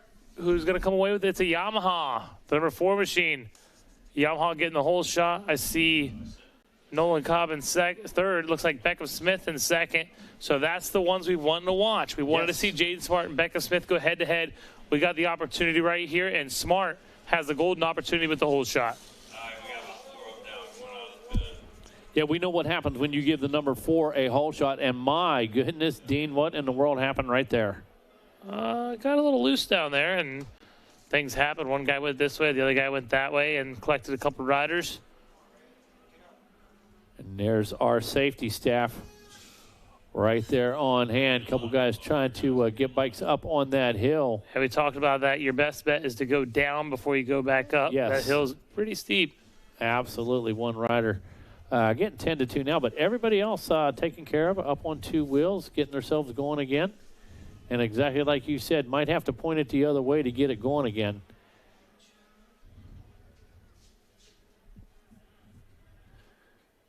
Watch now as they make their way to the far side of the racetrack. Jaden Smart getting out front, trying to pull away from, I think, his biggest competitor out here in this 85cc 911, and that being Beckham Smith. Oh, yeah. No question. Those guys got to be the 2 favorites. Oh, yeah, absolutely. Everybody up now, Dean. So that's a good thing news, right now. Had one rider we were a bit concerned with, but walking off of the track right now. Track just about to be cleared out. Plenty of time before riders make their way back around on lap number 2. As you said, there comes Smart. Beckham in that number 2 ride. Look how nice that takeoff looks. Been tracked in. Yeah, very nice. Look at there. Smart and Smith side by side. Now Nolan Cobb just waiting patiently back there in that 3rd place position. And we got a few of them just behind him. Looking at the running order they come through, it's Smart, Smith, Cobb, Thrasher with a good ride there in 4th. Anderson Waddell, Martin Ospina, Gavin Mosine, John Everett Pastro. And these boys are charging hard. They're moving quick. Yeah, we talked about Beckett just a minute ago. And right now he finds himself about a half a second back. When next time comes up, we're going to get true lap time. Rider stolen out there. No. Not where you want to stall out the motorcycle for sure. No question. Not sure. That was definitely one of the riders towards the front of the pack there. It'll be tough to swing a leg over it right there, Dean, and get that thing kicked back off. So definitely going to get a little bit of assistance. That's okay. Leader down, Jaden Smart. Jinx. Jaden Smart having some issues there as they drop down. So Beckham Smith, your new leader, Jaden Smart. It's going to be tough to come back from that. Yeah, no question. When the guy you're battling with Beckham Smith. Yeah, exactly. Now he's in the lead trying to make a break for it. There was a half a second separating the 2. Now there's much more. So many things going on. Down again? Or, no, Beckham Smith went down. So Nolan Cobb is your new leader.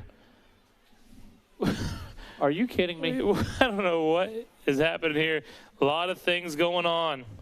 By the time you go back from timing and scoring to the monitor to the track itself, all kinds of stuff happening, Dean, by the time you make a decision on which one you're going to watch. With that being said, leaders now coming down into the front of the track. Here they come, Dean, right back at us through the split lanes. Going to pick them up, and I'm really curious to see with this update who that rider was that we lost out in the front of the pack there going up the hill. That was about 4th place, wasn't it? Yeah, might have been Thrasher. I don't know.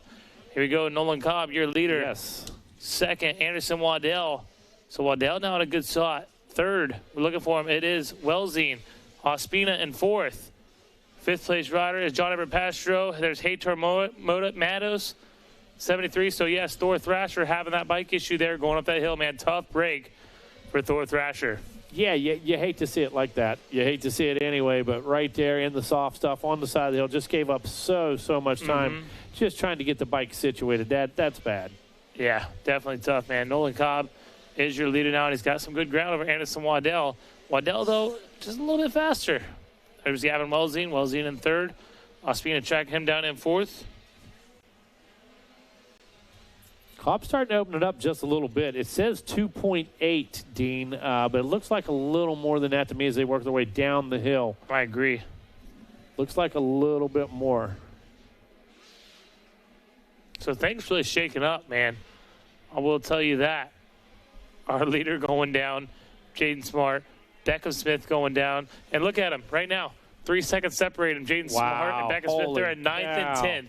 Keep your eyes on those 2 riders and see how they can elevate through the pack, because I guarantee you they're pushing each other hard. Yeah, this is probably going to be a freight train right here. These guys definitely going to go for it. Both of them know they got a lot of time to make up. Like you said, about 3 seconds. Another rider down on Gator Falls. Yeah, it looks like a Husqvarna rider. I'm not sure. There's a couple of them that were in the front of the pack. I know Welzine and Pastro were towards the front of this one. We've been keeping an eye on JEP. Now, he turned a 2:04 last time. He was in a bunch of traffic. He and Mattos. Going to be curious to see if they were able to pick that up.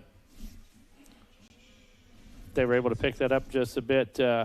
Watching Jaden Smart now, looks like he is trying to mount a charge to get around Cade Nightingale. Nightingale out there on the number 467 machine. And that was Smith right there, too, wasn't it? Yep, right behind the 23 in there as well, yeah.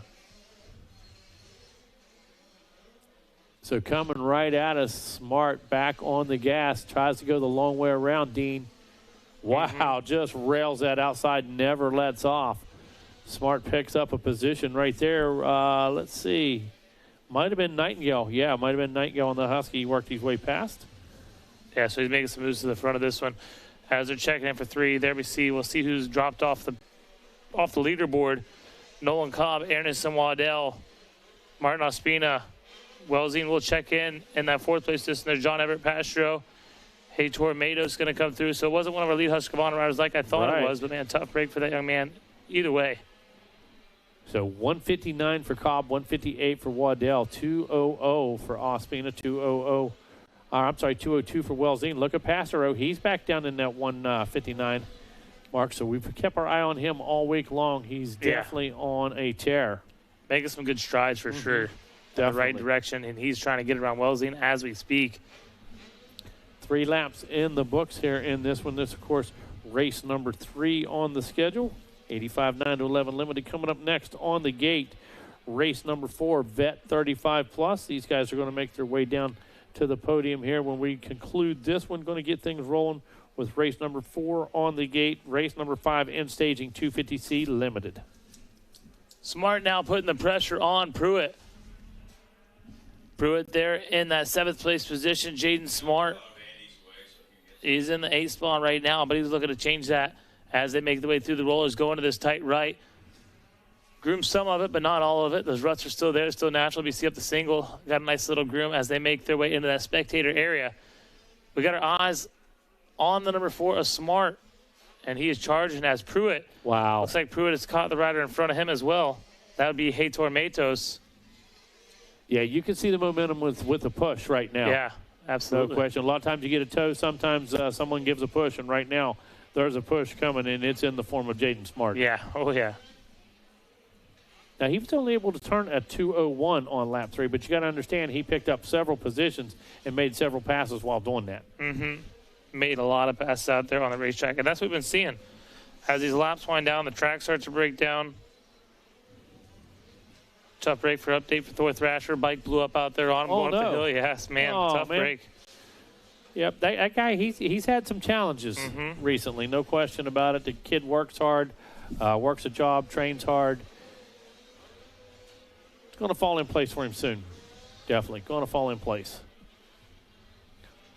4 laps in. Cobb this time 2:00 flat. Waddell 159.7. Ospina 159.3. Wellsine 159.7.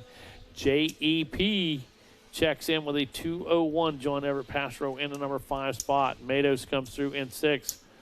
Pruitt in 7. Smart in that number 8 spot turns a 159.9. So picks it up by about a second and a half. Impressive work.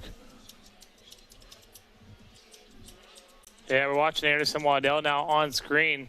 He could go 2-2. Consistency is key. He could take the overall, but Gavin Wellsine knows what's on the line. He's a couple seconds behind Ospina. We'll have to see how this is going to break down. It's going to be a good one. Yeah, this could go one of a couple different ways right here, Dean. A couple different things could happen. Nolan Cobb doing everything he can out in front. He can win this one, but where the cards fall, that's all on them. He can't control that. Yeah, no, You know, Kevin Wyndham will tell you, control the things you can control. Yeah, exactly. Take care of what you can handle, what you can do, and the rest of it's going to happen. The rest of it's going to fall into place, whether we have anything to do with it or not. Yeah, we got to keep our eyes on Jaden Smart because Smart is pushing right now, and he's got some passes to be made. He's in 8th right now, but going with the 1, that gives you a total score of 9. Overall in picture, he's sitting about 6 right now, Jaden Smart. Exactly. There is 132 of Gavin Wellsine. He's out there on the Husqvarna machine. And Wellsine was one of those riders in that 159 last time around. Now you see the white flag is out on lap number 5. Cobb still turning 159s. Waddell did a 2:00.5, so almost a full second slower. Ospina comes through with a 159.0. Wellsina 159.2, JEP a 159.0, and look at Jaden Smart. Picks up another spot there, comes through in the 6th spot, 158.488 for the number 4. Yeah. I also want to point out the riders that we've seen down earlier, Weston Auto, Jax Baker Racing, Kyle are having some issues. They're out of this one, which is tough for them because they were riding a solid race. As far as first moto goes, they were in it. Now, Smart could pick up another spot here, possibly on the last lap. Looking at a 1-6 right now, possible 5th overall. If he would get up there and tie Ospina, of course, he would get the tiebreaker with a moto win. Yeah, if he get 2 of them, he could still find himself on the podium. He could still here. be on the podium, Dean. Yeah. That's not out of the question by any means. On Racer TV, we're watching the 132 Gavin Wellsine going through the 20 miles of bad road. I'll tell you, that road's not so bad anymore. Track crew got out looks there. Pretty good. Almost looks like the PA Turnpike. Yeah. It's about the same condition. A little bumpy, you know, but still not bad. Got to be careful there, too. Got to pick your line. Yeah. And you got to pay the total rock and roll up there, believe me. Soon we should be panning in on Jaden Smart, who's trying to make some passes here. And this one, the white flag is out. And if Smart can make a couple of passes, that'll really change things overall. He's on the number 4 Yamaha. There's Nolan Cobb, your leader. Has nothing to lose, but Anderson Waddell in second. He's trying to win the moto, buddy. Take second. You got the overall, you know? I like it. Here they come. Going to take the checker flag. Oh, boy. Amazing ride there for Nolan Cobb. Going to come through and take the second moto win with a heel clicker. But taking the overall, Anderson Waddell. There goes Martin Ospina. He's going to take 3rd in the moto. 4th in the moto going to Gavin Wellsine. John Everett Pastro going to be able to hold off Jaden Smart. So Smart going to hold on to that 1-6. So he's not going to be able to do it. Not quite. Overall, looking like this: Anderson Waddell, Gavin Wellsine, Nolan Cobb, 1, 2, and 3. As they make their way across the line now, all of them. Smart again checking in 6th. 7th place, Heitor Matos. Good ride for Matos. One of the Brazilian riders out here racing with us. Cade Nightingale going to finish up in 8th. 9th going to go to Owen Solomon, it looks like. And Ryan Ciceretti going to run your top 10. What do you got coming out on the track, Mega? Race number 4, Vet 35 Plus. Aaron Cannoneer, Michael Klinger won Brasilia. Brent Geisentanner, Lewis Smith, Alec Forte, Matthew Dorn, Matthew Hogentogler, Anthony Caparelli, Luther Marich, Kyle Jennis, Eric Kraut, Jonathan Achenbolt, Joshua Clark, Dustin Jensen, Ryan Robertson, Tiago Matola, Emmanuel Tello, Derek Fisher, Louis Bonini, Michael Stevenson, Stacy Crute, Austin Edwards, Cody Adams, David Bacon, Brandon Hughes, Curtis Batson, Jason Lawrence on the 338, Michael Fowler, Samuel Forrester, Shelby Rowland, Brad McClellan, Bradley Greer, Christopher Cook, Steve Roman, Zachary Helser, Noah Espinoza, Cody Willis, Shane Kelleher, Kenny Henry, Keegan Labonte, and Jed Dry. Going to round out the lineup for our 35-plus vet, 42 entries. Yeah, man, it's all a lineup of these vet 35-plus riders. Looks like Kenny Henry's who we're watching right now. He's in possibly the second place. Well, there's that wheelie landing I was talking about. Almost looping up down the landing. But I'm trying to get Osner to lead out in front. Here he comes. He's going to make his way in front of the tower. Your vet 35-plus leader. 731, Steve Roman. I don't know why I had to guess that. Kenny Henry said he wants a piece of him. He's got an opportunity now that he runs the second place position. The number 40 there in 3rd. He rounds out the top 3 in front of Labonte. That's number 40 of Alec Fort. Big thanks to Fort for getting those strawberry smoothies the other day, man. Are you kidding? You bet. Yep. Good karma. Hit the He's spot. up here in 3rd place right now at 35 plus. Hit the spot. It definitely did that. All right, I'll give you a full rundown this time through. Top 10, Alec Fort, Keegan Labonte. No, that's not right. Yeah, it is. Steve Roman, Kenny Henry. Oh, yeah, okay. Alec Fort, yep. Keegan Labonte, Dustin Jensen in 5th. Jason Lawrence, 7th. 8th is Michael Stevenson. 9th, Michael Fowler. And running the top 10 right now is Derek Fisher. That's what we're seeing out there on the racetrack. That 35-plus out there on the track right now. We've seen a lot of good racing out there so far, and it's just continuing with this Vet 35-plus. Yeah, and we talk about these guys. We see them same place we see all of our top amateurs. They go to all the majors. They got schedules, jobs, careers worked out where they can do that. And when we look, we see guys like Kelleher coming to us from up in Rhode Island. We see the Texas crew. We see the PA crew. California riders out here. It doesn't matter what class it is, even the vets. These guys are committed. They want to be here and be part of it. Yeah, absolutely. Definitely want to be part of it. And I'll tell you what, part of it right now is Steve Roman. Steve Kid's Roman. unstoppable. Wonder if we could talk him into racing some big pro races.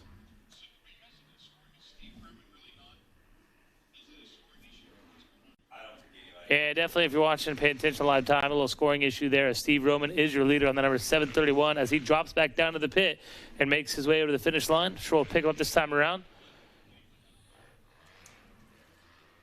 Coming down to the bottom. There he is, trying to go 1-1 scores. Pair of bullets there for Steve Roman if he can make it happen in front of Kenny Henry, who sits in second. Yeah, he definitely picked up the win. Yeah, absolutely. In Moto 1. Yeah, it shouldn't pick up on 5 times the first time through. Right. There it is. There we got it. Now we got Steve Roman back on top, 1-1 for a possible win overall. No, 100% had us confused for just a second. We just kept announcing it when we saw unknown at the top, so good call.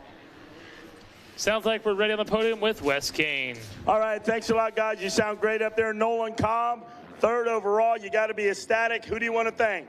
I want to thank Mended, Oakley, Sorby, Ranch 54, FMF, and Willie Manning. These bikes are ripping out there. And everybody else, thank you so much. Congratulations out there. Nolan Cobb with the bronze. Good job. Gavin Welzine with the silver medal. Congratulations. You got to feel good about that. Who do you want to thank? My mom, my dad, Team Husqvarna, Bees Moto Lab, Dunlop, Motor X, FMF, T-Rex Throttles, Nihilo, ETS Fuels, Sticker Standard, Orlando MX, Bell, Scott, Asterisk, Alpenstar, 7, Ethica, Tyler Rattray, and whoever else. Thank you so much. Congratulations, Gavin Welzine. All right, Anderson Waddell, come on up here. Mike Burkeen has the #1 plate for you. Congratulations, Anderson Waddell. Job well done. All right. Thank you, Mike. Anderson Waddell, congratulations. Who do you want to thank? My mom, my dad, Fly Racing, A1 Racing Suspension, Scott, Moto Bros Compound, and everybody else. Thank you. Congratulations, Anderson Waddell. Take it away, Megawatt in the Yamaha Skybox. All right, we gave Megawatt a little break right now. We're going to bring in Rodney Tomlin. He's going to swap out chairs over here. You comfortable over there, Rodney? You be okay? I don't know if I can fill this seat or not, to be honest with you. I can move right up and switch with you if you'd like. You know, I would feel much more comfortable if you did. Absolutely.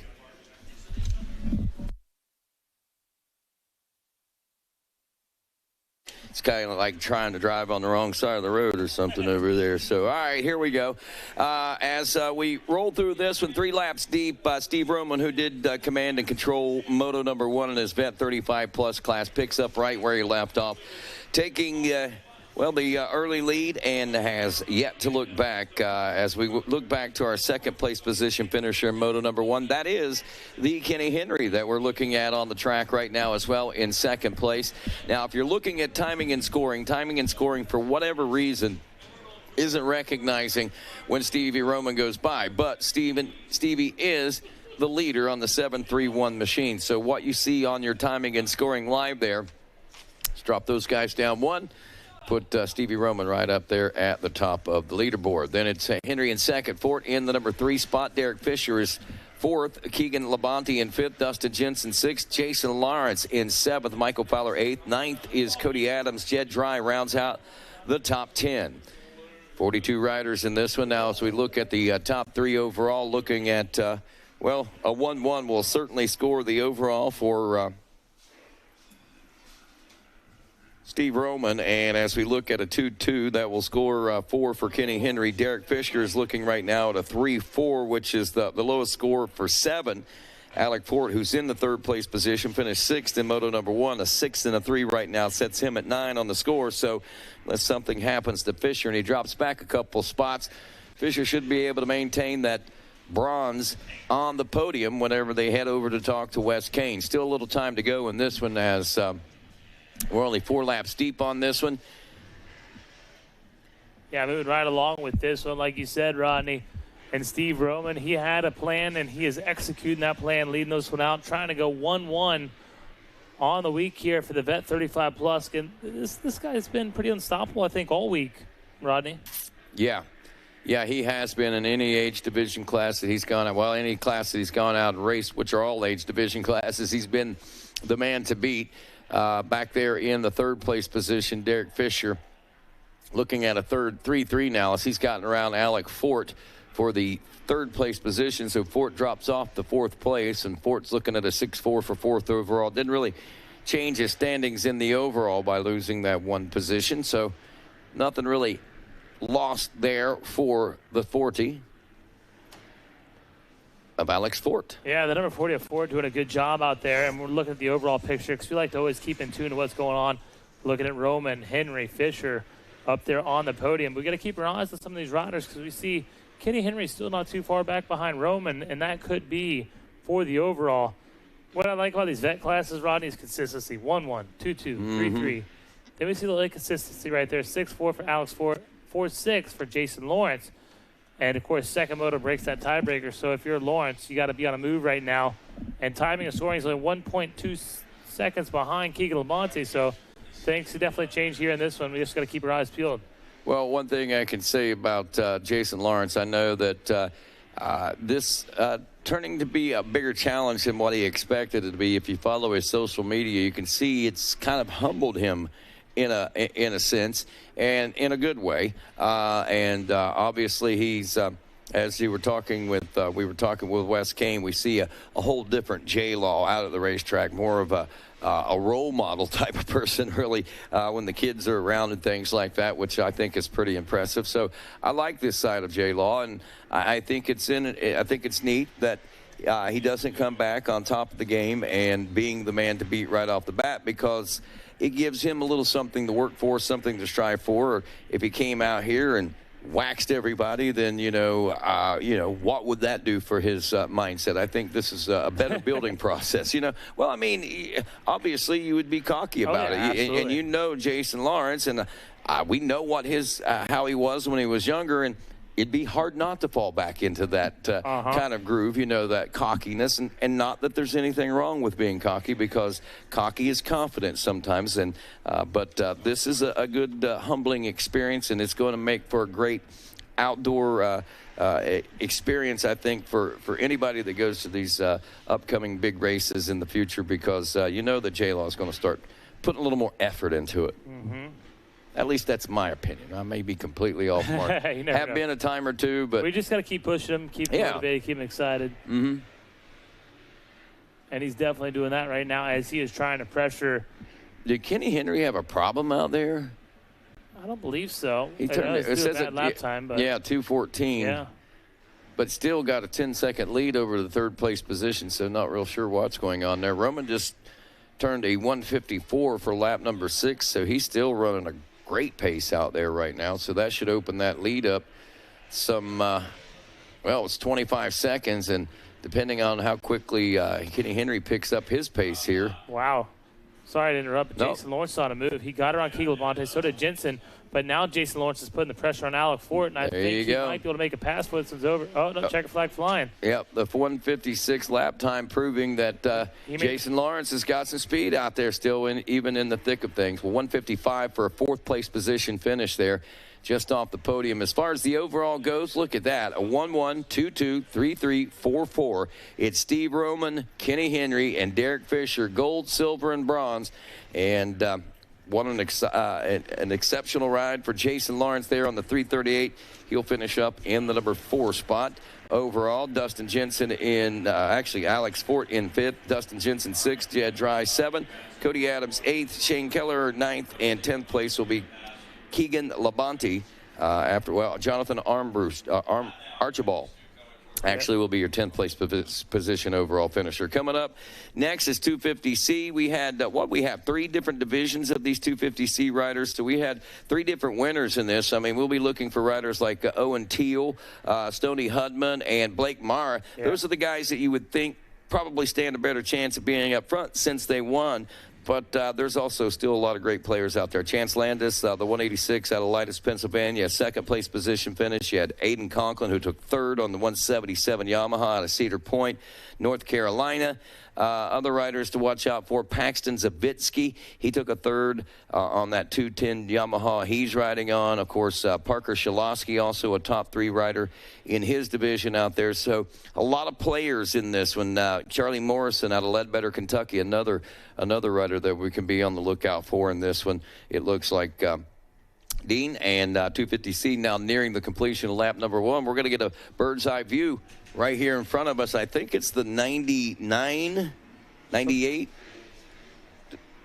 Oh, I missed. I looked on the TV monitor. I was trying to go by the TV monitor, and I can't keep up with it on the monitor. But anyway, they are wrapping up lap number 1 as they head up out of the Gator pit now, and we'll get a bird's eye view on this. Stoney Hudman, the 59 machine on the KTM. Charlie Morrison in the second place position on the 69. 17, Blake Marr is third. Parker Shalosky in fourth. Joshua McQuiggan in fifth. Kian Majors in sixth. Jackson Harlock in seventh. Maverick Gold is eighth. Caleb Marin is ninth after the first lap. And Aiden Conklin in the number 10 spot. So Hudman looking at the likelihood and possibility of a 1-1 here, and Morrison's looking at a 2-2. But I know he's hoping for more. Blake Mara winning his division race, opening up in a third-place position here on lap number 1. So I expect we're going to see a lot of pressing and a lot of pushing here on lap number 2 now that things have settled in, Dean. Yeah, watching now as they're making the way to the far side of the racetrack. Your leader, Stoney Hudman, he's kind of just checked out on the rest of this group right here. Oh, a little white mark there from Mara's bike. I believe that's nothing to worry about, nothing to be a concern. But 69 of Charlie Morrison feeling the pressure by the number 17 of Blake Mara. Here he comes, 20 miles of bad road. And sounds like maybe Wes Kane might be about ready to celebrate on the podium with our Bet 35+ class. Talking about full circle, I got Derek Fisher here. And if you went to Hillbilly Hills back in the late 90s, early 90s, had to race this guy in the 12-13 class. Good to see you up here. Derek, you finished third. Who do you want to thank? Oh, man, my suspension guy, David Brewer, with Power Band. You know, we've been kind of back and forth in this track trying to figure it out. We're getting really, really close. You know, I started from dead last and came all the way to third, so something's got to be working. But, you know, my whole family, Capital Cycle, Donnie Banks, Mitch from Callis, Scott Goggles, Riss, Blues Tires, man, everybody. Sorry, guys. I haven't done this in a while, so. Well, congratulations. Hey, work this winter. We'll see you at D1, and then we're going to go to Springading. Derek Fisher. Come on up here, Kenny Henry. Kenny Henry. Who do you want to thank, Kenny? Yeah, just want to thank my graphic company, Vert, Fast Tracks Florida. Awesome tracks to ride at and train at all winter, summer long. Suspension Solutions, O'Neill, my family, my mom, brother Ryan, wife Olivia, my daughter Emery, everyone else, man, appreciate it. Thank you, guys. All right, there you go, Kenny Henry. Good job. Steve Roman, come on up here, bud. Right back here behind your bike. I wanted to get in the shot. Mike Burkeen's going to pass off the number 1 plate, AMA representative. Congratulations out there. Steve Roman, want to thank you for that amazing Thanksgiving dinner invitation last night. Who do you want to thank? I'm thanking you now. Who do you want to thank? Well, thank you, everyone, putting the event on. Couldn't do it without, you know, all the great people coming out and helping support this event for years. The Lord Jesus Christ for keeping me safe. All my family, the Jones and Roman crew that come down, we couldn't do it without all those guys. It's a big squad back there we have. Wes saw it last night. We fed probably close to 90 people, and it's amazing. So as far as sponsors go, I got so many on the list. I really like to knock them out. Hillview Motorsports, the bike, Chris and Shane with PR2 suspension, been with them guys forever, and I've said it for every time I've been up. Bike works absolutely amazing, and just couldn't do it without them. Brad, Andy, everybody at FXR, Jeff and Rob at Dunlop, OGO, Scott, Johnny Knoll has been helping me out for years. The list just goes on and on that make it possible, but Joel at FMF, I can't even think of them all right now, but I can't do it without all those guys, and I appreciate it. Congratulations, Steve Roman, the champ. Celebrate. Take it away, Mega One. And Rodney and Little Dean in the Blue Crew Yamaha Skybox. All right, thanks a lot, Wes Kane. And Stoney Hudman still owning things on point with an 11-second lead now over second place Blake Marr. Marr a little bit under pressure, though, as they came through. Peter Shalosky passing up through the pack around Morrison now. As Shalosky takes over third, Morrison drops back to fourth. You got Hauerluck in the number 5 spot as he gets up a spot there. Also Joshua McQuiggan, Aiden Conklin, Jackson Flynn, and Maverick Gold, 9th place. Jaden Smeltzer rounds out the top 10. Looks like Kean Majors may have fallen out of the top 10 back to an 11th place position.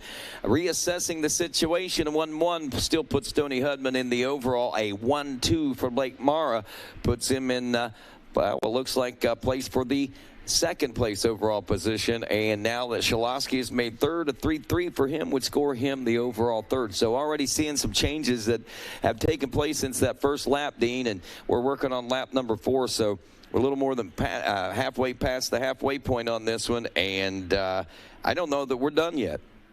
No, I don't think we're done at all. I'll tell you what. We've seen Stoney Hudman make that break for it, and he's got about 11-second lead over Blake Mara. But Mara has his hands full because Shalosky and Morrison right there, and Horlock also joining this party.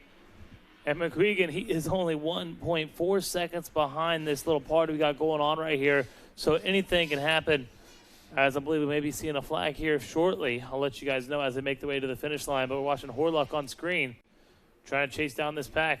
There's Shalosky, there's Mara. Shalosky running second and third. Your fourth place rider on that Yamaha, it's Morrison. And behind Morrison is Horlock. A little case there for Morrison. I see Mara panning to Mara right there as he makes his way down to the left-hander. He's going to go back, hit this little right 180 turn to make his way up the finish line area. I don't see a flag waving in this one, so we got at least 2 more to go before this one is over. I'm telling you what, Horlock is coming.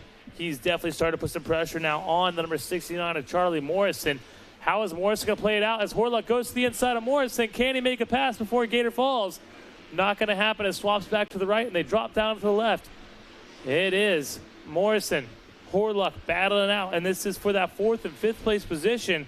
Overall looking like this right now. Stoney Hudman with the 1-1, Blake Mara with a 2-2. Sorry, a 1-2, a 3-3 for Shalosky, and Morrison with a 2-4. So Morrison knows what's on the line right here.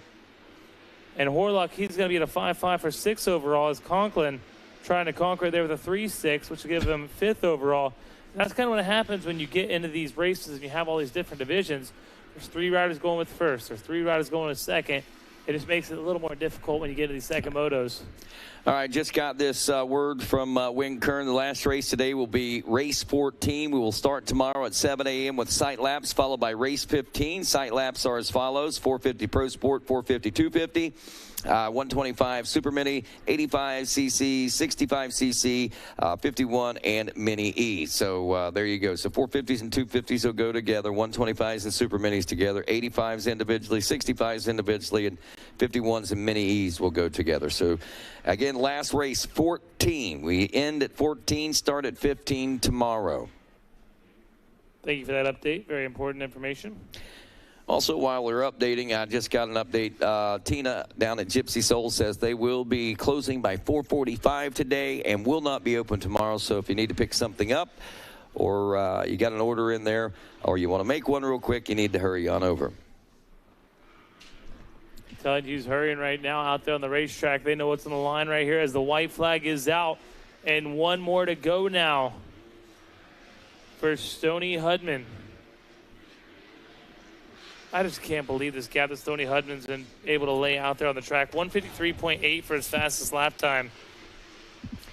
And, well, basically call it 12 seconds is what he's looking at as far as the lead in this one. And, I mean, I saw some great things out of Stoney, and I'm not saying that I didn't think he was capable of something like this, but at the same time, I'm just kind of surprised that we are seeing any breakaways this large. Even though it's a small breakaway by consideration when you look at some of the domination we've seen in years past, but what we've seen this week so far, once we get more than 5-6 seconds, man, it really seems like that gap is just monumental. Yeah, I agree with you on that, man. This is dominance. This gives him lots of confidence going into the other C motos that he has later today, knowing that he is the guy right here on the number 59. There he is in that nice red, white, and blue Fly Racing gear. Stoney Hudman going to make his way past the spectators one last time. And our second place position, Blake Mara, doing a great job out there. Panned into Hudman right now. He was the man with the plan going into this one. Got the start he needed and has not looked back.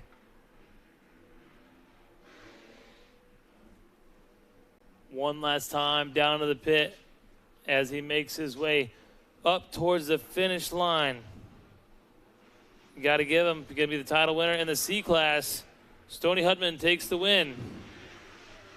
Number 17 reaching for the stars there in second. It's the number 17 of Blake Mara. Going to be second over on the podium. C. West Kane. Solid ride for him on his Motor Bros KTM. Parker Shalonsky will finish up in that third place position, run at the top three, and finish up third overall. So moto scores looking like this. 1-1 for Stoney Hudman. 1-2 for Blake Mara. 3-3 for Shalonsky.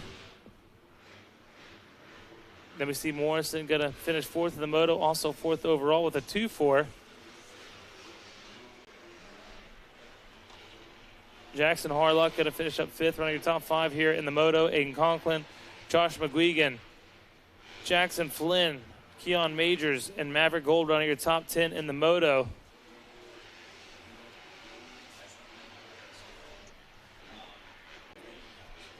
Oh, look at Mineri actually going to make a move there late in this one. So good job to see Mineri making some moves. Hudman is going to be pretty pumped on this one, I think. That's a pretty big flex right there here in the late part of the season, of course, in this 250C limited class. Blake Mara, 1-2. That's a good ride for him as well. And Parker Shalonsky, again, a 3-3. Those three will be going to see Wes Kane for the gold, silver, and bronzes. And we are getting ready for yet another race. Again, we're stopping at 14. After 14, we'll pick up with race 15 tomorrow. And as far as this 85-12 to 13 limited class coming up, we've got some players in it, as we do all of them.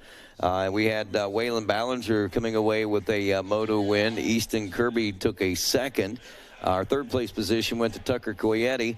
And fourth place to Orlando, Florida's Austin Keller. And fifth place to Carter Gray out of St. Clairsville, Ohio. So they're already off on the track. Ballinger with the lead makes a little slip up right there. Looks like Murray there, the 9 machine in there as well. Here it was Anderson Waddell, Chance Olberg on the number 11 off to a good start out here.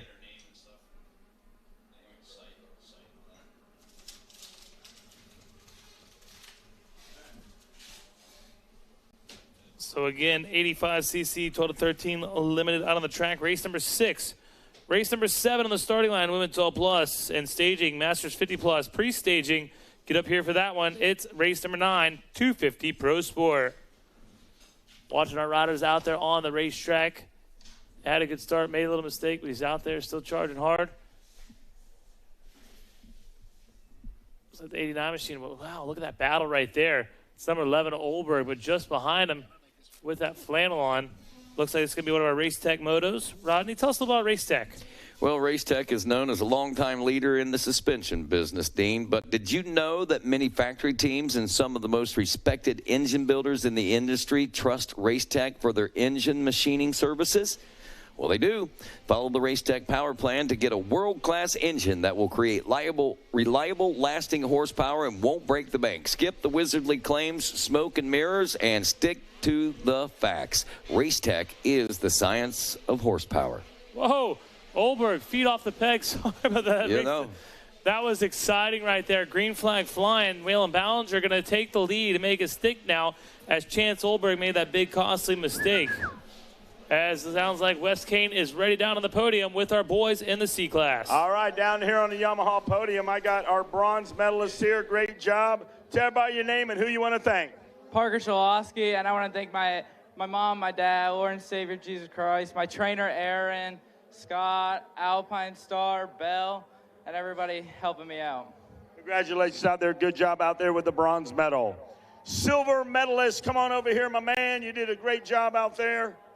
Come on over here front center for the fans watching at home. Tell everybody your name and who do you want to thank? My name is Blake Mara, and I'd like to thank Lord Jesus Christ for keeping me safe. Having a great week so far. Mom and dad, whole Moto Bros crew, Matt and Jenna, TLR, Power Band, Dirt Lab, FXR, and everybody else that helps. Thank you. Great job out there, Mr. Mara. Good job. But hey, man, congratulations. Good job. He's a gentleman here. Stoney Hudman, come on up, bud. Number 59. Mike Burkeen. Got that number 1 plate right there behind that bike so the world can see on Racer TV. And the Dirty 100 app, fueled by Dunlop. Thanks a lot, Mike. Congratulations out here. I'm going to hand you this, and you're going to tell me who you're going to thank, Stoney Hudman. I would like to thank my mom so much for getting me up here, first of all. Proline Designs, Hudman Plumbing, Fly Racing, Adventure Moto, 58 Films, Motorsport, Redain for helping me out with all my suspension, RPM Racing, Matt Cleveland, Raptor S, Zach Mashburn, and everyone else. Thank you so much. Congratulations, Stoney Hudman. You are the champion. Take it away, all the boys in the Blue Crew announce tower.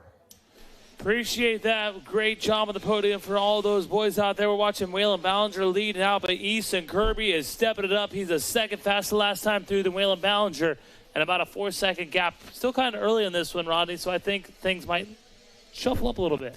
It's still got a lot of room for that, that's for sure. Ballinger settling into a 156 pace, but it looks like Kirby's still pushing out there, and rightfully so, because he's not where he wants to be right now. And like you said, that 4.5-second gap, it's going to take a little while, only a second or so quicker. And whenever you break the math down, I think it only translates into about a half second. So it's going to take quite some time. But Kirby is a little quicker, and he does seem to be hungry right now with Chance Olberg back in that number 3 spot.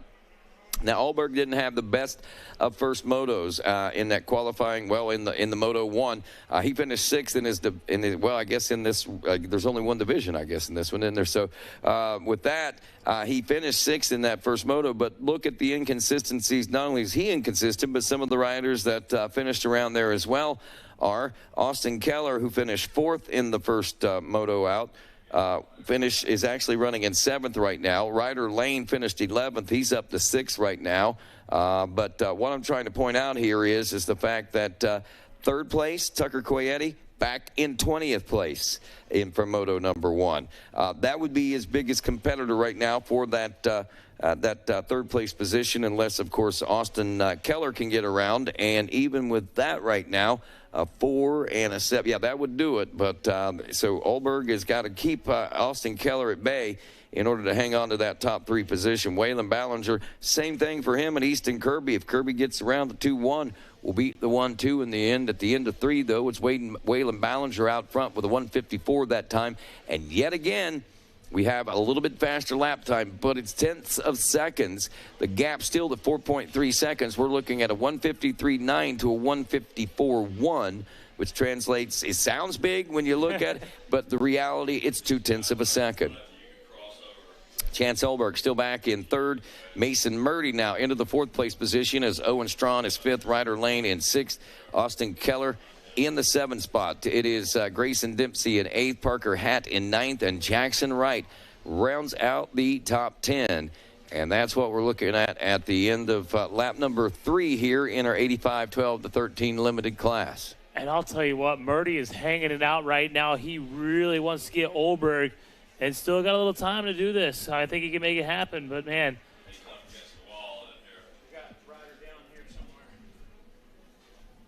Oh, looks like they got it down in front of us. Yeah, they got track crews getting to it pretty quick, so.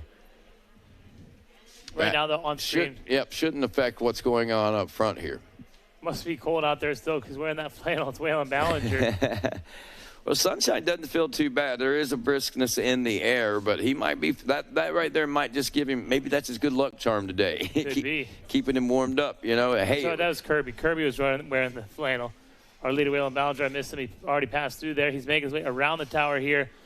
Buzzing the Yamaha Blue Crew Tower is Waylon Ballinger. Just behind Ballinger again in the second place position is Easton Kirby.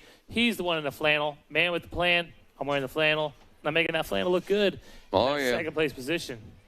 Oh, yeah, making it look fine. Waylon Ballinger coming around for lap 4 complete here in this Race Tech featured ride, and rightfully so. 85, 12 to 13 excitement on the track right now. Easton Kirby checking in the number 2 spot. Yep, Olberg and Murdy making their way through. That's that battle I was talking about. Murdy was hungry.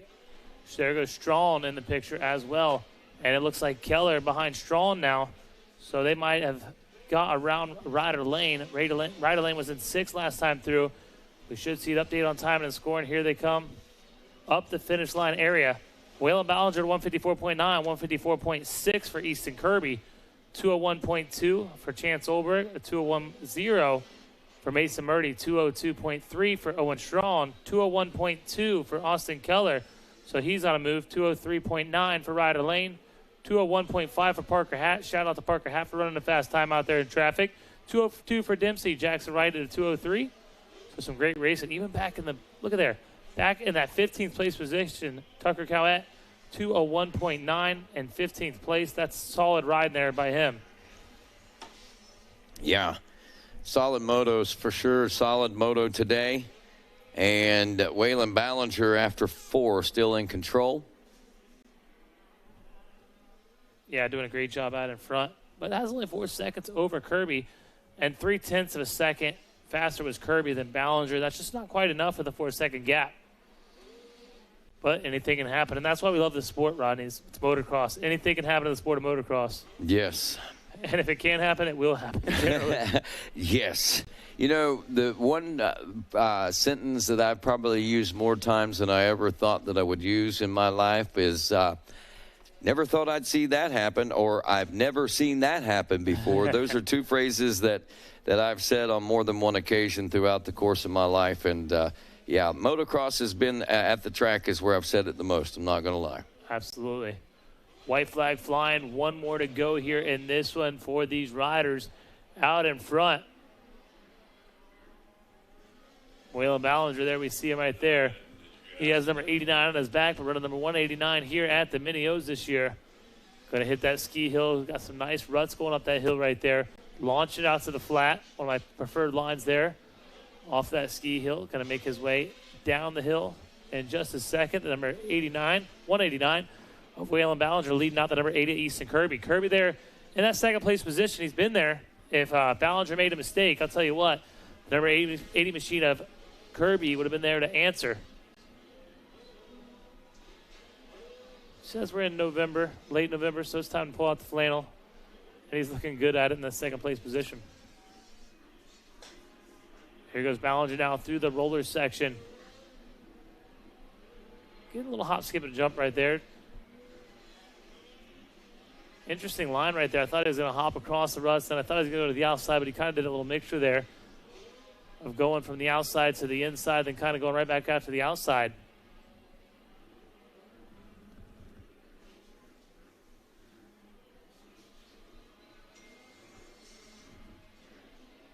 Waylon Ballinger hitting the gizmo table one more time. Going to take you away here.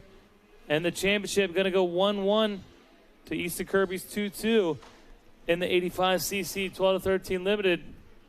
1 more corner to go for the number 189. And up the finish line to take the moto win and the overall championship. Give it up to 189 of Waylon Ballinger.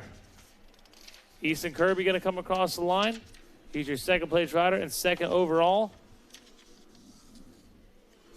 Solid ride by both those riders. And Chance Olberg, look at that.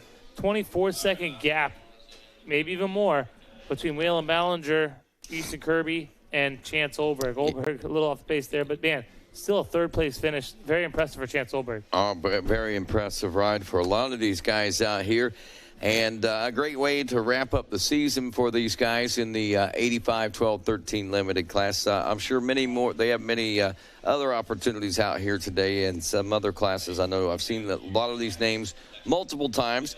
And names that we've seen multiple times right now as the gate drops on this women's 12 plus. And we got a couple of ringers in this one that we're going to be keeping an eye on. One, the 401 of Lottie Van Drunen. She actually won her division race. Mela Herrick, the 123, won her division race. So we got a couple players up front, if you will. And as our ladies drop down the Gator pit and now back out and over the dinner table, looking here at our first moto results, I know that Mela Herrick running the 123 KTM and Lottie Van Drunen on a Yamaha. So I don't think that's a Yamaha we're looking at up front, but I'm not 100% sure it's a KTM either. It's the 123 Mela Herrick. Okay, it is. I believe she is on a Honda, though. Oh, okay. Well, it says KTM, and that does make sense then. Yeah, definitely. Watch now, she's charging hard. As our boys are making it down to the podium, solid ride for all those riders in 85, 12 to 13 in the limited class.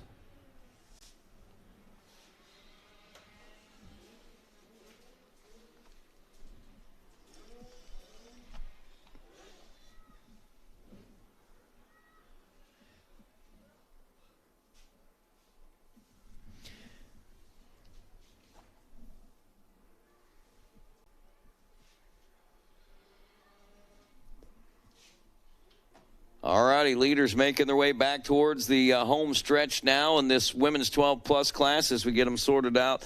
A couple of riders and several riders we should be watching out for include Danielle McDonald, Callie Sutton out there finishing fourth, Elena Kapsimer finished a fourth, Kelsey Harris took a third in that first moto. As we wrap up this first lap of racing now here with the women 12-plus, we're going to get them all sorted out as we head out of the Gator pit and make that drive up to the top of the hill in the pro circuit finish line.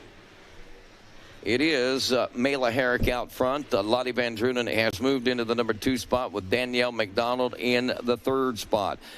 This kind of looking similar to what we were seeing as far as the results were from each one of the division races, except Mela out front in this one over Lottie. They both won their divisions, but one was faster than the other, and maybe Mela's, well, at least off this portion of the race, is a little faster. Piper Bell back in the number 4 spot. Bell on that number 6, finished second on the OG's SC Design machine out of Sault Ste. Marie, Michigan. Bell again on the 6. In 4th, 310 Lucy Barker running in the number 5 spot. Barker on a gas took a 3rd place position in moto number 1. Now, if we were to see him finish like this now, we got 1-1 for Herrick, 1-2, and well, it sounds like Wes Kane down on the podium. Thank you, Rodney. I know we got a heater out there. I'll get it back to you. Chance Olberg finishing 3rd overall. You got the bronze. Who do you want to thank? Mom, Dad, MCT, my trainer, Matt Cleveland, everybody at home watching me right now, friends, family, fly racing, 100%, Alpine Stars, Adventure Moto, Austin, and everybody else, Hux and Brand, and everybody else that supports me. Thank you so much.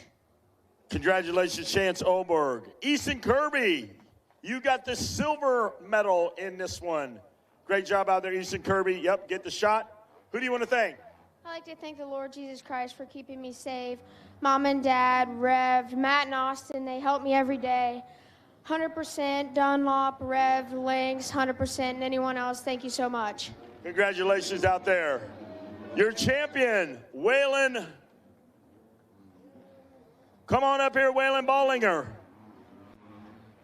Great job. Mike Burkeen, come on in with number 1 for the photo op. Great job. Thank you, Mike.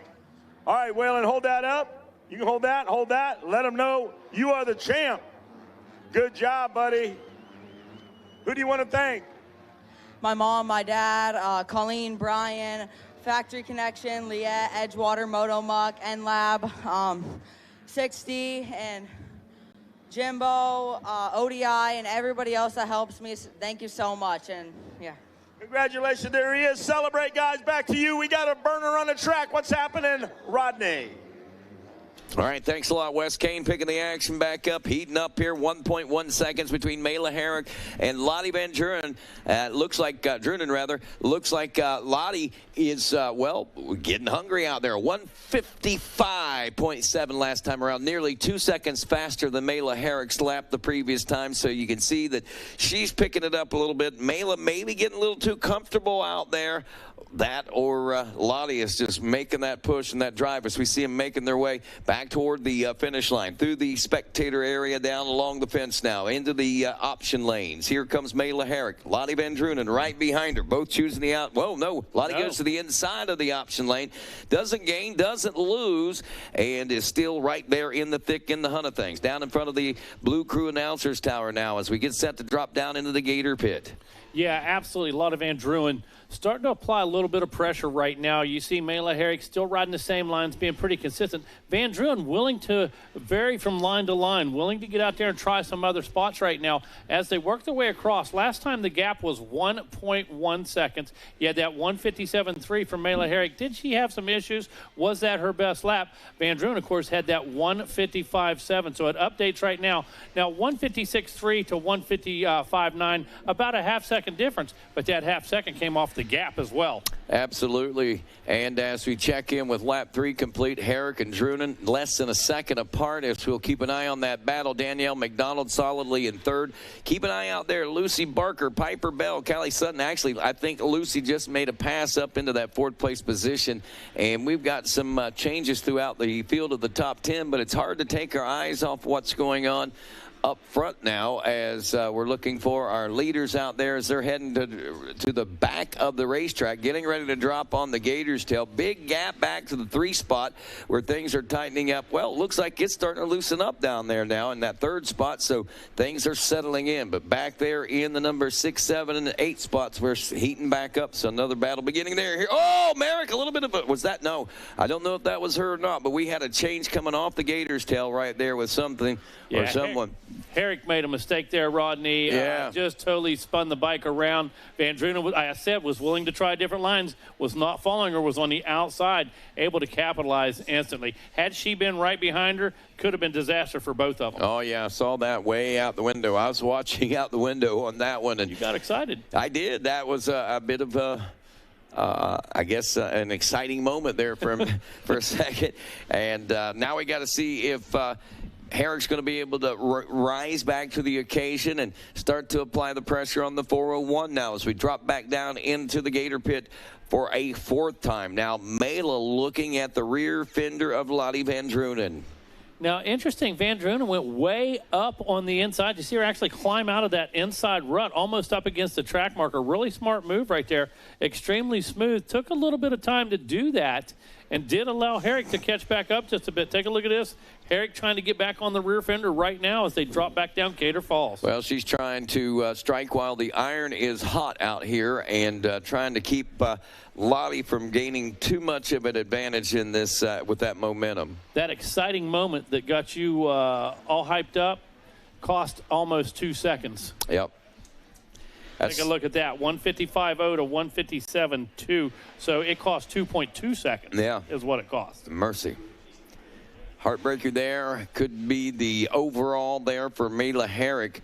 Just that one little miscue. Danielle McDonald in 3rd after 4. Lucy Barker is 4th. Piper Bell in 5th. Callie Sutton in 6th. Tinley McCoy in 7th. Elena Kapsimer in 8th. Kelsey Harris 9th. And Piper Carver-Coons rounds out your top 10. Jacqueline Ross, you might remember that name, the 734 in the number 11 spot. Nice. Rodney, it's a great time for young ladies in America for motocross. Yeah.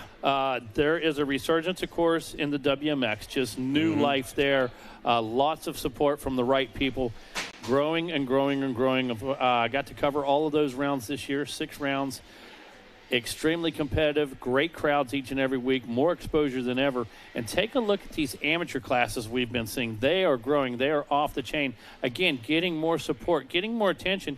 And you know what? The willingness, these young ladies, crossing over, running the open classes, running against the boys and kicking butt. I mean, it is a great time for young ladies in motocross, and it's cool to watch it happen. Yeah, and it's amazing because it's starting at the 50cc level. I mean, they start out in the 50s, and they come out, and it's they are, well, just competitors from the word go, from the first time they meet, and this will be interesting because I really expect that we're going to see more. I mean, we've seen a few women that have owned AMA Pro license for the big bikes and stuff. You bet. And it wouldn't surprise me that we'll see a little bit of that crossover more in the future as the science of the sports keeps advancing with obviously the machines and being able to control those, and not only that, but just the science of training and everything that puts the mind, body, and spirit all together with man and machine. This is the future. Next 10 years could hold a lot of surprises for us in a lot of different ways for motorcycle racing. Rodney, real quick, white flag is out, but I'm here to tell you, I got my eye on a couple young ladies. If all things remain basically the same, they're going to ride their way into a pro motocross on Saturday, and I'm going to call their name. It's not going to be a provisional. It's not going to be an alternate. It's not going to be that kind of thing. They're going to ride their way out of a last chance qualifier or out of a semi or a heat, okay, into the main, and I can't wait. I'm going to call it. There's a couple young ladies I think are capable of doing that if things progress at the rate they are.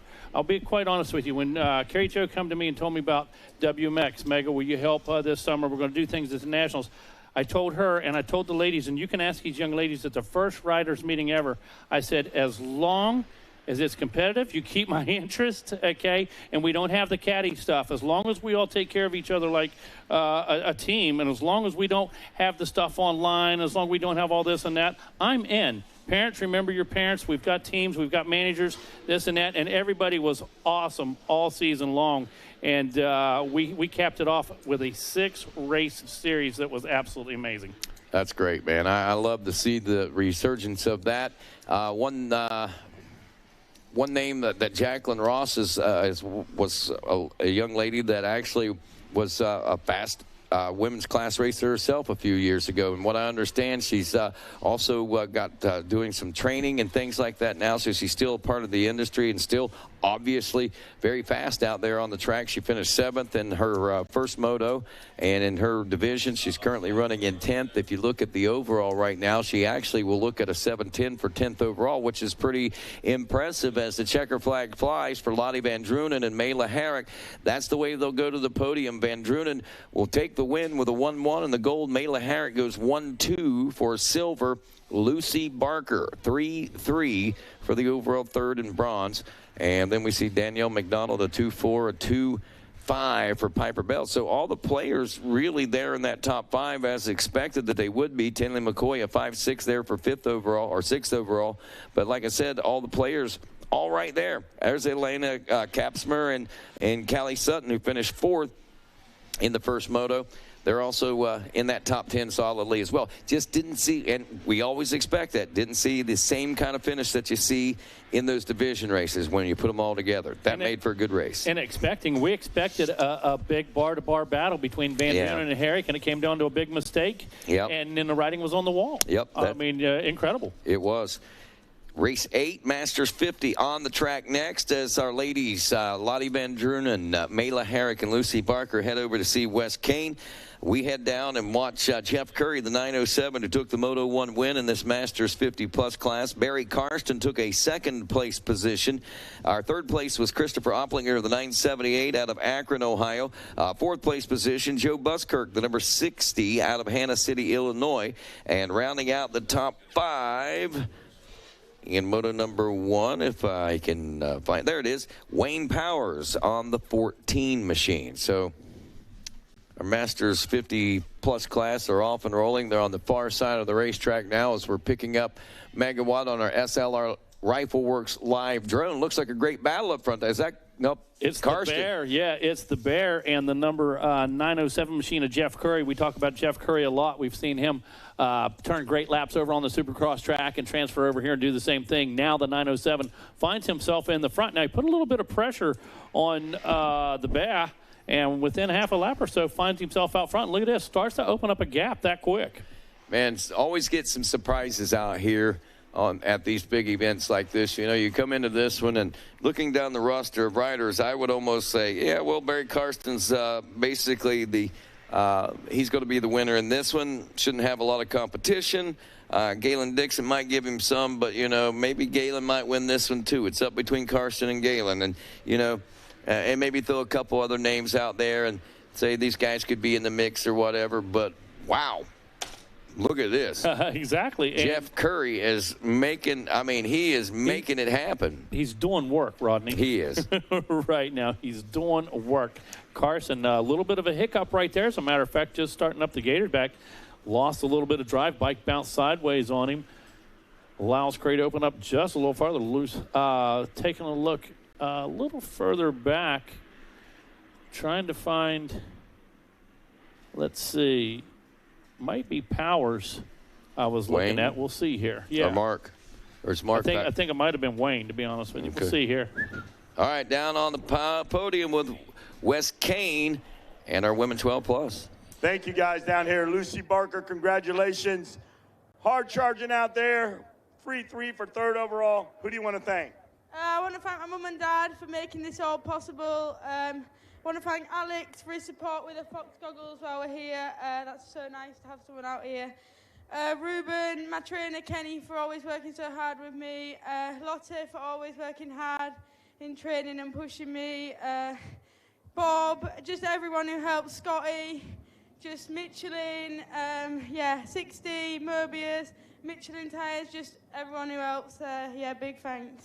Congratulations out there. Great job, Lucy Barker. All right, Mela Herrick got the silver medal. Congratulations out there, Mela Herrick. Great job out there. Who do you want to thank? I'd like to thank my dad, all my family, my trainer, Robbie Raynard, Raynard Training Complex, everybody over there, Fox, Alex, Matt, Oakley, Aaron Kane, Monster, Mike and Nick from Monster, Dunlop, Rob Fox, Tamer Holshot Devices getting me good starts, HGS, Slade, Sun Enterprises, all the guys over there, Renthal, Paul from Renthal, and everyone else. Thank you so much. Congratulations out there. Great job, Mela Herrick. Mike Burkeen, the champ, Lottie Van Duren. Congratulations out there, Lottie. Way to go.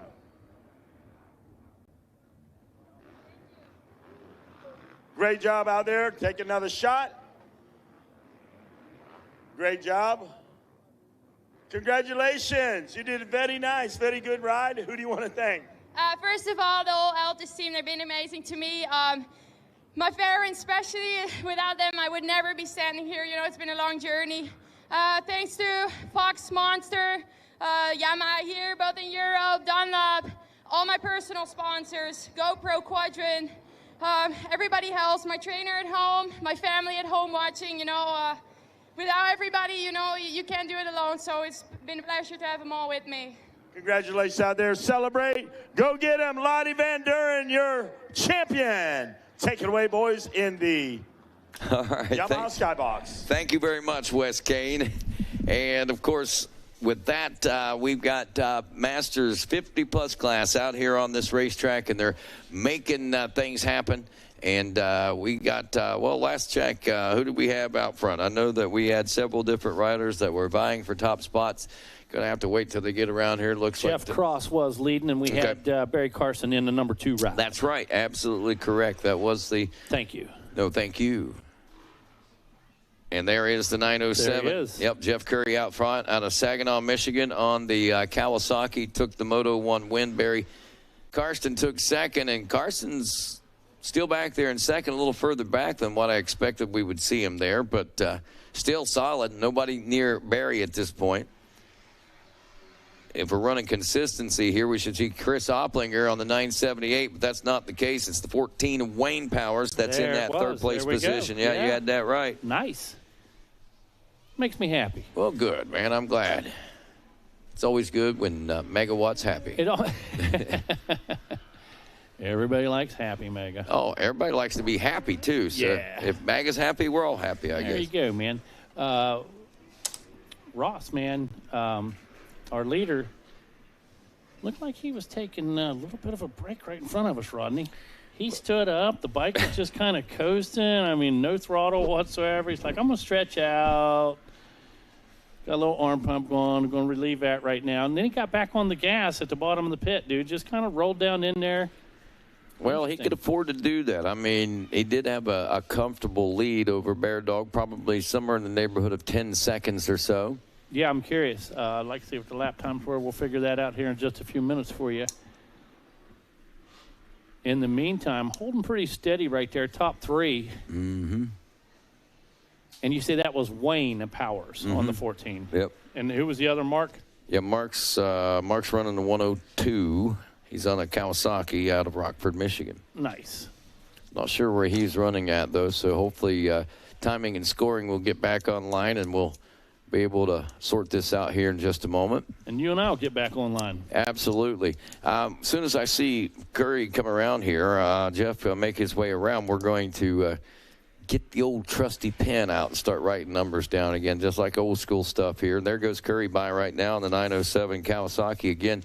A fairly comfortable lead over Barry Karsten just a lap ago. Karsten still back in the number 2 spot, I'm pretty sure. And the way things are looking, yes, that is the case. There's Karsten on that Suzuki. Yep. So who's going to be our third place ride? Let's see if we can. That would have been the 14 of Powers.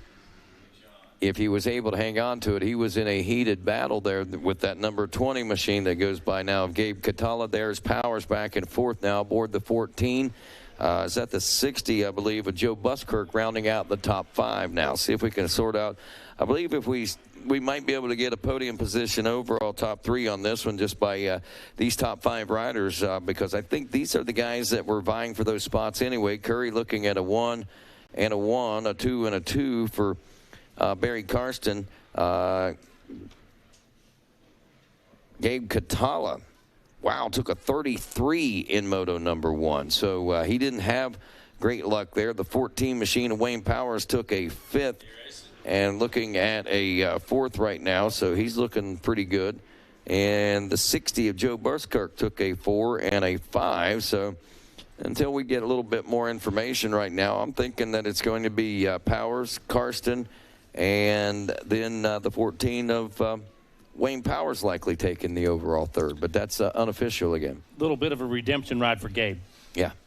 33 in that first mode. You know, definitely some issues. Something happened, no question about that. But, man, coming back here strong, strong with a 3rd place ride so far.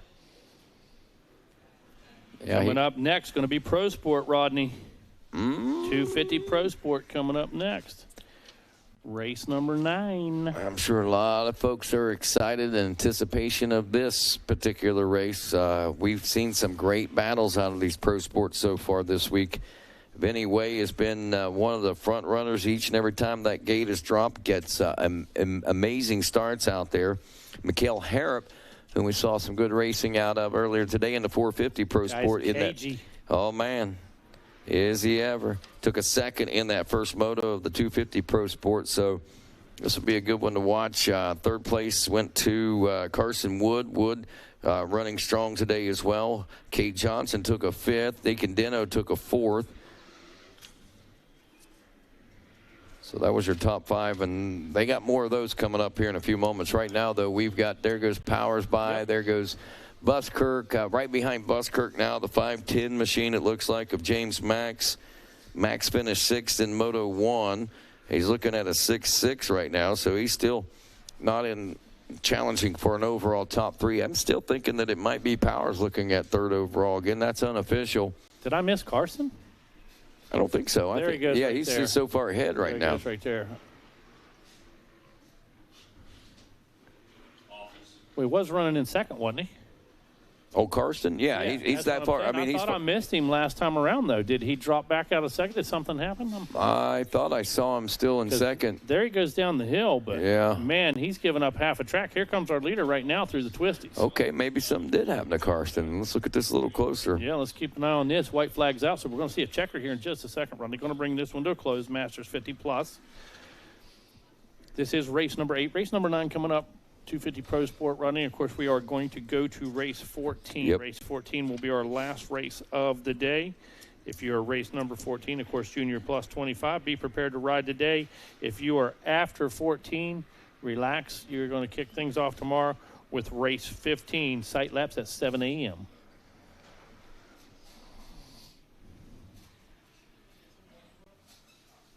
Just watching our Masters 50-plus class make their way by the tower. There goes Jeff Curry there on the 907 machine, dropping down in amongst some lap traffic, still in the lead. Now, this is where we're going to be watching and waiting for Barry Karsten to see whether or not he's still holding on to second. I know that the gap had opened up quite a bit. We were probably looking at 20-plus seconds or so. There is Karsten going through now. Yep. Yeah, so he's still I wasn't sure if the 14 got through or not. So I wasn't sure if Wayne got through or not. Yeah, no, he didn't get ahead of Karsten, I don't think. Here comes, let's see, we should be seeing, there's the number 20 going through. And there's the 14 of Wayne Powers in that fourth place position. Perfect. Yeah, so I just missed Barry last time around. Yeah. I just thought maybe something might have happened. I just didn't catch him. I couldn't find him for a second. And when I did, I said, wow, it looked like somebody got by him. yeah, it did look like he had stretched it out a little bit. Buskirk, by the way, got fourth in moto number 1. He's back there, I believe, in that 5th place position, as I pointed out. He's looking at a 4 and a 5. Powers is a 5 and a 4 right now. So I think what we're going to see is, like I said, that is unofficial. Megawatt, our timing and scoring is down. We're back to old school, and I believe that's the way it should go. We should see the 907 Jeff Curry taking the win. Second place with a 2-2, the 31 machine of Barry Karsten.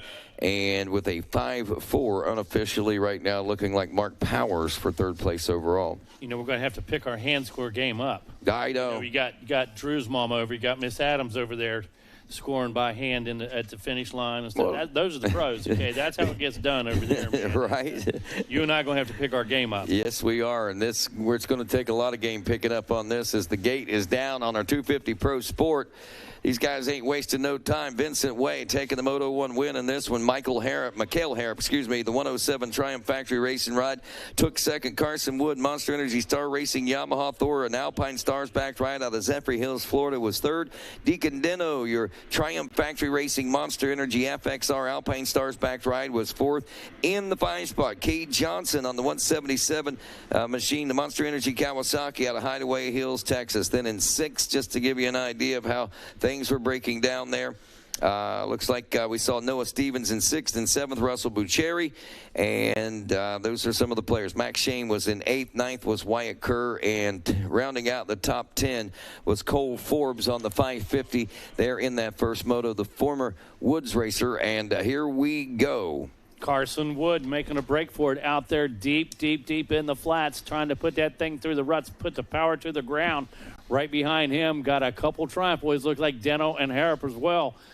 Honda mounted rider, not exactly sure who that is right there in that number 2 spot, but he is under pressure right now. As a matter of fact, looks like we're going to tee off right now with those Triumph boys. Carson Wood goes through the left-hander, uses that middle line, kind of gets defensive as he works his way back into view. Here they come down the Gizmo straight. Back into view through that split lane, Rodney. Wow, this one is tight after 1. Carson Wood, a blistering pace. There come the Triumph boys again. Man, you get out that gate just as hard and as fast as you can. You know, a whole shot doesn't necessarily guarantee you a win, but it certainly puts you in a great position. And Carson Wood is trying to stretch things out. I believe Harrop, they're passing up from 3rd, trying to challenge for that 2nd place position on the 107 as we've seen them go by, but it's Wood out front. No go there for your Triumph rider now, as it is Noah Stevens holding on to the number 2 spot on the 97 out of Danbury, North Carolina, on a canvas NTF backed ride. And Dean Dias moving in with us now, and Cade Johnson back in 5th. Vincent Way in 6th. Vinny got some ground to make up after that first moto win. Max Shane in 8th. Cole Forbes is 9th. Will Kanigher in 10th. Getz, Bose, Corey Carson 13, Owen Koval in 14th, Ryder Thompson rounding out the top 15, but still a long road to hoe and a long race to go. Still getting pressure applied. Harrop and Deno trying to make a move on Stevens. Stevens playing defense right now, but Dean, it has not been easy. Yeah, it looks to me like Harb has made the move right there to the pro section of the racetrack. It's good to see that section come back to life again. Love it. As they're making their way through, charging hard. We got our eyes on the number 19 of Deacon Deno, who's also trying to make some moves now. He's trying to put some pressure on the rider in front of him, and that is Noah Stevens, as he's watching Harb get away from him. Rodney Deno and Harp teamed up early in this one. They got great starts right behind each other. Tried to make some quick moves, but I got to tell you, everybody was running the same pace and using basically the same line. Harp able to jump through some of those ruts, and he has been relentless. Deno gonna go up the inside right there and make the move on Noah Stevens. And that's a good thing, because I'll tell you what, that Kawasaki rider was coming. That's the 177 of Cade Johnson now joining this party. Yeah, we know how Johnson's been playing this week. Rodney Johnson, very, very fast laps, been in the mix all week. He is here. It's time to get serious, and he knows it. All right, Wood by now in front. Harrop, as I said, has moved up to second. Deno up to the number 3 spot. That drops Noah Stevens off back to 4th place, so drops 2 spots in 1 lap of racing. That's the intensity that we're looking at here. Cade Johnson still hanging out back there. Vincent Way still hanging out back there. And after 2, this is the way things are starting to break down. Wood, Harrop, Deno, Stevens in 4th. Cade Johnson still 5th. Vincent Way still in 6th. Russell Bucheri is 7th. Shane in 8th. Cole Forbes now 9th. Will Kanigher rounds out the top 10. Jonathan Getz 11th. Bose rounds out 12th. See riders moving up through the pack right now. Owen Koval and Cade Bradley have both moved up a couple of spots into 13 and 14 positions. Dean, we've seen this all week. We've talked about it a lot. Only a couple tenths separating lap times between Wood and Harrop that time around, but 2.5 seconds of reality. Yeah, absolutely. And, 2.5 seconds of reality. And now he's got a clear racetrack. He can really get his mind right and start running down that star Yamaha ride of Carson Wood. And on screen right now, we're watching Cade Johnson as Johnson is trying to put the work in to get around Noah Stevens, because he sees the battle getting away from him. Well, I believe we've seen Wood have to rise to the occasion already once today, and I think, if I'm not mistaken, it was early on, but he's got his work cut out for him again here late in the day, and Harrop is right there on the back fender trying to put that pressure on. It said 2.4 seconds when they came by, but I know in his mind and in his helmet, it seems a lot closer, even though it looks like it might be opening up a little more as Carson Wood comes off the backside of the racetrack, down that spectator section, now into the option lanes and over the Gizmo Mott's tabletop, looking like that gap still at least 2 or more seconds for the moment anyway. As we go past the Yamaha Blue Crew announcers tower, Carson Wood still out front on the Star Racing Yamaha. There's Mikhail Harrop still in 2nd, and now 3rd, and still in 3rd, I should say, after that 2nd lap past Deacon Deno. But look here in pressure once again. Noah Stevens under fire on that 97 machine, I believe now from the 177 of Cade Johnson. Yeah, Rodney, Dean just mentioned that. The thing about it is I see a few small bobbles from Stevens. I have to believe that's from the pressure Johnson's been applying for the last lap. Yeah, there's no doubt about that. Johnson's been applying the pressure, but he's not able to get around Stevens, and that's actually allowing Vincent Way to catch up this battle. So Johnson knows what he needs. Here he goes. He drops to the inside, Rodney. And look at this. That gas machine is trying to make the power go by. Not going to make it happen, but it looks like we got a new 4th place ride. Sweet inside scrub by Johnson. Yeah, able to get that Kawasaki back on the ground quicker, turn those bars, finds the traction, makes the move, Dean. And Megan, that all comes from his stature. Johnson always been a real tall, long leg rider, so he's able to throw that bike around and keep it low to the ground. We're watching the pro. Oh, Stevens messes up. That's going to allow Way to go around the outside. Tough break. For I believe that's Stevens right there down, man. He was riding such a good hard moto right there. Yeah. Tough break. This might be some incentive for Vincent Way to pick up the pace a little bit. I think he may have been getting stuck back there, getting in that flow and in that groove. Now that things have got shaken up a little bit, this might be the instance where we'll see Vincent Way start to pick things up now. Johnson was putting the pressure on Stevens. I thought made a few small bobbles, and I'm going to credit that one right there. That he was riding the razor's edge right there and just pushed it a little bit far, lost that front end. Unfortunately, Stevens giving up a bunch of spots. Absolutely. Things tightening up a little bit now between Wood and Harrop as they make their way in front of the spectator section. This time they were 2.6 seconds apart last time around, and visually, again, looks like we're right around that 2-second mark, but I think that Harrop may be just a little closer. Deno still comfortably back there in that 3rd spot, about 3 seconds back. Stevens now not there in 4th because that's Cade Johnson. Johnson putting that pressure on the 97 machine, and now I believe we got Vincent Way, as we pointed out, up to the number 5 spot, and I think he's reeling in Cade Johnson,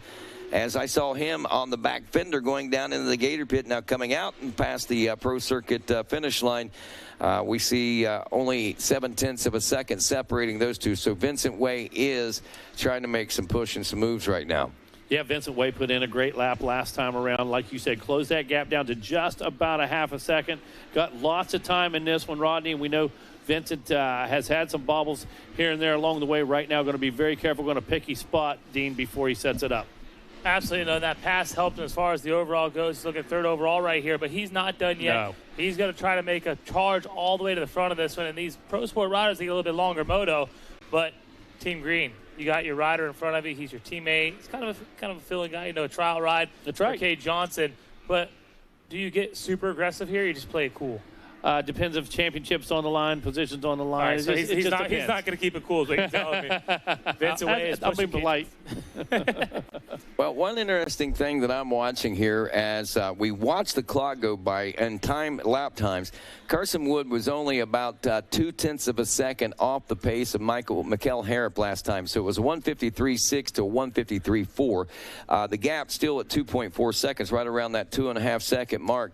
What is interesting, though, is at portions of the track, it looks like that Harrop is so much further back than the 3 seconds. And then, of course, it looks like they're a lot tighter. So I think, obviously, there's sections of the track where one is faster than the other. But interesting to me is it evens out at the end of the lap. I had the pleasure of watching Harrop all summer long, and this guy can dial the speed up and down depending on the circumstances, depending on how much time left in the race, how he's feeling, what the situation is around him, Rodney, and the guy can really manage a race. What happened to Harrop there? He went off the track back there in the back, I guess. Yeah, that's who that was. So Deno gets around him. Harrop drops back, so a little miscue there for him. That opens things up to now 8.3 seconds. Now, this might be a great time for Carson Wood to just really put the hammer down and get a little bit more distance and try to get that out there, because then that would make the end of the race a lot easier for him. Yeah, he's already been given a time and laps on his pit board. He knows where he's at. And like you said, now's the time, if possible, you put in a couple more sprint laps. All right, you open that gap just a bit, and pretty much you don't leave them anything they can do about it. You don't leave them any option, Dean.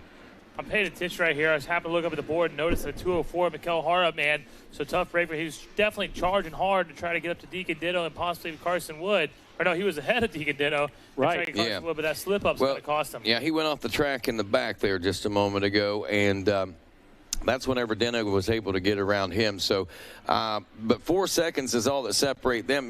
Put Harrop back on a fast lap. These guys are going to be battling. Deno likely is not going to want to relinquish that second place position here, regardless if their teammates or not. So that's another great opportunity for Carson Wood to be able to continue to stretch this out. Look at Vinny Way there carving that racetrack after the rollers. He's going to hop on the outside across all the ruts and find smooth territory. And that's one we got to watch, because this one matters. Deacon Ditto holds onto the podium with a 4.2. Vincent Way with a 1.5 right now. So he makes the pass. He can go 1.4, and that'll put him on the podium. Absolutely. That is a tide turner right there for Vincent Way. So this he's on quite a bit of a mission, not only for the sake of gaining positions in the moto, but this also gains for the overall for him. And it's a tight one out there. So as far as team tactics, he needs Johnson. Yeah, he absolutely does. And Harrop's starting to feel a little bit of pressure right now. Johnson and Way kind of got a little bit of a freight train going on. Had a bit of a miscue for Harrop. I can tell you this, that's not going to shake him. The guy raced against the best all summer long. I predicted he was going to come out here, get good starts, wait till late in the race, which he did earlier in Moto number 1. The guy's going to be strong late in the race. That's how he's conditioned. That's how he trains. And right now, though, got his hands full because Wood and Deno feel the same way about it. Yeah, there's no denying that. Rodney, what do you see on the far side of the racetrack over there? Well, I'm still watching Harrop up there. I'm just watching his riding, and though he's riding smooth, he doesn't really seem to be aggressive. I don't see him making any gains on Deacon Ditto right now. So, but he is not also. But he is keeping a fair pace ahead, I think, of Johnson and Way at the moment. So, time will tell what happens here. This seems to be the faster part of the racetrack for him. This is where he makes up a lot of this time, is coming around the Gator's Tail and through this spectator section. So we'll see where we're at when we get out of there, what Harrop is able to achieve. He'll mix it up if necessary, huh, Dean? Oh, yeah, for sure. Ask Marchbanks, ask Shimoda. He's not afraid.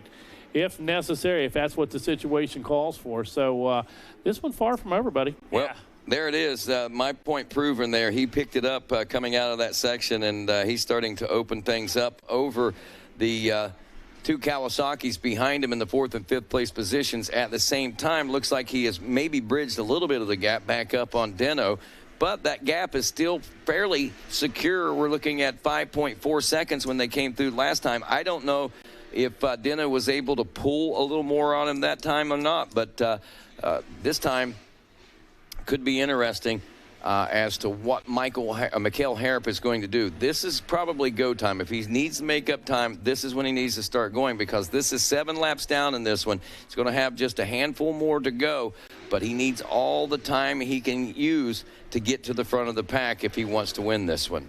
Yeah, I'm going to predict we may see a white flag after this one based on time. Last time it was 8-9 laps. Did we actually end up 10 laps? Yeah, we ended up on the last. Yeah, 10 laps. Got some time left, but yeah.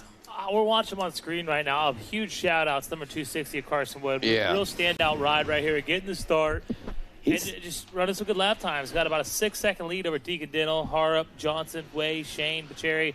He's doing an amazing job out He's risen to the occasion several times today, and that's why he's there. I mean, that's why he's racing for Star Racing Yamaha. That's why he has the support that he has, because he puts himself in the good position. He's been able to answer, Rodney. Yep. On top of that, has set the fastest lap of this race. So not only doing all the work, but showing the fruits of his labor right there with a 153.3. Yeah, that's impressive. No, he's always talking about the small wins, and so far right now he's checking all the boxes. Yes, got the whole that's shot, right. Lead the first lap, get the fast lap time, hopefully get a moto win, and championship. You know? Listen, they're nowhere near checkmate yet. Not yet. All right. There's still a lot of racing to go. This guy's playing. He's definitely playing chess.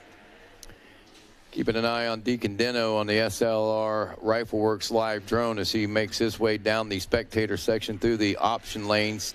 Still seemingly all by himself. We'll get a visual on this. Again, last time by 5.6, so they remained. They had 5.4 the time before, 5.6 that time. So Harrop really not gaining any time. And now we got some lap traffic, I think, between Deno and Harrop. And with that, it seems to have slowed him down just a little bit. And Cade Johnson and Vincent Way seem to be sneaking up a little bit tighter behind the 107 machine.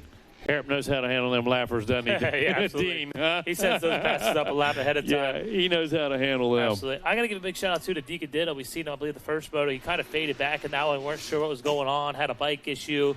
Kind of looked like a little fatigue, but he's showing you, and he's bringing it here in moto number 2, so he's got it figured out on his Triumph machine. I would almost, I'd say it was probably a combination of things that put him in that position last time, but he's got it all sorted out, like you say. And this kid, he's on rails himself. He's got a great future, and I'll tell you, I think a great choice by Triumph. This kid, I think he's going to be one of the ones that's pushing this brand forward for several years moving forward. I believe one of the first rides was Ponca on the bike, and there's no doubt that his team took the time to watch his riding style, tape.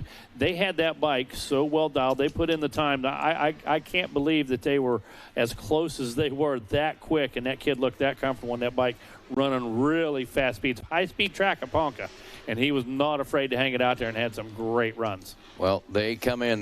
They're serious. They came in wanting to be one of the best right off the bat, and I'll tell you, as far as new machines and new teams and things like that, they have come in probably stronger than any manufacturer I've ever seen come in new like that. I've seen a couple different models, a couple different colors, now different prototypes, this and that, and I still want to see that limited edition British green with a Union Jack on the shroud, bro. All right, I still want to see it.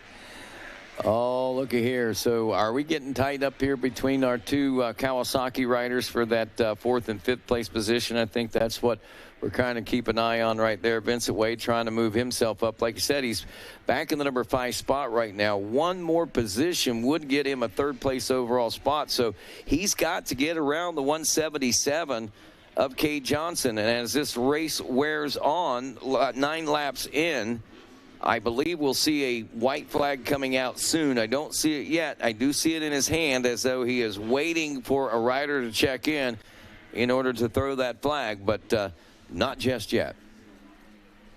Yeah, just not yet. Here's Way trying to go for that third place overall as we're watching. This is critical time, and I think that Vincent Way has figured that out, and if it's go time. It's time to make something happen. Coming off the back of the Gator now through this pro section. Cade Johnson still with the position, but this is where I saw Vincent Way tighten things up last lap. Dean, what's Vincent got to look for right now on the track?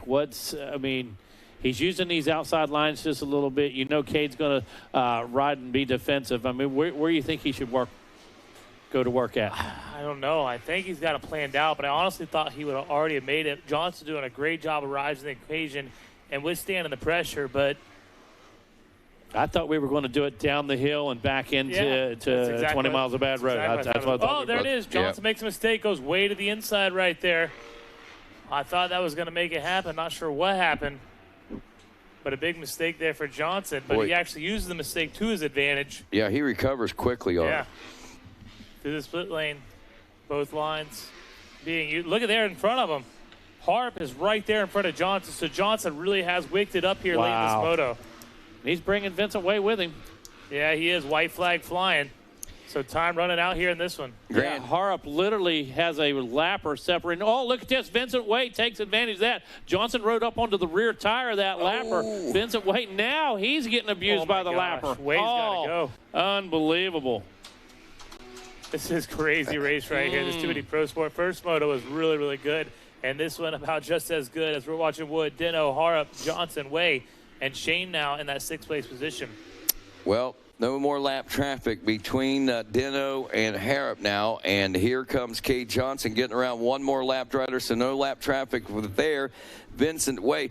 This last lap or so, white flag is out on this one. So if these guys all get past this lap traffic, they've got pretty much a free racetrack almost to the end at this particular point. So this is going to be interesting to see whether some gains can be made by Harrop on Dino and then Johnson and Way on each other and Harrop at the same time. So this final lap, a lot of riding on this for, well, Vincent Way probably more than anyone. This is exactly what it looked like last time around.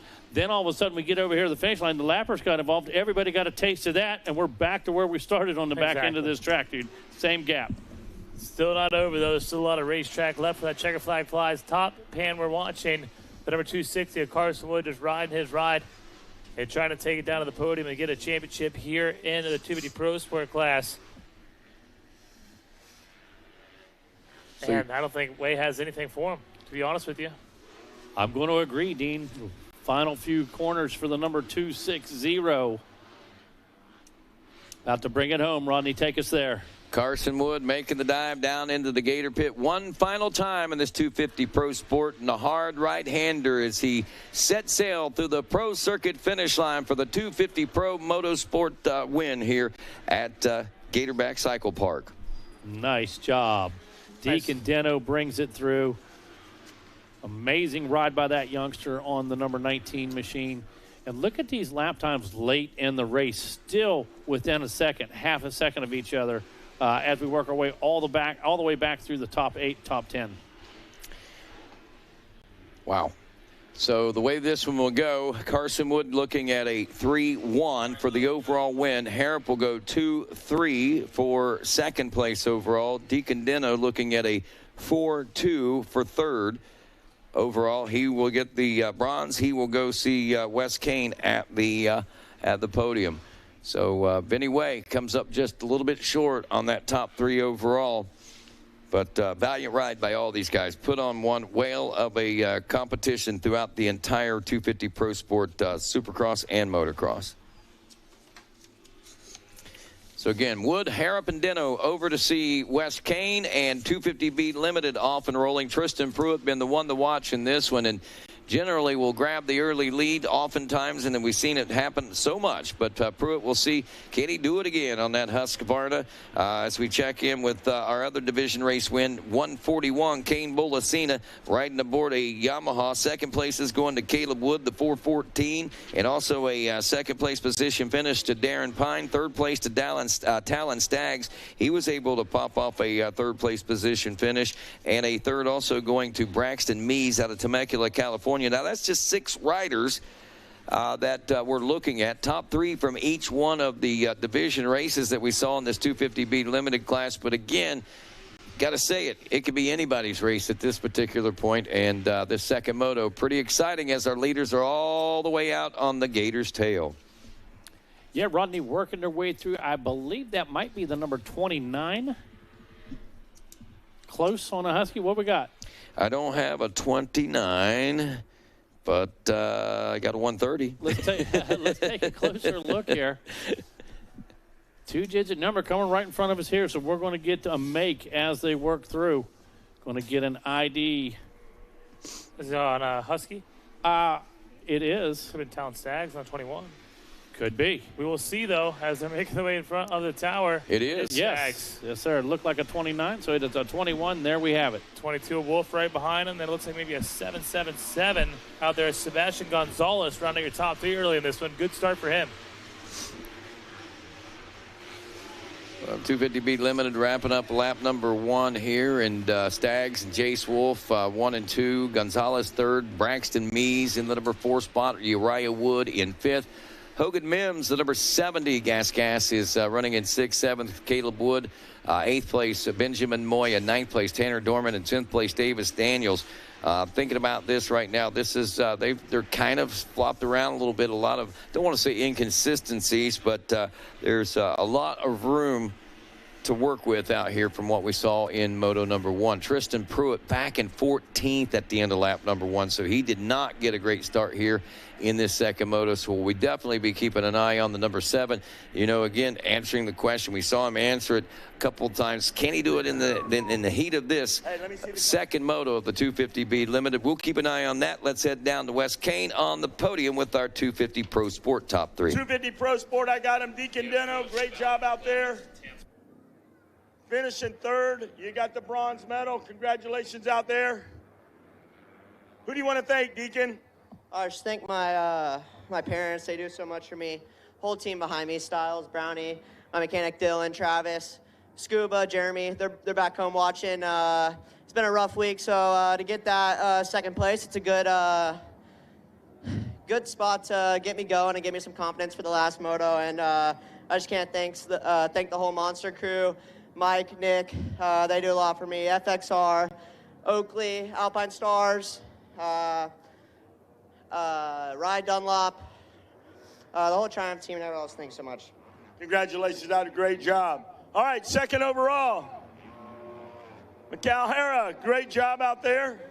Hold up that silver medal, a silver medalist. Who do you want to thank? Thank you to Triumph and everybody from the team and the sponsors to making me able to come here and enjoy.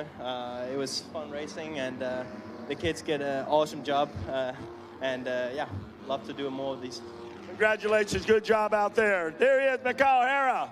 Mike Burkeen, let's talk to Carson Wood. Come on up here. Carson Wood with the 250 Pro Sport number 1 plate. Congratulations. Great job out there.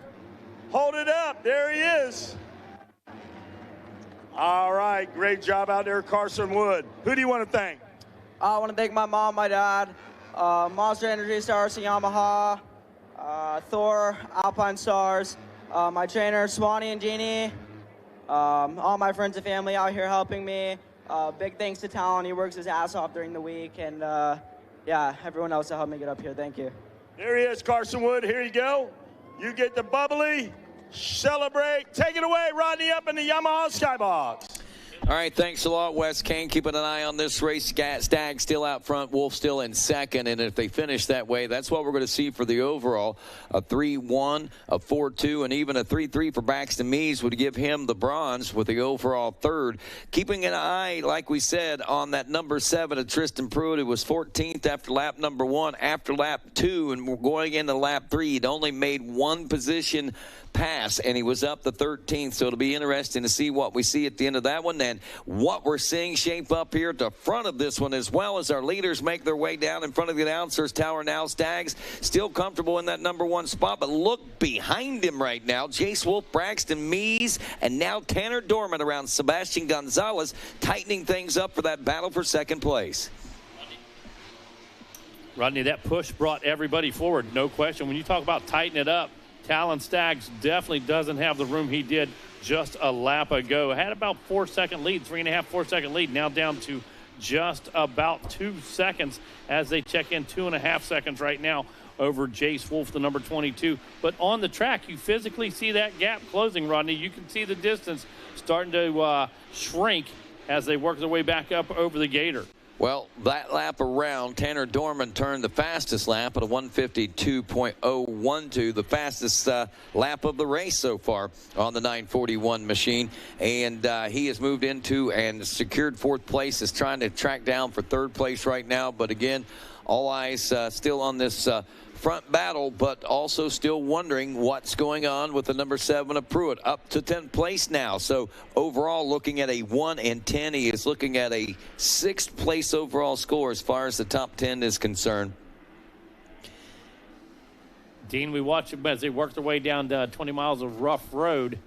Staggs going clear to the outside. These guys following suit right there. Look like that inside still has some usable life to it, though. Yeah, it definitely does. I was watching as they're going through there.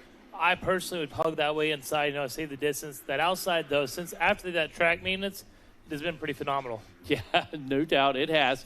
Got a bit of a train, as Rodney was saying. We talk about these guys really starting to pick up the pace just a bit. Guys shoving each other forward. No battles as of such to slow each other down. Now, 2.5 seconds is what Wolf was behind Staggs last time. Visually, as they come by here, it's hard to say. But I think that might be tightened up a little bit as Mies and Dorman are also tightening up on the second place ride of Wolf with Mies, the 115 KTM. And look at this, another pack of riders coming through, and look who's in the mix of that. It is Tristan Pruitt aboard the number 7, and he's got about 4 or 5 riders just ahead of him. If he can find the right place, we may see a lot of gains for him in this lap alone. Let's see where he's going to stand after this. Staggs, Wolf, Mies, Tanner Dorman in 4th.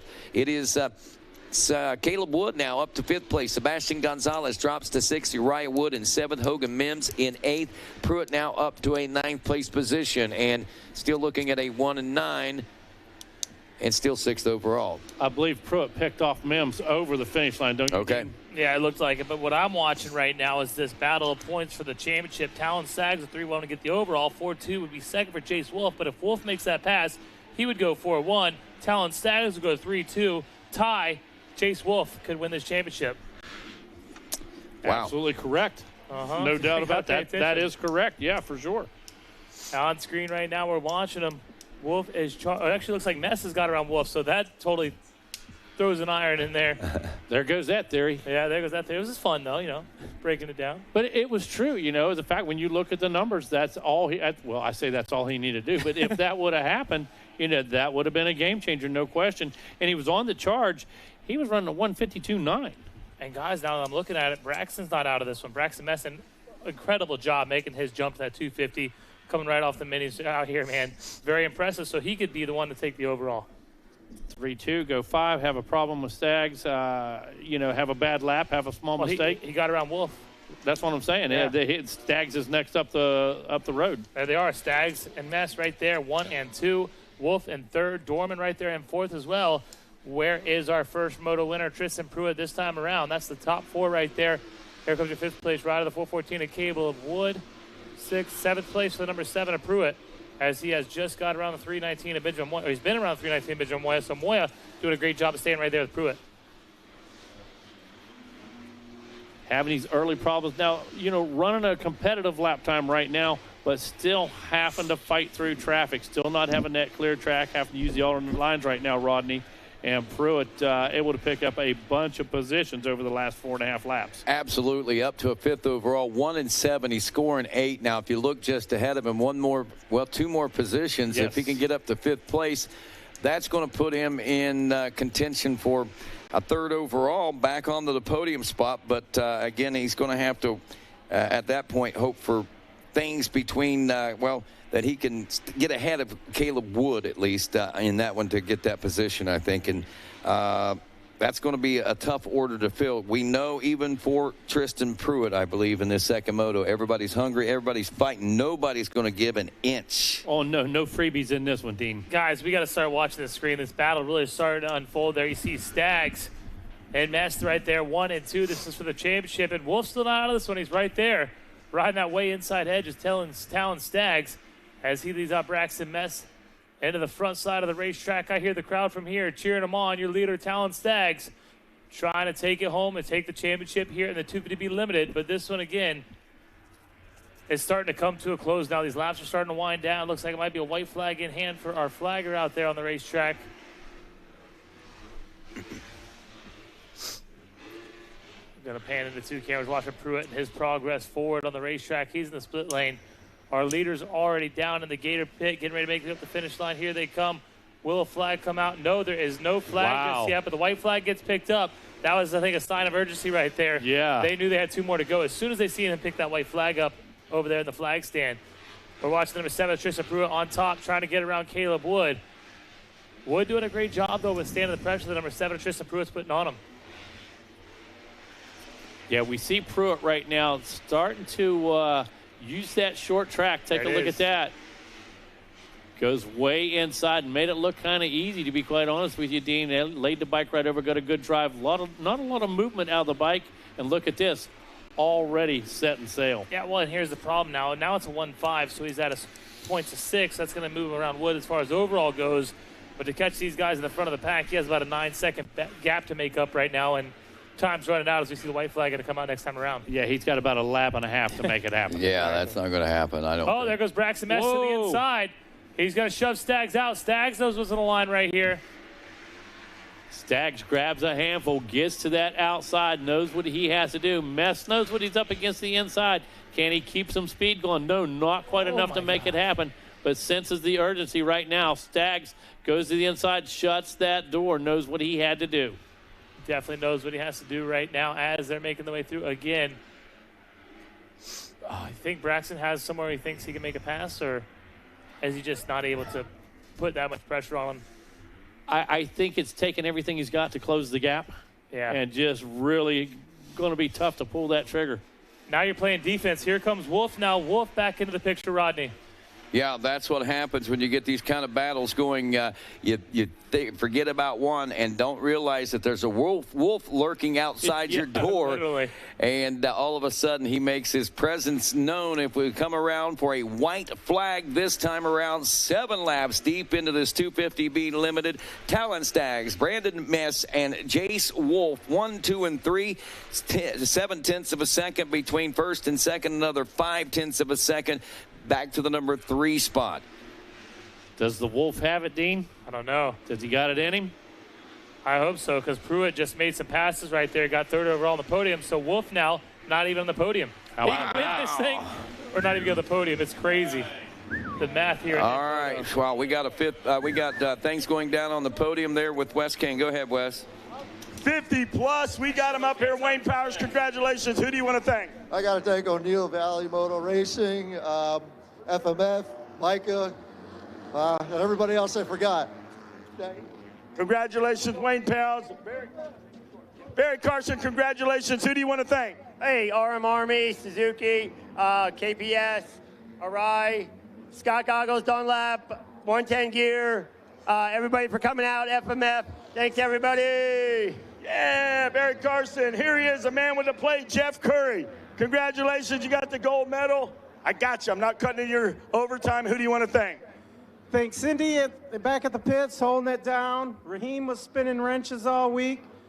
I got Mike Zont, gave me some good decals to go on here, Decal Works. And Matt Crown, Joey Crown doing the suspension. And then the GOAT, John Gruey, gave me a call, gave me some pointers. He's back snuggling on the couch with a blankie. He's down in the villages. Yeah, he's in the villages. Sorry about that. All right, there you go. Take it away up in the tower. Boy, we got action heading down toward the finish line now in this 250B Limited class as Tristan Pruitt has passed his way into a 3rd place overall position, but the action is still heating up out there, Dean. Yeah, absolutely heating up. We've seen it. Braxton Mess had a pass. Then we've seen Staggs run that way inside line to make that pass right there. So I don't know what's going to happen, but man, that was a great run, great race right there. Talon Staggs, Braxton Mess, Jace Wolf, Tanner Dorman, Tristan Pruitt running your top 5. Top 3 finished 1 second apart, 1.5, 1 second apart. Say 1 second. And the overall score is going to look like this. But remember, guys, this is totally unofficial. This championship score, Talon Staggs, a 3-1. Braxton Mess 3-2. And Tristan Pruitt with the 1-5. That should be the podium down there to see West Kane. Wow, that was a good one. 250B Limited headed to the podium with West Kane as they wrap up celebrations down there. We go to race 11, Super Mini 1. This is the 12 to 15-year-old class, and this one right here offering up some great battles as well. Chase Dashiell, Owen Stahl, we've seen those guys go at it a few times. Tace Morgan out there also finishing up a second in his division race. Looking at another division race winner, Easton Graves on the 31 from Walker, Louisiana. A couple of third-place finishes out there today, or over the course of the last couple of days, and those third places, Camden Scogden picking up a third-place position finish in his first moto out there, and also Hayden Dupuis. I know. I don't know why. Dupuis. It's a hard one, too. It doesn't Dupuis. Oh, it's mental, dude. It's on all of us right now. It's mental. You like come to a brain freeze as soon as you see it. The brakes go on. Honestly, if you didn't see it, you just seen the first name, be way better. Yeah. Yeah.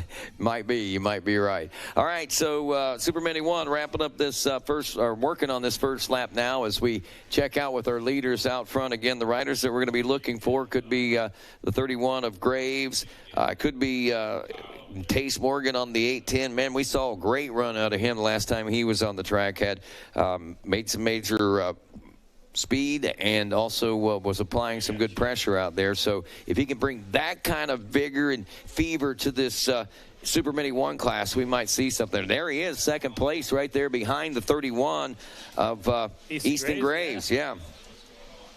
Doing a great job now as they're down at the bottom of the pit, coming up to the finish line. Watch Easton Graves, Tace Morgan. Here comes Chase Dashiell. Dashiell with a good line, Mega. Man, that was awesome to the inside. Really got a good drive. It hasn't happened much today, but, man, Dashiell made it work. Dude, that was beautiful, Dean. Absolutely, man. I think he's been watching race TV to see that one. He literally squared right out of there, hopped out of that inside rut, and found the smooth racetrack to go up to the finish line.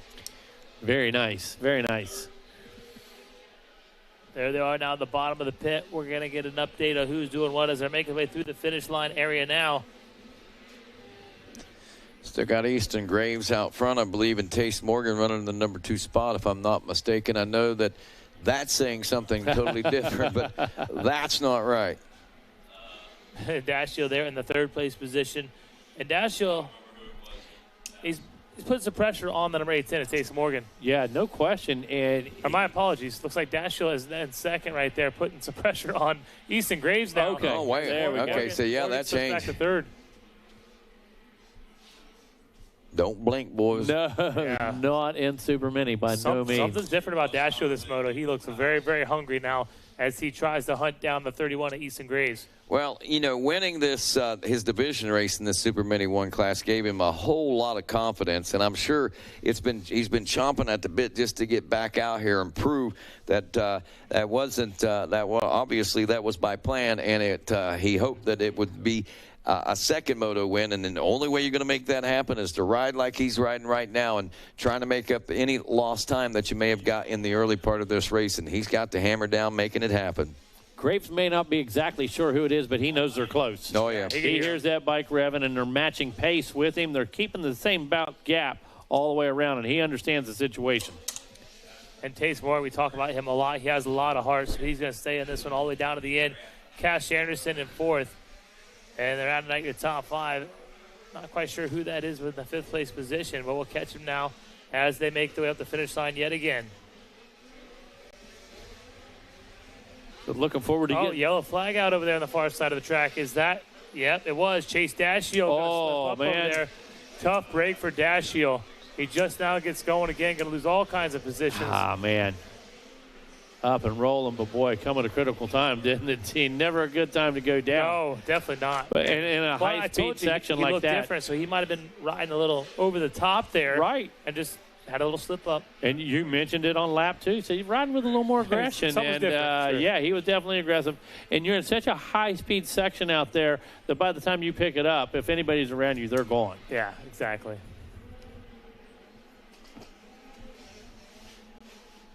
Well, definitely changing the face of this up front out here. Dashiell, though, I mean, as we said, I mean, he It's had a stellar week so far. We've had a lot of riders have stellar weeks out here, or have a stellar week out here. And again, just keep talking about that talent pool. I'm just blown away at the depth of how many good riders we have. And not only that, the racing, I don't know that there's been one race that we can say has been a sleeper at all out here. I mean, they have all had competitiveness. They've all kept us on the edge of our seat. We've been seeing it build toward this in recent years, but I really believe this is the first year where you can say top to bottom, there was not a sleeper on the track anywhere. No snoozers. And you're talking to guys that have been here for years and watched this. Dean grew up here. Wes grew up here. Rodney, you're one of the cornerstone voices of this thing. 40 years, I believe, or so. 30 years you've been down here. And I remember one time, I used to be like, all right, 50s are coming out. I want to take a break. Who wants to call these? You know what I mean? Right. Now it's not that case because not at all. Not even the 4-year-old, the 4 to 6-year-old class is as impressive as any of them. I can't believe it. And I attest a lot of that. I mean, I give a lot of credit due to the balance bikes and the Stasics and things like that. If it wasn't for those, I don't know that we'd be where we are. And, man, what levels has it taken us to, and where will we go from here with these kids and their talents? Well, we're looking at it right here because these kids just a few years ago were on small wheels. They were on small bikes. We're talking about kids that are 12 to 15. 6 years ago, these kids were 6. Yeah, exactly. Not 4 to 6, but probably on shaft bikes. Okay, QW50. Dig it. So they came through all that transition, and we're seeing the product of it right here. Yeah, so if your kid's not winning now and you're in a 50 class or 65 class, they got time. Yeah, you better believe it. And honestly, with that call being said, Tweety Bird down on the podium. I'm going to send down to Wes Kane. All right, I got Tristan Pruitt down here. He's got the bronze medal. Who do you want to thank? I'd like to thank God for keeping me safe. Jeff Cernick over at MX Tire. My parents, grandparents, all my family friends back home. My mechanic Mitch, it's his birthday today, so go wish him a happy birthday. Motorsport Hillsboro, Adventure Moto. Nick over at Monster. Danny over at Bell Helmets. Rob Fox over at Dunlop. You guys got to get some of the best tires. X-Brand Goggles, Alpine Star, Jason over at EVS, Chris and Jen at 110. TCD, my suspension was amazing out there. I had the fastest lap time, just got a little issue on the start. My twisted motor is running amazing. Can't thank Jamie and Dave over there enough, and everyone else that helped me get up here. Thank you so much. Congratulations out there, Tristan Pruitt with the bronze. Talon Staggs with the silver medal. And then we'll talk to Braxton Mays. Come on up here, Talon Staggs. Congratulations, you got the silver out there. Hold that one up just like that. Who do you want to thank? My mom and my dad, my grandparents, Monster, Fox, PCP, Guts, Works Connection, and everyone else who supports me. Congratulations, guys. Put your hands together for Talon Staggs. Braxton Mays, Bam Bam. Come on up here, buddy. Braxton Mays. Congratulations. Mike Burkeen, come on up with the #1 plate. All right, thank you very much.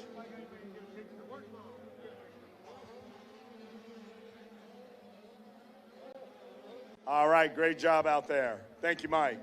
Braxton Mays. Bam Bam, who do you want to thank? I want to thank my mom, my dad, my sisters, the Lord for keeping me safe, KTM for having one of the best stock bikes out there, Monster Army, Canvas, Alpine Stars, 100%, Fuel Factory, Dunlop, Pro Taper, Canvas, and everybody, thank you so much. Congratulations out there. Hold it up one more time. Celebrate. Bam Bam. Back to you up in the Yamaha Skybox. Some great racing right there in that one. That B limited class got it all sorted out down there on the podium. And right now, watch the Super 1 12 to 15.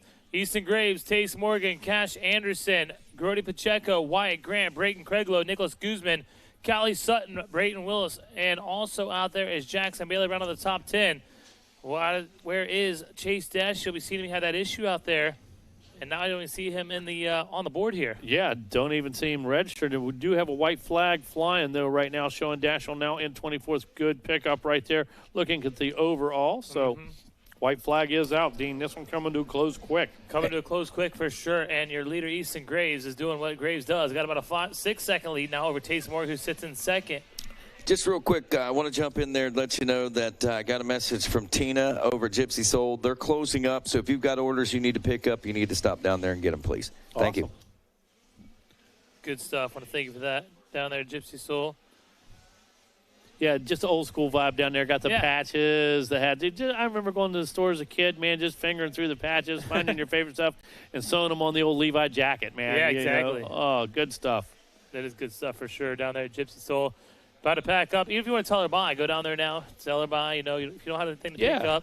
That's exactly right. Ask her what race she's going to next. That's right. And for any of those that are heading home, thank you again for coming out. Have safe travels home. Tell you who's ready to take this one home. It's number 31, Easton Graves. Well done. Well done, Dean. No question. Hey, buddy, coming up next, we got our 51 7-8 limited, our 51 4-6 limited. We're going to close things out with race 14, our junior plus 25. So Super Mini just about to close it out. As you can see, white flag still flying.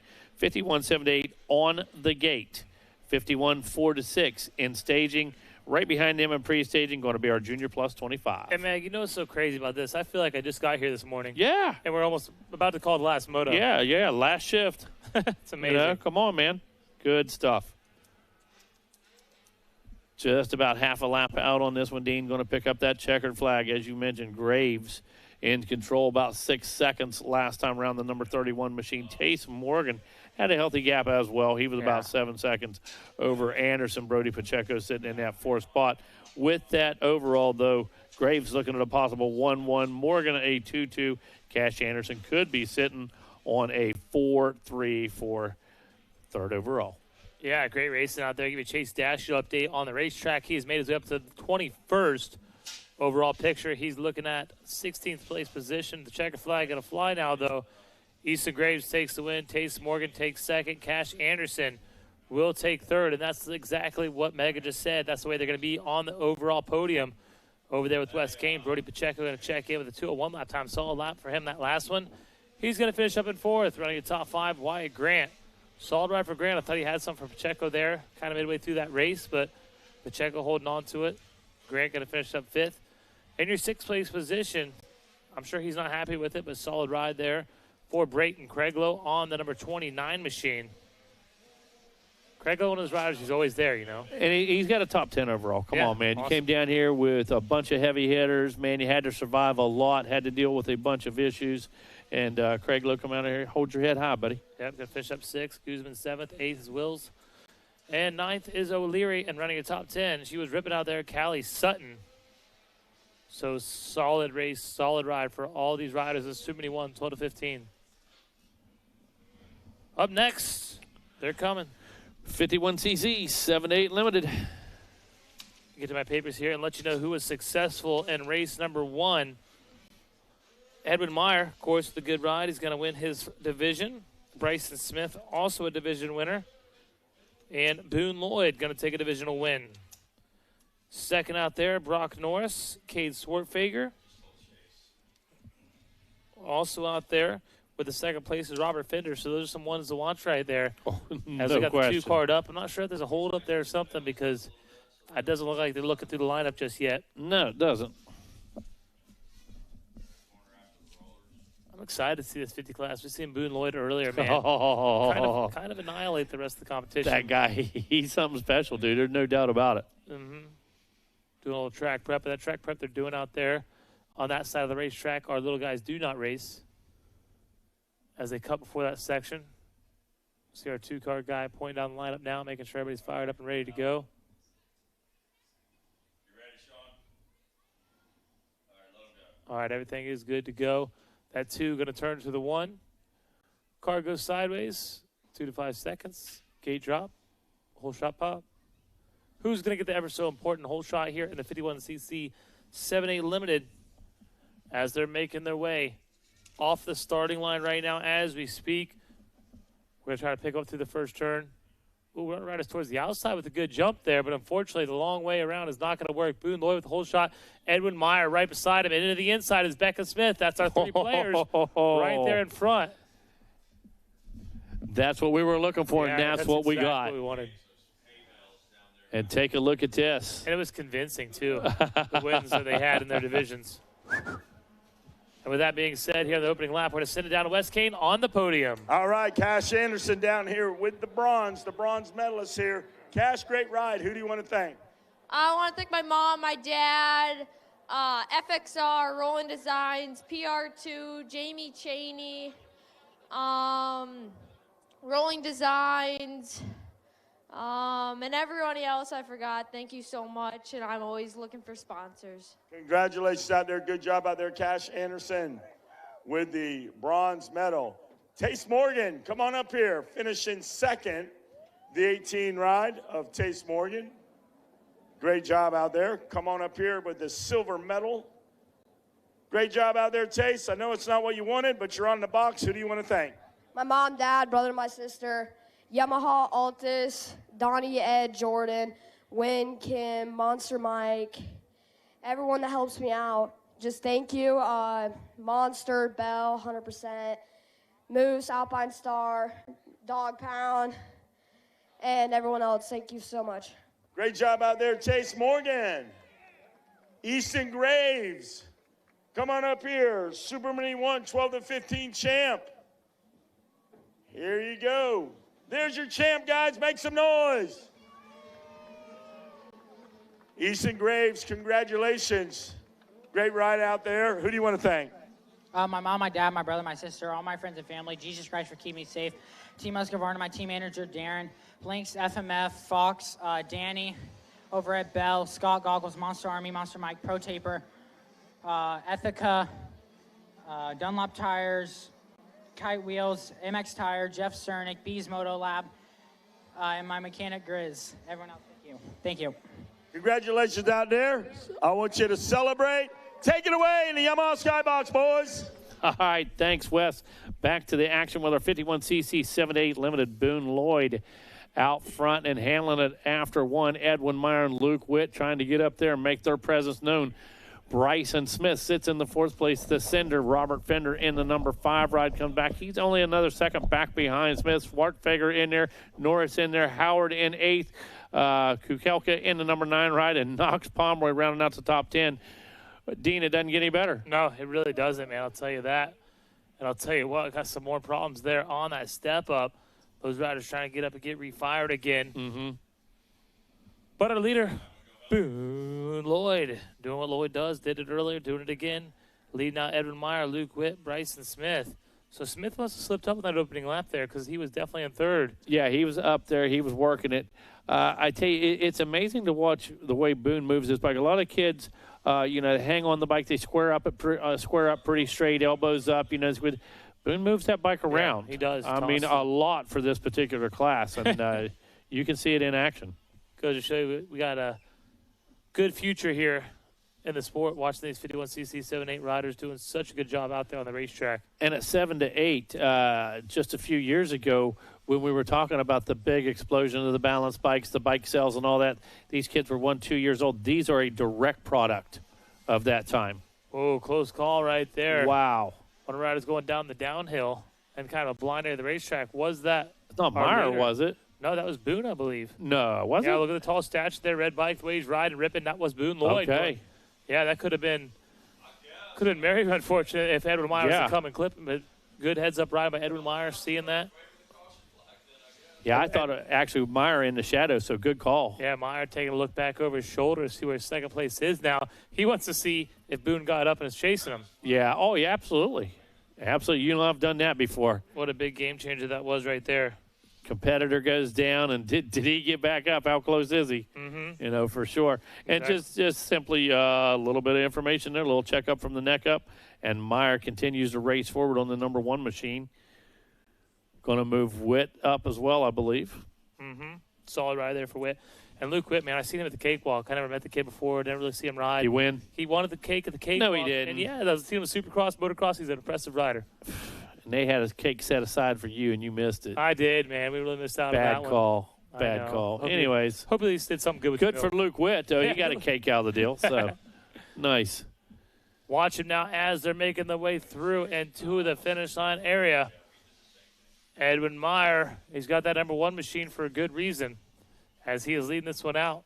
He can't look back. He's got to stop looking back. That's about the third or fourth time I've seen him look back. And that's something you don't do in this sport, I'll tell you what. Yep, I saw a couple checkups. You know what I tell my kids? Look back, go back. Look down, go down. Look ahead, get ahead. It's that simple. Good for you, buddy. Absolutely. I'll have to remember that one for sure. Credit you that one. Dean Dias Motocross Files. I love it. Looking at the gap now, Edwin Meyer, your leader, Boone Lloyd, is only 5 seconds back. And with that costing mistake right there, look at those lap times, 147 to 154. 147, are you kidding me? Look at Witt with a 151, Bryson Smith, 150, Robert Fender with 150. So Edwin Meyer is on a tear right now, and he was leading out, or sorry, Boone Lloyd was leading him out, so I'm sure Boone. Oh, man, look back again. Gotta quit that. Yeah. Gotta quit that, man.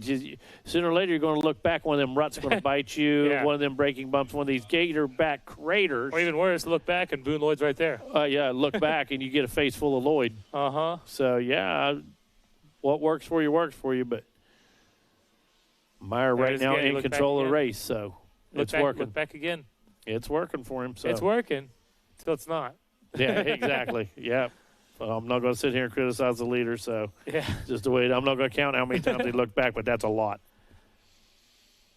And we'll really get a good idea of what's going on out here when the lap times come through. And I'm pulling for Edwin. Good rider, great racer. I've seen him all across the circuit this year. Oh, yeah. Yeah. Actually parked by me. I think that was Oak Hill. Great little racer. As they're making their way through into the finish line section, did you see Boone Lloyd? Did Boone Lloyd try to make a gap close or what? As far as closing the gap, that's what he wants to do. It's not really happening right now.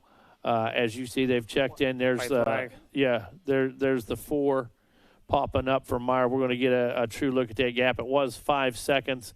Meyer comes through with a 147. So right now you can see there it is, just about 4 seconds. So he was able to pick up about a second, maybe a second and a half. But white flag continues to fly right now as Meyer and Lloyd continue to do battle out there. Witt still riding in that 3rd spot. Smith checks in the number 4 ride, and Sender checks in the number 5 spot, Robert Fender. Yeah, solid ride for Fender out there. We know he's a heavy hitter here in this class as he tries to make ground on Bryson Smith. And Smith not too far behind Luke Witt, 1.2 seconds behind Witt, and that's where you see the gap. These leaders have opened up 12 seconds over second and third. Yeah, that's where it comes from. Mm-hmm. Yeah, you see that 11.4 up there. That's the gap. Come on, Edwin, focus, man. Got to focus on this one. Oh, boy. Kit looks good, though. Bike looks good, He looks man. really Graphics. good. He's out there. Number 1, the red out plate. there rolling, dude. Leading the way, looking good. Like I say, look good, ride good, feel good. Absolutely. He's feeling good right now. But that gap is definitely closed. We see Boone Lloyd, but unfortunately, I think he's out of time. But anything can happen out here, Mega. Oh, you know that. One of these ruts. Going to pan in on them as they drop into the pit one last time. Look at Boone Lloyd bringing the fight all the way to the end.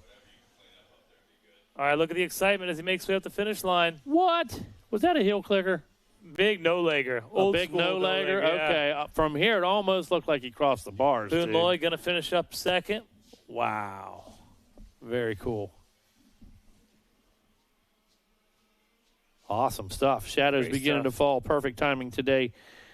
Coming up next, going to be our 51cc 4-6 limited. That's going to be race 13. And guess what's after that, Dean? What do we got? Going to be our plus 25 race 14, final race of the day. So here we are, just about 4:58. Going to be 5 o'clock gate drop here. Perfect timing this evening to pull off our last 2 motos of the day. Going to be 51 4-6 limited and junior plus 25. Going to be a good one for sure. And a good one was this one right here. This 51cc 7A limited. There they go across the line. Going to be Edwin Meyer, Boone Lloyd, Luke Witt, Bryson Smith, Robert Fender, Cade Swerfager. They're going to have a hard charge out there. Oh, and special announcement. Sorry, I missed this one earlier. But Tasha Renfro from On Track told me cookies and cocoa presented by On Track Schools. First come, first serve. Starting at 5 p.m. And that's just 2 minutes away, guys. Oh, you man. have 2 minutes. So you 51cc 7-8 riders, head on down there. On Track Schools, cookies and cocoa, presented by On Track. First come, first serve. Dean, it's going to look like a gold rush down there 2 minutes ago. Just got the announcement. Rodney, what you got over there? Well, I was just down. I saw Santa was down at the pavilion for a while today. But also went down by Moto Tees. They've got some specials going on. One in particular, the MXON, the Motocross of Nations jacket or hoodies, both 40% off. That's pretty sweet. And then also Lily O'Toole, Holly Manley, Kimberly Belois, and Kinley Graves. You got stuff that you need to pick up still over at Gypsy Soul. Those are the only, so there you go. And they're going to be getting out of here in a few minutes, but there you go. That's what I got. Very nice. Very nice. Awesome. Thank you for that update. Taking just a minute here, Dean. Yeah. See, you going to touch up the Gators back here as we before we bring out the 4 to 6 riders. Wheels a little smaller. Yeah, just a moment here to clean a couple things up. Going to be right back into the racing action. And soon we should hear a whistle. Should be. Wes Kane to see Edwin Meyer, Boone Lloyd, and Bryson Smith, who are going to finish top 3 on the podium in this 51cc 7A class. Matter of fact, look like they're making their way down into the gate here. And I mean the entrance gate for the podium, not the starting gate. So, yep, there come your top 3 now. Going to get that podium sorted out here in just a moment.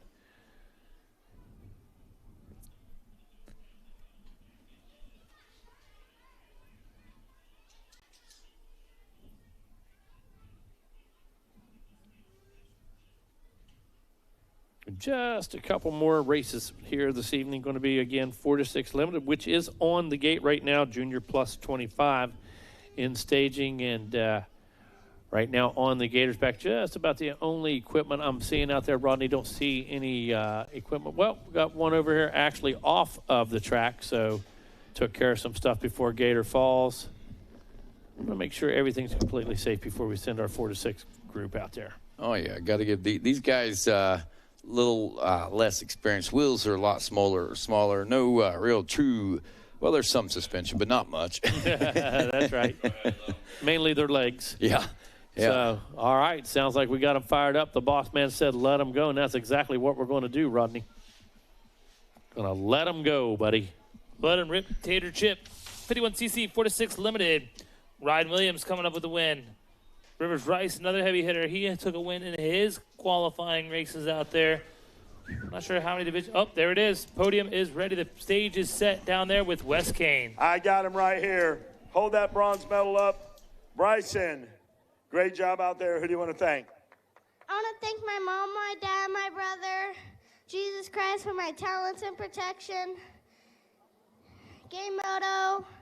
No. Oh.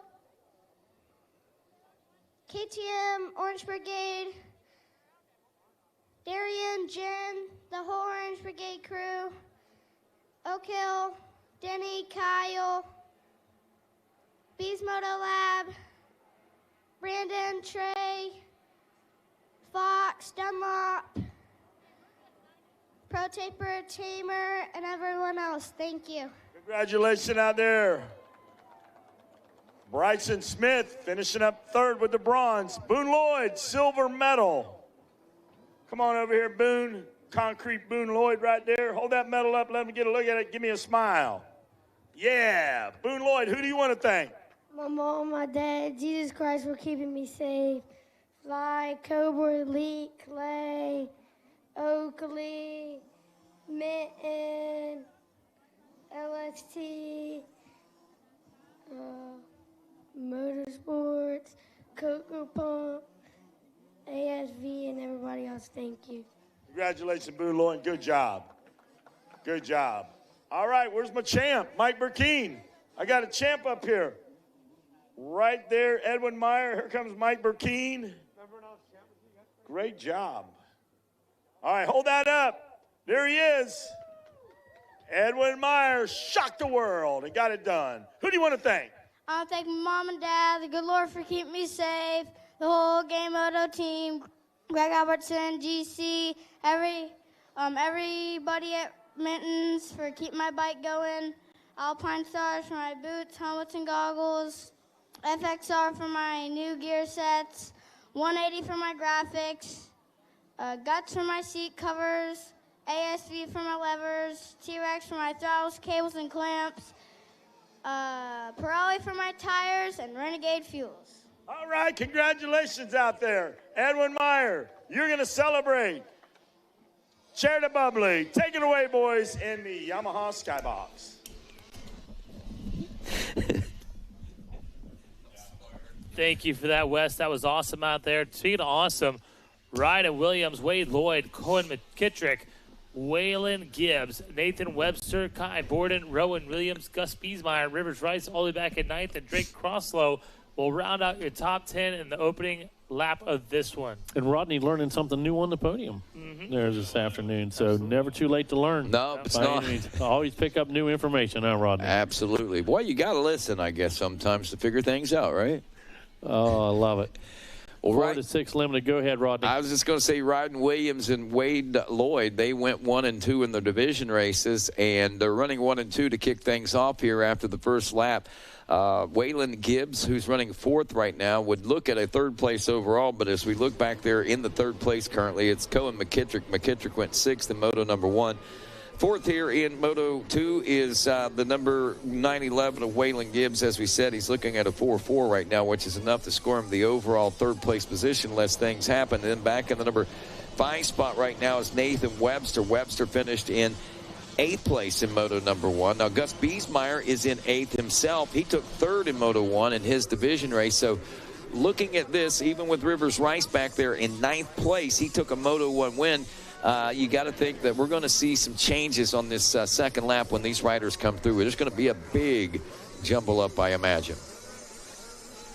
I'd imagine that as well, as you're talking about the gaps. And these guys, that's literally crossing the finish line side by side by side by side. Yeah.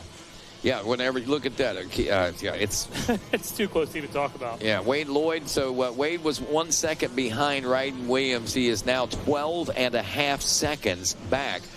Wow. Wow. Ryan Williams riding hard out there and put an amazing charge on there. Lloyd looked like he had a bad lap there. Must have had a tip over or something. He dropped to a 2:14. He now has only a 1.2 second lead over Waylon Gibbs. Rivers Rice up from 9th into the 4th place position. That 1.4 all of a sudden puts him into a top 3 overall position.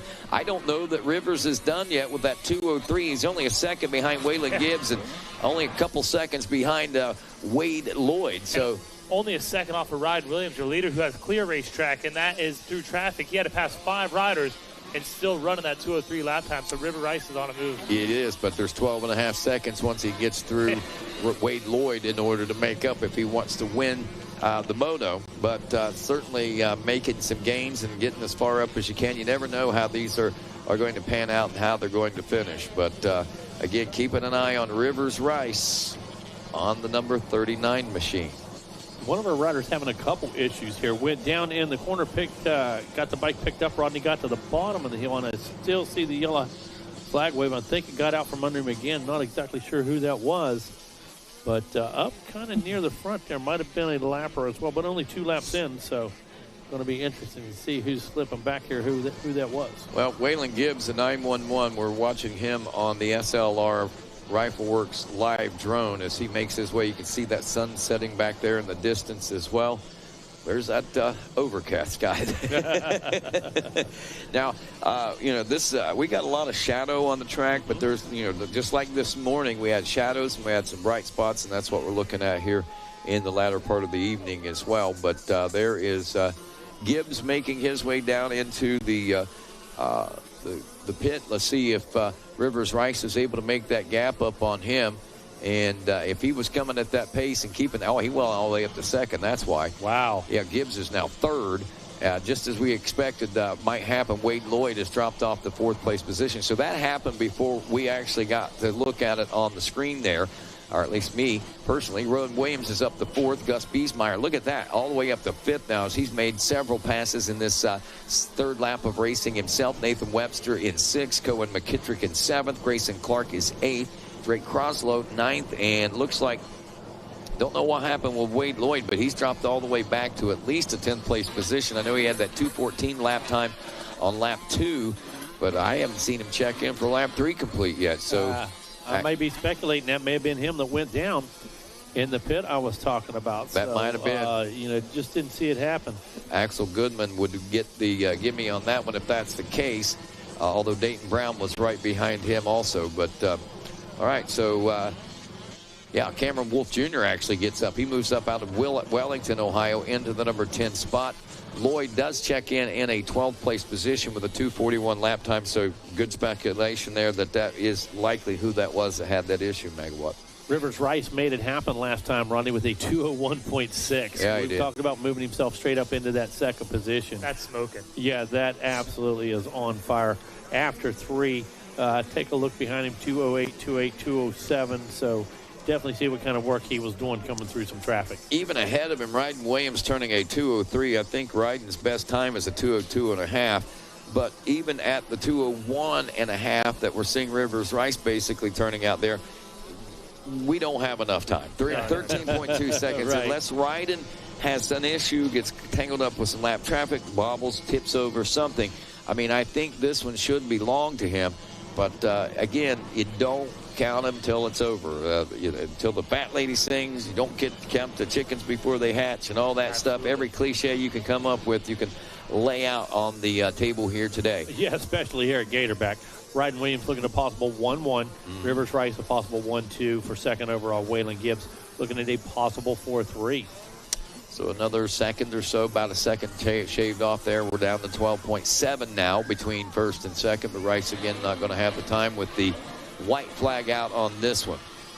We got to get our eyes and watch this battle for Biesmeyer. Oh, mercy. Biesmeyer and Gibbs. They're half seconds apart. That's that overall right there. Is this them here going down through the Gator pit now? No, maybe. Looks like some aggressive ride going out there for sure. I did see Gibbs dropping down into the Gator pit. He did look like he was riding with a sense of urgency. Didn't quite catch Biesmeyer right behind him, though, but that makes sense. We'll be looking for the 911 and the 22, I believe, who are battled out for an overall position. As we watch our leader, Ryden Williams, the big gap on everybody. Yeah, that is for the third overall as well as the third in the moto. Yeah, so you want to check that one out for sure. Another rider going down. They work their way into that tough bank turn, Rodney. Little wheels, big ruts as they work their way down into the hill, down into the pit. All clear, though. He's on the lower side of the bike, going to work his way around right now. Going to get on the other side. Let's see if we can. Got some help right there. Bummed out. Ryden Williams riding the ride that dreams are made of, as Wes Kane likes to say. And at 92, making his way around this track, won the final time in search of checkers. Which just came out. Solid win right there for that young man. There they are. And it looks like the 22 of Biesmeyer has got around Gibbs. Wow. And that'll be for third overall, I believe, on the podium. But we're going to wait for time and scoring to log up and see what's going on out here. All right, should be seeing around. There's Rivers Rice checking in about 15 seconds, 16 seconds back, but a solid second place finish for overall second. Biesmeyer does take the third place position away, which does give him the 3-3 and the overall third over Waylon Gibbs. That's Biesmeyer. All righty, so our final Race Tech Moto of the day getting ready to take off. Race Tech Gold valves provide a plush feel with drastically improved bottoming resistance and increased traction. All Race Tech products are 100% guaranteed and made in the USA. So once again, going to see Wes Kane over on the 51 C2C 4-6 limited podium will be Gus Biesmeyer for the bronze. Second place, Rivers Rice for the silver, and gold goes to Ryden Williams. All right, Junior 25 plus getting ready to take off. Tell you a couple notables. Obviously, Steve Roman. He hasn't been denied yet. Roman has been on a charge every moto. So taking the first win. Corey Carson going to take a second in Moto 1. Third in Moto 1 is Caleb Russell. So that's the top three. That's what we're watching out here on the racetrack as this gate gets ready to fall for the final moto of the day, Rodney. All righty, final race of this Friday. Race day number 6, and here we go. Making the turn around the first turn. VP Racing's Fuels Whole Shot on this Race Tech Moto. Kawasaki rider looks like Sipes with the whole shot out there, if I had to guess. Is that 72? Is there 72 out in this one? Yeah. I think he might have got off to a pretty good start there, top 2 or so. Yeah, Steve Roman now trying to put the pressure on Sipes, but there you go to the inside. Ryder trying to stay in front of Steve Roman, cuts him off right there. Roman having some adversity early. He's been so good at the starts, getting out front and making it happen. That Ryder that is staying in front of Roman, trying to make a pass to the lead right here. 9:57. There's Caleb Russell and Brad Smith. That's 5.57, isn't it? That is. Wow, that is impressive. Caleb Russell just passed the general out there. And here we go. We got a 3-man shootout. Steve Roman, Caleb Russell, and Ryan Sipes. This could be the barn burner of the day right here in the final moto. That's what we love. Final moto. Track is rough. Definitely an advantage there for Russell, I believe, with his off-road career. Man, for the better. Yeah, he likes it rough, that's for sure, and we'll see if it plays in his favor or not. He's got some talented moto guys right behind him in the 2nd, 3rd, and 4th place positions as we near the wrapping up lap number 1. Caleb Russell out front, Ryan Sipes in 2nd, Stevie Roman in the number 3 spot, and back there in that 4th place position. Missed the number on that one. We'll catch them as they come around this next turn and head up and out. But man, what a race. Definitely a great race out here as they come through the line, Rodney. Pick them up. Alrighty, Russell still on point, and we got a battle shaping up for the number 2 spot. Steve Roman trying to get around Ryan Sipes as we now make our way down the Gator Falls. Ryan Sipes now in the number 3 spot as Stevie Roman slingshots by and now lays chase to the 5.57 of Caleb Russell as they make their way over the Gators back now. Caleb Russell doing an amazing job. We've seen him quickly make some moves and some blocks there to get this lead, and he doesn't want to throw it away right now as he leads out Steve Roman. Roman with his feet off the pegs, Rodney. He sees a sense of urgency in this one as he tries to hang with and stay with. 5.57 to Caleb Russell. I don't know why I didn't recognize it and didn't realize it, but that's the 9:01 of Kenny Henry back there in that 4th place position that was giving those guys fits on that first lap and still holding solid back and forth. Joseph Tate in 5th, Corey Karsten 6th. It's Justin Wolf 7th, Jonathan Wells in 8th, Noah Chambers 9th, Kyle Swanson rounding out the top 10 in this one. But back out to the front of this one to see what's going on. We'll keep an eye on this, and we'll also head down to Wes Kane, who's on the Yamaha podium. Thank you guys down here with our bronze medalist, Gus Biesmeyer. Congratulations, super pumped. Who do you want to thank? My mom, my dad, Jesus Christ, keep me safe, Oakley, Jewelry Designs, Oak Hill Training, Denny and Kyle, EMT, Daniel, Speed Moto Labs, Dope Moto Parents, and everybody else. Thank you. Great job, great spokesman up there, Gus Biesmeyer. All right. Let me have Rivers Rice up here. Great job, Gus. Rivers Rice, hold up the silver. A silver medalist. We'll turn it around. Oh, yeah, there he is. Great job out there, Rivers Rice. Congratulations. Who do you want to thank? My mom and dad, Podium Works, Cobra Elite, Dunlop, MX Tire, Driven MX, Moody, Alpine Stars, Thor, EBS,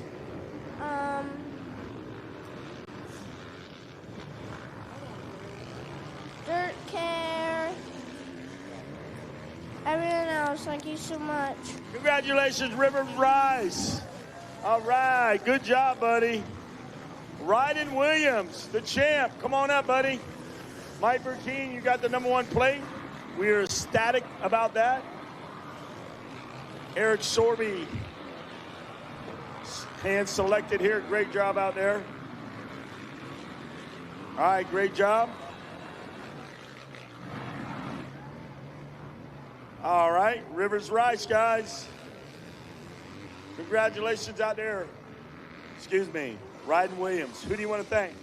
For keeping me safe, Oakley, Minden, Alpine Star, Cobra Lee, Sorby, Roger, Alpine Star, Dunlop, Two Life Paint, Mended, FMF, Oakley, and thank you. All right, Ryden Williams, your champ. All right, you go over and give that to Eric Sorby. And you guys celebrate. Congratulations. Take it away, boys, up in the booth. Thank you for that, Wes. What a great podium interview for all those young men down there. We're watching it right now. Caleb Russell has definitely put down the hammer and actually stretched it out on Roman. I do realize Roman doesn't need to win this moto. I think he was definitely going for it, trying to get this right. win. But he realized that Caleb Russell came to play the second moto. Like you said, he dropped the hammer. He put a 150.886 fastest lap of the race down on lap number 3, a 151.8. So 1 full second quicker was Russell, and you see the difference on the track right now. Absolutely, there's no denying it. Caleb Russell came to play, and Caleb's no slouch. We've seen No. GCC champ, done a little bit of pro motocross himself. I was going to say, he's ridden 1 or 2 motocross races in his day, Dean, for sure. At a high level. At a very high level. At a high level, yeah, for With sure. the fastest man on the planet. You bet. Absolutely. Ryan Sipes, the general, finds himself still in that number 3 spot as they come through after 3 laps. 153.885 for the general. Kenny Henry hanging in there with a 153.8 as well. Corey Carson come through with a 153.0, rounding out the top 5 here in Junior 25 plus. Rodney, as they run, Roman would have a 1-2 for the overall. Russell a 3-1 for second, and the general would be looking at a possible 4-3 for third overall. Yep, the numbers don't lie as far as for the overall, but you know as well as I do, the bragging rights in the second moto, especially whenever you have 2 fast riders like what you have. And Steve Roman, you know, I'm sure he's probably relinquished, said, well, Caleb's going to fight too hard. There's no sense in pushing the envelope, risk versus reward. But at the same time, there's got to be that little thing in his head going, wow, Caleb's really fast. If he keeps coming out to these things, I'm going to have my hands full coming up. Absolutely. Oh, they respect each other. Oh, yeah. No doubt about it. They've seen each other ride. Their perspective expertise. Yep. You know, no doubt about that. And take a look as that Carson moves one up. Yeah, I think that'll give us Gets past Kenny Henry. There we go. But continue what you're saying. It just, you know, these guys are familiar with each other. They know each other's a badass in their own right. Yeah. You know, there's no question about that. But yeah, like we were saying, Caleb Russell, Steve Roman, Ryan Sipes. Now Corey Carson is going to move up to 4th to get on Kenny Henry. So on the podium, that'll put Corey Carson 3rd overall. And now Ryan Sipes sees himself off the podium with a 4-3 score compared to Corey Carson's 2-4. Watching him now going through the toll plaza. Checks right through the toll plaza. Had the express pass, 20 miles of rough road for Caleb Russell. And he's been down some rough road before, so nothing new to him. No. He's looking for the roots right now. Yeah. He's looking for cypress roots. Should be a creek crossing somewhere. He's ready to go through the pond. Whoa, Lapper almost taking out that front wheel there. That would have been some upset for sure. Yeah, Caleb's ready to take his thing out through the pines, make it about 4 miles long. Old school style, huh, Rodney? Oh, Lapper almost takes it out again, Mega. Man, you look down to see some lap times and see what's going on. You about miss it here. Yeah, no you question. can't take your eyes off this screen today, I don't think. Hey, good thing he's used to passing some lappers through some trees, you know. So close race with lappers, nothing new for Caleb Russell. I don't really think there's anything you could throw at him that he hasn't experienced. This might be the first race in 15 years he comes out without a torn jersey. Didn't bounce off any trees at all today, did it? Well, the race ain't over yet. No doubt. Definitely not over yet. No doubt. One more time back down through Gator Falls. White flag is out, fellas, and KR557 feeling pretty good right now. Yeah. Pretty proud of him. He dude. might take it through one of those brush piles over there just to rip that jersey. Just for fun, just to make it feel like old times.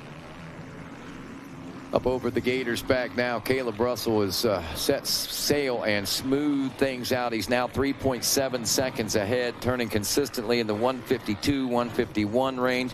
We've seen him down as low as a 150.886 on lap number 3, which kind of established his dominance and gave Steve Roman the mindset that risk not worth reward here. Yeah, you're exactly right, Rodney. Definitely wasn't worth it because I'll tell you what, Caleb Russell He was going to win this thing no matter what. He was going to push. He would have made Stevie definitely earn it if he was going to win that one. So, yeah, whoever wins it deserves it this second moto. But, again, the chess game that Wes Kane talks about so often, you know, that you got to play the long game out here, and that's exactly what Roman's doing. He's got the speed. We've seen the speed out of him. We know he's got the grit and the muster to make things happen, and obviously he does, or he wouldn't be looking at a championship here for the junior 25 plus class here on this late Friday evening at Mini O's. It's definitely that late Friday evening. That sun's starting to fall. The evening started to come upon us. And man, I got to tell you what, I can't believe this started last night. It's amazing. Right. Absolutely. No well, question. Tomorrow we get to hand out awards, so it's technically last night of racing, yeah, I guess. And then we get to go home. Yeah. Checker flag going to fly now for Caleb Russell. Give it up to the number 557 of Caleb Russell, who will take the second moto win here in the junior 25 plus class on his Emperor Yamaha. Solid ride. It's a very solid ride. Put together a solid week as well, and good to see him out here again. You know, we mentioned it a couple of times, but out here in a family capacity with his son, his wife, and all the family out here, his in-laws out here, when his mom's here. Oh, yeah, they were here, dude. His sister's here, yeah. They were all here, and, you know, I'd look out my camper, and I'd look over there, and you'd see crew getting a little advice from Caleb, and then the little ones, man, they had a hole dug about 4.5 foot deep. They had a track made. They had the little bikes there. They're standing down in the hole, dude. I mean, it was full-on moto family vacation like it's supposed to be, and I just grinned the whole time. That's great. And it's cool looking over and seeing those guys in that capacity. Congratulations to Caleb on a sweet ride here. Absolutely. Picking up the win here in the second moto here, Junior Plus 25. Hey, don't forget tonight, Gators Dockside Music Bingo, 7 p.m. under the pavilion. Free to play. A $100 gift card to the winners at Gators Dockside Music Bingo once again. Basically, going to play about a minute or so, a snippet of a song. If you got it on your card, if you recognize it, you got it on your card, then you mark it off, and the first one to Nice. That sounds fun. Almost named that tune. Kind of. For bingo. Exactly. Very nice. Exactly. Very nice. I like it. All righty. Getting ready to head down to the podium again. A phenomenal day of racing. A phenomenal way to wrap it up.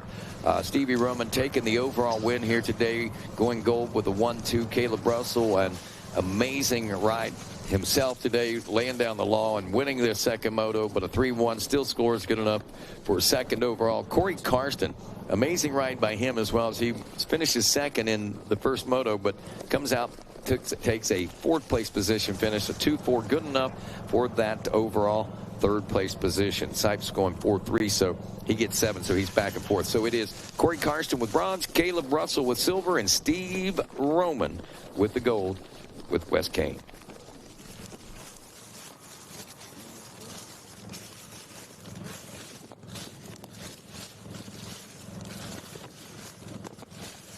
Well, looks like they're making their way over to the podium as we look out over. Look at that. That almost looks like a castle out there. That almost looked like Disneyland Castle off in the background. But what a beautiful shot high above Gatorback Cycle Park as we look out over the camping area and this Gator back facility itself. Big special thanks to all the fine sponsors that have been here and made it all possible. Again, our friends at Thor, of course, and Pro Circuit. We want to say thanks to Dunlop Tires for driving our stream here on Racer TV and through the Dirty 100 app as well. We also want to take this opportunity to say thanks to Parts Unlimited, the parent company there, to our friends at Thor. They're supporting the sport at every level and every way. To Pro Circuit, and of course, Pro Circuit engine modifications and suspension modifications, all waiting for you down there. VP Racing Fuel, Dunlop Tires, accelerating our souls, and United Motorsports. Thanks to Scott USA and also our friends at the Fly Machine Factory of FMF as we head down to the podium. Wes Kane, one final for the day. Hey, Rodney, thank you, man. I hate to cut in there. You were doing an amazing job, but I got third. This guy's got the bronze. He's leading the RM Army. Great job, Corey Carson. Who do you want to thank? I'd like to thank Suzuki, my mom and dad, my girlfriend, Action Motorsports, RM Army, Arai Helmets, Decal Works, Sunstar Chains, 110 Racing, Power Mist, FMF, Team LMR, and anybody else who's helping me out. Thank you. Hey, congratulations, big guy. Yeah, congratulations. Have it. All right, Caleb Russell. Come on, buddy. I've interviewed a lot of people, but I've been waiting for the day that I get to ask you who you want to thank, man. Congratulations. Look over there. They're all watching on Racer TV. Caleb Russell, I got to shake your hand again, bro. I'm a fan of yours, and I know we talk once in a while on Instagram, but who do you want to thank, bro? Oh, man, that was fun. Old Steve, man, I remember being my kid's age. I was telling crew the other day that when I was around his age, I remember watching Steve and Darren Durham and a bunch of other guys up in District 5 when I would come up and stay with my dad and race Steel City and High Point and Brownsville and Cernix track. So it's cool. I've never raced them until now, and this is my first amateur national I've ever been to as well, too. So Steve got me in that first one, and so Corey, and I'm having a blast trying to get the hang of this new bike. Just picked it up on the way down here, so the 6 laps I did in practice wasn't quite enough, and then the first moto, a little rusty on the gate drop, so terrible start, but rode a little bit better, and especially in the 30 plus, but yeah, Steve's good at this, man. He's a good rider. He's been a good rider for a really long time, and just happy to be up here. I got to thank my wife, my family, you know, Racer TV guys. I know a lot of those guys I see them every weekend, and Ziggy at FC, the boys back home, Ampro, for getting me this bike ready and set up on quick notice. Moose, Scott, Shoei, you know, we made some new friends this weekend. I got to thank them for letting us crowd in on their parking spot, and just everybody out here that's helping me out and helping me my son out as well. So thank you. Hey, congratulations, Caleb Russell. I get a high five, bro. Caleb Russell with the silver. Steve Roman, Mike Burkeen, come on in here. Drop that on Steve Roman. Great job out there. Congratulations, Steve Roman. Yeah, Steve Roman, man, you got to be pumped, man. Who do you want to thank? Oh, man, first off, the whole crew that's with us, all the Jones and Roman people that come down and train and with us, it's amazing to have all of them. Before I even start this speech, I want to say congratulations to Caleb. It's an honor for me to be able to race with somebody of his stature and everything he's done in the sport. I know it's GNCC, but you can tell he's still one bad dude. And that race was definitely good. And tomorrow we'll really be able to go at it. I knew this one I only had to get second to get the overall, so I let up a little bit. But tomorrow hopefully I can get the overall again, but we'll see. But as far as sponsors go, Hillview Motorsports, Team Green Kawasaki, FXR, Fast Track, CNC Metal Masters, FXR, all the guys over there, Brad, Jeff and Rob at Dunlop, Jones and Roman kids, MX Tire, FMF, everybody helps me out. I couldn't do without all of them, and I thank you guys. Hey, thank you, Steve Roman. Thank you very much. And thank you for that Thanksgiving dinner last night. You fed 90 people back there, you and Mike Jones and your family. Tip of the hat to the Jones family and the whole clan down there. You guys are awesome. The podium's been great. From the Blue Crew, Yamaha Podium, back to you, Rodney, and the Blue Crew announce tower. Wes Kane, and I'm out. All righty, thanks a lot, Wes, and great job down there once again. Congratulations again, Caleb. That was a lot of fun to watch, man. Love watching this new chapter in your life with the new racing over there, you know, with Ampro Yamaha coming back out of retirement, winning a race this year in GNCC, racing his first national, amateur national like this. I think that was pretty cool. A lot of great racing all day today, a megawatt. I tell you, we opened up with a 450 Pro Sport, which... and we left wanting more. We opened up with the best and closed with another one of the best. And leaving us wanting more, and we got more. Coming up a little after 7 tomorrow morning, we'll start with sight laps right here at the racetracks. As soon as sight laps are over, we'll get right into race number 15, our 85cc 9 to 13. Tune in by 7:10. We'll be live on RacerTV.com. On behalf of all of us here at the Mini O's and Racer TV, producer Adam Gordon, Griff Cotter, our director, Citizens manager Dan Reinhardt, Jordan McFadden, our engineer in charge, Judd Poindexter on the audio, camera operators, Adam Arndt, Adam Atkins, Jimmy Hughes, Amy Burton, Chadwick Lynn, Josh Hefner, Chance Tomlin, and Joey Nachi, our drone pilot, Gabe Stahl, and of course, my friends and talent that work with me, Megawatt Matt Watson, Wes Kane, and Dean Diaz. I'm Rodney Tomlin. Have a great day, everybody.